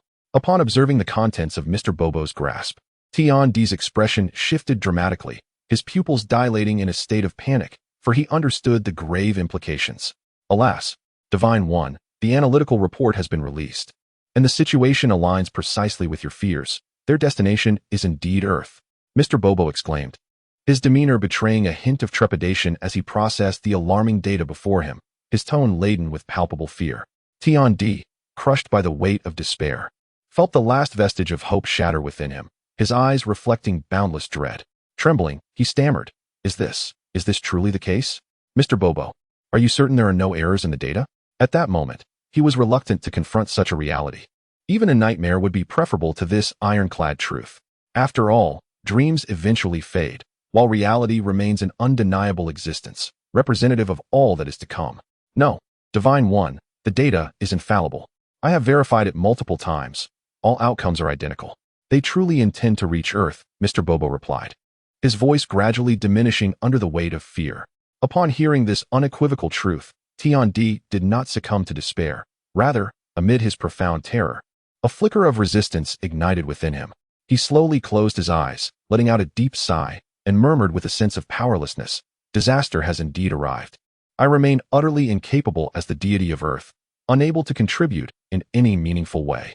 A bitter smile lingered upon his youthful visage. Mr. Bobo, recognizing the gravity of the situation, regarded the despondent Tian-D in silence. With a voice tinged with urgency, he called upon the title of the divine, yet found himself at a loss for words to inspire Tian-D. Can we truly give up? Can we truly surrender? Tian-D opened his eyes, now ablaze with righteous indignation. After a brief silence, his gaze radiated resolute determination as he proclaimed, "Even if Gohan and the others have departed, I shall endure. As the deity of Earth, I will protect our planet." Clenching his fists tightly, his pale nails pierced the flesh of his palms, causing blue blood to seep forth, trickling down. But, can I truly alter this fate? As he contemplated the stark reality, the belief he had clung to was once again shattered, leaving him engulfed in confusion and uncertainty. Mr. Bobo seemed to recollect something, calling out to the dazed Tian-D. When silence persisted in response, he approached gently, placing a reassuring hand upon Tiandi's shoulder, then gestured toward the temple behind them, saying, "Divine One, we still possess an opportunity, there?" After a moment of stupor, Tiandi wearily turned to face Mr. Bobo, following his pointed direction. After a brief hesitation, hope flickered within his eyes, and he exclaimed, "An opportunity. Yes, we still have hope. This is wonderful, Mr. Bobo. We still have the time chamber. We have hope." Mr. Bobo nodded in agreement, and in the hopeful light of Tiandi, he discerned the glimmer of victory. Chapter 21, The Divine Intuition of Tiandi's Worries, Part 2. Meanwhile, in a familiar locale, the very site that marked the inception of the Dragon Ball saga, in a vast expanse of yellow sand, the sun blazed overhead, and the sky appeared to consist solely of azure and white. In this desolate region, where human presence was scarce, occasional gentle breezes stirred, carrying waves of heat, yet tinged with a hint of coolness. Not far off, a small hill, standing 5 or 6 meters tall, boasted 2 openings, flanked by the bold inscription tempered by trials. At this moment, a figure was seen beneath, diligently repairing a vehicle. Braided hair cascaded down his back, and sweat soaked his shirt, revealing his muscular physique. Young Master Lepin, Yamcha. A hurried shout arose, as a furry creature resembling a raccoon darted from one of the openings. With blue fur and a pale gray belly, it was none other than Wu Er. Upon hearing the call, the man turned, wiping the fine beads of sweat from his brow with his right forearm, revealing a noticeable scar shaped like a cross on his face. It was the long-absent Lepin, who now asked languidly, "What is it, Wu Er?" "Ah, yes, young Master Lepin. I just spotted something. The bandits who have been robbing banks repeatedly over the past month are currently heading in that direction, about 3 kilometers from here," Wu Er exclaimed with barely contained excitement, pointing southeast with an old-fashioned telescope that seemed disproportionate to his petite frame. "Oh, really? What a band of fools to walk right into their own trap," Lepin remarked, wiping the grime from his hands with a cloth, his smile radiant. "Then let us proceed." "Indeed, young Master Lepin. Ha ha ha. Those police officers are truly dim-witted. They've allowed us to seize 100 billion so easily. We shall never have to worry again. Ha ha ha." A burly man laughed heartily, tossing aside his bottle of liquor. "Of course, big brother, you are a master. Even Mr. Satan would not stand a chance against you. Who in this world could possibly fear you?" remarked a middle-aged man with beady eyes, flattering him. "Indeed, that old man has lost his touch. Ha ha ha." Laughter erupted from the assembled group of 13. However, the tragedy of excessive revelry often unfolds unexpectedly. As they roared with laughter, a chilling voice suddenly pierced the air, causing the band of outlaws to stiffen with fear, their faces paling as they scrambled for their weapons. "What are you laughing at?" The abruptness of this inquiry startled them. And more astonishingly, they beheld a figure floating before their eyes. The sunlight behind him obscured his features, but a small object levitated by his side. After a brief silence, someone suddenly screamed, "A ghost!" A timid individual cried out, collapsing in fright. "You fool! Can't you see he is a corporeal being?" The man, referred to as Big Brother, suppressed his astonishment and feigned intimidation, declaring, "Who are you, kid? Are you tired of living? You think you can just walk away? I am here to deal with you." The response was nonchalant, and from the side came an echoing agreement. "Indeed, these voices belong to Lu Ping and Wu Er. You intend to deal with us? How utterly foolish." The hulking figure, now enraged, laughed derisively, shaking his shoulders as he cast a scornful glance at his companions, who soon joined in laughter. "Very well, I shall entertain you." With that, the self-proclaimed Big Brother charged forward, attempting to land a punch on Lu Ping. However, such an opportunity was fleeting. Lu Ping vanished in an instant, reappearing behind the brute, and with a mere poke of his finger, sent the man hurtling several yards away. "Big Brother, this fellow is insufferable." The remaining 12 men roared as they rushed to encircle Lu Ping. Yet, with a tilt of his head, a swift movement, and a deft dodge, Lu Ping effortlessly evaded all assaults. He smiled lightly, then clenched his fists, dispatching each attacker with a single blow, leaving them all unconscious. What are you?" The hulking man, realizing he had encountered an immovable force, slowly rose, trembling as he inquired, "Oh, you have not lost consciousness yet? Quite impressive," Lu Ping remarked, somewhat astonished. Seizing the moment of the man's bewilderment, the brute produced a capsule from his person, swiftly transforming it into a rocket launcher. He aimed it at Lu Ping, bellowing, "Prepare to die," and activated the mechanism, sending a homing missile hurtling toward him. "Is that so?" Lu Ping chuckled, standing his ground without flinching. A resounding explosion erupted, a brilliant fireball blossoming outward. The hulking man was thrown back several dozen feet, while others were propelled nearly 20 feet away, all escaping the blast's immediate impact, though the heat wave was substantial. Young Master Lu Ping, Wu Er shouted in panic. For Lu Ping had not fortified his defenses, leaving uncertainty about his ability to withstand such an onslaught. At last, I have vanquished you, brat. The brute exulted, reveling in the sight of the roaring flames. Do you truly believe this can end me? A voice emerged from the fireball, Lu Ping's voice. In an instant, he summoned a surge of energy that extinguished the flames. What? The hulking man could hardly believe his eyes, retreating in horror as he stammered. Not even a rocket can harm you. Lu Ping quietly mused. Even a force capable of destroying the earth may not be sufficient to defeat me. He then approached the man and stated, It seems you are destined for slumber. With a gentle strike to the neck, he rendered the brute unconscious. Finally dealt with. Wu Er, please notify the authorities to come here. Let them take care of these ill-gotten gains. Lu Ping retrieved some rope and bound the men together. Then leaned closer and added, However, their money should rightfully belong to me. As the conversation unfolded, Lu Ping wore a sly smile, one that could be deemed rather unscrupulous. Because I am a righteous bandit, he declared, his background transforming into a bold proclamation, the just and unmarried bandit. A gentle breeze swept through, adding a touch of atmosphere. He chuckled softly, basking in his own delight. Well then, let's go, Lu Ping said, snapping back to reality, only to be momentarily taken aback as he turned around. He stood frozen, for a familiar figure had appeared before him. Hello there, Lu Ping. Long time no see, the person said with a faint smile.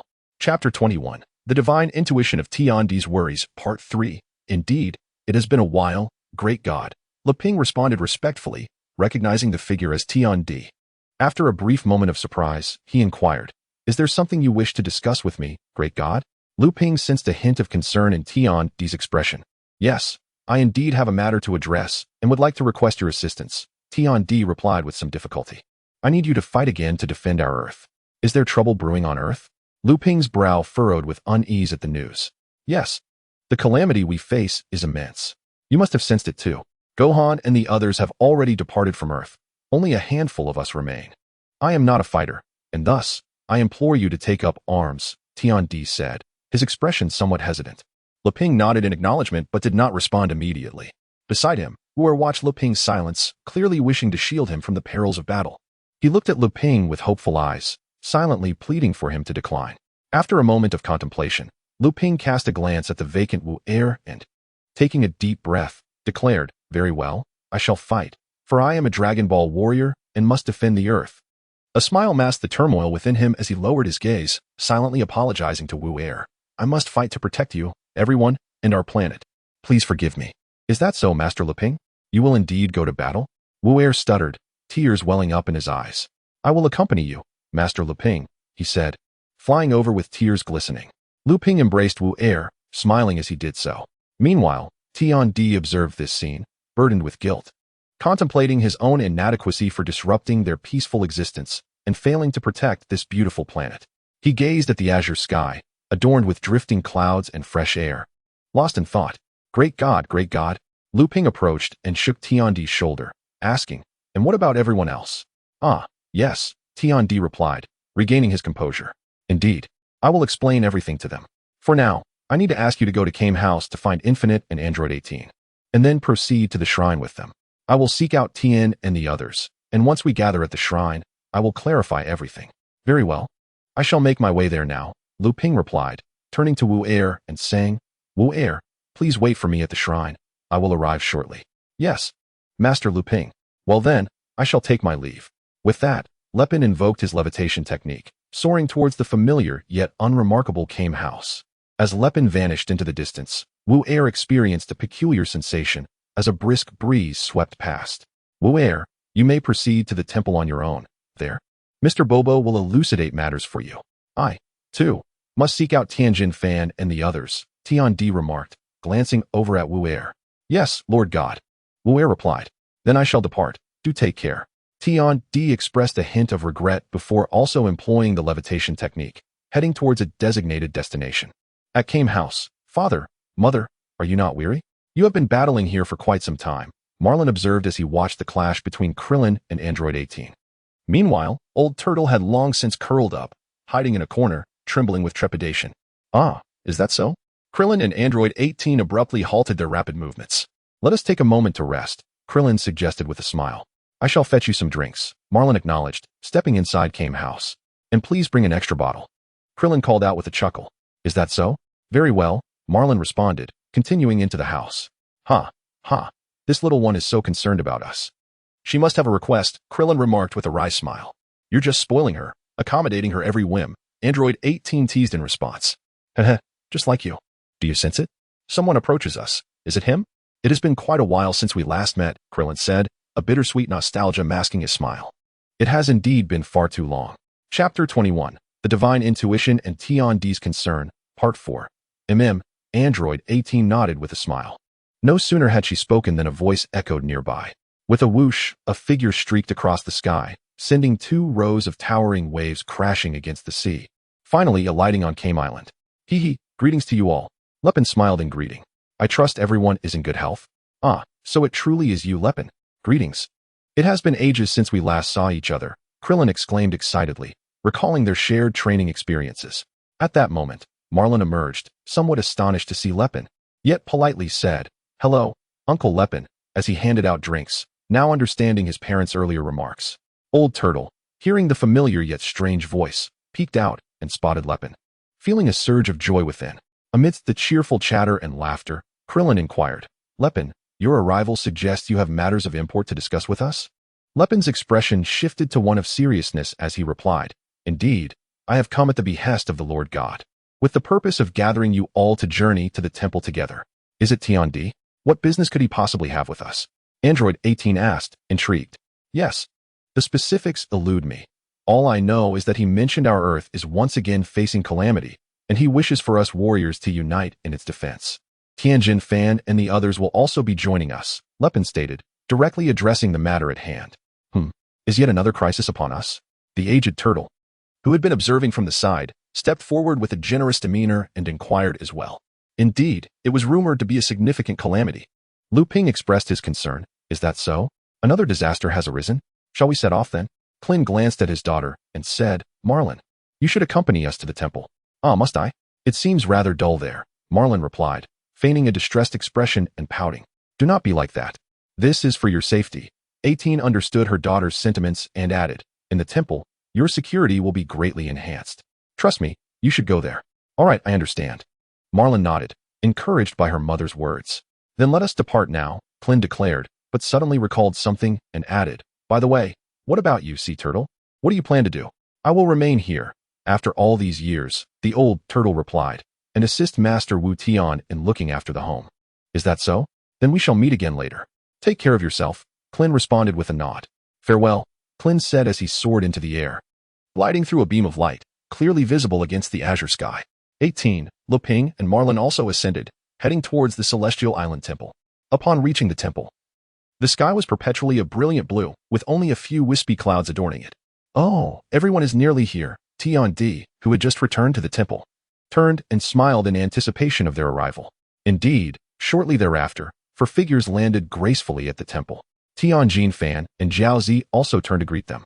Sensing their presence and beaming with joy, they asked, How is everyone? Klin, Lu Ping, 18, Marlin? Is that Tianjin Fan and Jiao Zi? Klin recognized their voices. Gazing at the robust figure with 3 eyes and the floating fair-skinned child beside him, his long-lost comrades, the reunion was heartfelt, bringing glistening tears to the eyes of Lu Ping, Jiao Zi, Klin, and Tianjin Fan.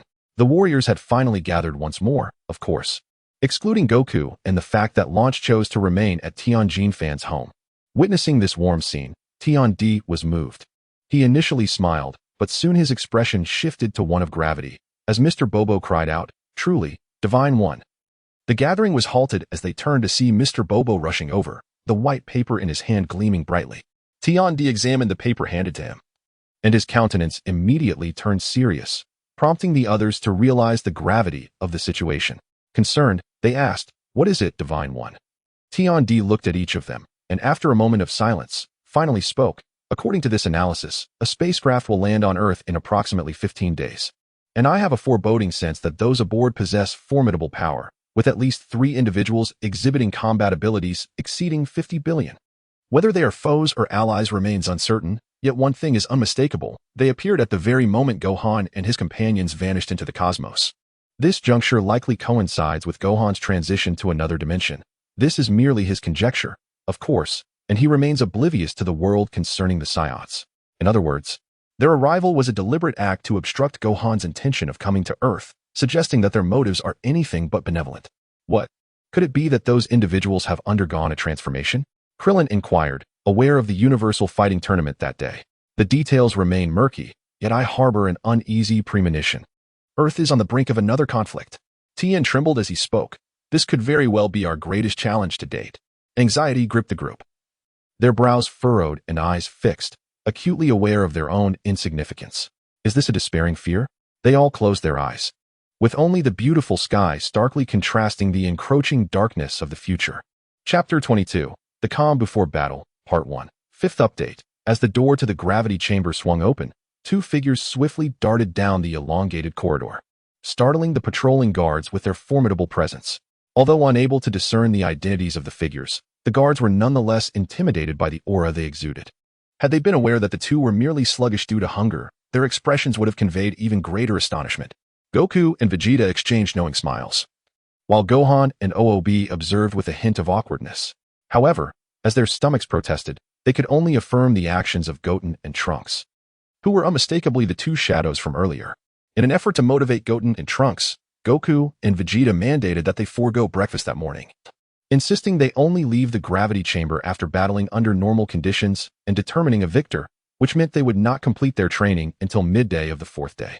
This round of rigorous training would be etched into Goten and Trunks' memories, as Vegeta had increased the gravity to a staggering 500,000 times that of Earth.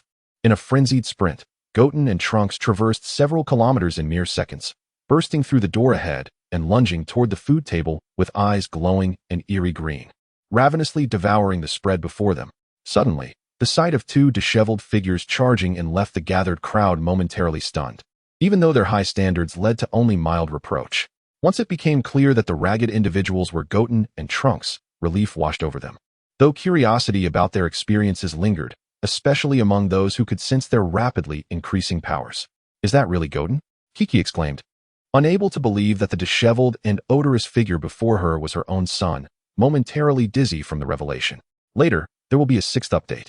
I recommend Soul Battle to everyone. Thank you all for supporting Moluo. I hope we can surpass 59,000 clicks today.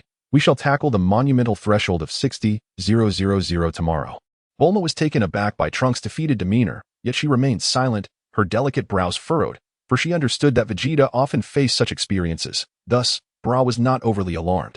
In stark contrast, Xiao Fong and Bayer, with their chopsticks suspended mid-air, gazed in astonishment at the two individuals voraciously devouring their food, reminiscent of pigs at a trough. Goten refrained from glancing at Chi-Chi or uttering a word in response. Instead, he grasped a chicken leg, munching away while nodding, while his other hand seized a bottle of red wine, which he hastily consumed as if it were mere water. Witnessing Goten's reaction, Chi-Chi was left utterly flabbergasted, and even Master Roshi and Mr. Satan wore expressions of disbelief. The King of Earth was equally astonished by the spectacle of Trunks and his companions, while a short-sighted guard assumed a defensive posture, bracing for any sudden assault by ruffians. Eat slowly, and then you can take a good rest. Suddenly, familiar laughter echoed from outside the dining room, and the group quickly recognized its source. After a brief pause, they observed Goku entering, his shirt in tatters, grinning as he rubbed the back of his head, nodding at the people inside. However, he was taken aback by the presence of a certain figure directly in front of him, the Supreme Kai. Vegeta entered alongside Goku, followed by Gohan and Ub, all of whom acknowledged the Supreme Kai with smiles and nods, a gesture that slightly alleviated the Supreme Kai's discomfort, especially since he had been disregarded by Goten and Trunks, despite their unintentional oversight. At Goku's prompting, the two engrossed in their meal finally realized their lapse in decorum, yet the two, having grown up with a mischievous spirit, continued to respond to the Supreme Kai with carefree laughter before resuming their feasting. Although Goku and the others felt a tinge of awkwardness, Goten and Trunks were engulfed in profound frustration. They found it difficult to articulate their feelings, but after a lengthy explanation, the atmosphere transformed, bursting forth with joyous laughter. It turned out that Goten and Trunks were equally matched in strength, fully aware of each other's capabilities, and thus, during their 3.5 days of training, their victories and defeats were evenly split. This resulted in the two of them entering the battleground with empty stomachs, embodying the tragic spirit of warriors who embark on a quest from which they may never return. Amidst their banter, Goku, Vegeta, Gohan, and Ub eagerly devoured their meals, consuming the equivalent of hundreds of people's worth of food in mere moments. And astonishingly, the pace of their consumption showed no signs of slowing. As the Supreme Kai engaged in a brief exchange with Goku through telepathy, he fell into a contemplative silence, seemingly attempting to recollect fragments of the past. Chapter 22. The Calm Before the Battle. Part 2. A jubilant exclamation erupted, followed by a resounding splash akin to that of a depth charge, as a figure leaped several meters across the shore, plunging into the ocean. The cascading waves sparkled under the radiant sun, shimmering like crystal and momentarily revealing a delicate rainbow. "Here I come, dear ocean." In the wake of that laughter, another voice joined in, diving into the waters, causing the initial swimmer's head to submerge unexpectedly, resulting in an impromptu duel. "Trunks, is it not enough to thrash you?" Goten refrained from utilizing any power, merely using his palms to stir the waves, launching a surprise assault on the newly steadied Trunks. The latter stumbled, losing his balance, yet maneuvered like a fish in the water, retaliating with a powerful surge that splashed Goten, causing him to choke. "Kid, are you tired of living? How dare you ambush me?" Trunks laughed heartily, cursing in jest, and the two began to wrestle in the shallow sea. The antics of the two children drew bemused glances from onlookers, who exchanged curious looks, questioning whether this was the legendary Backpack Mountain. Bulla, clad in a striking swimsuit, swam nearby, observing her older brother's childish behavior with a gentle facepalm, a look of exasperation evident. While Bulla sighed at the sight of Goten and Trunks tussling, another shout rang out. "Oh ocean, I adore you." Obyu, with sun-kissed skin clad only in swim trunks, showcased his robust physique as he leaped several meters, soaring through the air with outstretched limbs, crashing onto the sea's surface. His entry sent forth an even greater wave towards Goten and Trunks, prompting the two to momentarily cease hostilities and glare indignantly at Obyu, oblivious to their hostility. Obyu approached with no intent to cause chaos. He merely sought to unwind. He reclined, playfully splashing the water with his back arched, hands cradling his head, feet kicking at the waves, blissfully absorbing the warm morning sunlight, unaware of the impending calamity. Goten and Trunks exchanged knowing glances and nodded in unison. In an instant, Trunks vanished from sight, while Goten leaped into action, positioning himself behind Obyu. With a sudden movement, he seized Obyu's arms, and as the latter's eyes widened in surprise, he was greeted by Trunks' mischievous grin. Meanwhile, Trunks held a crab the size of a palm in one hand and tugged at his own pants with the other. Oob was taken aback, struggling to break free but unable to summon his strength in that instant. As he found himself in imminent peril, his face turned a shade of green. Yet, at that moment, Bra's delicate voice resonated, akin to a heavenly melody that deeply moved Oob. "You fool. Is there anything more disrespectful?" Trunks' actions halted mid-motion as he turned to glance at his sister, a rare blush gracing his cheeks. He hastily withdrew his grip from Oob's waistband and casually tossed the crab he had been holding behind him, where it disappeared after shimmering in the distant sky. Goten, equally flustered, released Oob's arms and submerged himself beneath the water's surface, attempting to evade the situation before Bra. Observing Goten's clever escape, Trunks followed suit and descended into the depths. "No, this is not my concern." Oob floated on the ocean's surface, his dark complexion tinged with a hint of red. He dared not meet Bra's beautiful gaze, finally averting his eyes by submerging himself in the water to escape the awkwardness. Bra was indeed angered. Her arms crossed over her chest as she glared at the trio who had retreated 100 meters away. After all, she had to admit that one among them was her elder brother. Meanwhile, the petite Xiaofang and Beer, who had followed along, exchanged furtive smiles, with Xiaofang dramatically clutching her belly in her mini swimsuit. At that moment, not far off, a pair of infatuated eyes were fixated on the scene. The diving goggles sparkled exaggeratedly in the sunlight, revealing a bald head that bore a lecherous expression. It was Master Rashi. He gazed at the three individuals before him, though it should be noted there were really only two, as Xiaofang was still too young. As he pondered this, he nodded in agreement with his own assessment. However, in that fleeting moment, a chilling sensation pierced through him, causing beads of sweat to form as he instinctively turned to the source of the icy glare. The next instant, the old turtle was seen racing across the ocean's surface, his speed rivaling that of a flying technique as he sprinted atop the water. The sheer velocity of his 100-meter dash sent waves crashing behind him, propelling him far away from the ominous presence he had sensed, which belonged unmistakably to Vegeta. The old turtle cursed himself, muttering for divine protection, for he recalled that Vegeta typically paid no mind to others. The possibility of being suddenly struck by a ki blast loomed large in his mind, compelling him to employ the highest strategies of cunning. Yet, it soon became evident that the old turtle's fears were misplaced. Though he remained thoroughly terrified, panting heavily as he recited prayers for divine mercy from a distance. Chapter 22. The Calm Before the Battle, Part 3. Tomorrow, the 26th, marks the birthday of Moluo, a day on which he will confess his feelings to the girl he has secretly adored for 3 years. Additionally, the legend of the Dragon Ball Emperor will be stationed on April 26th. Just last Thursday, we signed a contract with Zhuolong, so we only received the website's recommendation this week. And we never anticipated such remarkable results. Today marks the final day of activity for the legend of the Dragon Ball Emperor on the new book Potential Rankings. I sincerely hope that the numerous readers will lend their robust support to Mu Luo on this last day, empowering them to confidently proclaim to my goddess that Mu Luo is indeed a writer cherished by many.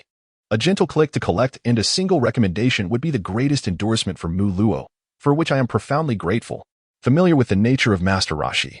The crowd chuckled, well aware that this lecherous old man typically refrains from pursuing what he cannot attain.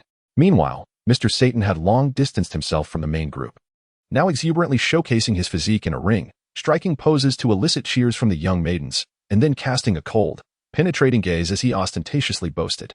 Gohan, with a wry smile, observed his father-in-law's antics.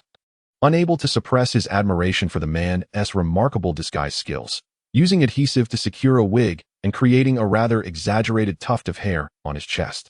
The King of Earth had not come here to unwind. Adhering to the principle of safety, he remained within the palace, resting. Vegeta, having successfully intimidated Master Rashi, indulged in sunbathing, reclining on the beach to quietly attune his inner energy to better accommodate his burgeoning strength.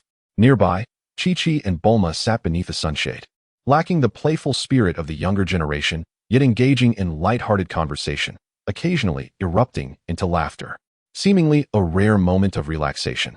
Gohan was free from the pressures of scholarly duties and the constant vigilance required in the face of adversaries. After waving to Beulah and Xiaofang, he nodded at his current surroundings and rose gracefully, strolling along the shallow waters amidst the joy of hundreds, finding solace in the warmth of a peaceful day. Today is Friday, tomorrow, Saturday, with 6 updates. If you have tickets, please support Mu Luo. Their collection numbers are disheartening. Goku, noticing the situation involving Goten and his friends, chuckled while scratching his nose. However, he soon turned serious, addressing the Supreme Kai beside him and engaging in a mental conversation. Supreme Kai, how much do you know about the Saiyan and Saiyan warrior matters? Upon hearing Goku's inquiry, the Supreme Kai forced a smile, his brow furrowing in concern as he replied. I recall past events, yet I cannot find relevant information. My tenure as Supreme Kai has only spanned a little over 5 million years. Compared to the Grand Kai's duration, mine is quite brief. Thus, my knowledge regarding this universe martial arts tournament is limited. I have merely encountered references to it in ancient texts. Is it true that a universe martial arts tournament occurs once every 10 million years? Does such a contest truly exist?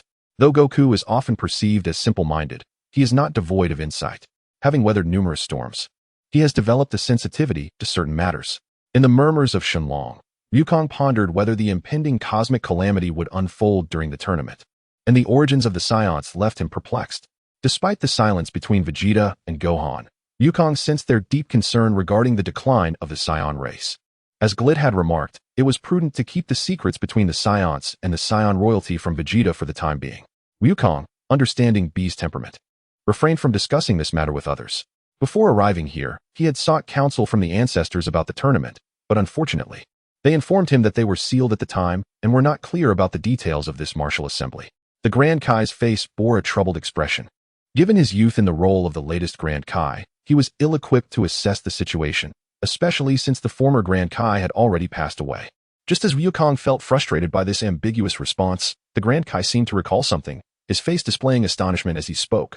Long ago, I visited the Grand Kai's planet and unexpectedly learned of a certain event.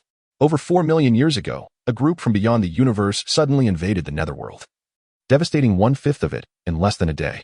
However, when they attempted to assault the divine realm, they were severely repelled by a formidable force and subsequently vanished from the cosmos. Upon hearing this, Wukong instantly recalled recent encounters, his expression growing grave as he inquired. Was it the demon realm? What could have transpired to cause such ruin? Grand Kai, is there no basis for this?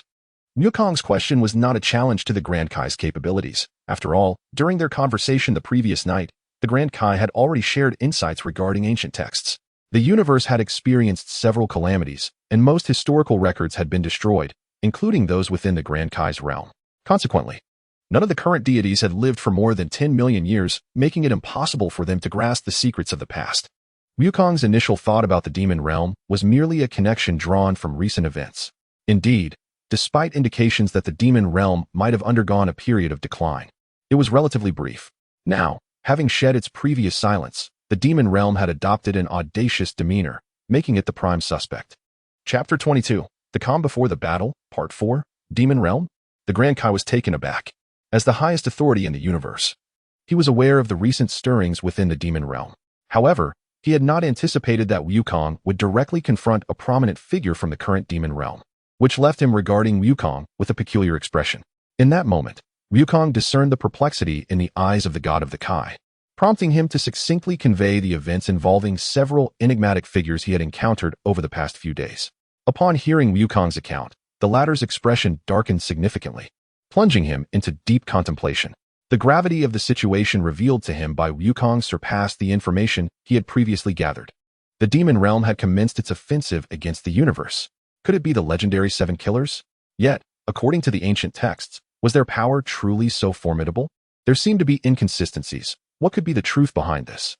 When Wukong mentioned the demon realm figure, Mero, who could manipulate the energies of heaven and earth at will and seal spaces, the god of the Kai swiftly recalled a page from ancient texts he had once perused, his complexion paling to an ashen hue, an indescribable fear enveloping his heart. Consequently, the god of the Kai shared the information he possessed with Wukong. However, upon comparing their knowledge, Wukong noticed discrepancies between Mero's existence and the records in the ancient manuscripts. Yet this revelation undoubtedly left a profound impression of the seven killers of the demon realm upon Wukong. What then? Was the identity of the seven killers of the demon realm? Wasn't he the realm governed by a demon king? And wasn't he Depura, the reigning monarch of the demon realm? Wukong recollected Depura from years past, and it was his presence that led Wukong and his companions to believe that the demon realm posed no significant threat. Yet, the current situation unveiled a terrifying glimpse of the demon realm's hidden strength, a reality that filled Wukong with trepidation. He was acutely aware that since the dragon restored his body and unleashed his previously concealed powers upon merging with the Dragon Balls, his strength was sufficient to vanquish even the Super One-Star Dragon. However, the concept of a demon king had merely persisted for the past million years. In the ancient and primordial eras, the highest authority recorded in the ancient texts was that of the demon master, beneath whom lay various overlords, with the seven killers being among the seven most formidable entities. Yet, this too raised questions. If they were indeed the seven killers, how had they survived from the primordial age to the present? Wukong interrupted the god of the Kai, pointing directly to the crux of the issue. For he understood that even the god of the Kai could only endure for about 100 million years. And the current god of the Kai was merely one who had begun to wield power in the ancient era. How could the seven killers be demonic beings from the ancient or primordial ages? As if anticipating Wukong's skepticism, the god of the Kai's brows twitched. After casting a glance at Wukong, he shook his head and clarified, "Wukong, the situation is not as you perceive. If the beings of the demon realm do not leave their domain, their lives are not governed by the cosmic underworld. This means their lifespan cannot be compared to ours. Moreover, certain demonic entities, upon attaining a certain level of power, can manifest their souls into tangible forms. Thus, as long as they seize another body, they can continue to be reborn, and the seven killers are precisely such entities." Upon suddenly encountering such revelations, no matter how immense Goku's psychological burden, he was profoundly shaken. For these were insights he had never before comprehended.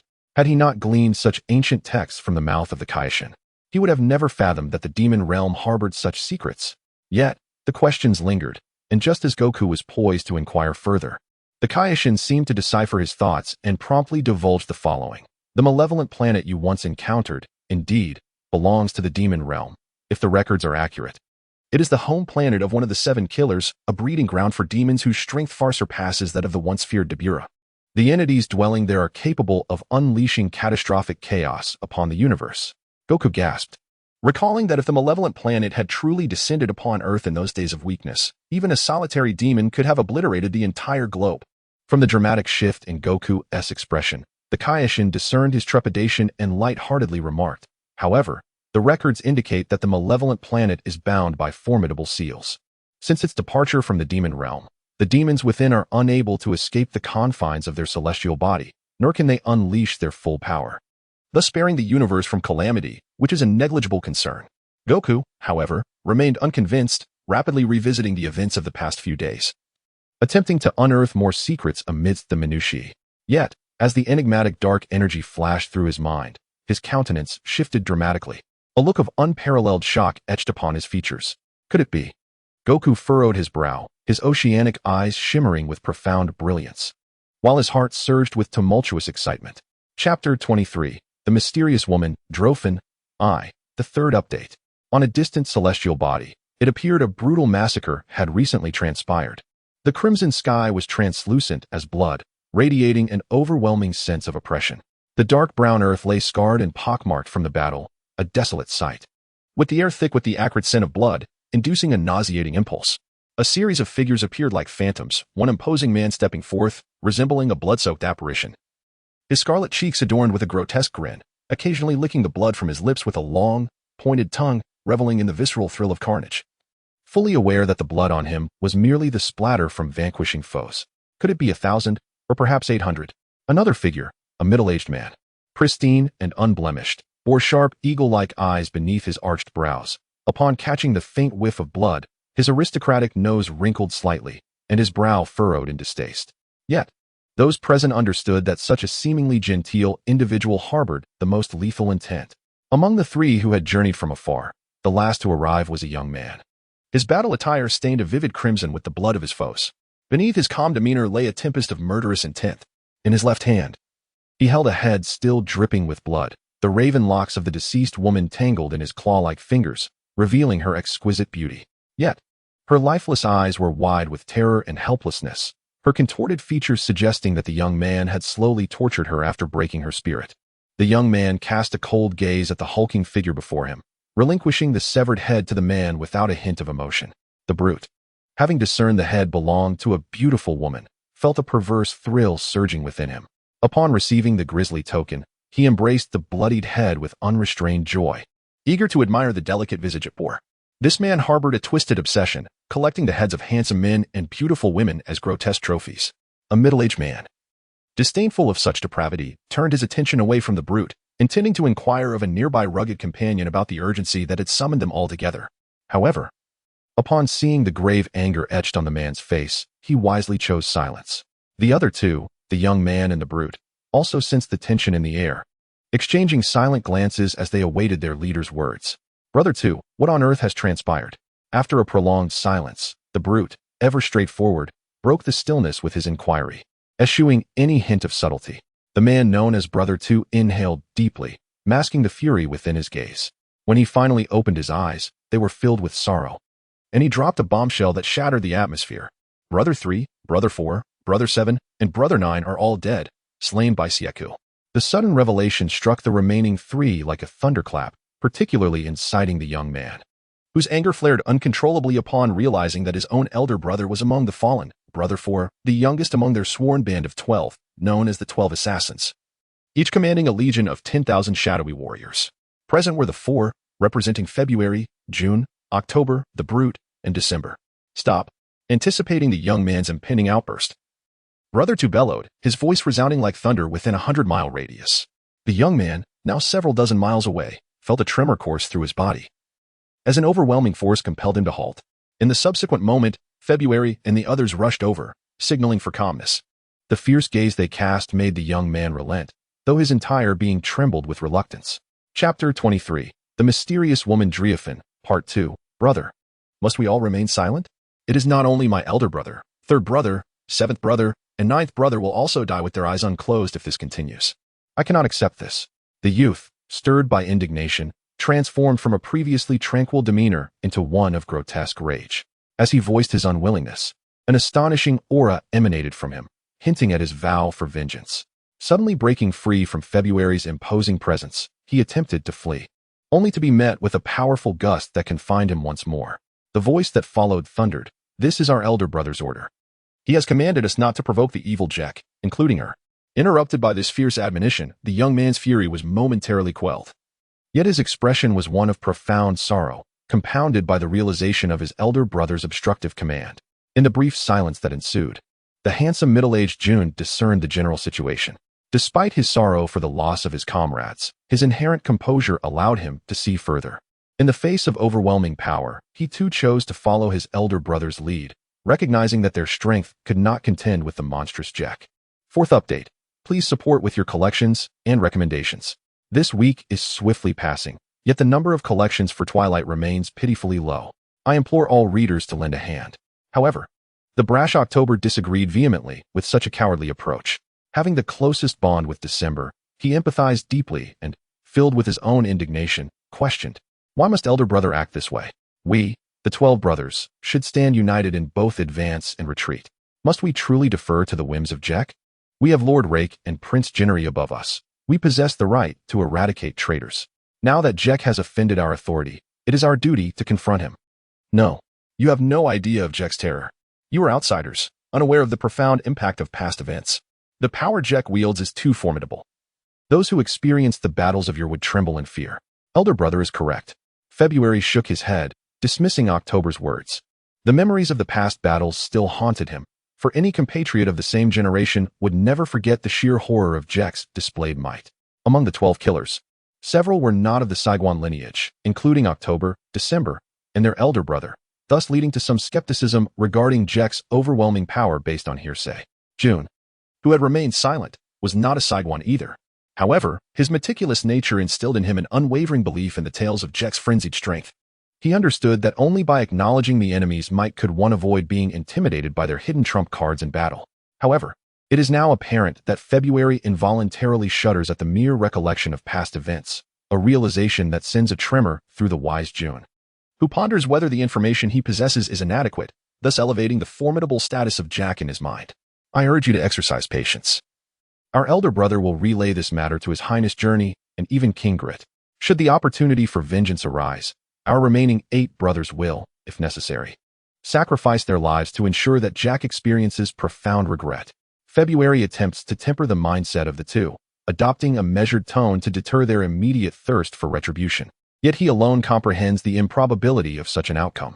After all, 2 days have elapsed since the incident, and still, no directive has been issued to question Jack, indicating that no one dares to offend him. Imagination is always idealistic, yet reality is often cruel. February believed he could deceive the two, but they are not so easily misled. December masked his true emotions, reverting to his usual, tranquil demeanor as he nodded in acknowledgement. The robust October, too, recognized the need for discretion, not one to underestimate his intellect. He discerned February's internal turmoil and chose to remain silent, patiently awaiting the unfolding of events. Observing his companions momentarily regain their composure, February felt a wave of relief wash over him as he announced, "Our elder brother has commanded us to depart immediately, leaving the remaining tasks to our subordinates. Do you have any objections?" Acknowledgements were given in unison, yet each of the 4 harbored their own thoughts, plunging the atmosphere into another brief silence. During this moment of contemplation, the young man suddenly smiled knowingly, the curve of his smile symbolizing imminent victory for just moments prior. October had conveyed to him telepathically, "Upon our return, I shall assist you in dealing with her," turning her head into my most exquisite masterpiece, driving Jack utterly mad. Chapter 23. The Mysterious Woman, Drafane, Part 3. First update. A solitary figure darted along the coastline, the left side bordered by sheer cliffs, shaped by nature's relentless forces.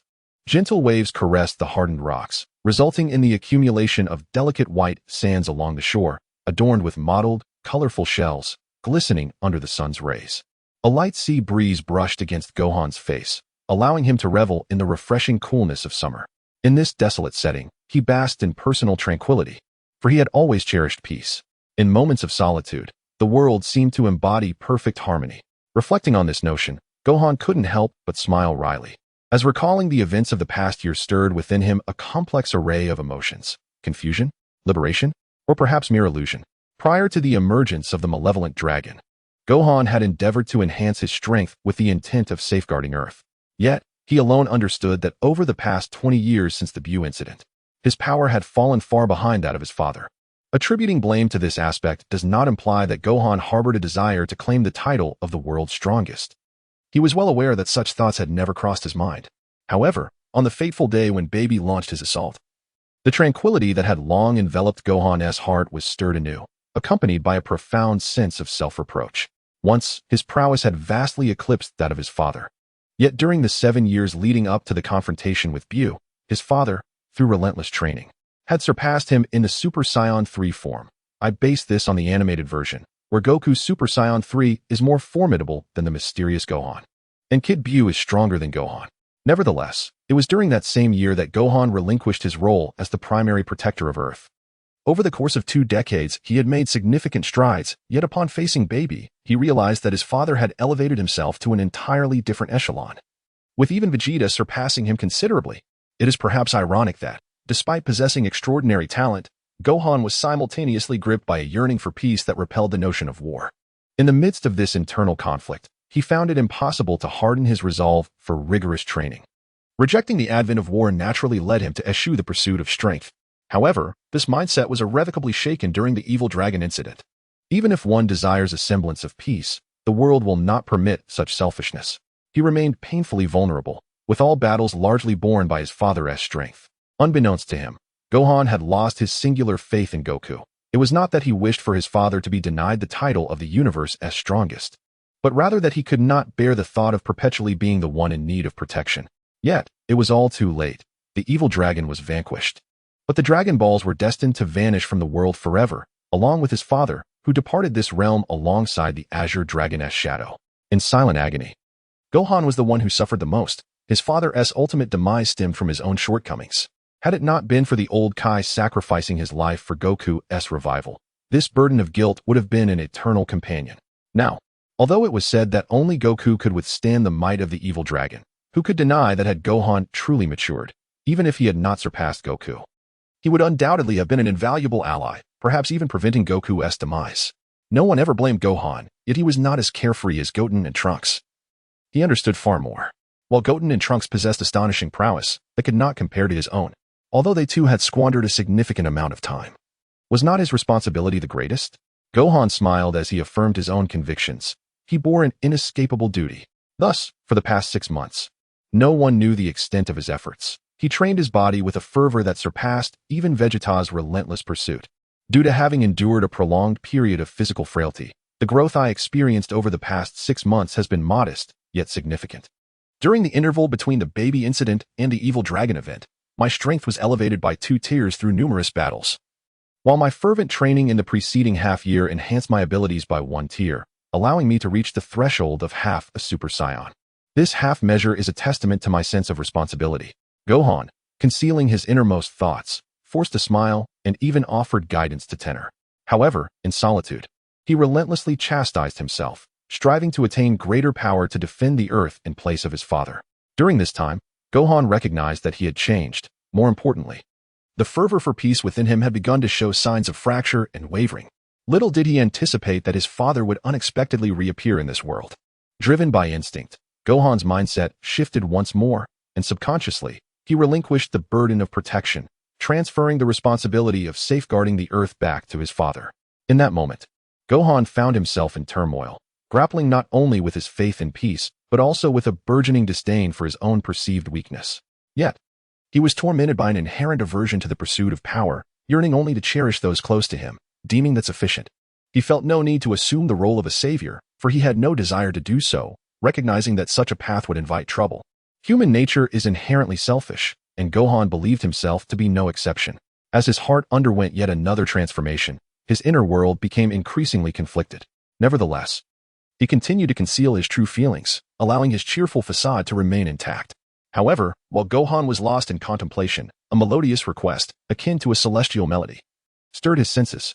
"May I sit beside you?" Startled, Gohan snapped back to reality, only to find himself entranced by the sight before him, a breathtaking beauty. Her alabaster skin shimmered with an ethereal glow, her slender figure adorned in a delicate sky-blue gown, with dark tresses gently tousled by the sea breeze. Her sweet smile had the power to captivate anyone's heart. In that moment, even Gohan was momentarily spellbound.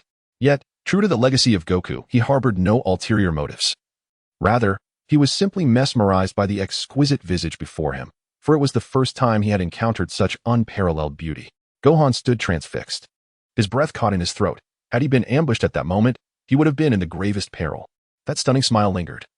One hand brushing aside her flowing hair, the other gently adjusting her lace-trimmed gown. A faint blush graced her porcelain-like face, enhancing her already radiant allure. Her elegantly arched brows lifted slightly, beneath which sparkled her star-like eyes, a perfectly shaped nose, and slightly parted cherry-red lips. She was indeed the enigmatic woman who had previously appeared, the one who shed tears while reminiscing about the past at dawn.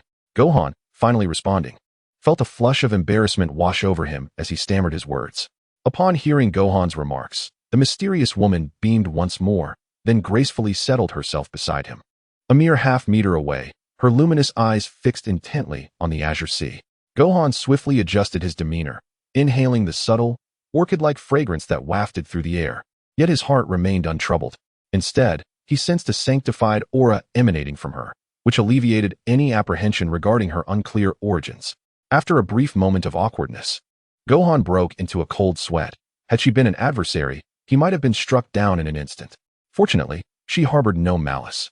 Though she was not an enemy, they were hardly friends, leaving Gohan with no reason to pose direct inquiries, though he was aware her presence must signify an important message. "Mr. Gohan, is it?" The mysterious woman turned her autumn-hued eyes towards him, inquiring with a light-hearted smile. Although taken aback, Gohan recalled her sudden appearance, thus adopting a more open perspective and nodded in response. "Haha, my name is Drafen, a representative of the Saiyan Council. Welcome to the inner universe." The woman, identifying herself as Drafen, smiled lightly again, relishing the cool sea breeze as she inhaled deeply, seemingly enchanted. Gohan felt no surprise, after all. He sensed a formidable energy emanating from her, and being on a planet inhabited by Saiyan Council members made their encounter entirely plausible.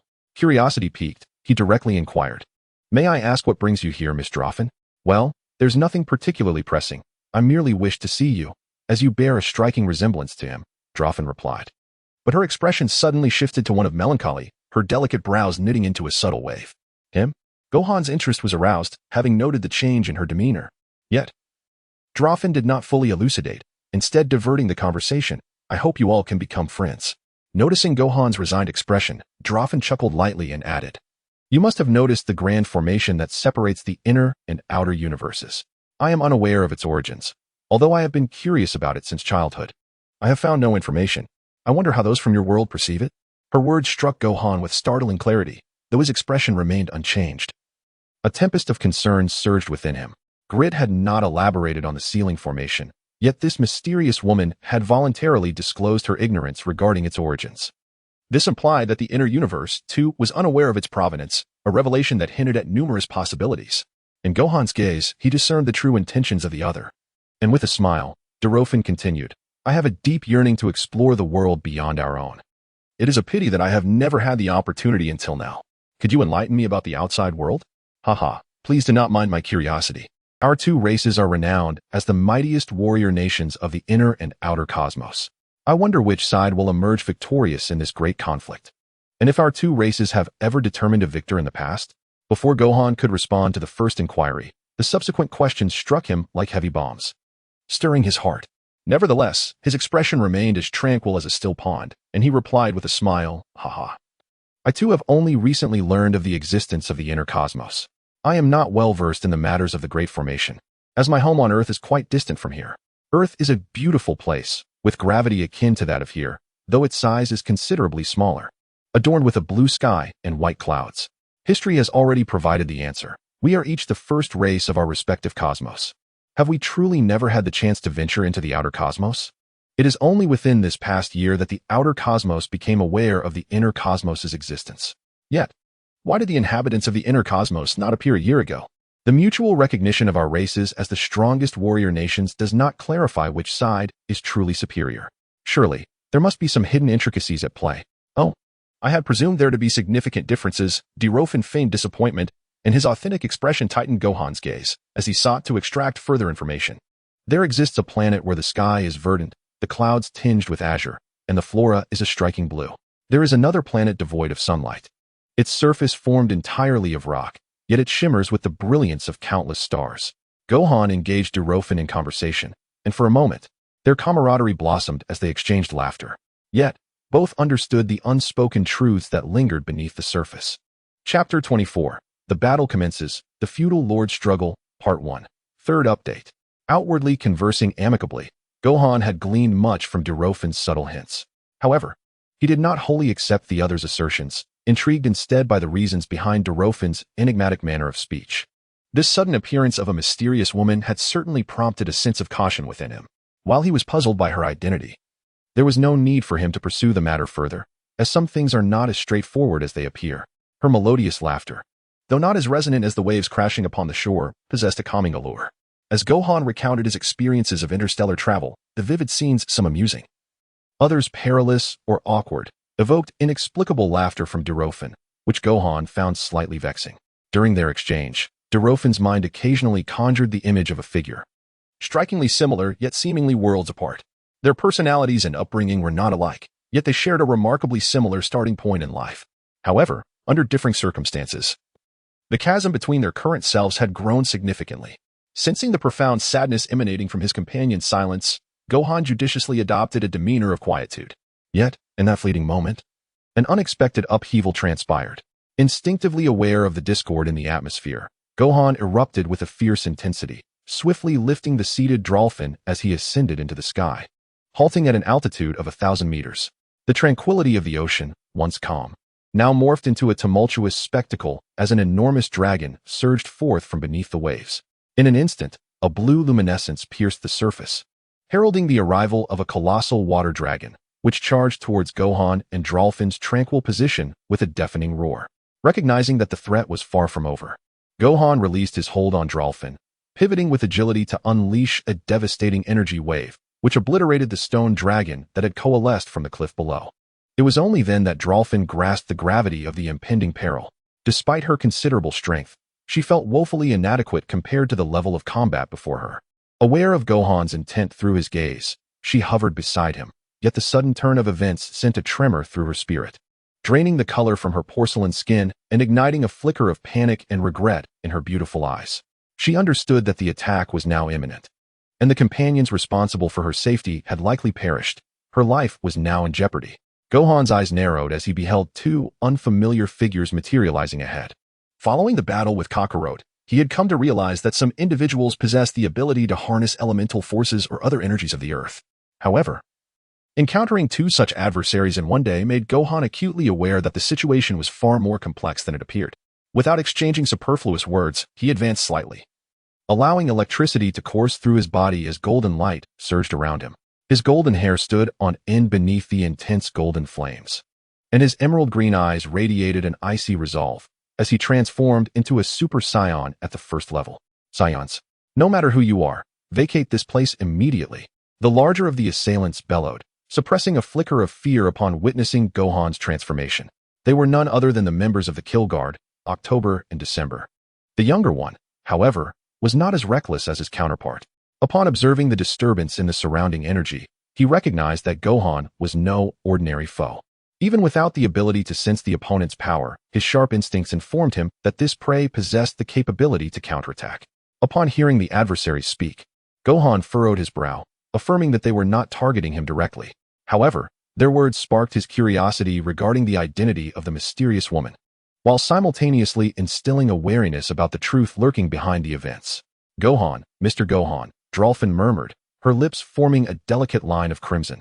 Fully aware of the dire implications of their predicament, she sought to clarify the situation, but Gohan interjected, "I understand. It's all right." As the words fell, it became evident to all that conflict was inevitable. October, unable to contain his fiery temper, summoned a flickering brown light from his right arm, shattering the cliffs below.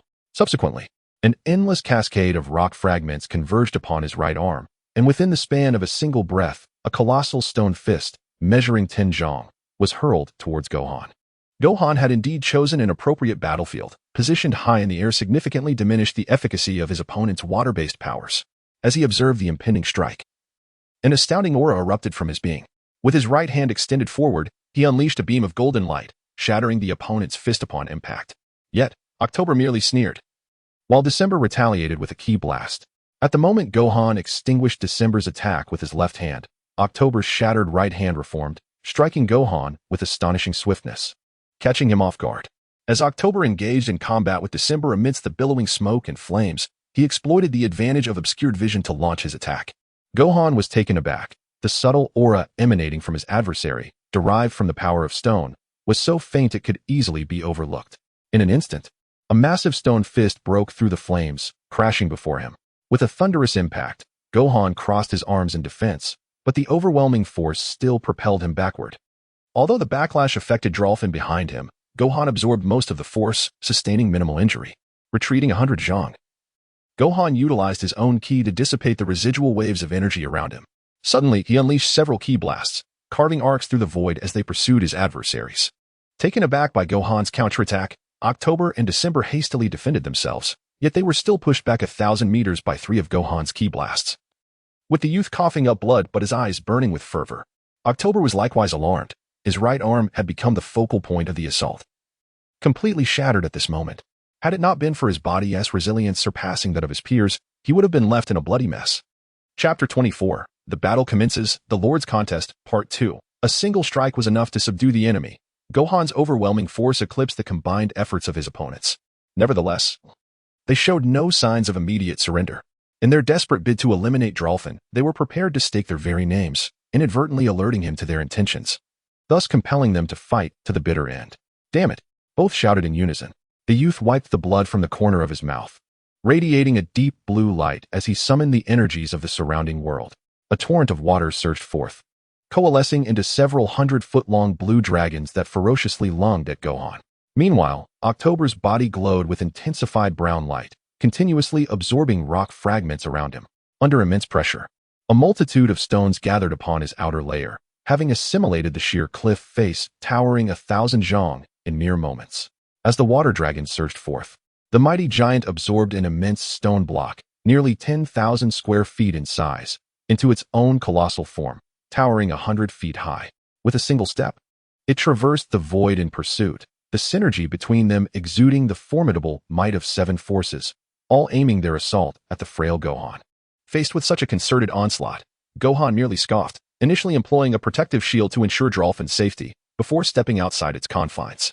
He collided his fist with the giantess, unleashing a resounding roar that ignited a radiant golden light, shattering the seemingly invulnerable defense of October. The latter was sent spiraling like a kite severed from its string, its body marred by cracks and gushing blood, its expression one of sheer horror. Ignoring the pursuit of the 6 azure dragons, the immense golden light Gohan emitted possessed a vast and overwhelming force, effortlessly obliterating the domineering water dragon, causing a torrential downpour to cascade down. Seizing the moment, Gohan drew a beam of light from the heavens, intending to cleave his adversary in twain. In the face of such an overwhelming clash, the young man had grown numb, devoid of color. He instinctively sought to evade the strike by turning his body. Yet his speed paled in comparison to the slicing energy. Ultimately, with a heart-rending scream, his left arm was severed at the root by Gohan's strike. Crimson blood gushed forth, and the immense agony jolted the youth back to lucidity. Yet the excruciating pain caused his body to tremble uncontrollably, his face contorting in a spasm of torment. Gasping for breath as he retreated frantically, Gohan showed no signs of restraint. From his assessment of the aura, he discerned that his opponent was a bloodthirsty killer. The pungent scent of blood a stark reminder that they had recently been embroiled in slaughter. Confronted with such a murderous entity, he knew that only through violence could he respond.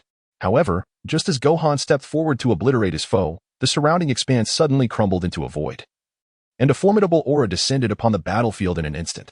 A colossal gust of wind struck from behind him. Gohan was startled, hastily turning to face the threat, channeling the energy he had gathered into a massive golden handprint, which clashed with the oncoming assault in midair. Boom!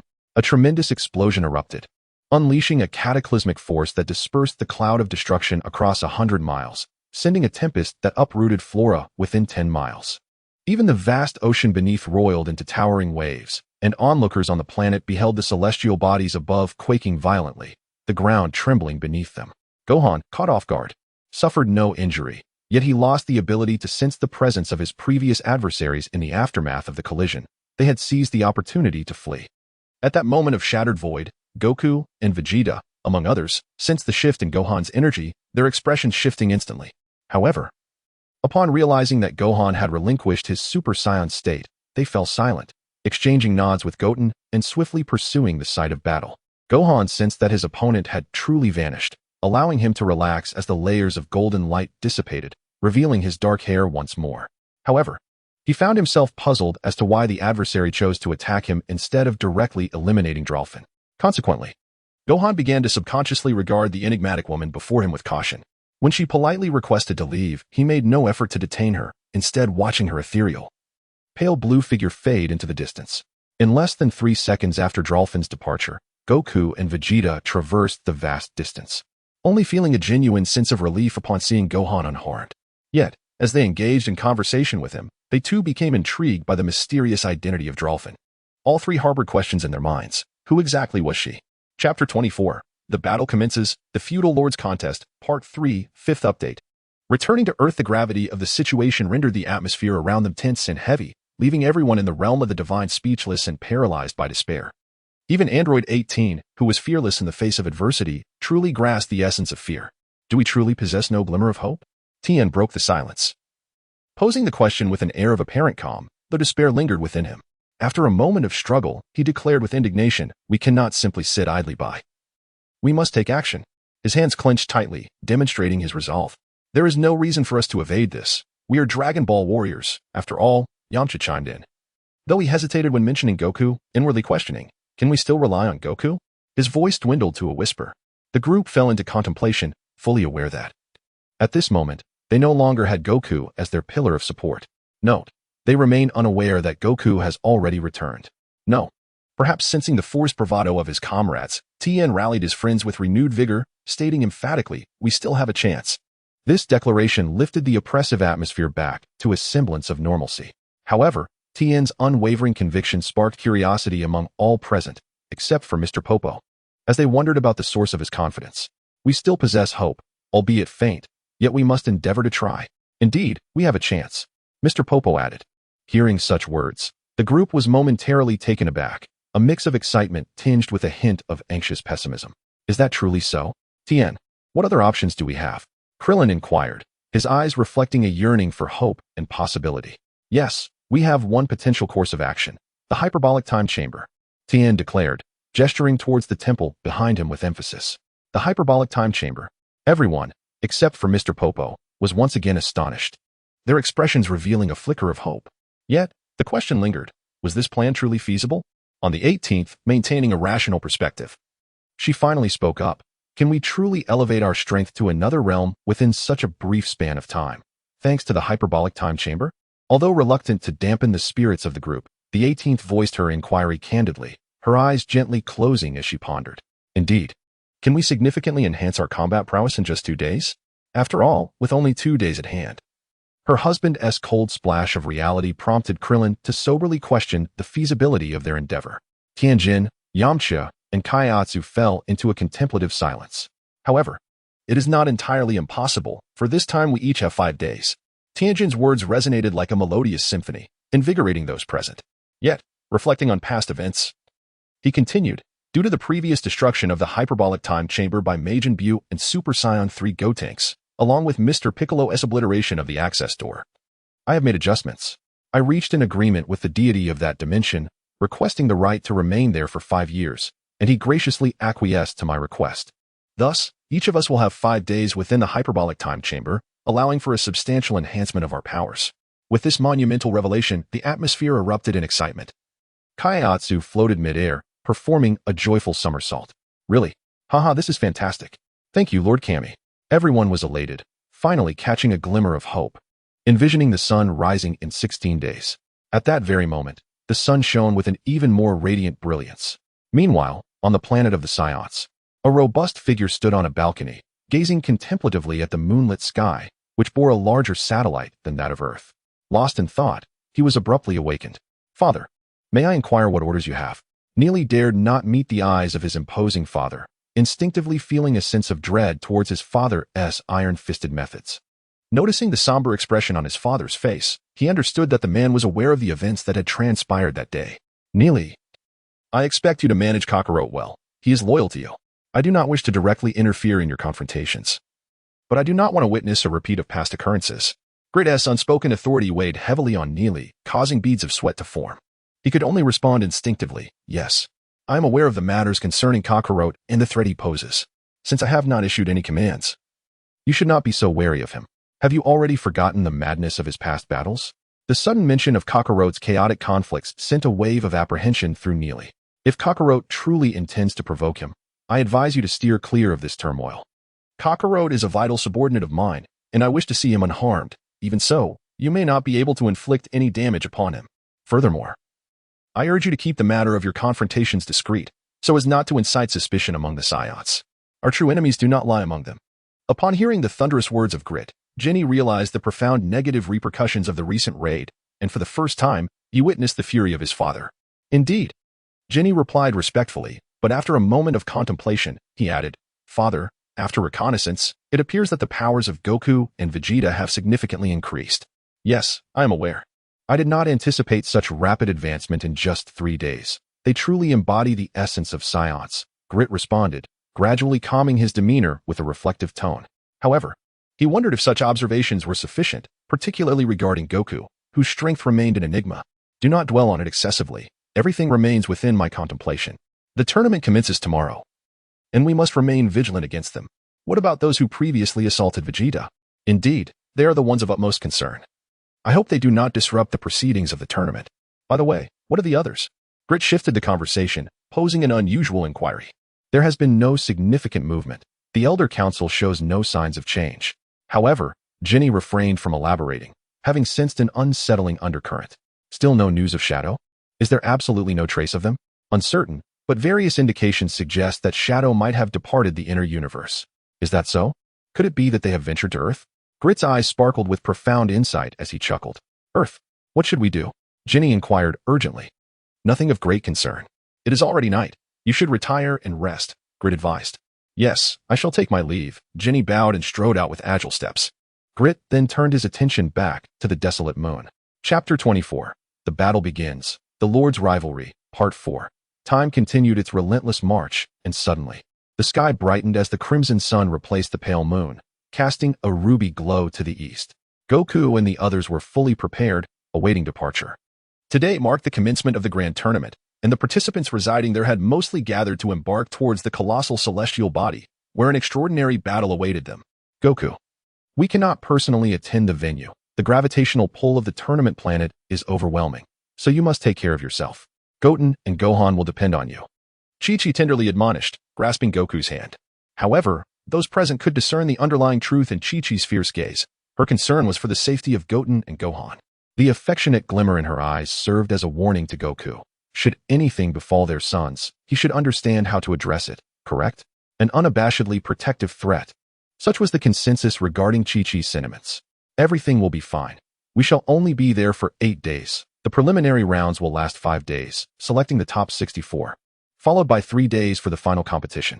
After 8 days, we shall reunite. Wukong chuckled, scratching his head. Although you cannot be there in person, you can still watch our match through the live broadcast from the arena. Indeed, there exists a device capable of satellite transmission, allowing all planets in this space to simultaneously witness the events of the competition. That being said, you must still exercise caution. Bulma exchanged glances with Vegeta and Trunks, echoing the sentiment. It's merely a competition. What is the big deal? Vegeta replied coolly, crossing his arms and turning away disdainfully. Yes, Mom, it's just a competition. It might even be quite fun, Trunks added in agreement. Dad and brother will be fine. You can rest easy, Mom, Bra chimed in. Grandpa, you must seize that championship and become the greatest in the universe, Xiaofang said to Wukong, her delicate hands clasped and her eyes sparkling with anticipation. All right. I will give it my all, Wukong responded, clenching his fist and smiling enthusiastically. Now, everyone, let us set forth, Master Roshi stated solemnly for the first time. I wish everyone a triumphant return. Yes. The group, brimming with morale, boarded the spaceship, and the doors slowly closed behind them as the vessel surged forward towards the sacred arena of the Universe Martial Arts Tournament. What kind of battles await them? Wukong's competitive spirit ignited once more, trembling with excitement. His eyes gleamed. He eagerly anticipated the matches and formidable opponents. Who will be our powerful adversaries? Father, we are Saiyans. Recognized as the kings of the universe, few can surpass us in strength, Goten declared confidently, seemingly pleased with their recent training results. No, Goten, you must be cautious, remember. There were those who could easily defeat me before, Vegeta countered, his grip tightening. I assure you, I will not lose to them again. But I am also curious about what other strong warriors await in the universe. Indeed, Uncle Vegeta, Goten replied softly, thinking he had touched a sore spot. In any case, we must remain vigilant. Right, Mr. Gohan? having been bullied by Goten and Trunks, exhibited signs of evasion from the two, and being a rather mature child. He preferred conversing with Gohan. Yes, we should be careful, Gohan replied leisurely, though he refrained from mentioning the presence of Drolf and Wukong and Vegeta, as he wished to prevent everyone from focusing too intently on that matter, potentially overlooking other shifting dynamics. Just then, the spaceship shook violently as it neared the planet, the immense gravity causing it to sway. Nevertheless, it ultimately landed safely, restoring its prior stability. Is the gravity truly this intense? Trunks remarked, his expression darkening as he measured the force. It feels similar to our training sessions. Gohan, already aware of the situation, displayed little surprise. As Wukong and Vegeta nonchalantly opened the door, they beheld the stony surface of the planet before them, which was far more resilient than diamond. Here, verdant hills and azure skies adorned the landscape, though the charming little birds were conspicuously absent. They stepped out, observing the figures before them, each moving with remarkable agility, their expressions calm, yet exuding a terrifying aura. Goten and Trunks stood in silent awe, finally grasping the vastness of the universe, realizing that numerous hidden talents lay within. Oob, inspired by Wukong's teachings, felt a surge of fervor, yet just as he yearned for the impending battle, a sudden shift in his mindset occurred. At that moment, a voice shattered the silence. Attention all participants, please enter the arena. The competition will commence in 10 minutes. Please be advised. All eyes turned toward the colossal structure ahead, reminiscent of the legendary World Martial Arts Tournament arena, yet spanning an impressive 10,000 square meters. A sense of reverence washed over the crowd, igniting their warrior spirits. Within this edifice, a grand contest was to unfold, one that would determine the champion of the universe, the victor destined to guide the next 10 million years. In this era, who would rise above all? Chapter 25, The Battle Begins, The War of Warlords, Part 5, the resounding chimes of the bell echoed crisply, reverberating through the ages after a span of 10 million years, heralding the call to battle once more. All gazes were fixed upon the enormous pendulum clock, as the wheel of history converged upon this singular moment, igniting the fervor for combat within their veins. A million years had passed, and in the relentless current of history, countless truths lay buried and obscured. What remnants did the once great possess? Nothing at all. Despite a decade-long reign, no being could endure through eternity. The title of the universe's strongest may be attained, yet time will relentlessly cast aside one's future. This serves as a poignant irony, for regardless of one's might, one remains merely a puppet of fate or history. The demon realm, a peculiar world distinct from other dimensions of the universe, harbors beasts beyond the governance of any underworld. Interestingly, throughout history, true champions from the demon realm have rarely graced the cosmic fighting tournaments, failing to secure a place among the top 3. This remains an enigma, as the so-called truths are likewise entombed in the river of time. Now, the incessant tolling of the bell grew louder and farther, seemingly celebrating the triumph of justice while lamenting the victory of evil. At this moment, the future of the universe hung in uncertainty. Who would emerge as the sovereign? Let us proceed inside, Wukong declared, a sudden tremor coursing through him as he felt the fervor of his blood surging within. With a gentle smile, he turned to address the others before ambling toward the grand entrance. Indeed, the collective response echoed as they followed closely behind Wukong, as the participants advanced with unwavering determination. An invisible yet palpable pressure loomed ahead, seemingly a crucible for the valiant, where only those truly resolute would ascend to the arena of competition. Stepping forth, Goku and his companions remained undaunted, braving the sudden surge of repulsion that engulfed them. However, Goten and Trunks recognized that they had reached a critical juncture in their capabilities, secretly astonished by the formidable standard of combat that awaited them. The sight before them was nothing short of astonishing, a colossal arena stretching 100 meters, surrounded by tiered seating for spectators. Viewed from above, this grand edifice bore striking resemblance to the ancient Roman Colosseum, instilling within its confines a fervent desire for battle, while simultaneously evoking a sense of solemnity. The erudite Trunks was the first to notice the transparent battleground, instinctively drawn closer to it. He knocked on its surface with palpable excitement, exclaiming in a tone of awe, "Indeed, it truly is the hardest diamond in the universe.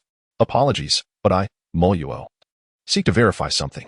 If the readers genuinely appreciate this Dragon Ball narrative, please log into your accounts within the next 3 days to bookmark this book and leave a comment." Currently, the novel has amassed over 100,000 views, yet only 50 bookmarks, which I find rather anomalous, hence my request for confirmation. Former friends, I kindly ask that you refrain from artificially inflating the data or commenting for now, as I require authentic metrics. Should you suspect that I am misleading you, feel free to remove this book from your shelves come Monday. Over the next 3 days, I wish to ascertain the true data of this work and validate a troubling suspicion that lingers in my mind. Thank you all. Upon hearing the mention of diamonds, Goten instinctively recalled their renowned brilliance and hurried over, dreamily musing aloud, if only I could possess such a large piece as he spoke. A glint of mischief sparkled in his eyes, resembling a would-be thief. Gohan, too, appeared astonished, fully aware of the formidable hardness of diamonds. With his understanding of gravity, he doubted that this massive arena could be akin to the ordinary diamonds found on Earth. Meanwhile, Goku, Vegeta, and Up stood perplexed, their lack of knowledge on the subject prompting them to question the significance of a mere stone. Goku even recalled an incident where he had casually used a substantial diamond to pay for lunch, dismissing its value altogether. Ha ha ha, Trunks, you truly have an eye for diamonds. But remember, this is not the same as the ones on Earth, as the celestial bodies yielding them differ. Suddenly, a hearty laughter resonated from behind, prompting everyone to turn and see Neri approaching with a charming smile, to which they all nodded in acknowledgement. In the assault that occurred the day before yesterday, Deluofen was unaware that the assailants were assassins, and thus, Wu Fan was equally ignorant of their true identities. However, ever since his conversation with Deluofen, Wu Fan instinctively began to distance himself from Genelai, a sentiment echoed by both Vegeta and Goku, who nonetheless maintained a polite demeanor, nodding and smiling courteously. Genelai perceptively grasped the unspoken thoughts of those present, offering a faint smile before continuing his explanation. Due to the immense gravity of this planet, it can be regarded as one of the densest celestial bodies in both the inner and outer cosmos. Consequently, the hardness of materials on this planet surpasses that found on other worlds. In other words, the hardness of diamonds here is the most formidable substance in the entire universe. Oh, is that so? Goku, possessing a modicum of knowledge about diamonds, could not resist pursuing his old line of inquiry. How much damage has past competitions inflicted upon it? As you can see, this is a new arena, as the previous one has been utterly destroyed. To date, only the last tournament has been capable of completely obliterating it. Genelai gestured towards the vast platform ahead. Chapter 25, The Battle Commences, The Lord's Tournament, Part 7. Ah, I see, Trunks remarked, stroking his chin, while the others gradually grasped the situation in the observation room through Genelai's introduction. At that moment, a figure who appeared to be the steward approached Genelai and informed him, "Young master, all preparations have been completed, and the king has taken his place at the command platform. The competition is about to begin." Genelai looked at the sturdy young man before him and replied, "Is that so? Everything is ready. Dick, allow me to introduce you to our esteemed guests, the Saiyans. Please ensure you provide them with a thorough understanding of the events of this tournament. I shall now seek out my father. I leave the matter in your capable hands."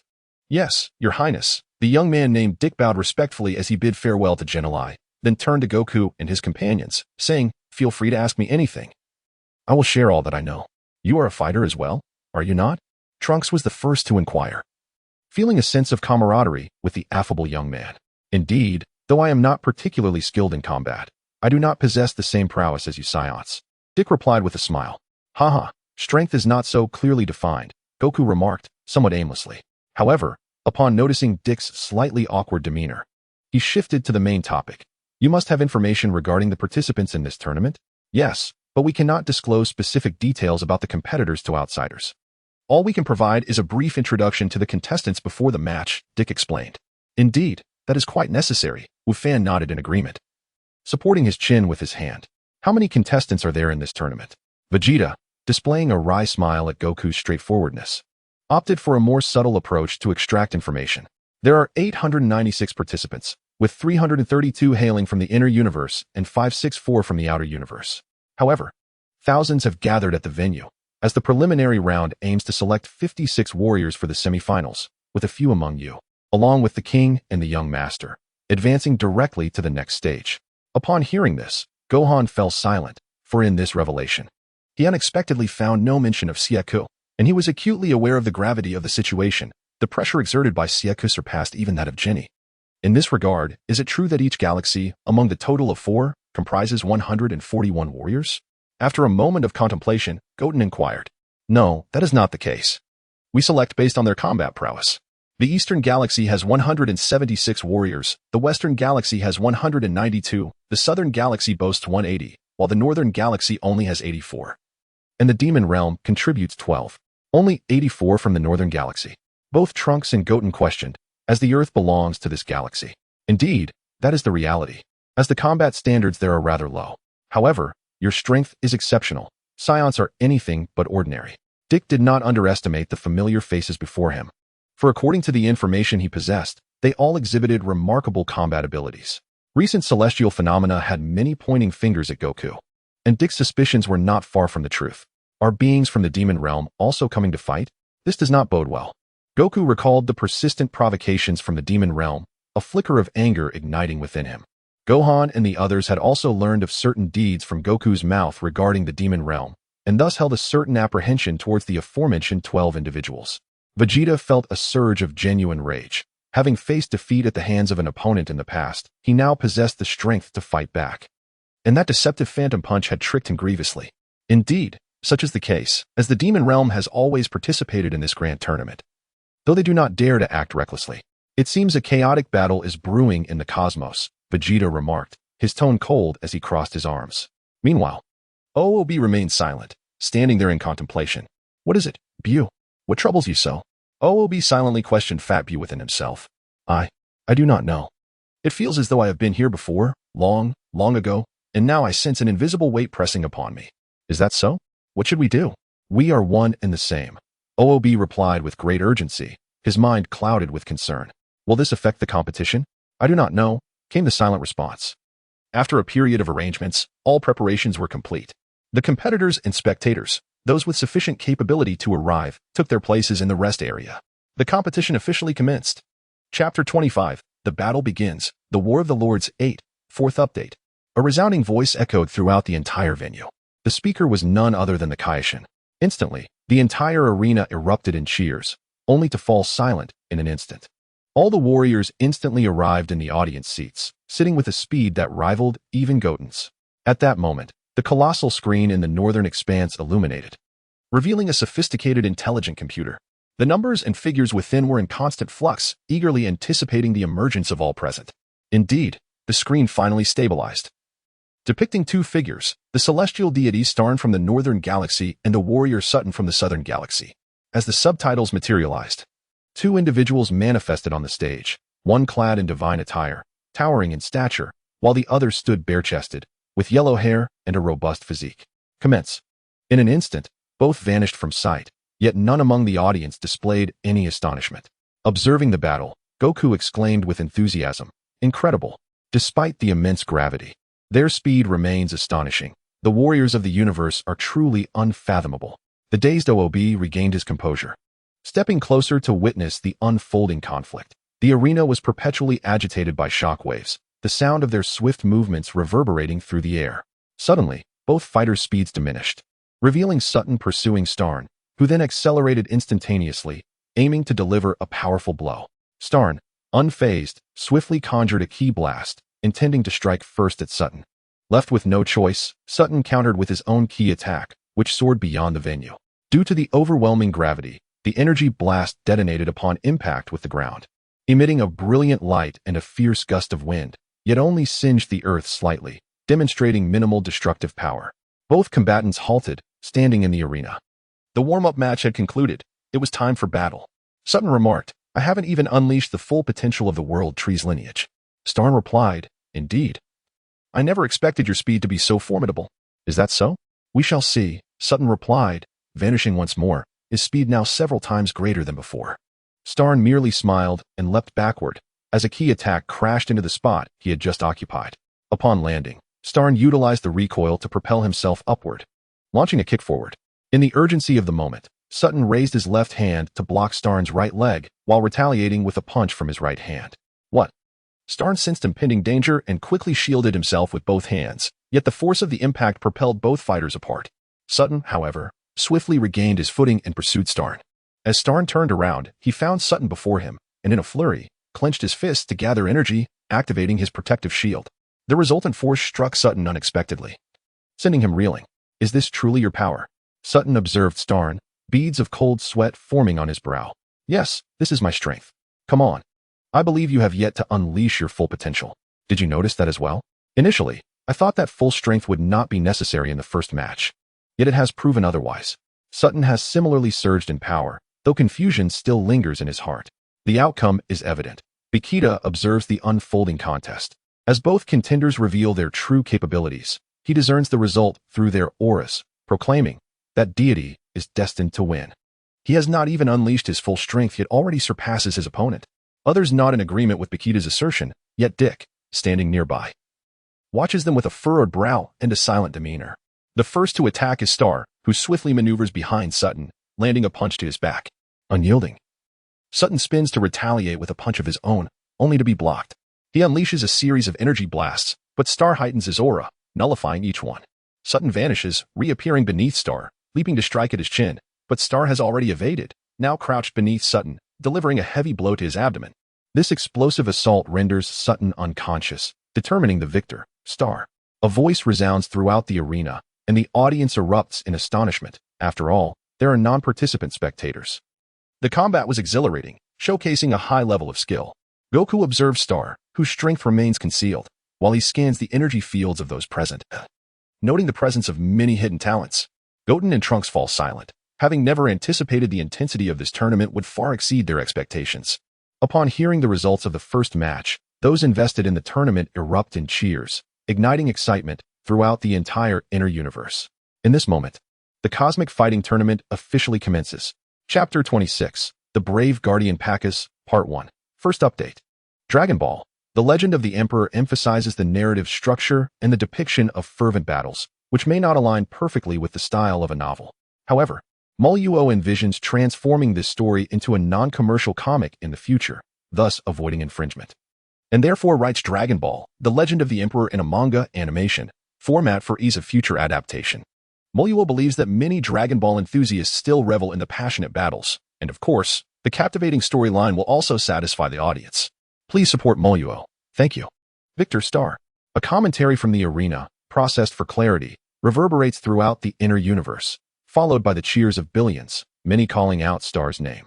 As the tides of battle surge, the once-in-a-million-year fighting tournament unfolds once more, gathering the pinnacle of strength from across the cosmos. Where this grand duel serves as a testament to the brilliance of this era.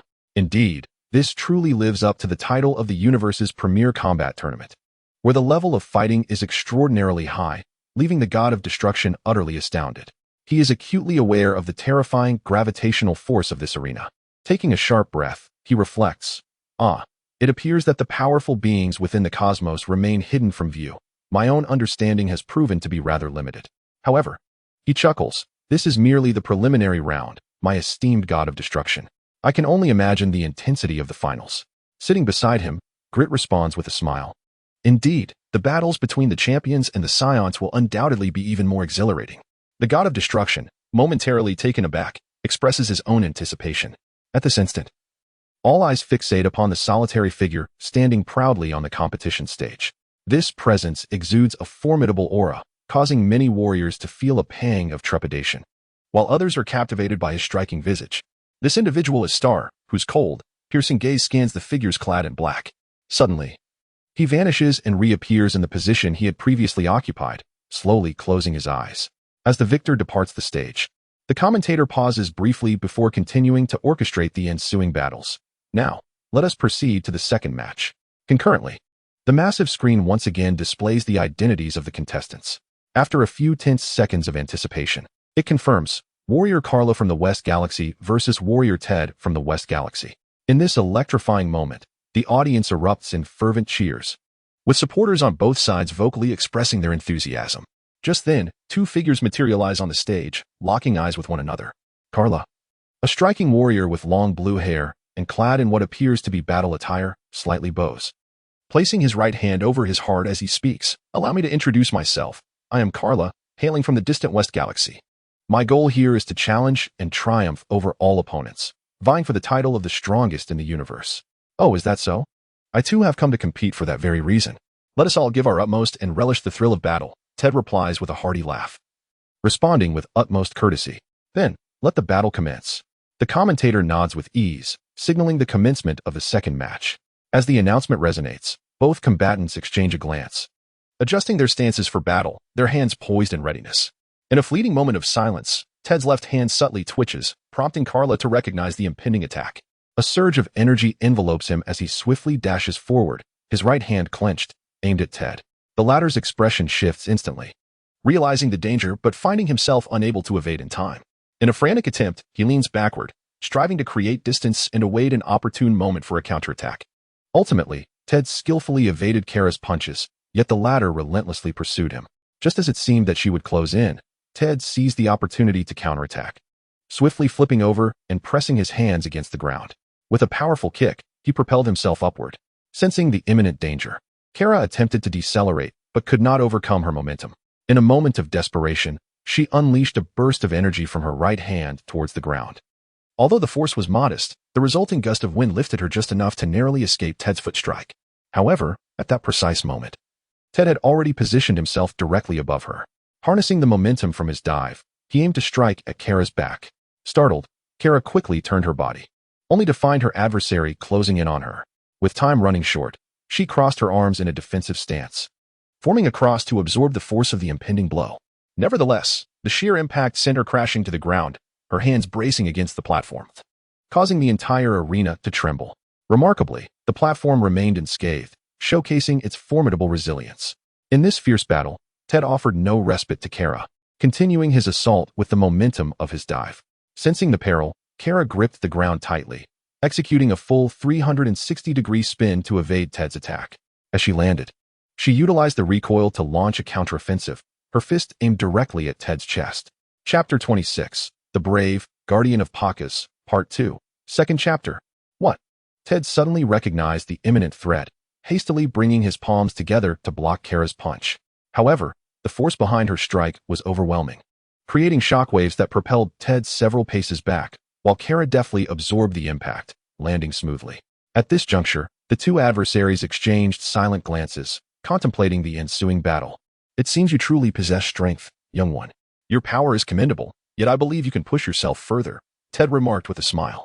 In my estimation, your strength and speed could be enhanced threefold, otherwise, you shall fall before me. Oh, is that so? Kara responded with a hint of amusement. I suppose we shall only know after the battle. With a sly grin, Kara's figure became a blur as her attack speed noticeably increased, while Ted remained composed, unmoved in his stance. Suddenly, he leaped into the air, and in that instant, his previous position erupted in a violent explosion of energy. Futile, came a voice, none other than the handsome Kara, who appeared instantaneously at Ted's right side, attempting to deliver a crushing blow. Yet, reality dictated that she struck at mere phantoms. In a frantic pivot, she glanced down, only to see Ted standing firmly on the platform as a surge of energy bore down upon her. In a moment of panic, she retaliated with an energy blast of her own. The two forces collided midair, igniting a cataclysmic explosion.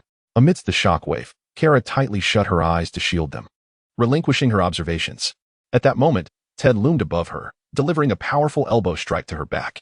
A formidable force surged through the body, tearing the combat suit and creating a breach, sending Carla crashing onto the arena floor with a thunderous roar. Carla, regaining consciousness, wiped the blood from the corner of her mouth and gazed upward at Ted, whose expression remained calm yet silent. Oh, you truly are resilient, enduring such a heavy blow without significant harm. Do you intend to conserve your strength? However, I assure you, next time I shall give it my all. Ted exclaimed in surprise. Oh, is that so? But I have no intention of being defeated by you, Carla murmured to herself while clenching her fists, expressing her disdain for that particular state of battle. Will you transform again into that battle form? Ted questioned, astonishment evident in his voice. Indeed, Carla replied, a faint smile gracing her lips as she suddenly gathered her energy with fervor. The air around her erupted violently, and as the explosive energy surged, her form underwent a drastic transformation. Her previously slender physique became robust, her height increasing by over 30 centimeters, though her features remained unchanged. What? Is this truly your battle form? Ted gasped, sensing the immense energy that surged upward, his expression shifting to one of horror. Yes, though I am not particularly fond of this muscular appearance. It is rather unappealing, Carla remarked, running her hand over her arms, which rivaled the brawn of a formidable opponent. Ted's demeanor shifted drastically, a sense of unease washing over him.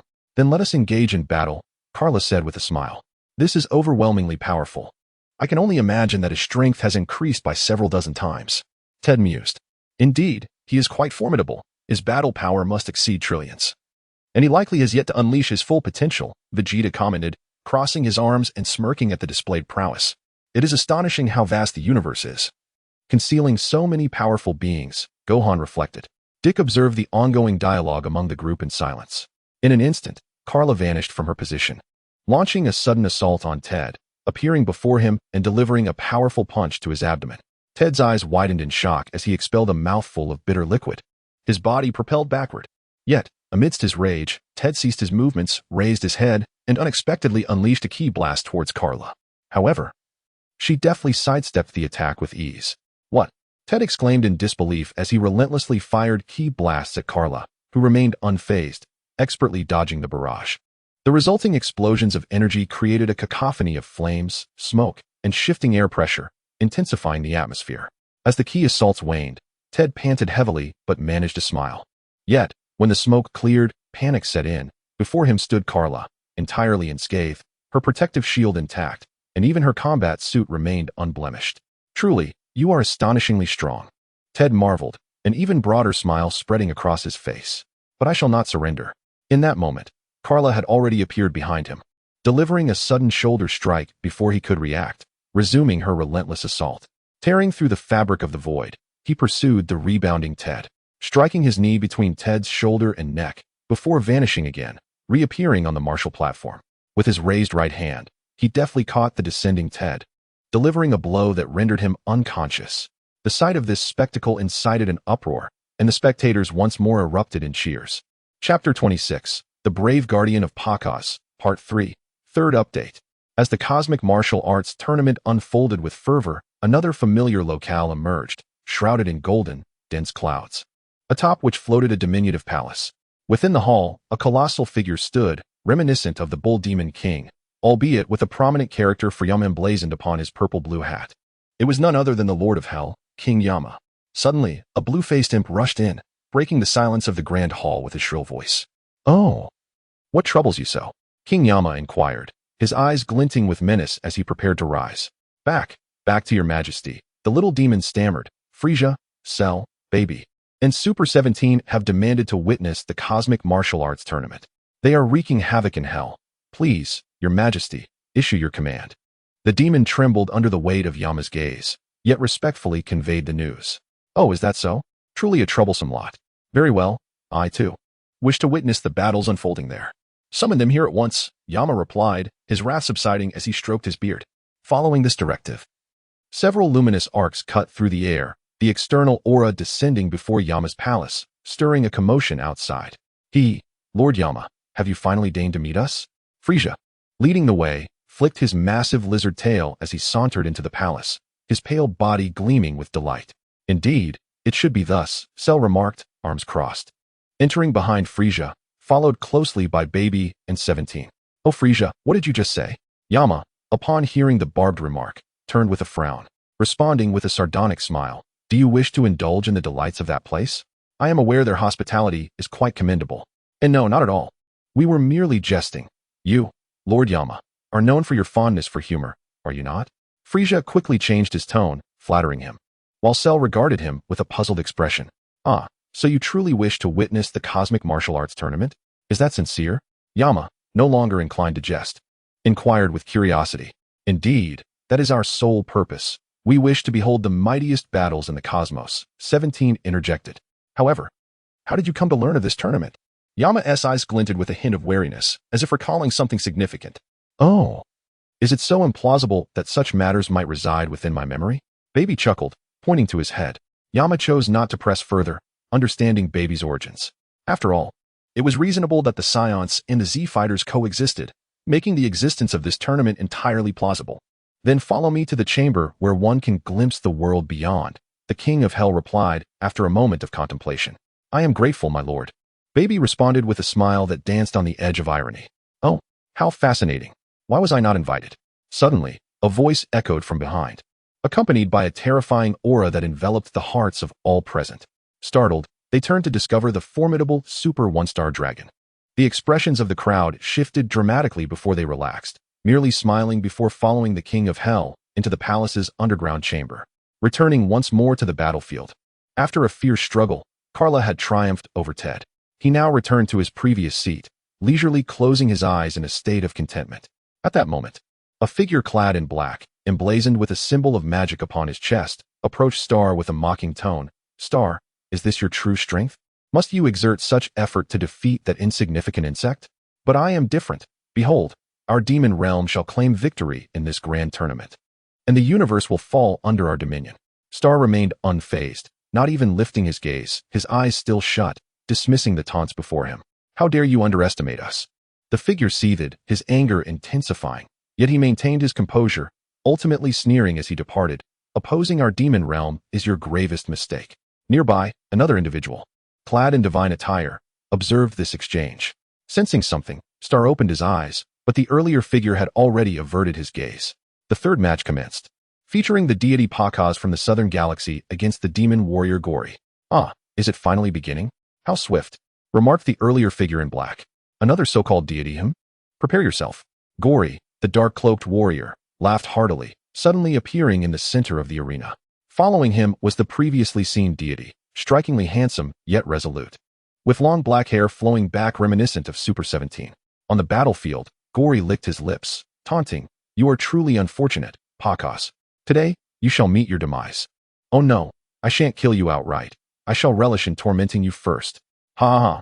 I detest those self-righteous deities who perpetually oppose our demon realm. Is that so? Yet I cherish peace. Ultimately, a confrontation is inevitable," Pakas replied with a serene smile, his eyes closed, nodding gently as the other launched into a lengthy diatribe, a powerful aura emanating from him. Haha, have you forgotten the past? Were it not for that incident, the universe would have been under our demon realm's rule. Gory mocked, fury boiling within him. However, I disagree. The universe requires peace, and I shall devote every effort to safeguarding all that is around me, Pakas declared, gazing up at the azure sky and white clouds, determined to protect everything within his reach. Unintentionally spoken words resonated deeply with the listener. From afar, Star was startled awake, and upon locking eyes with Pakas, a smile emerged, for their aspirations were indeed aligned.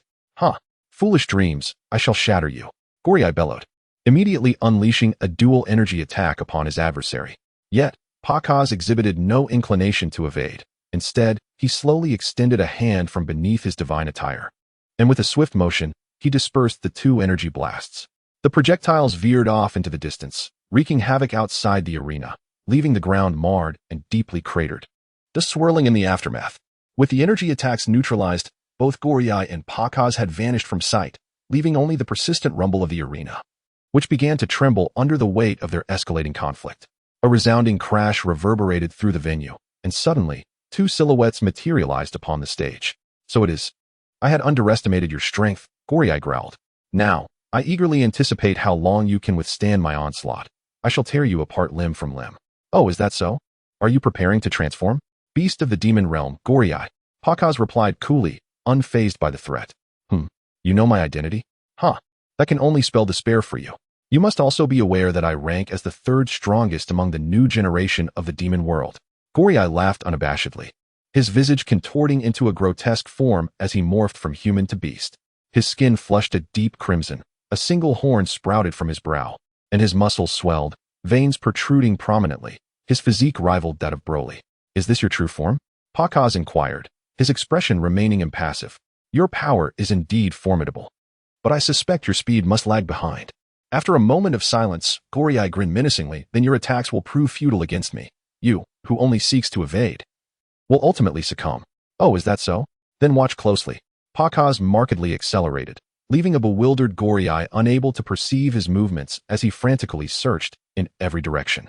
The audience erupted in astonishment. Even Goten and Trunks were left speechless, unable to track Pakas, while Gohan struggled to keep pace. Fool, right before your eyes. Vegeta interjected dismissively, disdainful upon recognizing Gory as a denizen of the demon realm, unimpressed by his so-called third rank.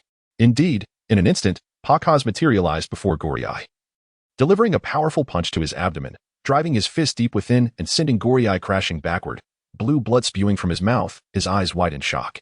Staggering to a halt, Gory wiped the blood from his lips, gasping for breath. You little brat. He glared at Pakas, unleashing beams of light from his eyes aimed at his foe, but Pakas deftly dodged, leaving the arena scorched and the surroundings obliterated. Gory continued to unleash his energy attacks towards Pakas, who deftly evaded them with an air of composure. However, the chaotic scene instilled panic amongst the spectators, their fearful cries echoing throughout the arena.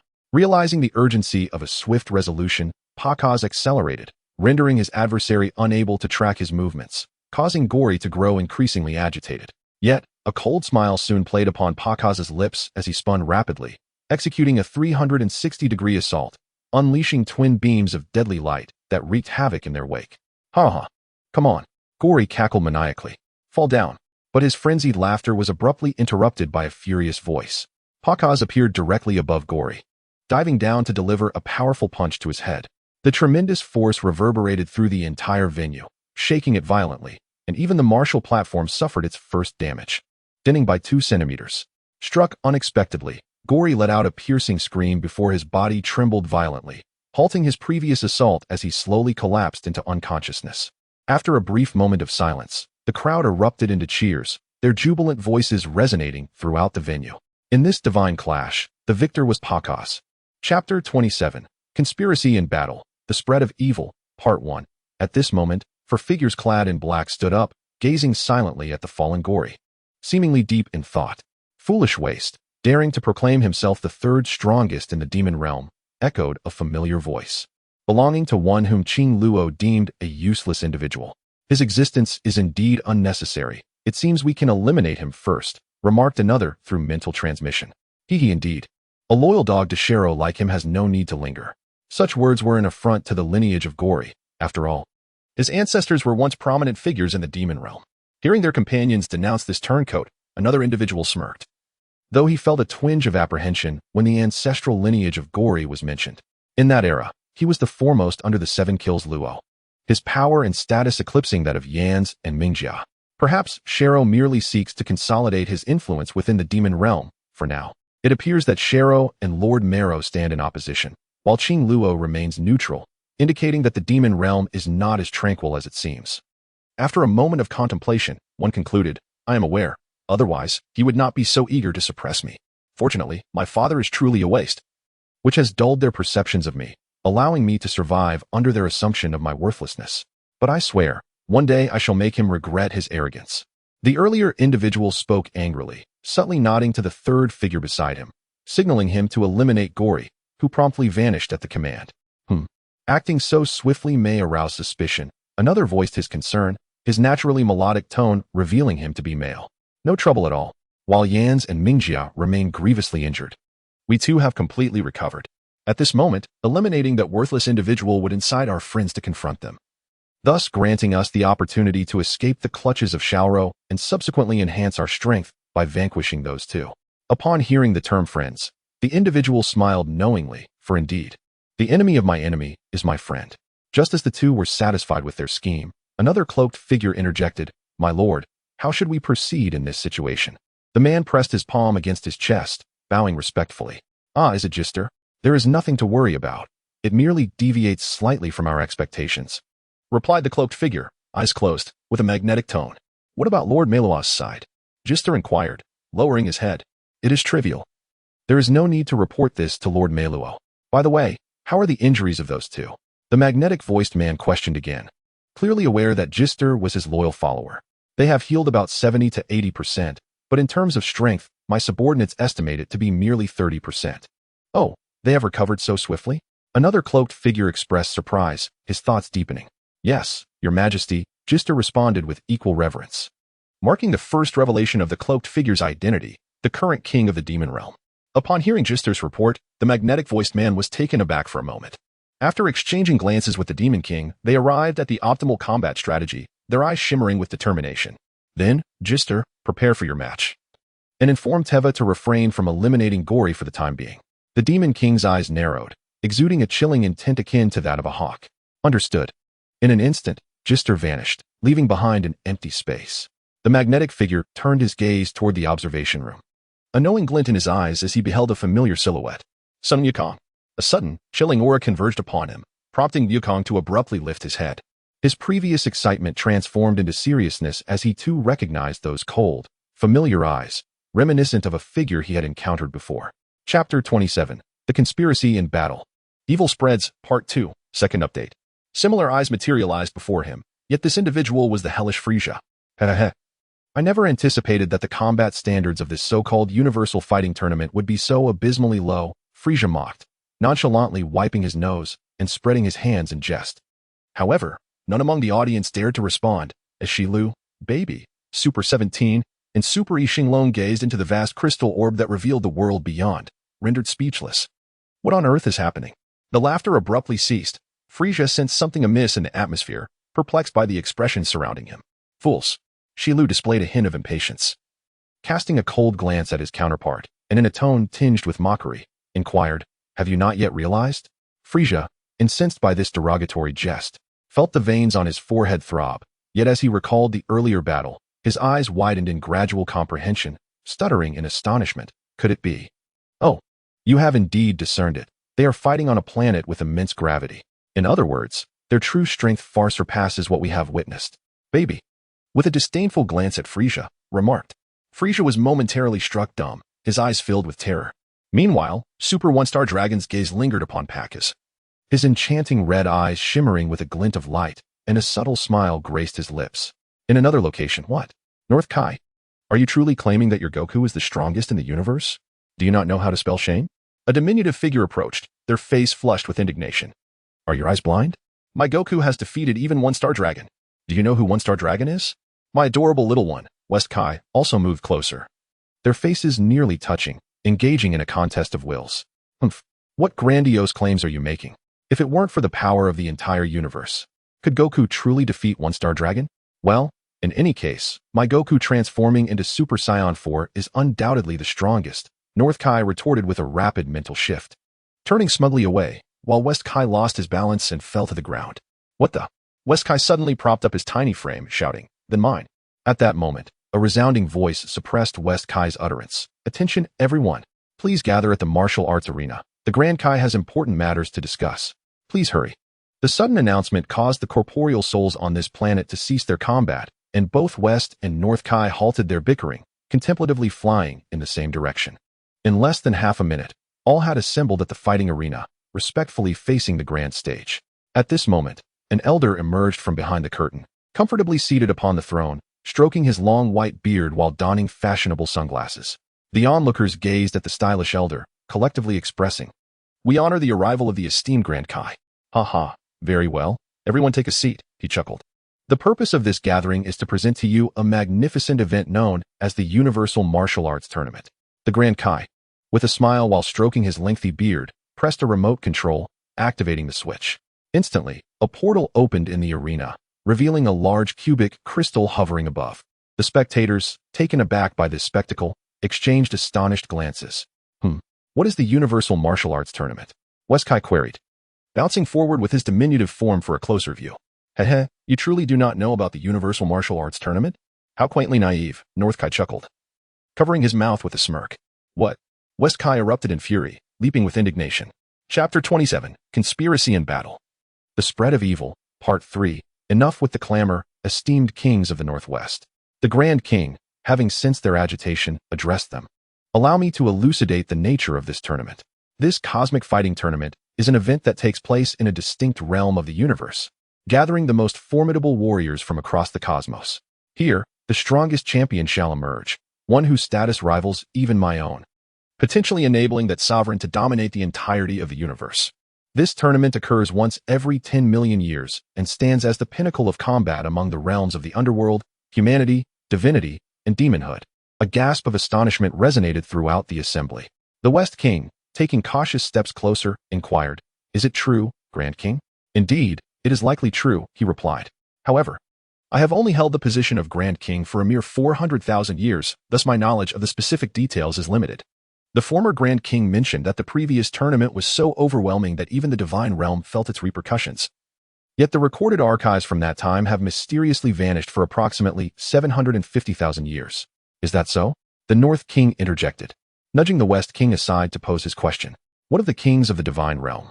Those two divine kings are similarly unaware of the particulars. The Grand King responded. They have also inquired about this tournament. Curiously, their own records seem to have disappeared around the same time, leaving only fragments in ancient texts. As he spoke, the Grand King stroked his long white beard and continued, "Nonetheless, the tournament has commenced, and the divine kings are presiding over it. I trust there are no lingering doubts." Indeed, the four kings responded in unison.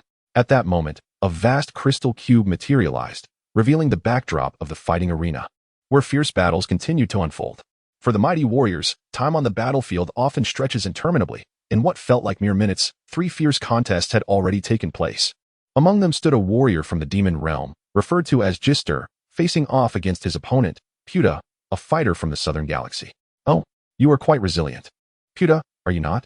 I did not expect you to withstand so many of my assaults, Gister remarked, wiping the blood from the corner of his mouth where Puta had retaliated. A wicked smile revealed his bloodthirsty madness. Meanwhile, Puta gasped for breath, his expression darkening. What should I do? My opponent is overwhelmingly strong.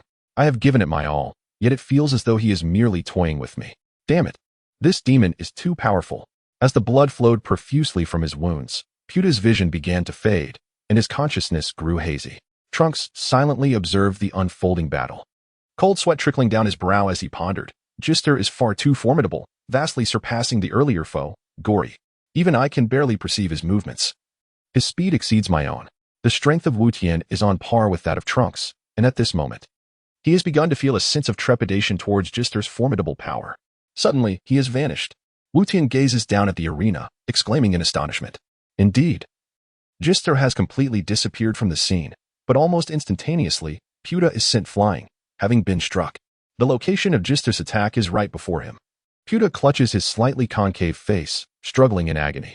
However, soon he releases his grip, only to see Gister approaching like a specter. His eyes widen in terror. Yet he is unable to react in time. Once again, Gister delivers a powerful punch to Puta's abdomen, forcing him to buckle over. Before long, Gister follows up with an upward strike, crashing into Puta's chin, shattering his jawbone and deforming his features, causing blood to spill forth as his body is propelled into the air. As Puta ascends, he coughs up blood repeatedly, the severe blow to his abdomen having devastated his internal organs, and Gister's attacks are so swift that before Puta can recover from his spitting blood, he is struck again on the jaw, the relentless barrage proving unbearable. Chapter 27, Conspiracy and Battle, The Spread of Evil 4, 4th Update. Puta extends his arms. A defensive barrier erupts around him, suspended by the storm, as he gathers energy in his hands, launching downward strikes at Gister. Yet, Gister shows no intention of evasion, similarly spreading his arms to activate a protective shield. The dark purple barrier absorbs all the energy blasts quietly, as if pebbles sinking into water. The tremendous impact cracks the arena within a 2-meter radius, causing the ground to tremble violently. After a relentless minute of bombardment, Puta finally exhausts his strength and ceases his assault, gasping for breath as he collapses onto the ground, his body weakly toppling forward. Oh no, this is truly dire. I have nearly exhausted all my power, even the strength for flight has abandoned me. Puta braces himself on the arena, blood dripping down with his sweat, the overwhelming fatigue rendering him unable to continue the fight. Observing that the attacks have ceased, Gister lowers his shield, a chilling smile gracing his lips as he remarks. You have failed. I surrender, Puta attempts to utter, but before he can finish, a flash of dark purple light engulfs the scene. And it is far too late. A streak of radiant light bridges the distance between them. Gister has seized Puta by the neck with his left hand, leaning close to whisper in a low voice, Are you so eager to surrender? But I am not finished playing with you yet, you know? As he speaks, a wave of icy malice envelopes Puta's psyche, his eyes widening in terror as he helplessly gazes upon this demonic figure. With a brilliant flash, Gister's right hand delivers a resounding blow to Puta's abdomen. Puta spits out a mouthful of blood, yet he cannot utter a single word. His eyes filled with despair born of fear. Does it hurt? This is the consequence of battling against our demonic kin. Do not overestimate your abilities. The voice of Gister continued to echo in Puta's mind, while his right hand relentlessly struck his own chest and abdomen, as if attacking a mere puppet. Puta coughed up blood, producing only a hoarse sound, while Gister laughed maniacally, declaring, Let your suffering be worse than death. Ha ha ha ha ha. The audience at the arena was astonished by the ferocity displayed, and many viewers watching the bloody spectacle through the broadcast turned away in tears. Some were incited to anger by Gister's actions, condemning such a demon with cries of despicable. So cruel. The Supreme Kai observed the battle in horror, trembling, leaning slightly forward. However, Grit, standing beside him, restrained him, shaking his head and saying, Supreme Kai, please do not be enraged, according to the tournament rules. No one can intervene to halt the match. The Supreme Kai, witnessing such a slaughter, helplessly closed his eyes. Goku and his companions could only watch the match with resignation, as the rules dictated that the defeated could not surrender. Ha ha ha, you truly are pathetic, a being as insignificant as an ant, Gister scoffed, casting Puta aside. This tournament forbids killing one's opponent indiscriminately, so I shall spare you this time. I have had my fun. As he passed by Puta, he whispered, "But you will die eventually. Heh. Our plan has already commenced. Our era is fast approaching. Ha ha ha." After revealing the dark scheme of the demon realm, Gister finally unleashed his decisive blow, a colossal wave of mental energy that shattered Puta's consciousness. Though he would not die from this encounter, he would be left akin to a vegetative state. Upon hearing such a fate, Puta trembled in terror, and in the fleeting moment before losing his mind completely, he realized evil was spreading, and the hand of darkness had finally reached out to the cosmos. Chapter 28. Overwhelming Power, Frisia's Son. Lily, Part 1. Today marks the first update of the day. I seek your recommendations and support. Time flew by, and 4 days had passed since the battles commenced. Tomorrow would be the final preliminary round, the day that would determine the contenders for the semifinals. To witness this momentous occasion, an unprecedented number of spectators gathered at the arena, with thousands of fighters drawn to the fervor of the tournament. After days of watching the matches, Goten and Trunks finally comprehended the vastness of the universe. Countless super warriors convened here, many of whom were far stronger than themselves, leaving the two young fighters feeling rather disheartened. "Dad, the level of combat has risen significantly today. The opponents are far too powerful," Goten remarked, furrowing his brow. Indeed, among them, 46 possess formidable strength, with 34 hailing from the inner universe and 3 from the demon realm, Goku replied, sharing in his son's dismay at the stark contrast in strength, surprised by the decline of the outer universe. Trunks turned to look at his father, only to find Kinta lost in thought. I shut tight, leaning against the wall. There are 12 individuals identified as Saiyans, and judging by their strength distribution, the combat prowess within the inner universe far exceeds that of the outer universe. It appears our world is considerably less powerful. Trunks exhaled deeply, sensing that the Saiyans had not exerted their full potential, as their energy remained consistently stable. Obyu expressed his thoughts, affirming that the competitors had not shown their full capabilities, suggesting that perhaps the true conflict would unfold during the rematch. Goku, possessing more knowledge than the others present, hesitated whether to reveal the identities of the Saiyans. After all, he understood that as a member of the Saiyan lineage, the abilities of the Saiyans should be comparable to his own, making the transition to Super Saiyan a natural progression. However, it was peculiar that although there were 12 participants from the demon realm, only 8 appeared for the match. "Father, this must be related to the previous incident, right?" Gohan inquired. Indeed, Goku nodded, sharing his curiosity. He was well aware that even without healing machines, injuries of that nature could heal within 5 or 6 days. And for beings of their caliber, such extended recovery was unnecessary. "Correct. The demon who attacked me is not present, but the 2 observers are among the 3 currently here," Vegeta remarked, echoing Goku's confusion. "Are those 2 referred to as the Demon King and the Sorcerer?" Goten recalled their recent battles, feeling a chill as he assessed that their powers seemed to mirror that of the Great Ape Baby, a formidable unit. Vegeta slightly nodded, acknowledging that had his own strength not surged earlier, he would have been unable to compete with their might. Goten and Trunks were left with a myriad of emotions upon hearing Vegeta's response. "This is the first update of the day. I seek recommendations and collections." Throughout these days, the duo had trained rigorously, yet their strength had only reached approximately 50 trillion, rendering them powerless against such opponents.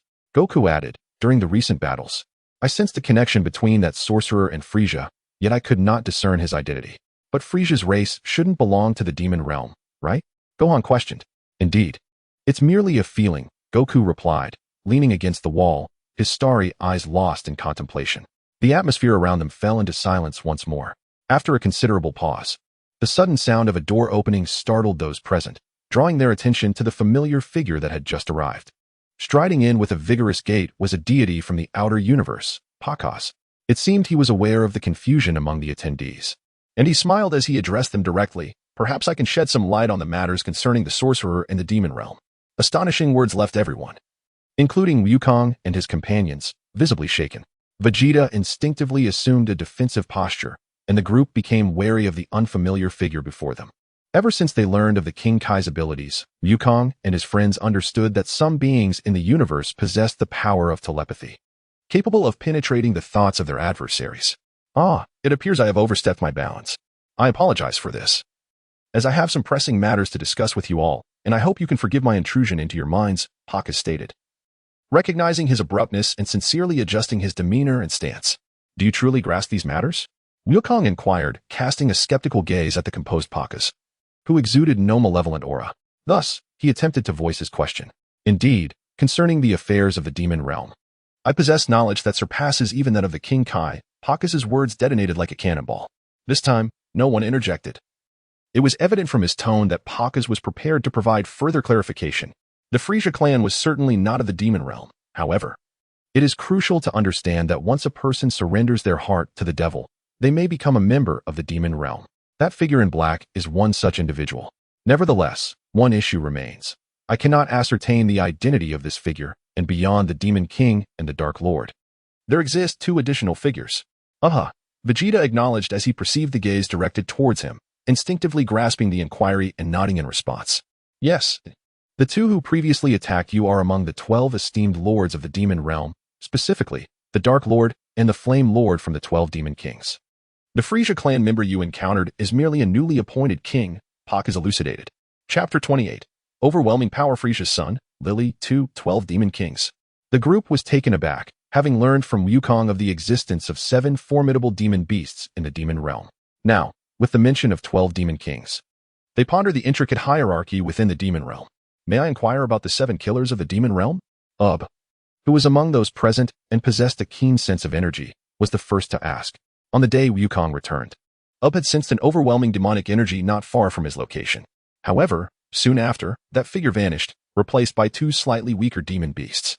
Now that these 2 had been confirmed as the 12 Demon Kings, recalled the existence of that formidable demon and brought up the 7 killers. The 7 killers? It seems the King Kai has shared some information with you, Pakis remarked, momentarily taken aback before comprehending the situation. He continued, the 12 Demon Kings occupy a rank below the 7 killers. In ancient times, the 7 killers ruled the demon realm following the Demon Lord. However, after enduring numerous battles with the external world, the demon realm suffered significant damage, leading both the 7 killers and the 12 Demon Kings to retreat. Does that mean the demon realm is now governed by the Demon King? Oh, so you are acquainted with Dubra. Indeed, he once held the title of Demon King. However, this occurred a millennium ago. 1,000 years prior, he was ensnared by a sorcerer named Babidi, becoming his subordinate. It is said that he was slain by a demon known as Bu over 2 decades ago. When Bu's name was mentioned, the expressions of those present subtly shifted, while Goten and Trunks exchanged knowing smiles, observing the visibly uneasy Ub. Presently, the king of the demon realm is likely that figure clad in black. However, do not underestimate them, for their power far surpasses that of Dabura. Pakaz, unaware of the underlying intricacies, solemnly introduced the existence of that demon king. We are all aware of this, as the events transpired on our very earth, where we also triumphed over Bu, Trunks remarked with barely contained amusement. The speaker's casual words resonated deeply with Pakaz, causing him to tremble in shock as he scrutinized the individuals before him with wide, disbelieving eyes. Could it be that you are the legendary Saiyans? Pakaz finally grasped the situation, his astonished query escaping in disbelief. Indeed, we are Saiyans, Goten replied with a smile. Pakaz shifted his gaze, noticing Goku, Vegeta, and Gohan all nodding in affirmation. In that moment, Pakaz felt a wave of confusion wash over him as he scrutinized the group. And upon observing Goku's casually swaying tail, he took a deep breath, breaking the silence with, is that so? Then matters shall be simplified. I can divulge everything to you. What do you mean by everything? Goku inquired. Pakaz looked at Goku and stated, allow me to introduce myself first. I am the deity of the South Galaxy, as you all likely know. The region I oversee includes the entrance to the demon realm. There are 3 such locations, with another guardian being the deity star, and the remaining one is the god defeated today by that figure in black. The revelation sent shockwaves through the audience, causing even Vegeta to widen his eyes, his sharp gaze glinting with intensity. After closing his eyes momentarily, Pakaz continued. Our mission is to oversee the activities of the demon realm while safeguarding its entrances and exits to prevent any disturbances. Aside from the commands of the Supreme Kai, we heed no one else. During the last conflict, we were unable to eliminate Bu ourselves due to our duty to protect the region, thus allowing you to combat him. Vegeta asked, then why is the demon realm permitted to participate in this tournament? Because this tournament is universal. Even the demon realm possesses such rights. Furthermore, there is a peculiar characteristic. As the tournament approaches, the defenses at the demon realm's entrance weaken, allowing formidable individuals from the demon realm to seize the opportunity to escape and partake in the competition. What do you mean by the defenses weakening? Goku inquired, a look of skepticism on his face. Indeed, the defensive power can be described as a sealing barrier. However, this barrier has existed since ancient times, allegedly sealed by the Super Saiyans. We merely need to channel our energy annually to maintain its longevity. A barrier? Super Saiyan. The crowd gasped in astonishment. Indeed. But the current situation is somewhat exceptional. The demonic powers of the underworld have surged dramatically overnight. You have sensed Gister's strength, have you not? His original power was merely 5 trillion, yet now it has. What? His power has increased so significantly in an instant. What could possibly account for this? Goten inquired, pursuing the matter. I am uncertain myself, but I can feel a tremendous and unfathomable darkness emanating from a distant realm, expanding infinitely. I believe this dark force resonates with the demons, causing their power to ascend. What is this formidable dark force, and why have I not sensed it? Goku, realizing the gravity of the situation, pressed for answers. The spread of that power is slow, which is why you cannot perceive its expansion as quickly. We are tasked with monitoring the underworld, making our sensitivity to power the most acute in the universe. A heavy silence fell over the group, as they harbored trepidation towards this unknown adversary. The figure clad in black you speak of was the first to enter the underworld after the barrier weakened. And we have discovered that he soon became the sovereign sorcerer of that realm. He is a formidable foe. After a moment's pause, he closed his eyes and sighed, saying, I know little more than this. I sincerely hope that you Saiyans can lend us your strength to vanquish the demons. Indeed, we shall prevail, Trunks declared, clenching his fists. Yet Gohan pondered more deeply, remaining silent at the side. Noticing Gohan's expression, Pakaz stepped closer and asked, Gohan, would you accompany me for a moment outside? Huh. The suddenness of his words caused the attendees to pause in surprise. All eyes turned towards them, and after a moment of hesitation, Gohan replied, sure. Pakaz, leading the way, halted and gazed at the luminous full moon, which is also present here, remarking, another full moon has graced us. By the way, I have heard that during a full moon, you Saiyans experience a transformation into giant apes. Is that correct? Gohan, following behind, also stopped to admire the moon, responding, yes. But only Saiyans with tails can undergo that transformation. Oh, really? It is said that your Saiyan nature is combative and somewhat brutal. Is that not so? Indeed. There is a certain ferocity. Gohan remained unaware of his intentions. Yet your heart is kind. I can see that your aspiration lies in the pursuit of peace. In your world, you do not wish to fight, as you fear that conflict may cost you something precious, do you not? Pakaz turned to Gohan with a smile. Being seen through so astutely, Gohan's eyes sparkled with newfound light. Pakaz comprehended Gohan's sentiments and continued, however, Gohan, you must realize that in battle, what is lost is often less than what is gained. Why is that? Because without conflict, what we lose can never be reclaimed. Yet, when you fight and emerge victorious, the future can be one of peace, and the happiness we attain is the most fulfilling, as the future must not fall into the hands of our enemies. Gohan was taken aback, staring blankly at Pakaz, for it was the first time he had heard someone proclaim that battle is the inception of joy. Gohan, open your heart. You must awaken your dormant power, for a peaceful future requires your strength. Pakaz, feeling a deep kinship, took a deep breath, placing his right hand on Gohan's shoulder. Smiling warmly as he said, you must exert your utmost effort to protect everything around you. Moreover, the burden of the future does not rest solely upon your shoulders. Others also need your support, do you understand? At that moment, a warm ray of sunlight pierced through Gohan's heart, illuminating his mind and opening a path to a different world. Yes, Gohan responded with a newfound clarity and a smile. Chapter 28, Overwhelming Power Furizes Son. Lily, Part 3. In another chamber, the warrior Gister knelt, one hand pressed against the ground, addressing the king. My lord, how do you perceive tomorrow's battle? Oh, you are already aware, are you? The figure in black relaxed their grip, letting the parchment fall to the floor as they took their seat. Yes. However, my lord, this opponent is not an ordinary adversary. His power far exceeds that of the deity from today, Gister replied, his expression shifting slightly as he whispered. Please allow me to confront him and defeat him. No, there is no need for that. In my estimation, you cannot prevail against him. He is indeed a formidable opponent, and I do not wish for you to jeopardize our plans through recklessness. But, my lord, Gister responded, clenching his fists in frustration. Gister, you must understand that our master has decreed that we must have at least 2 representatives from our realm advance to the finals. I, along with the Demon King, can largely secure this opportunity, but you must also be vigilant regarding Mingjia and Yans, for they too seek to stir chaos. Therefore, I cannot permit any further mistakes on your part. This is essential for our plans to progress as intended. The figure in black, aware of the thoughts of their subordinate, continued with a measured analysis. Yes, my lord, I acknowledge my error. I shall take my leave now, Gister said, rising and exiting the chamber. At that moment, The room fell silent, the atmosphere turning ominous. The figure in black finally removed their mask, though the moonlight obscured their features, revealing only a smile as their sharp gaze fell upon the parchment on the ground, which unmistakably contained Pakaz's information. Time swiftly passed, and now it was the final day of the preliminaries. The day's matches had completed half their course, with the advancing competitors being Sid and Gister. At this moment, the battle unfolding in the arena was between the figure in black and Pakaz. After a fierce and relentless battle, the martial arena lay in ruins. Two figures stood upon it, separated by a distance of over 20 meters, locked in a silent gaze. Pakaz, feeling the overwhelming pressure of an impending force, attempted to inquire. "Who are you? Why have you succumbed to the demonic realm and become its sovereign?" The cloaked figure chuckled softly, mockingly retorting, "Is it truly necessary to divulge such information?"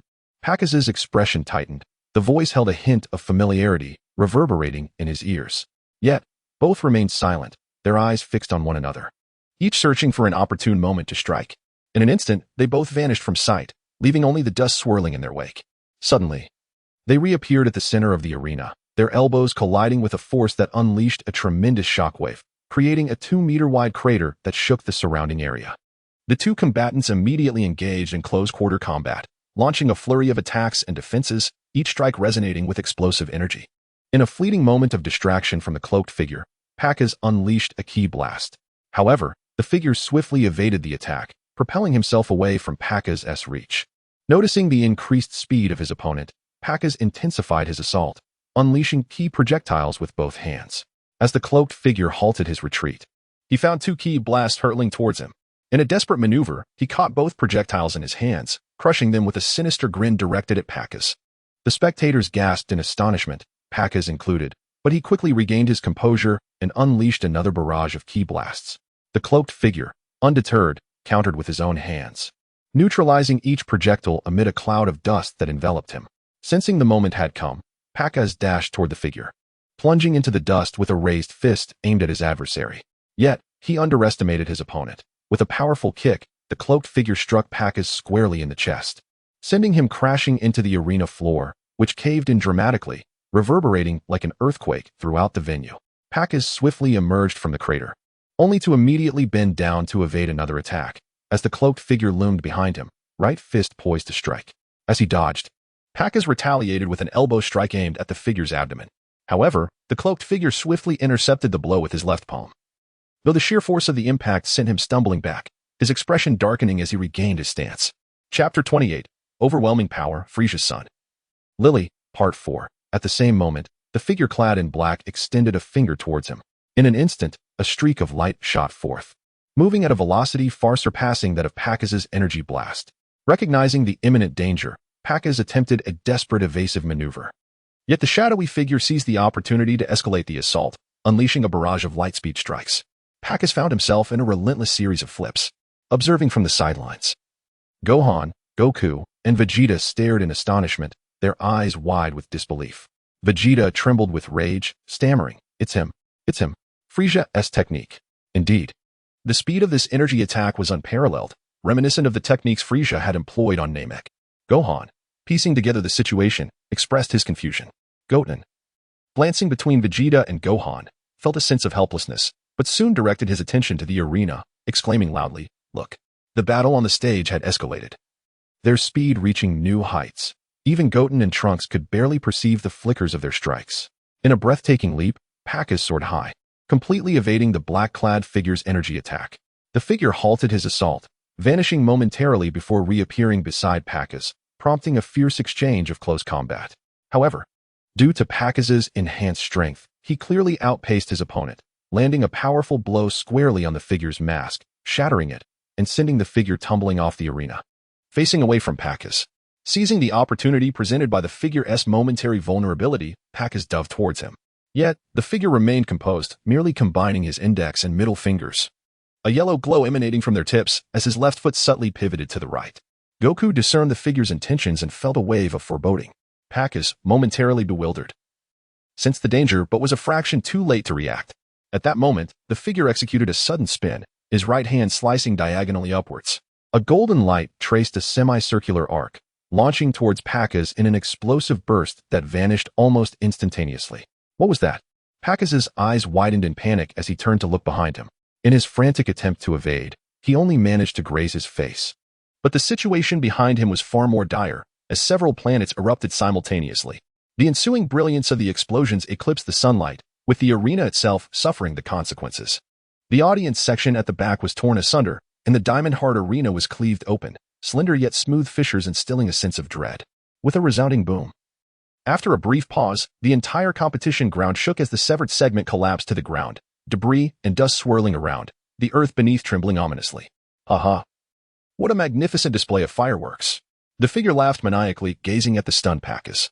Are you frightened? The so-called god. Ha. Yet, I have yet to unleash my full power. What technique was that? Though the force may be scant, the destructive power and speed are astonishing, leaving Gohan astounded. Vegeta's eyes narrowed in apprehension, while Goten, Trunks, and Ub's hearts raced in trepidation. It must be, without a doubt, Frieza's technique. Goku too sensed the anomaly. Again, Frieza? Vegeta's fury intensified. Indeed, during my battle with him, he had wielded this very move, effortlessly cleaving Namek in two. Goku felt a surge of dread. Curse be you, demon. For wreaking such havoc, I shall bring you down. Pakaz clenched his fists in rage, his nails piercing his palms, crimson blood dripping onto the arena, as if heralding an ominous portent. Yet, you must possess the strength to defeat me. Before your inevitable defeat, allow me to reveal my true form. For it is time to declare war on someone. Ha.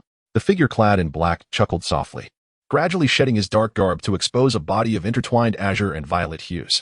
He removed the half-damaged mask, letting it fall to the arena floor with a resounding thud. As the mask hit the ground, Goku, Gohan, and Vegeta gasped in horror, their bodies drenched in cold sweat. For before them stood none other than Frieza, a being whose stature eclipsed Frieza's, with strength far surpassing his. The figure chuckled ominously, a chilling laugh escaping his lips, as he proclaimed, "Indeed, I am Frieza's son, and my name is Lily. Beautiful universe, we have returned, ha. A cacophony of laughter resonated, stirring the forces of the cosmos as he turned to face Goku, exclaiming with delight, "Our era is upon us once more, son Goku." Chapter 29, The Revenge Scheme, The Puppet Master, Part 1. In the somber realm of the underworld, a nauseating laughter echoed. All too familiar. Who else but Frieza could it be? He beamed with a triumphant smile, reveling in the fact that his son could so effortlessly vanquish some of the most formidable deities in the universe, undeniably affirming the Frieza lineage's dominance among the cosmos. Ha. I never imagined it would truly be Lily, splendid. With such combat prowess, you shall swiftly defeat those detestable Saiyan monkeys. Frieza clenched his fists in excitement, narrowing his eyes with a fierce glint. Beside him, Kairu noted Frieza's indiscretion yet remained silent, somewhat resigned to his ignorance, turning his attention to the flickering screen above. Deep in thought, is this truly Frieza's son, Lily? But is his strength truly that formidable? This is 100 times stronger than what Frieza described. No, it seems even beyond that. What could be the reason for such power? The azure-skinned baby observed the recent battle, his body trembling slightly. For he too had noticed that Lily's strength now surpassed his own, and it seemed there was still more to unveil. With flowing locks, Super 17 crossed his arms before his chest, fixated on the screen. Upon hearing Frieza's self-satisfied remarks, he slightly furrowed his brow and turned his frosty visage to utter, "Indeed. Like father, like son, Mr. Frieza." What? Although Frieza was naive, he was far from foolish, clearly incensed by Super 17's taunt. He could only spit out a furious retort, vehemently expressing his inner discontent. After all, he knew he was no match for 17, and even though rage coursed through him, he could only clench his trembling hands, glaring at him through gritted teeth. 17, initially indifferent, calmly addressed Frieza, stating, "Indeed, your son's power is formidable. However, you must also understand that the strength of that monkey is no trifling matter. Currently, he is not even a mere contender in his Super Saiyan 4 state." He gestured with his right thumb towards the adjacent Super Saiyan, subtly hinting at Goku's tremendous prowess. In light of Goku's formidable return, it was evident that there were no secrets in the world. Many in the realm of the deceased had become aware of the warrior's resurgence, particularly these former adversaries who were ever vigilant for news regarding Goku. Thus, in that moment, Frieza comprehended 17's insinuation, his fury gradually subsiding. Yet, he still turned away in indignation, fixating on the screen, his eyes flickering with confusion. Is this truly the current Frieza? This cannot be a mistake. But what has happened to his power? Based on previous comparisons, his strength could not possibly be this elevated. What in the world has transpired? Cursed be this infernal realm. As Frieza pondered to himself, he slightly tilted his head to gaze at the imposing figure of King Yama, who, devoid of power, still commanded dominion over life and death. Listening to their exchange, King Yama, leaning slightly with his chin supported by his hand, could only shake his head in exasperation, thinking, these fellows are truly bothersome. Always discussing battles. Why can't they be more like the Super Saiyan, quietly observing? Such a nuisance. Just moments ago, was that power merely an illusion? Indeed, no one paid much heed to the Super Saiyan's affairs, and at that moment, he remained as still as a statue, replaying snippets of Frieza's earlier battles in his mind. Contemplating deeply. Transitioning to the divine realm, observing the recently fervent showdown, the onlookers erupted in cheers, even the Grand Kai shouted encouragement for Pacus. However, upon noticing the skeptical gazes directed his way, he felt a flush of embarrassment, straightening his posture and deliberately clearing his throat to mask his discomfort. Yet, another individual harbored a different sentiment, shivering slightly as he had overheard Frieza's words, the North Kai. At this moment, the North Kai's body trembled instinctively, his expression darkening with gravity as he recalled past events. Is this truly Frieza? How has he returned? I distinctly remember him vanishing from the North Galaxy after the Seru Games. Moreover, has not his strength increased tremendously in these times? How could this be? What on earth is happening? A light gasp escaped. The King of the South, seated beside him, noticed the trembling form of the King of the North and inquired with a sly smile, what ails you, King of the North? Do you happen to know this character named Lily? To be reduced to such a state of fear is truly an exaggeration. The King of the North, momentarily disrupted from his thoughts by the inquiry, caught the tone of mockery but refrained from the usual rebuttal. He lowered his head slightly, murmuring, yes, I am acquainted with Lily.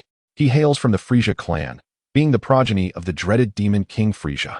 Initially expecting a formidable figure, the South King's disdain intensified upon learning Lily was merely a member of Frieza's lineage.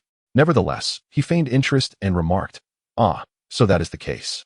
He is indeed a descendant of Frieza. No wonder he possesses such might. The South King pronounced the word might with exaggerated emphasis, feigning contemplation while stroking his chin and glancing at the rib rice beside him. He continued, however, his strength pales in comparison to rib rice, considering the speed. Before the South King could further boast, rib rice, having overheard the exchange, was taken aback and sheepishly replied, no, my lord, it is not as you say. The two combatants in the match possess power far beyond mine. My lord, you must realize that the gravity of the competition's venue is a staggering 1,000 times that of here. Clearly shaken by Lily's battle prowess, beads of cold sweat formed on Rib Rice's forehead. Oh, merely 1,000 times? What, 11,000 times? The South King gasped, his mouth agape, flailing his arms in shock as he nearly toppled from his seat. Chapter 29. The Revenge Scheme, The Puppet Master, Part 2. I apologize, but I must confirm something. If the readers truly enjoy this Dragon Ball story, please log in within the next 3 days to bookmark this book and leave a comment. Currently, this novel has garnered over 100,000 views, yet only 50 bookmarks. I find this discrepancy unsettling and seek validation. Previous friends, please refrain from artificially inflating the data or commenting for now, as I require authentic statistics. Should anyone feel I am deceiving you, feel free to remove this book from your shelf on Monday. Over the next 3 days, I wish to ascertain the genuine data of this book and to validate a troubling suspicion. Thank you. The King of the North, disregarding the dispute, delved into his memories of Lily's past, his expression darkening as he spoke. Lily's power far surpasses that of Frieza in his prime, at birth. His battle power was an astonishing 1 million. Moreover, by the age of 10, he had already eclipsed his father's strength, boasting a battle power of 600 million, Frieza's being 500 million. However, following his father's defeat, he intended to seek vengeance on Earth, but was thwarted by the realization during the Cell Games that Goku and his allies had long surpassed him, with Gohan already attaining the Super Saiyan 2 form. Thus, he comprehended that he could not triumph over Gohan at that moment, leading to his complete disappearance from the Northern Galaxy thereafter, leaving no trace of his existence. The North Kai, akin to a chick pecking at grains, listened to these past events, yet a hint of doubt lingered on his face. At this juncture, as the North Kai, he remained unable to fathom the intricacies of fate's design. An overwhelming sense of helplessness surged within him, compelling him to raise his gaze to the heavens, silently pondering. But, to think he has returned, and as a formidable avenger, what shall Goku do now? Oh, worry not, North Kai. An aged yet vigorous voice echoed in the North Kai's mind, startling him back to awareness. After all, he recognized the owner of the voice and promptly turned to gaze, bewildered, at the immovable Grand Kai. You have heard of Goku's exploits, have you not? Hee. To break through the barriers of the inner and outer cosmos with sheer strength speaks volumes of Goku's prowess, which has evidently ascended beyond comprehension, in my view. That lad has surpassed even the Super Saiyan level. What? Astonished by such revelations, the North Kai felt a surge of excitement intertwined with doubt. Inquiring, has Goku truly reached such heights? Has he indeed surpassed the Super Saiyan level? Indeed, he has exceeded it by a considerable margin. The Saiyans are indeed remarkable. The Grand Kai remained focused on the unfolding battle, his brow furrowing as he noted Pakaz was at a disadvantage. Stating, "Let us leave the matter of the match to Goku. We shall instead relish this grand confrontation that has spanned millennia." Very well. The North Kai restrained his boundless elation and responded dutifully. Apologies, Mu Luo wishes to verify something. If the readers genuinely enjoy this Dragon Ball narrative, please log into your accounts within these 3 days to bookmark this book and leave a comment. Currently, this novel has amassed over 100,000 views. Yet the number of bookmarks stands at only 50, which Mu Luo finds unusual and thus seeks confirmation. Previous friends should refrain from artificially inflating the data and temporarily avoid commenting, as Mu Luo requires authentic metrics. Should anyone feel that Mu Luo is deceiving them, they may remove this book from their shelves on Monday. Over the next 3 days, Mu Luo aims to ascertain the true data of this book and to confirm a troubling suspicion. Thank you all.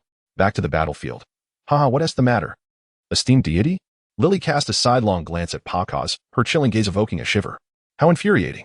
Pakaz, filled with rage, stood upon the arena, and after a tremor, he abruptly lifted his previously bowed head, his furious eyes wide open as they bore into Lily, unleashing an overwhelming pressure that swept across the arena. Lily, unfazed, gently exhaled, creating another tempest that completely suppressed Pakaz's assault. What is the matter? Is such fury all you can muster when faced with challenge? Your current strength pales in comparison to mine. In my view, it would be wise for you to exert your utmost effort. Otherwise, you will face a devastating defeat. For I shall show you no mercy. Witnessing the opponent effortlessly dissolve his own might, his complexion turned slightly pale, and without uttering a word, he contemplated whether to make a decisive move. Is that so?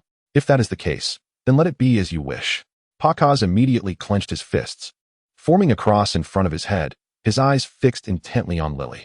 An astonishing aura began to envelop him, manifesting as a shimmering mist that flickered and coalesced. A faint golden flame erupted from his body, and with a downward sweep of his hands, that flame surged outward, causing the arena to tremble violently, cracking under the pressure, as if numerous monstrous hands reached out in all directions, tainted by a sense of annihilating dominance. This, Wu Tian gazed at Pakaz, who seemed to be enveloped in flames. Shaken by the waves of energy that surged forth, his expression one of shock as he exclaimed, "Such formidable power." Trunks, equally taken aback, found it hard to believe the reality before him, stammering, "His power is even half of Super Saiyan 4, 100 trillion. Even Gohan and Vegeta fell silent. Sensing that overwhelming force, they had finally witnessed the true grandiosity of the universe beyond. Yet, Goku remained largely unfazed, keeping his focus locked on Lily. As a hint of unease stirred within him. "Oh, so this is your true strength? Quite impressive, indeed, at least stronger than I had anticipated."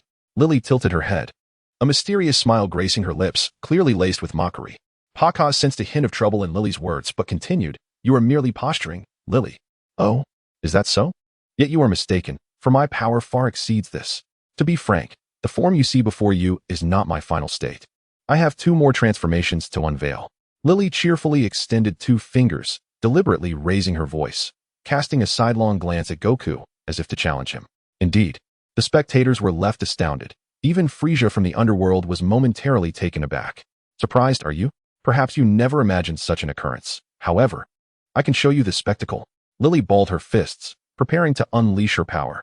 "Then, allow me to demonstrate what fear truly is." Lily suddenly tightened her grip, her arm muscles swelling instantly, radiating a purplish-blue glow as her entire physique continued to expand, with angular protrusions emerging from her body, similar to Gula, but with an additional 30 centimeters of spikes at her elbows and knees.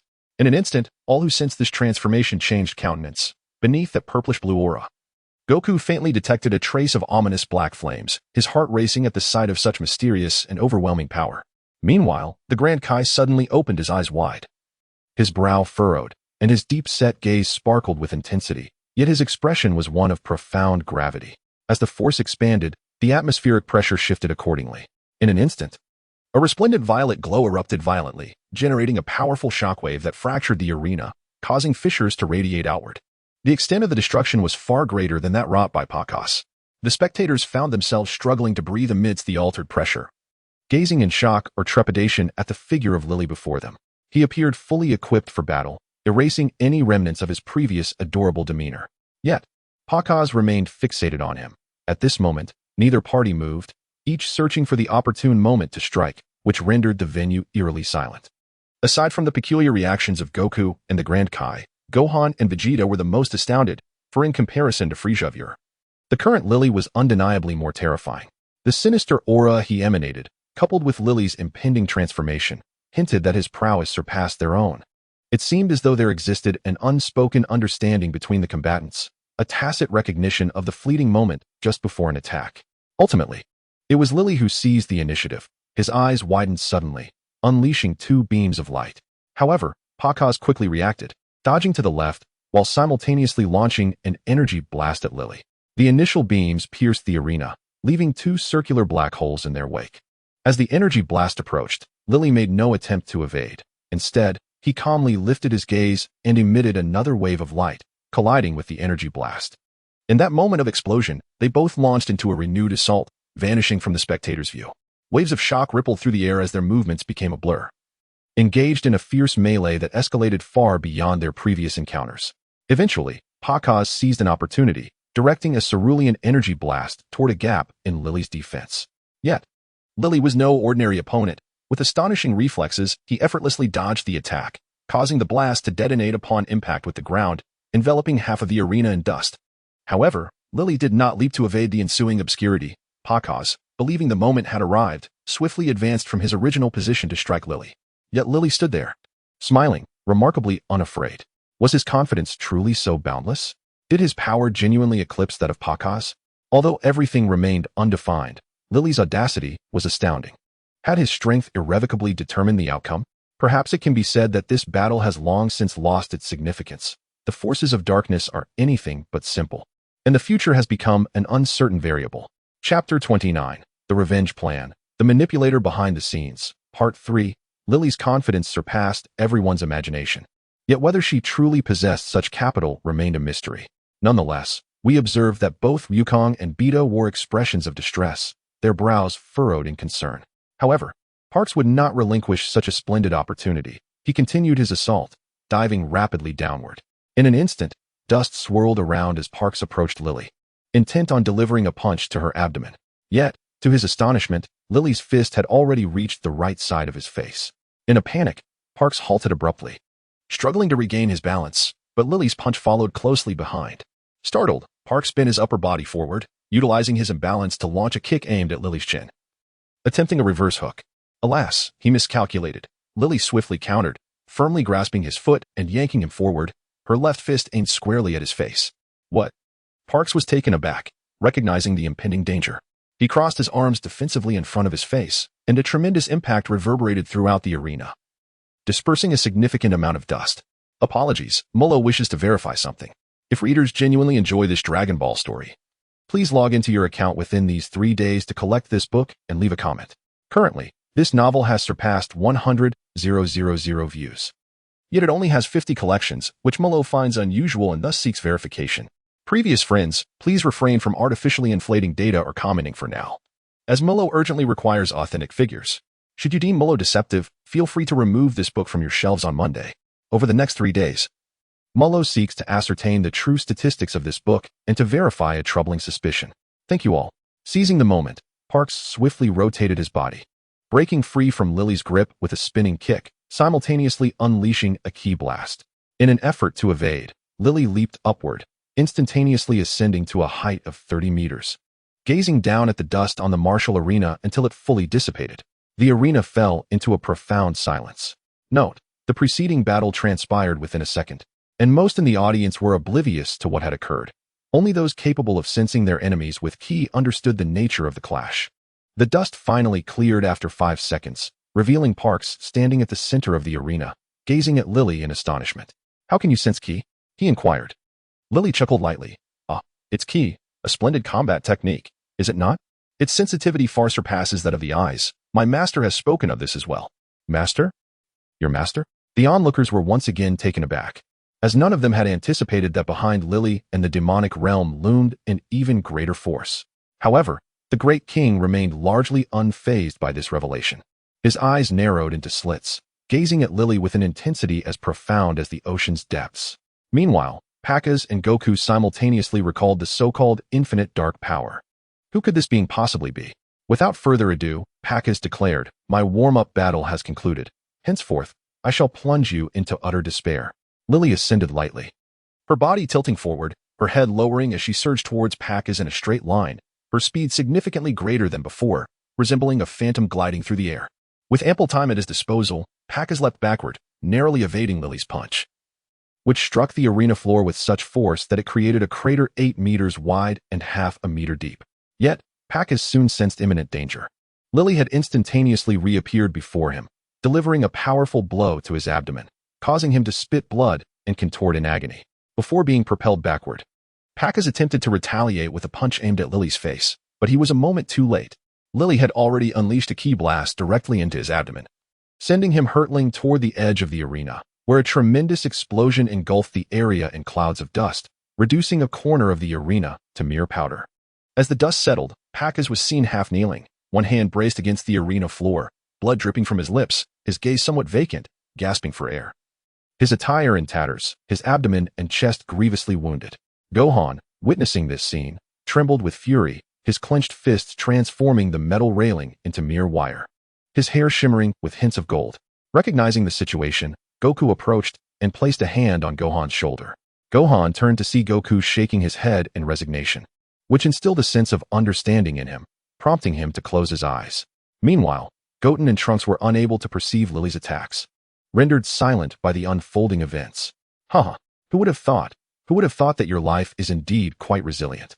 With merely half of my strength, I find myself unable to vanquish you, Lily remarked, her arms crossed before her, gazing mockingly at the disheveled Pakaz. Pakaz's eyes widened in shock as he braced himself against Lily's oppressive ki assault. His chest felt heavy, as if it might expel a surge of hot blood. He glared at Lily with animosity, though he continued to struggle for breath.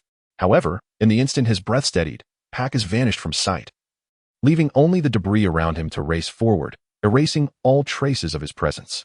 Humph, Lily scoffed, extending her right hand to seize Pakaz's left foot as he attempted to kick her face. With a swift motion, she hurled him high into the air, following which her figure also vanished from sight. In a sudden and unexpected moment, a figure appeared beneath the startled Pakaz, striking his abdomen with a forceful impact. Fortunately, Pakaz activated his defensive aura just in time, avoiding a grievous wound, yet he was still propelled skyward once more. As he ascended again, he quickly regained his balance, only to sense that Lily had materialized behind him, pressing a hand firmly against his back. In an instant, she unleashed a powerful energy blast that detonated against him, sending him crashing onto the surface below, where he found himself sprawled helplessly. Struggling to prop himself up on one arm, Pakaz lifted his head slightly, only to see Lily standing before him. With no time to defend himself, Lily delivered a fierce kick to his head, sending him flying in an arc. In that moment, her figure glided beside him like a phantom, and her fist struck his abdomen with tremendous force, further pushing Pakaz to the edge of the platform. Yet, Lily paused her assault, seemingly contemplating her next move. After a brief silence, she declared, "Never mind, I do not wish to kill you just yet, for I am not ready to confront that individual." She gestured behind her with her thumb, the meaning clear. Then, Lily brought her fingers together in a manner that startled many onlookers. Indeed, her movement was swift, slicing downwards with such speed that a purple aura flickered into existence before vanishing. She turned and walked away, the entire exchange transpiring so rapidly that it felt as though nothing had changed.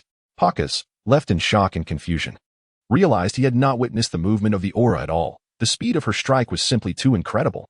The gleam of light vanished into the earth, as if nothing had occurred, yet the palpable aura of destruction lingered, akin to a death sentence looming before him. In that moment, however, he had not been struck.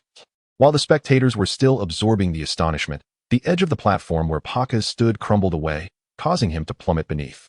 Bewilderment and shock enveloped him, for Lily had merely severed a portion of the platform, leaving behind a smooth, daunting cut that instilled fear, with the abyssal chasm below seemingly leading to the depths of the underworld. The outcome at this moment was clear. Lily emerged victorious, In the second battle between gods and demons, Lily overwhelmingly demonstrated the resurgence of the demon race. Opinions on the victory varied among individuals.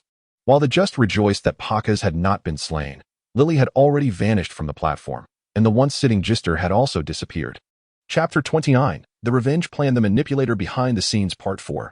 The contest between Pakaz and Lily had concluded, paving the way for several subsequent battles.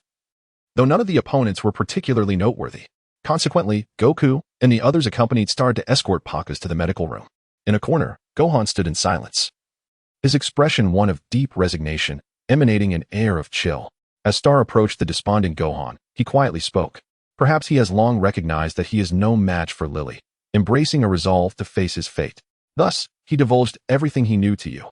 Placing a hand on Gohan's shoulder, he smiled. Gohan gazed at Star in silence. Both Goku and Vegeta, having overheard Star's words, turned their attention to him as well. Star withdrew his hand and continued. Last night, the tournament organizers had already sent the profiles of our opponents for today's battle to the participants. Upon realizing that his opponent was Lily, Pakaz fell into a lengthy silence. He then took a stroll, but upon his return, I saw a renewed smile of hope on his face as he declared that we would assuredly triumph, thanks to the assistance of you Saiyans. He also shared extensive tales about you. Gohan inquired, so, how do you know me? Ah, it was Lord Kaioshin who informed us, indicating that this tournament would feature you Saiyans. Initially, we were unaware of your identities. By a stroke of coincidence last night, Pakaz learned who you truly were, and he recounted various matters regarding you, such as the dormant power you possess, which was unfathomable during the battle against Bu, Star replied. Everyone was taken aback, Gohan included. Apologies, but I must clarify something, Molo interjected. If the readers truly appreciate this Dragon Ball narrative, please log in within these 3 days to bookmark this book and leave a comment. Currently, the novel has surpassed 100,000 views, yet only 50 bookmarks, which Molo finds concerning and seeks to verify. Previous friends are requested not to inflate the numbers or comment temporarily, as Molo urgently requires authentic data. Should you believe Molo is deceiving you, feel free to remove this book from your shelves on Monday. Over the next 3 days, Molo wishes to ascertain the true statistics of this book and validate a troubling suspicion. Thank you, everyone. Gohan, Pakaz is much like you. He, too, cherishes peace. However, unlike you, Pakaz channels his strength to safeguard that peace, exerting every effort to protect all that surrounds him, while you seem to harbor a desire to evade, waiting in hope for peace to arrive. Hence, he ardently wishes for you to awaken your dormant power to preserve the tranquility of the universe. Gohan felt a tremor within, recalling Pakaz's words from the previous night, as if the sun had pierced through the thick clouds, illuminating the essence of righteousness, igniting a deeper fury against the forces of evil within him. Goku had been observing Gohan's transformation, sensing the shift in his demeanor, and approached with a gentle smile and a nod. In the underworld, Frieza was in a furious uproar. He watched the previous battle, veins bulging in anger. Damn it. Lily. Why didn't you eliminate that fool Pakaz? Utterly foolish. Foolish. Foolish. After a prolonged period of restraint, the King of Hell finally erupted, his pent-up frustration manifesting as he slammed his hand forcefully on the table and shouted at Frieza. What are you making such a racket for? Are you not tired of it? Sit quietly and watch. Breathing heavily, he plopped back into his seat. The crowd was momentarily startled. The king's wrath was not to be trifled with, and Frieza, recognizing this, fell silent. However, after a brief pause, Frieza stammered, Why are you so foolish? You've squandered a tremendous opportunity. Siru, standing nearby, overheard and, growing impatient, retorted, Did you not comprehend what your son just said? He mimicked the gesture of pointing backward to emphasize his point. What do you mean? Frieza pondered aloud and then exclaimed, Could it be Gohan? As soon as he uttered this, he abruptly halted, cold sweat breaking out on his forehead, as he noticed the king giving him a sidelong glance, still smiling. This filled him with an unsettling chill. Frieza, clearly unwilling to submit to the king's authority, clenched his fists in frustration, though he harbored ulterior motives. Meanwhile, Baby observed the unfolding conflict and turned away, walking outside with a cold, silent scoff. What's on your mind, Mr. Siru?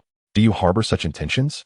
Frieza, striding ahead, suddenly halted his arrogant pace, turning back to regard the contemplative Siru. Are you suggesting that the time for rebellion has finally arrived? Siru raised his head, meeting Frieza's gaze with a smile of agreement. Indeed, this is an opportune moment, is it not, Mr. Siru? After all, we have endured for far too long. It is high time we retaliate. Frieza spread his arms wide, illustrating the vastness of his ambition. Well, that is certainly a plan I share. However, The king possesses the power of life and death over us. If we fail to eliminate him in a timely manner, our demise is inevitable.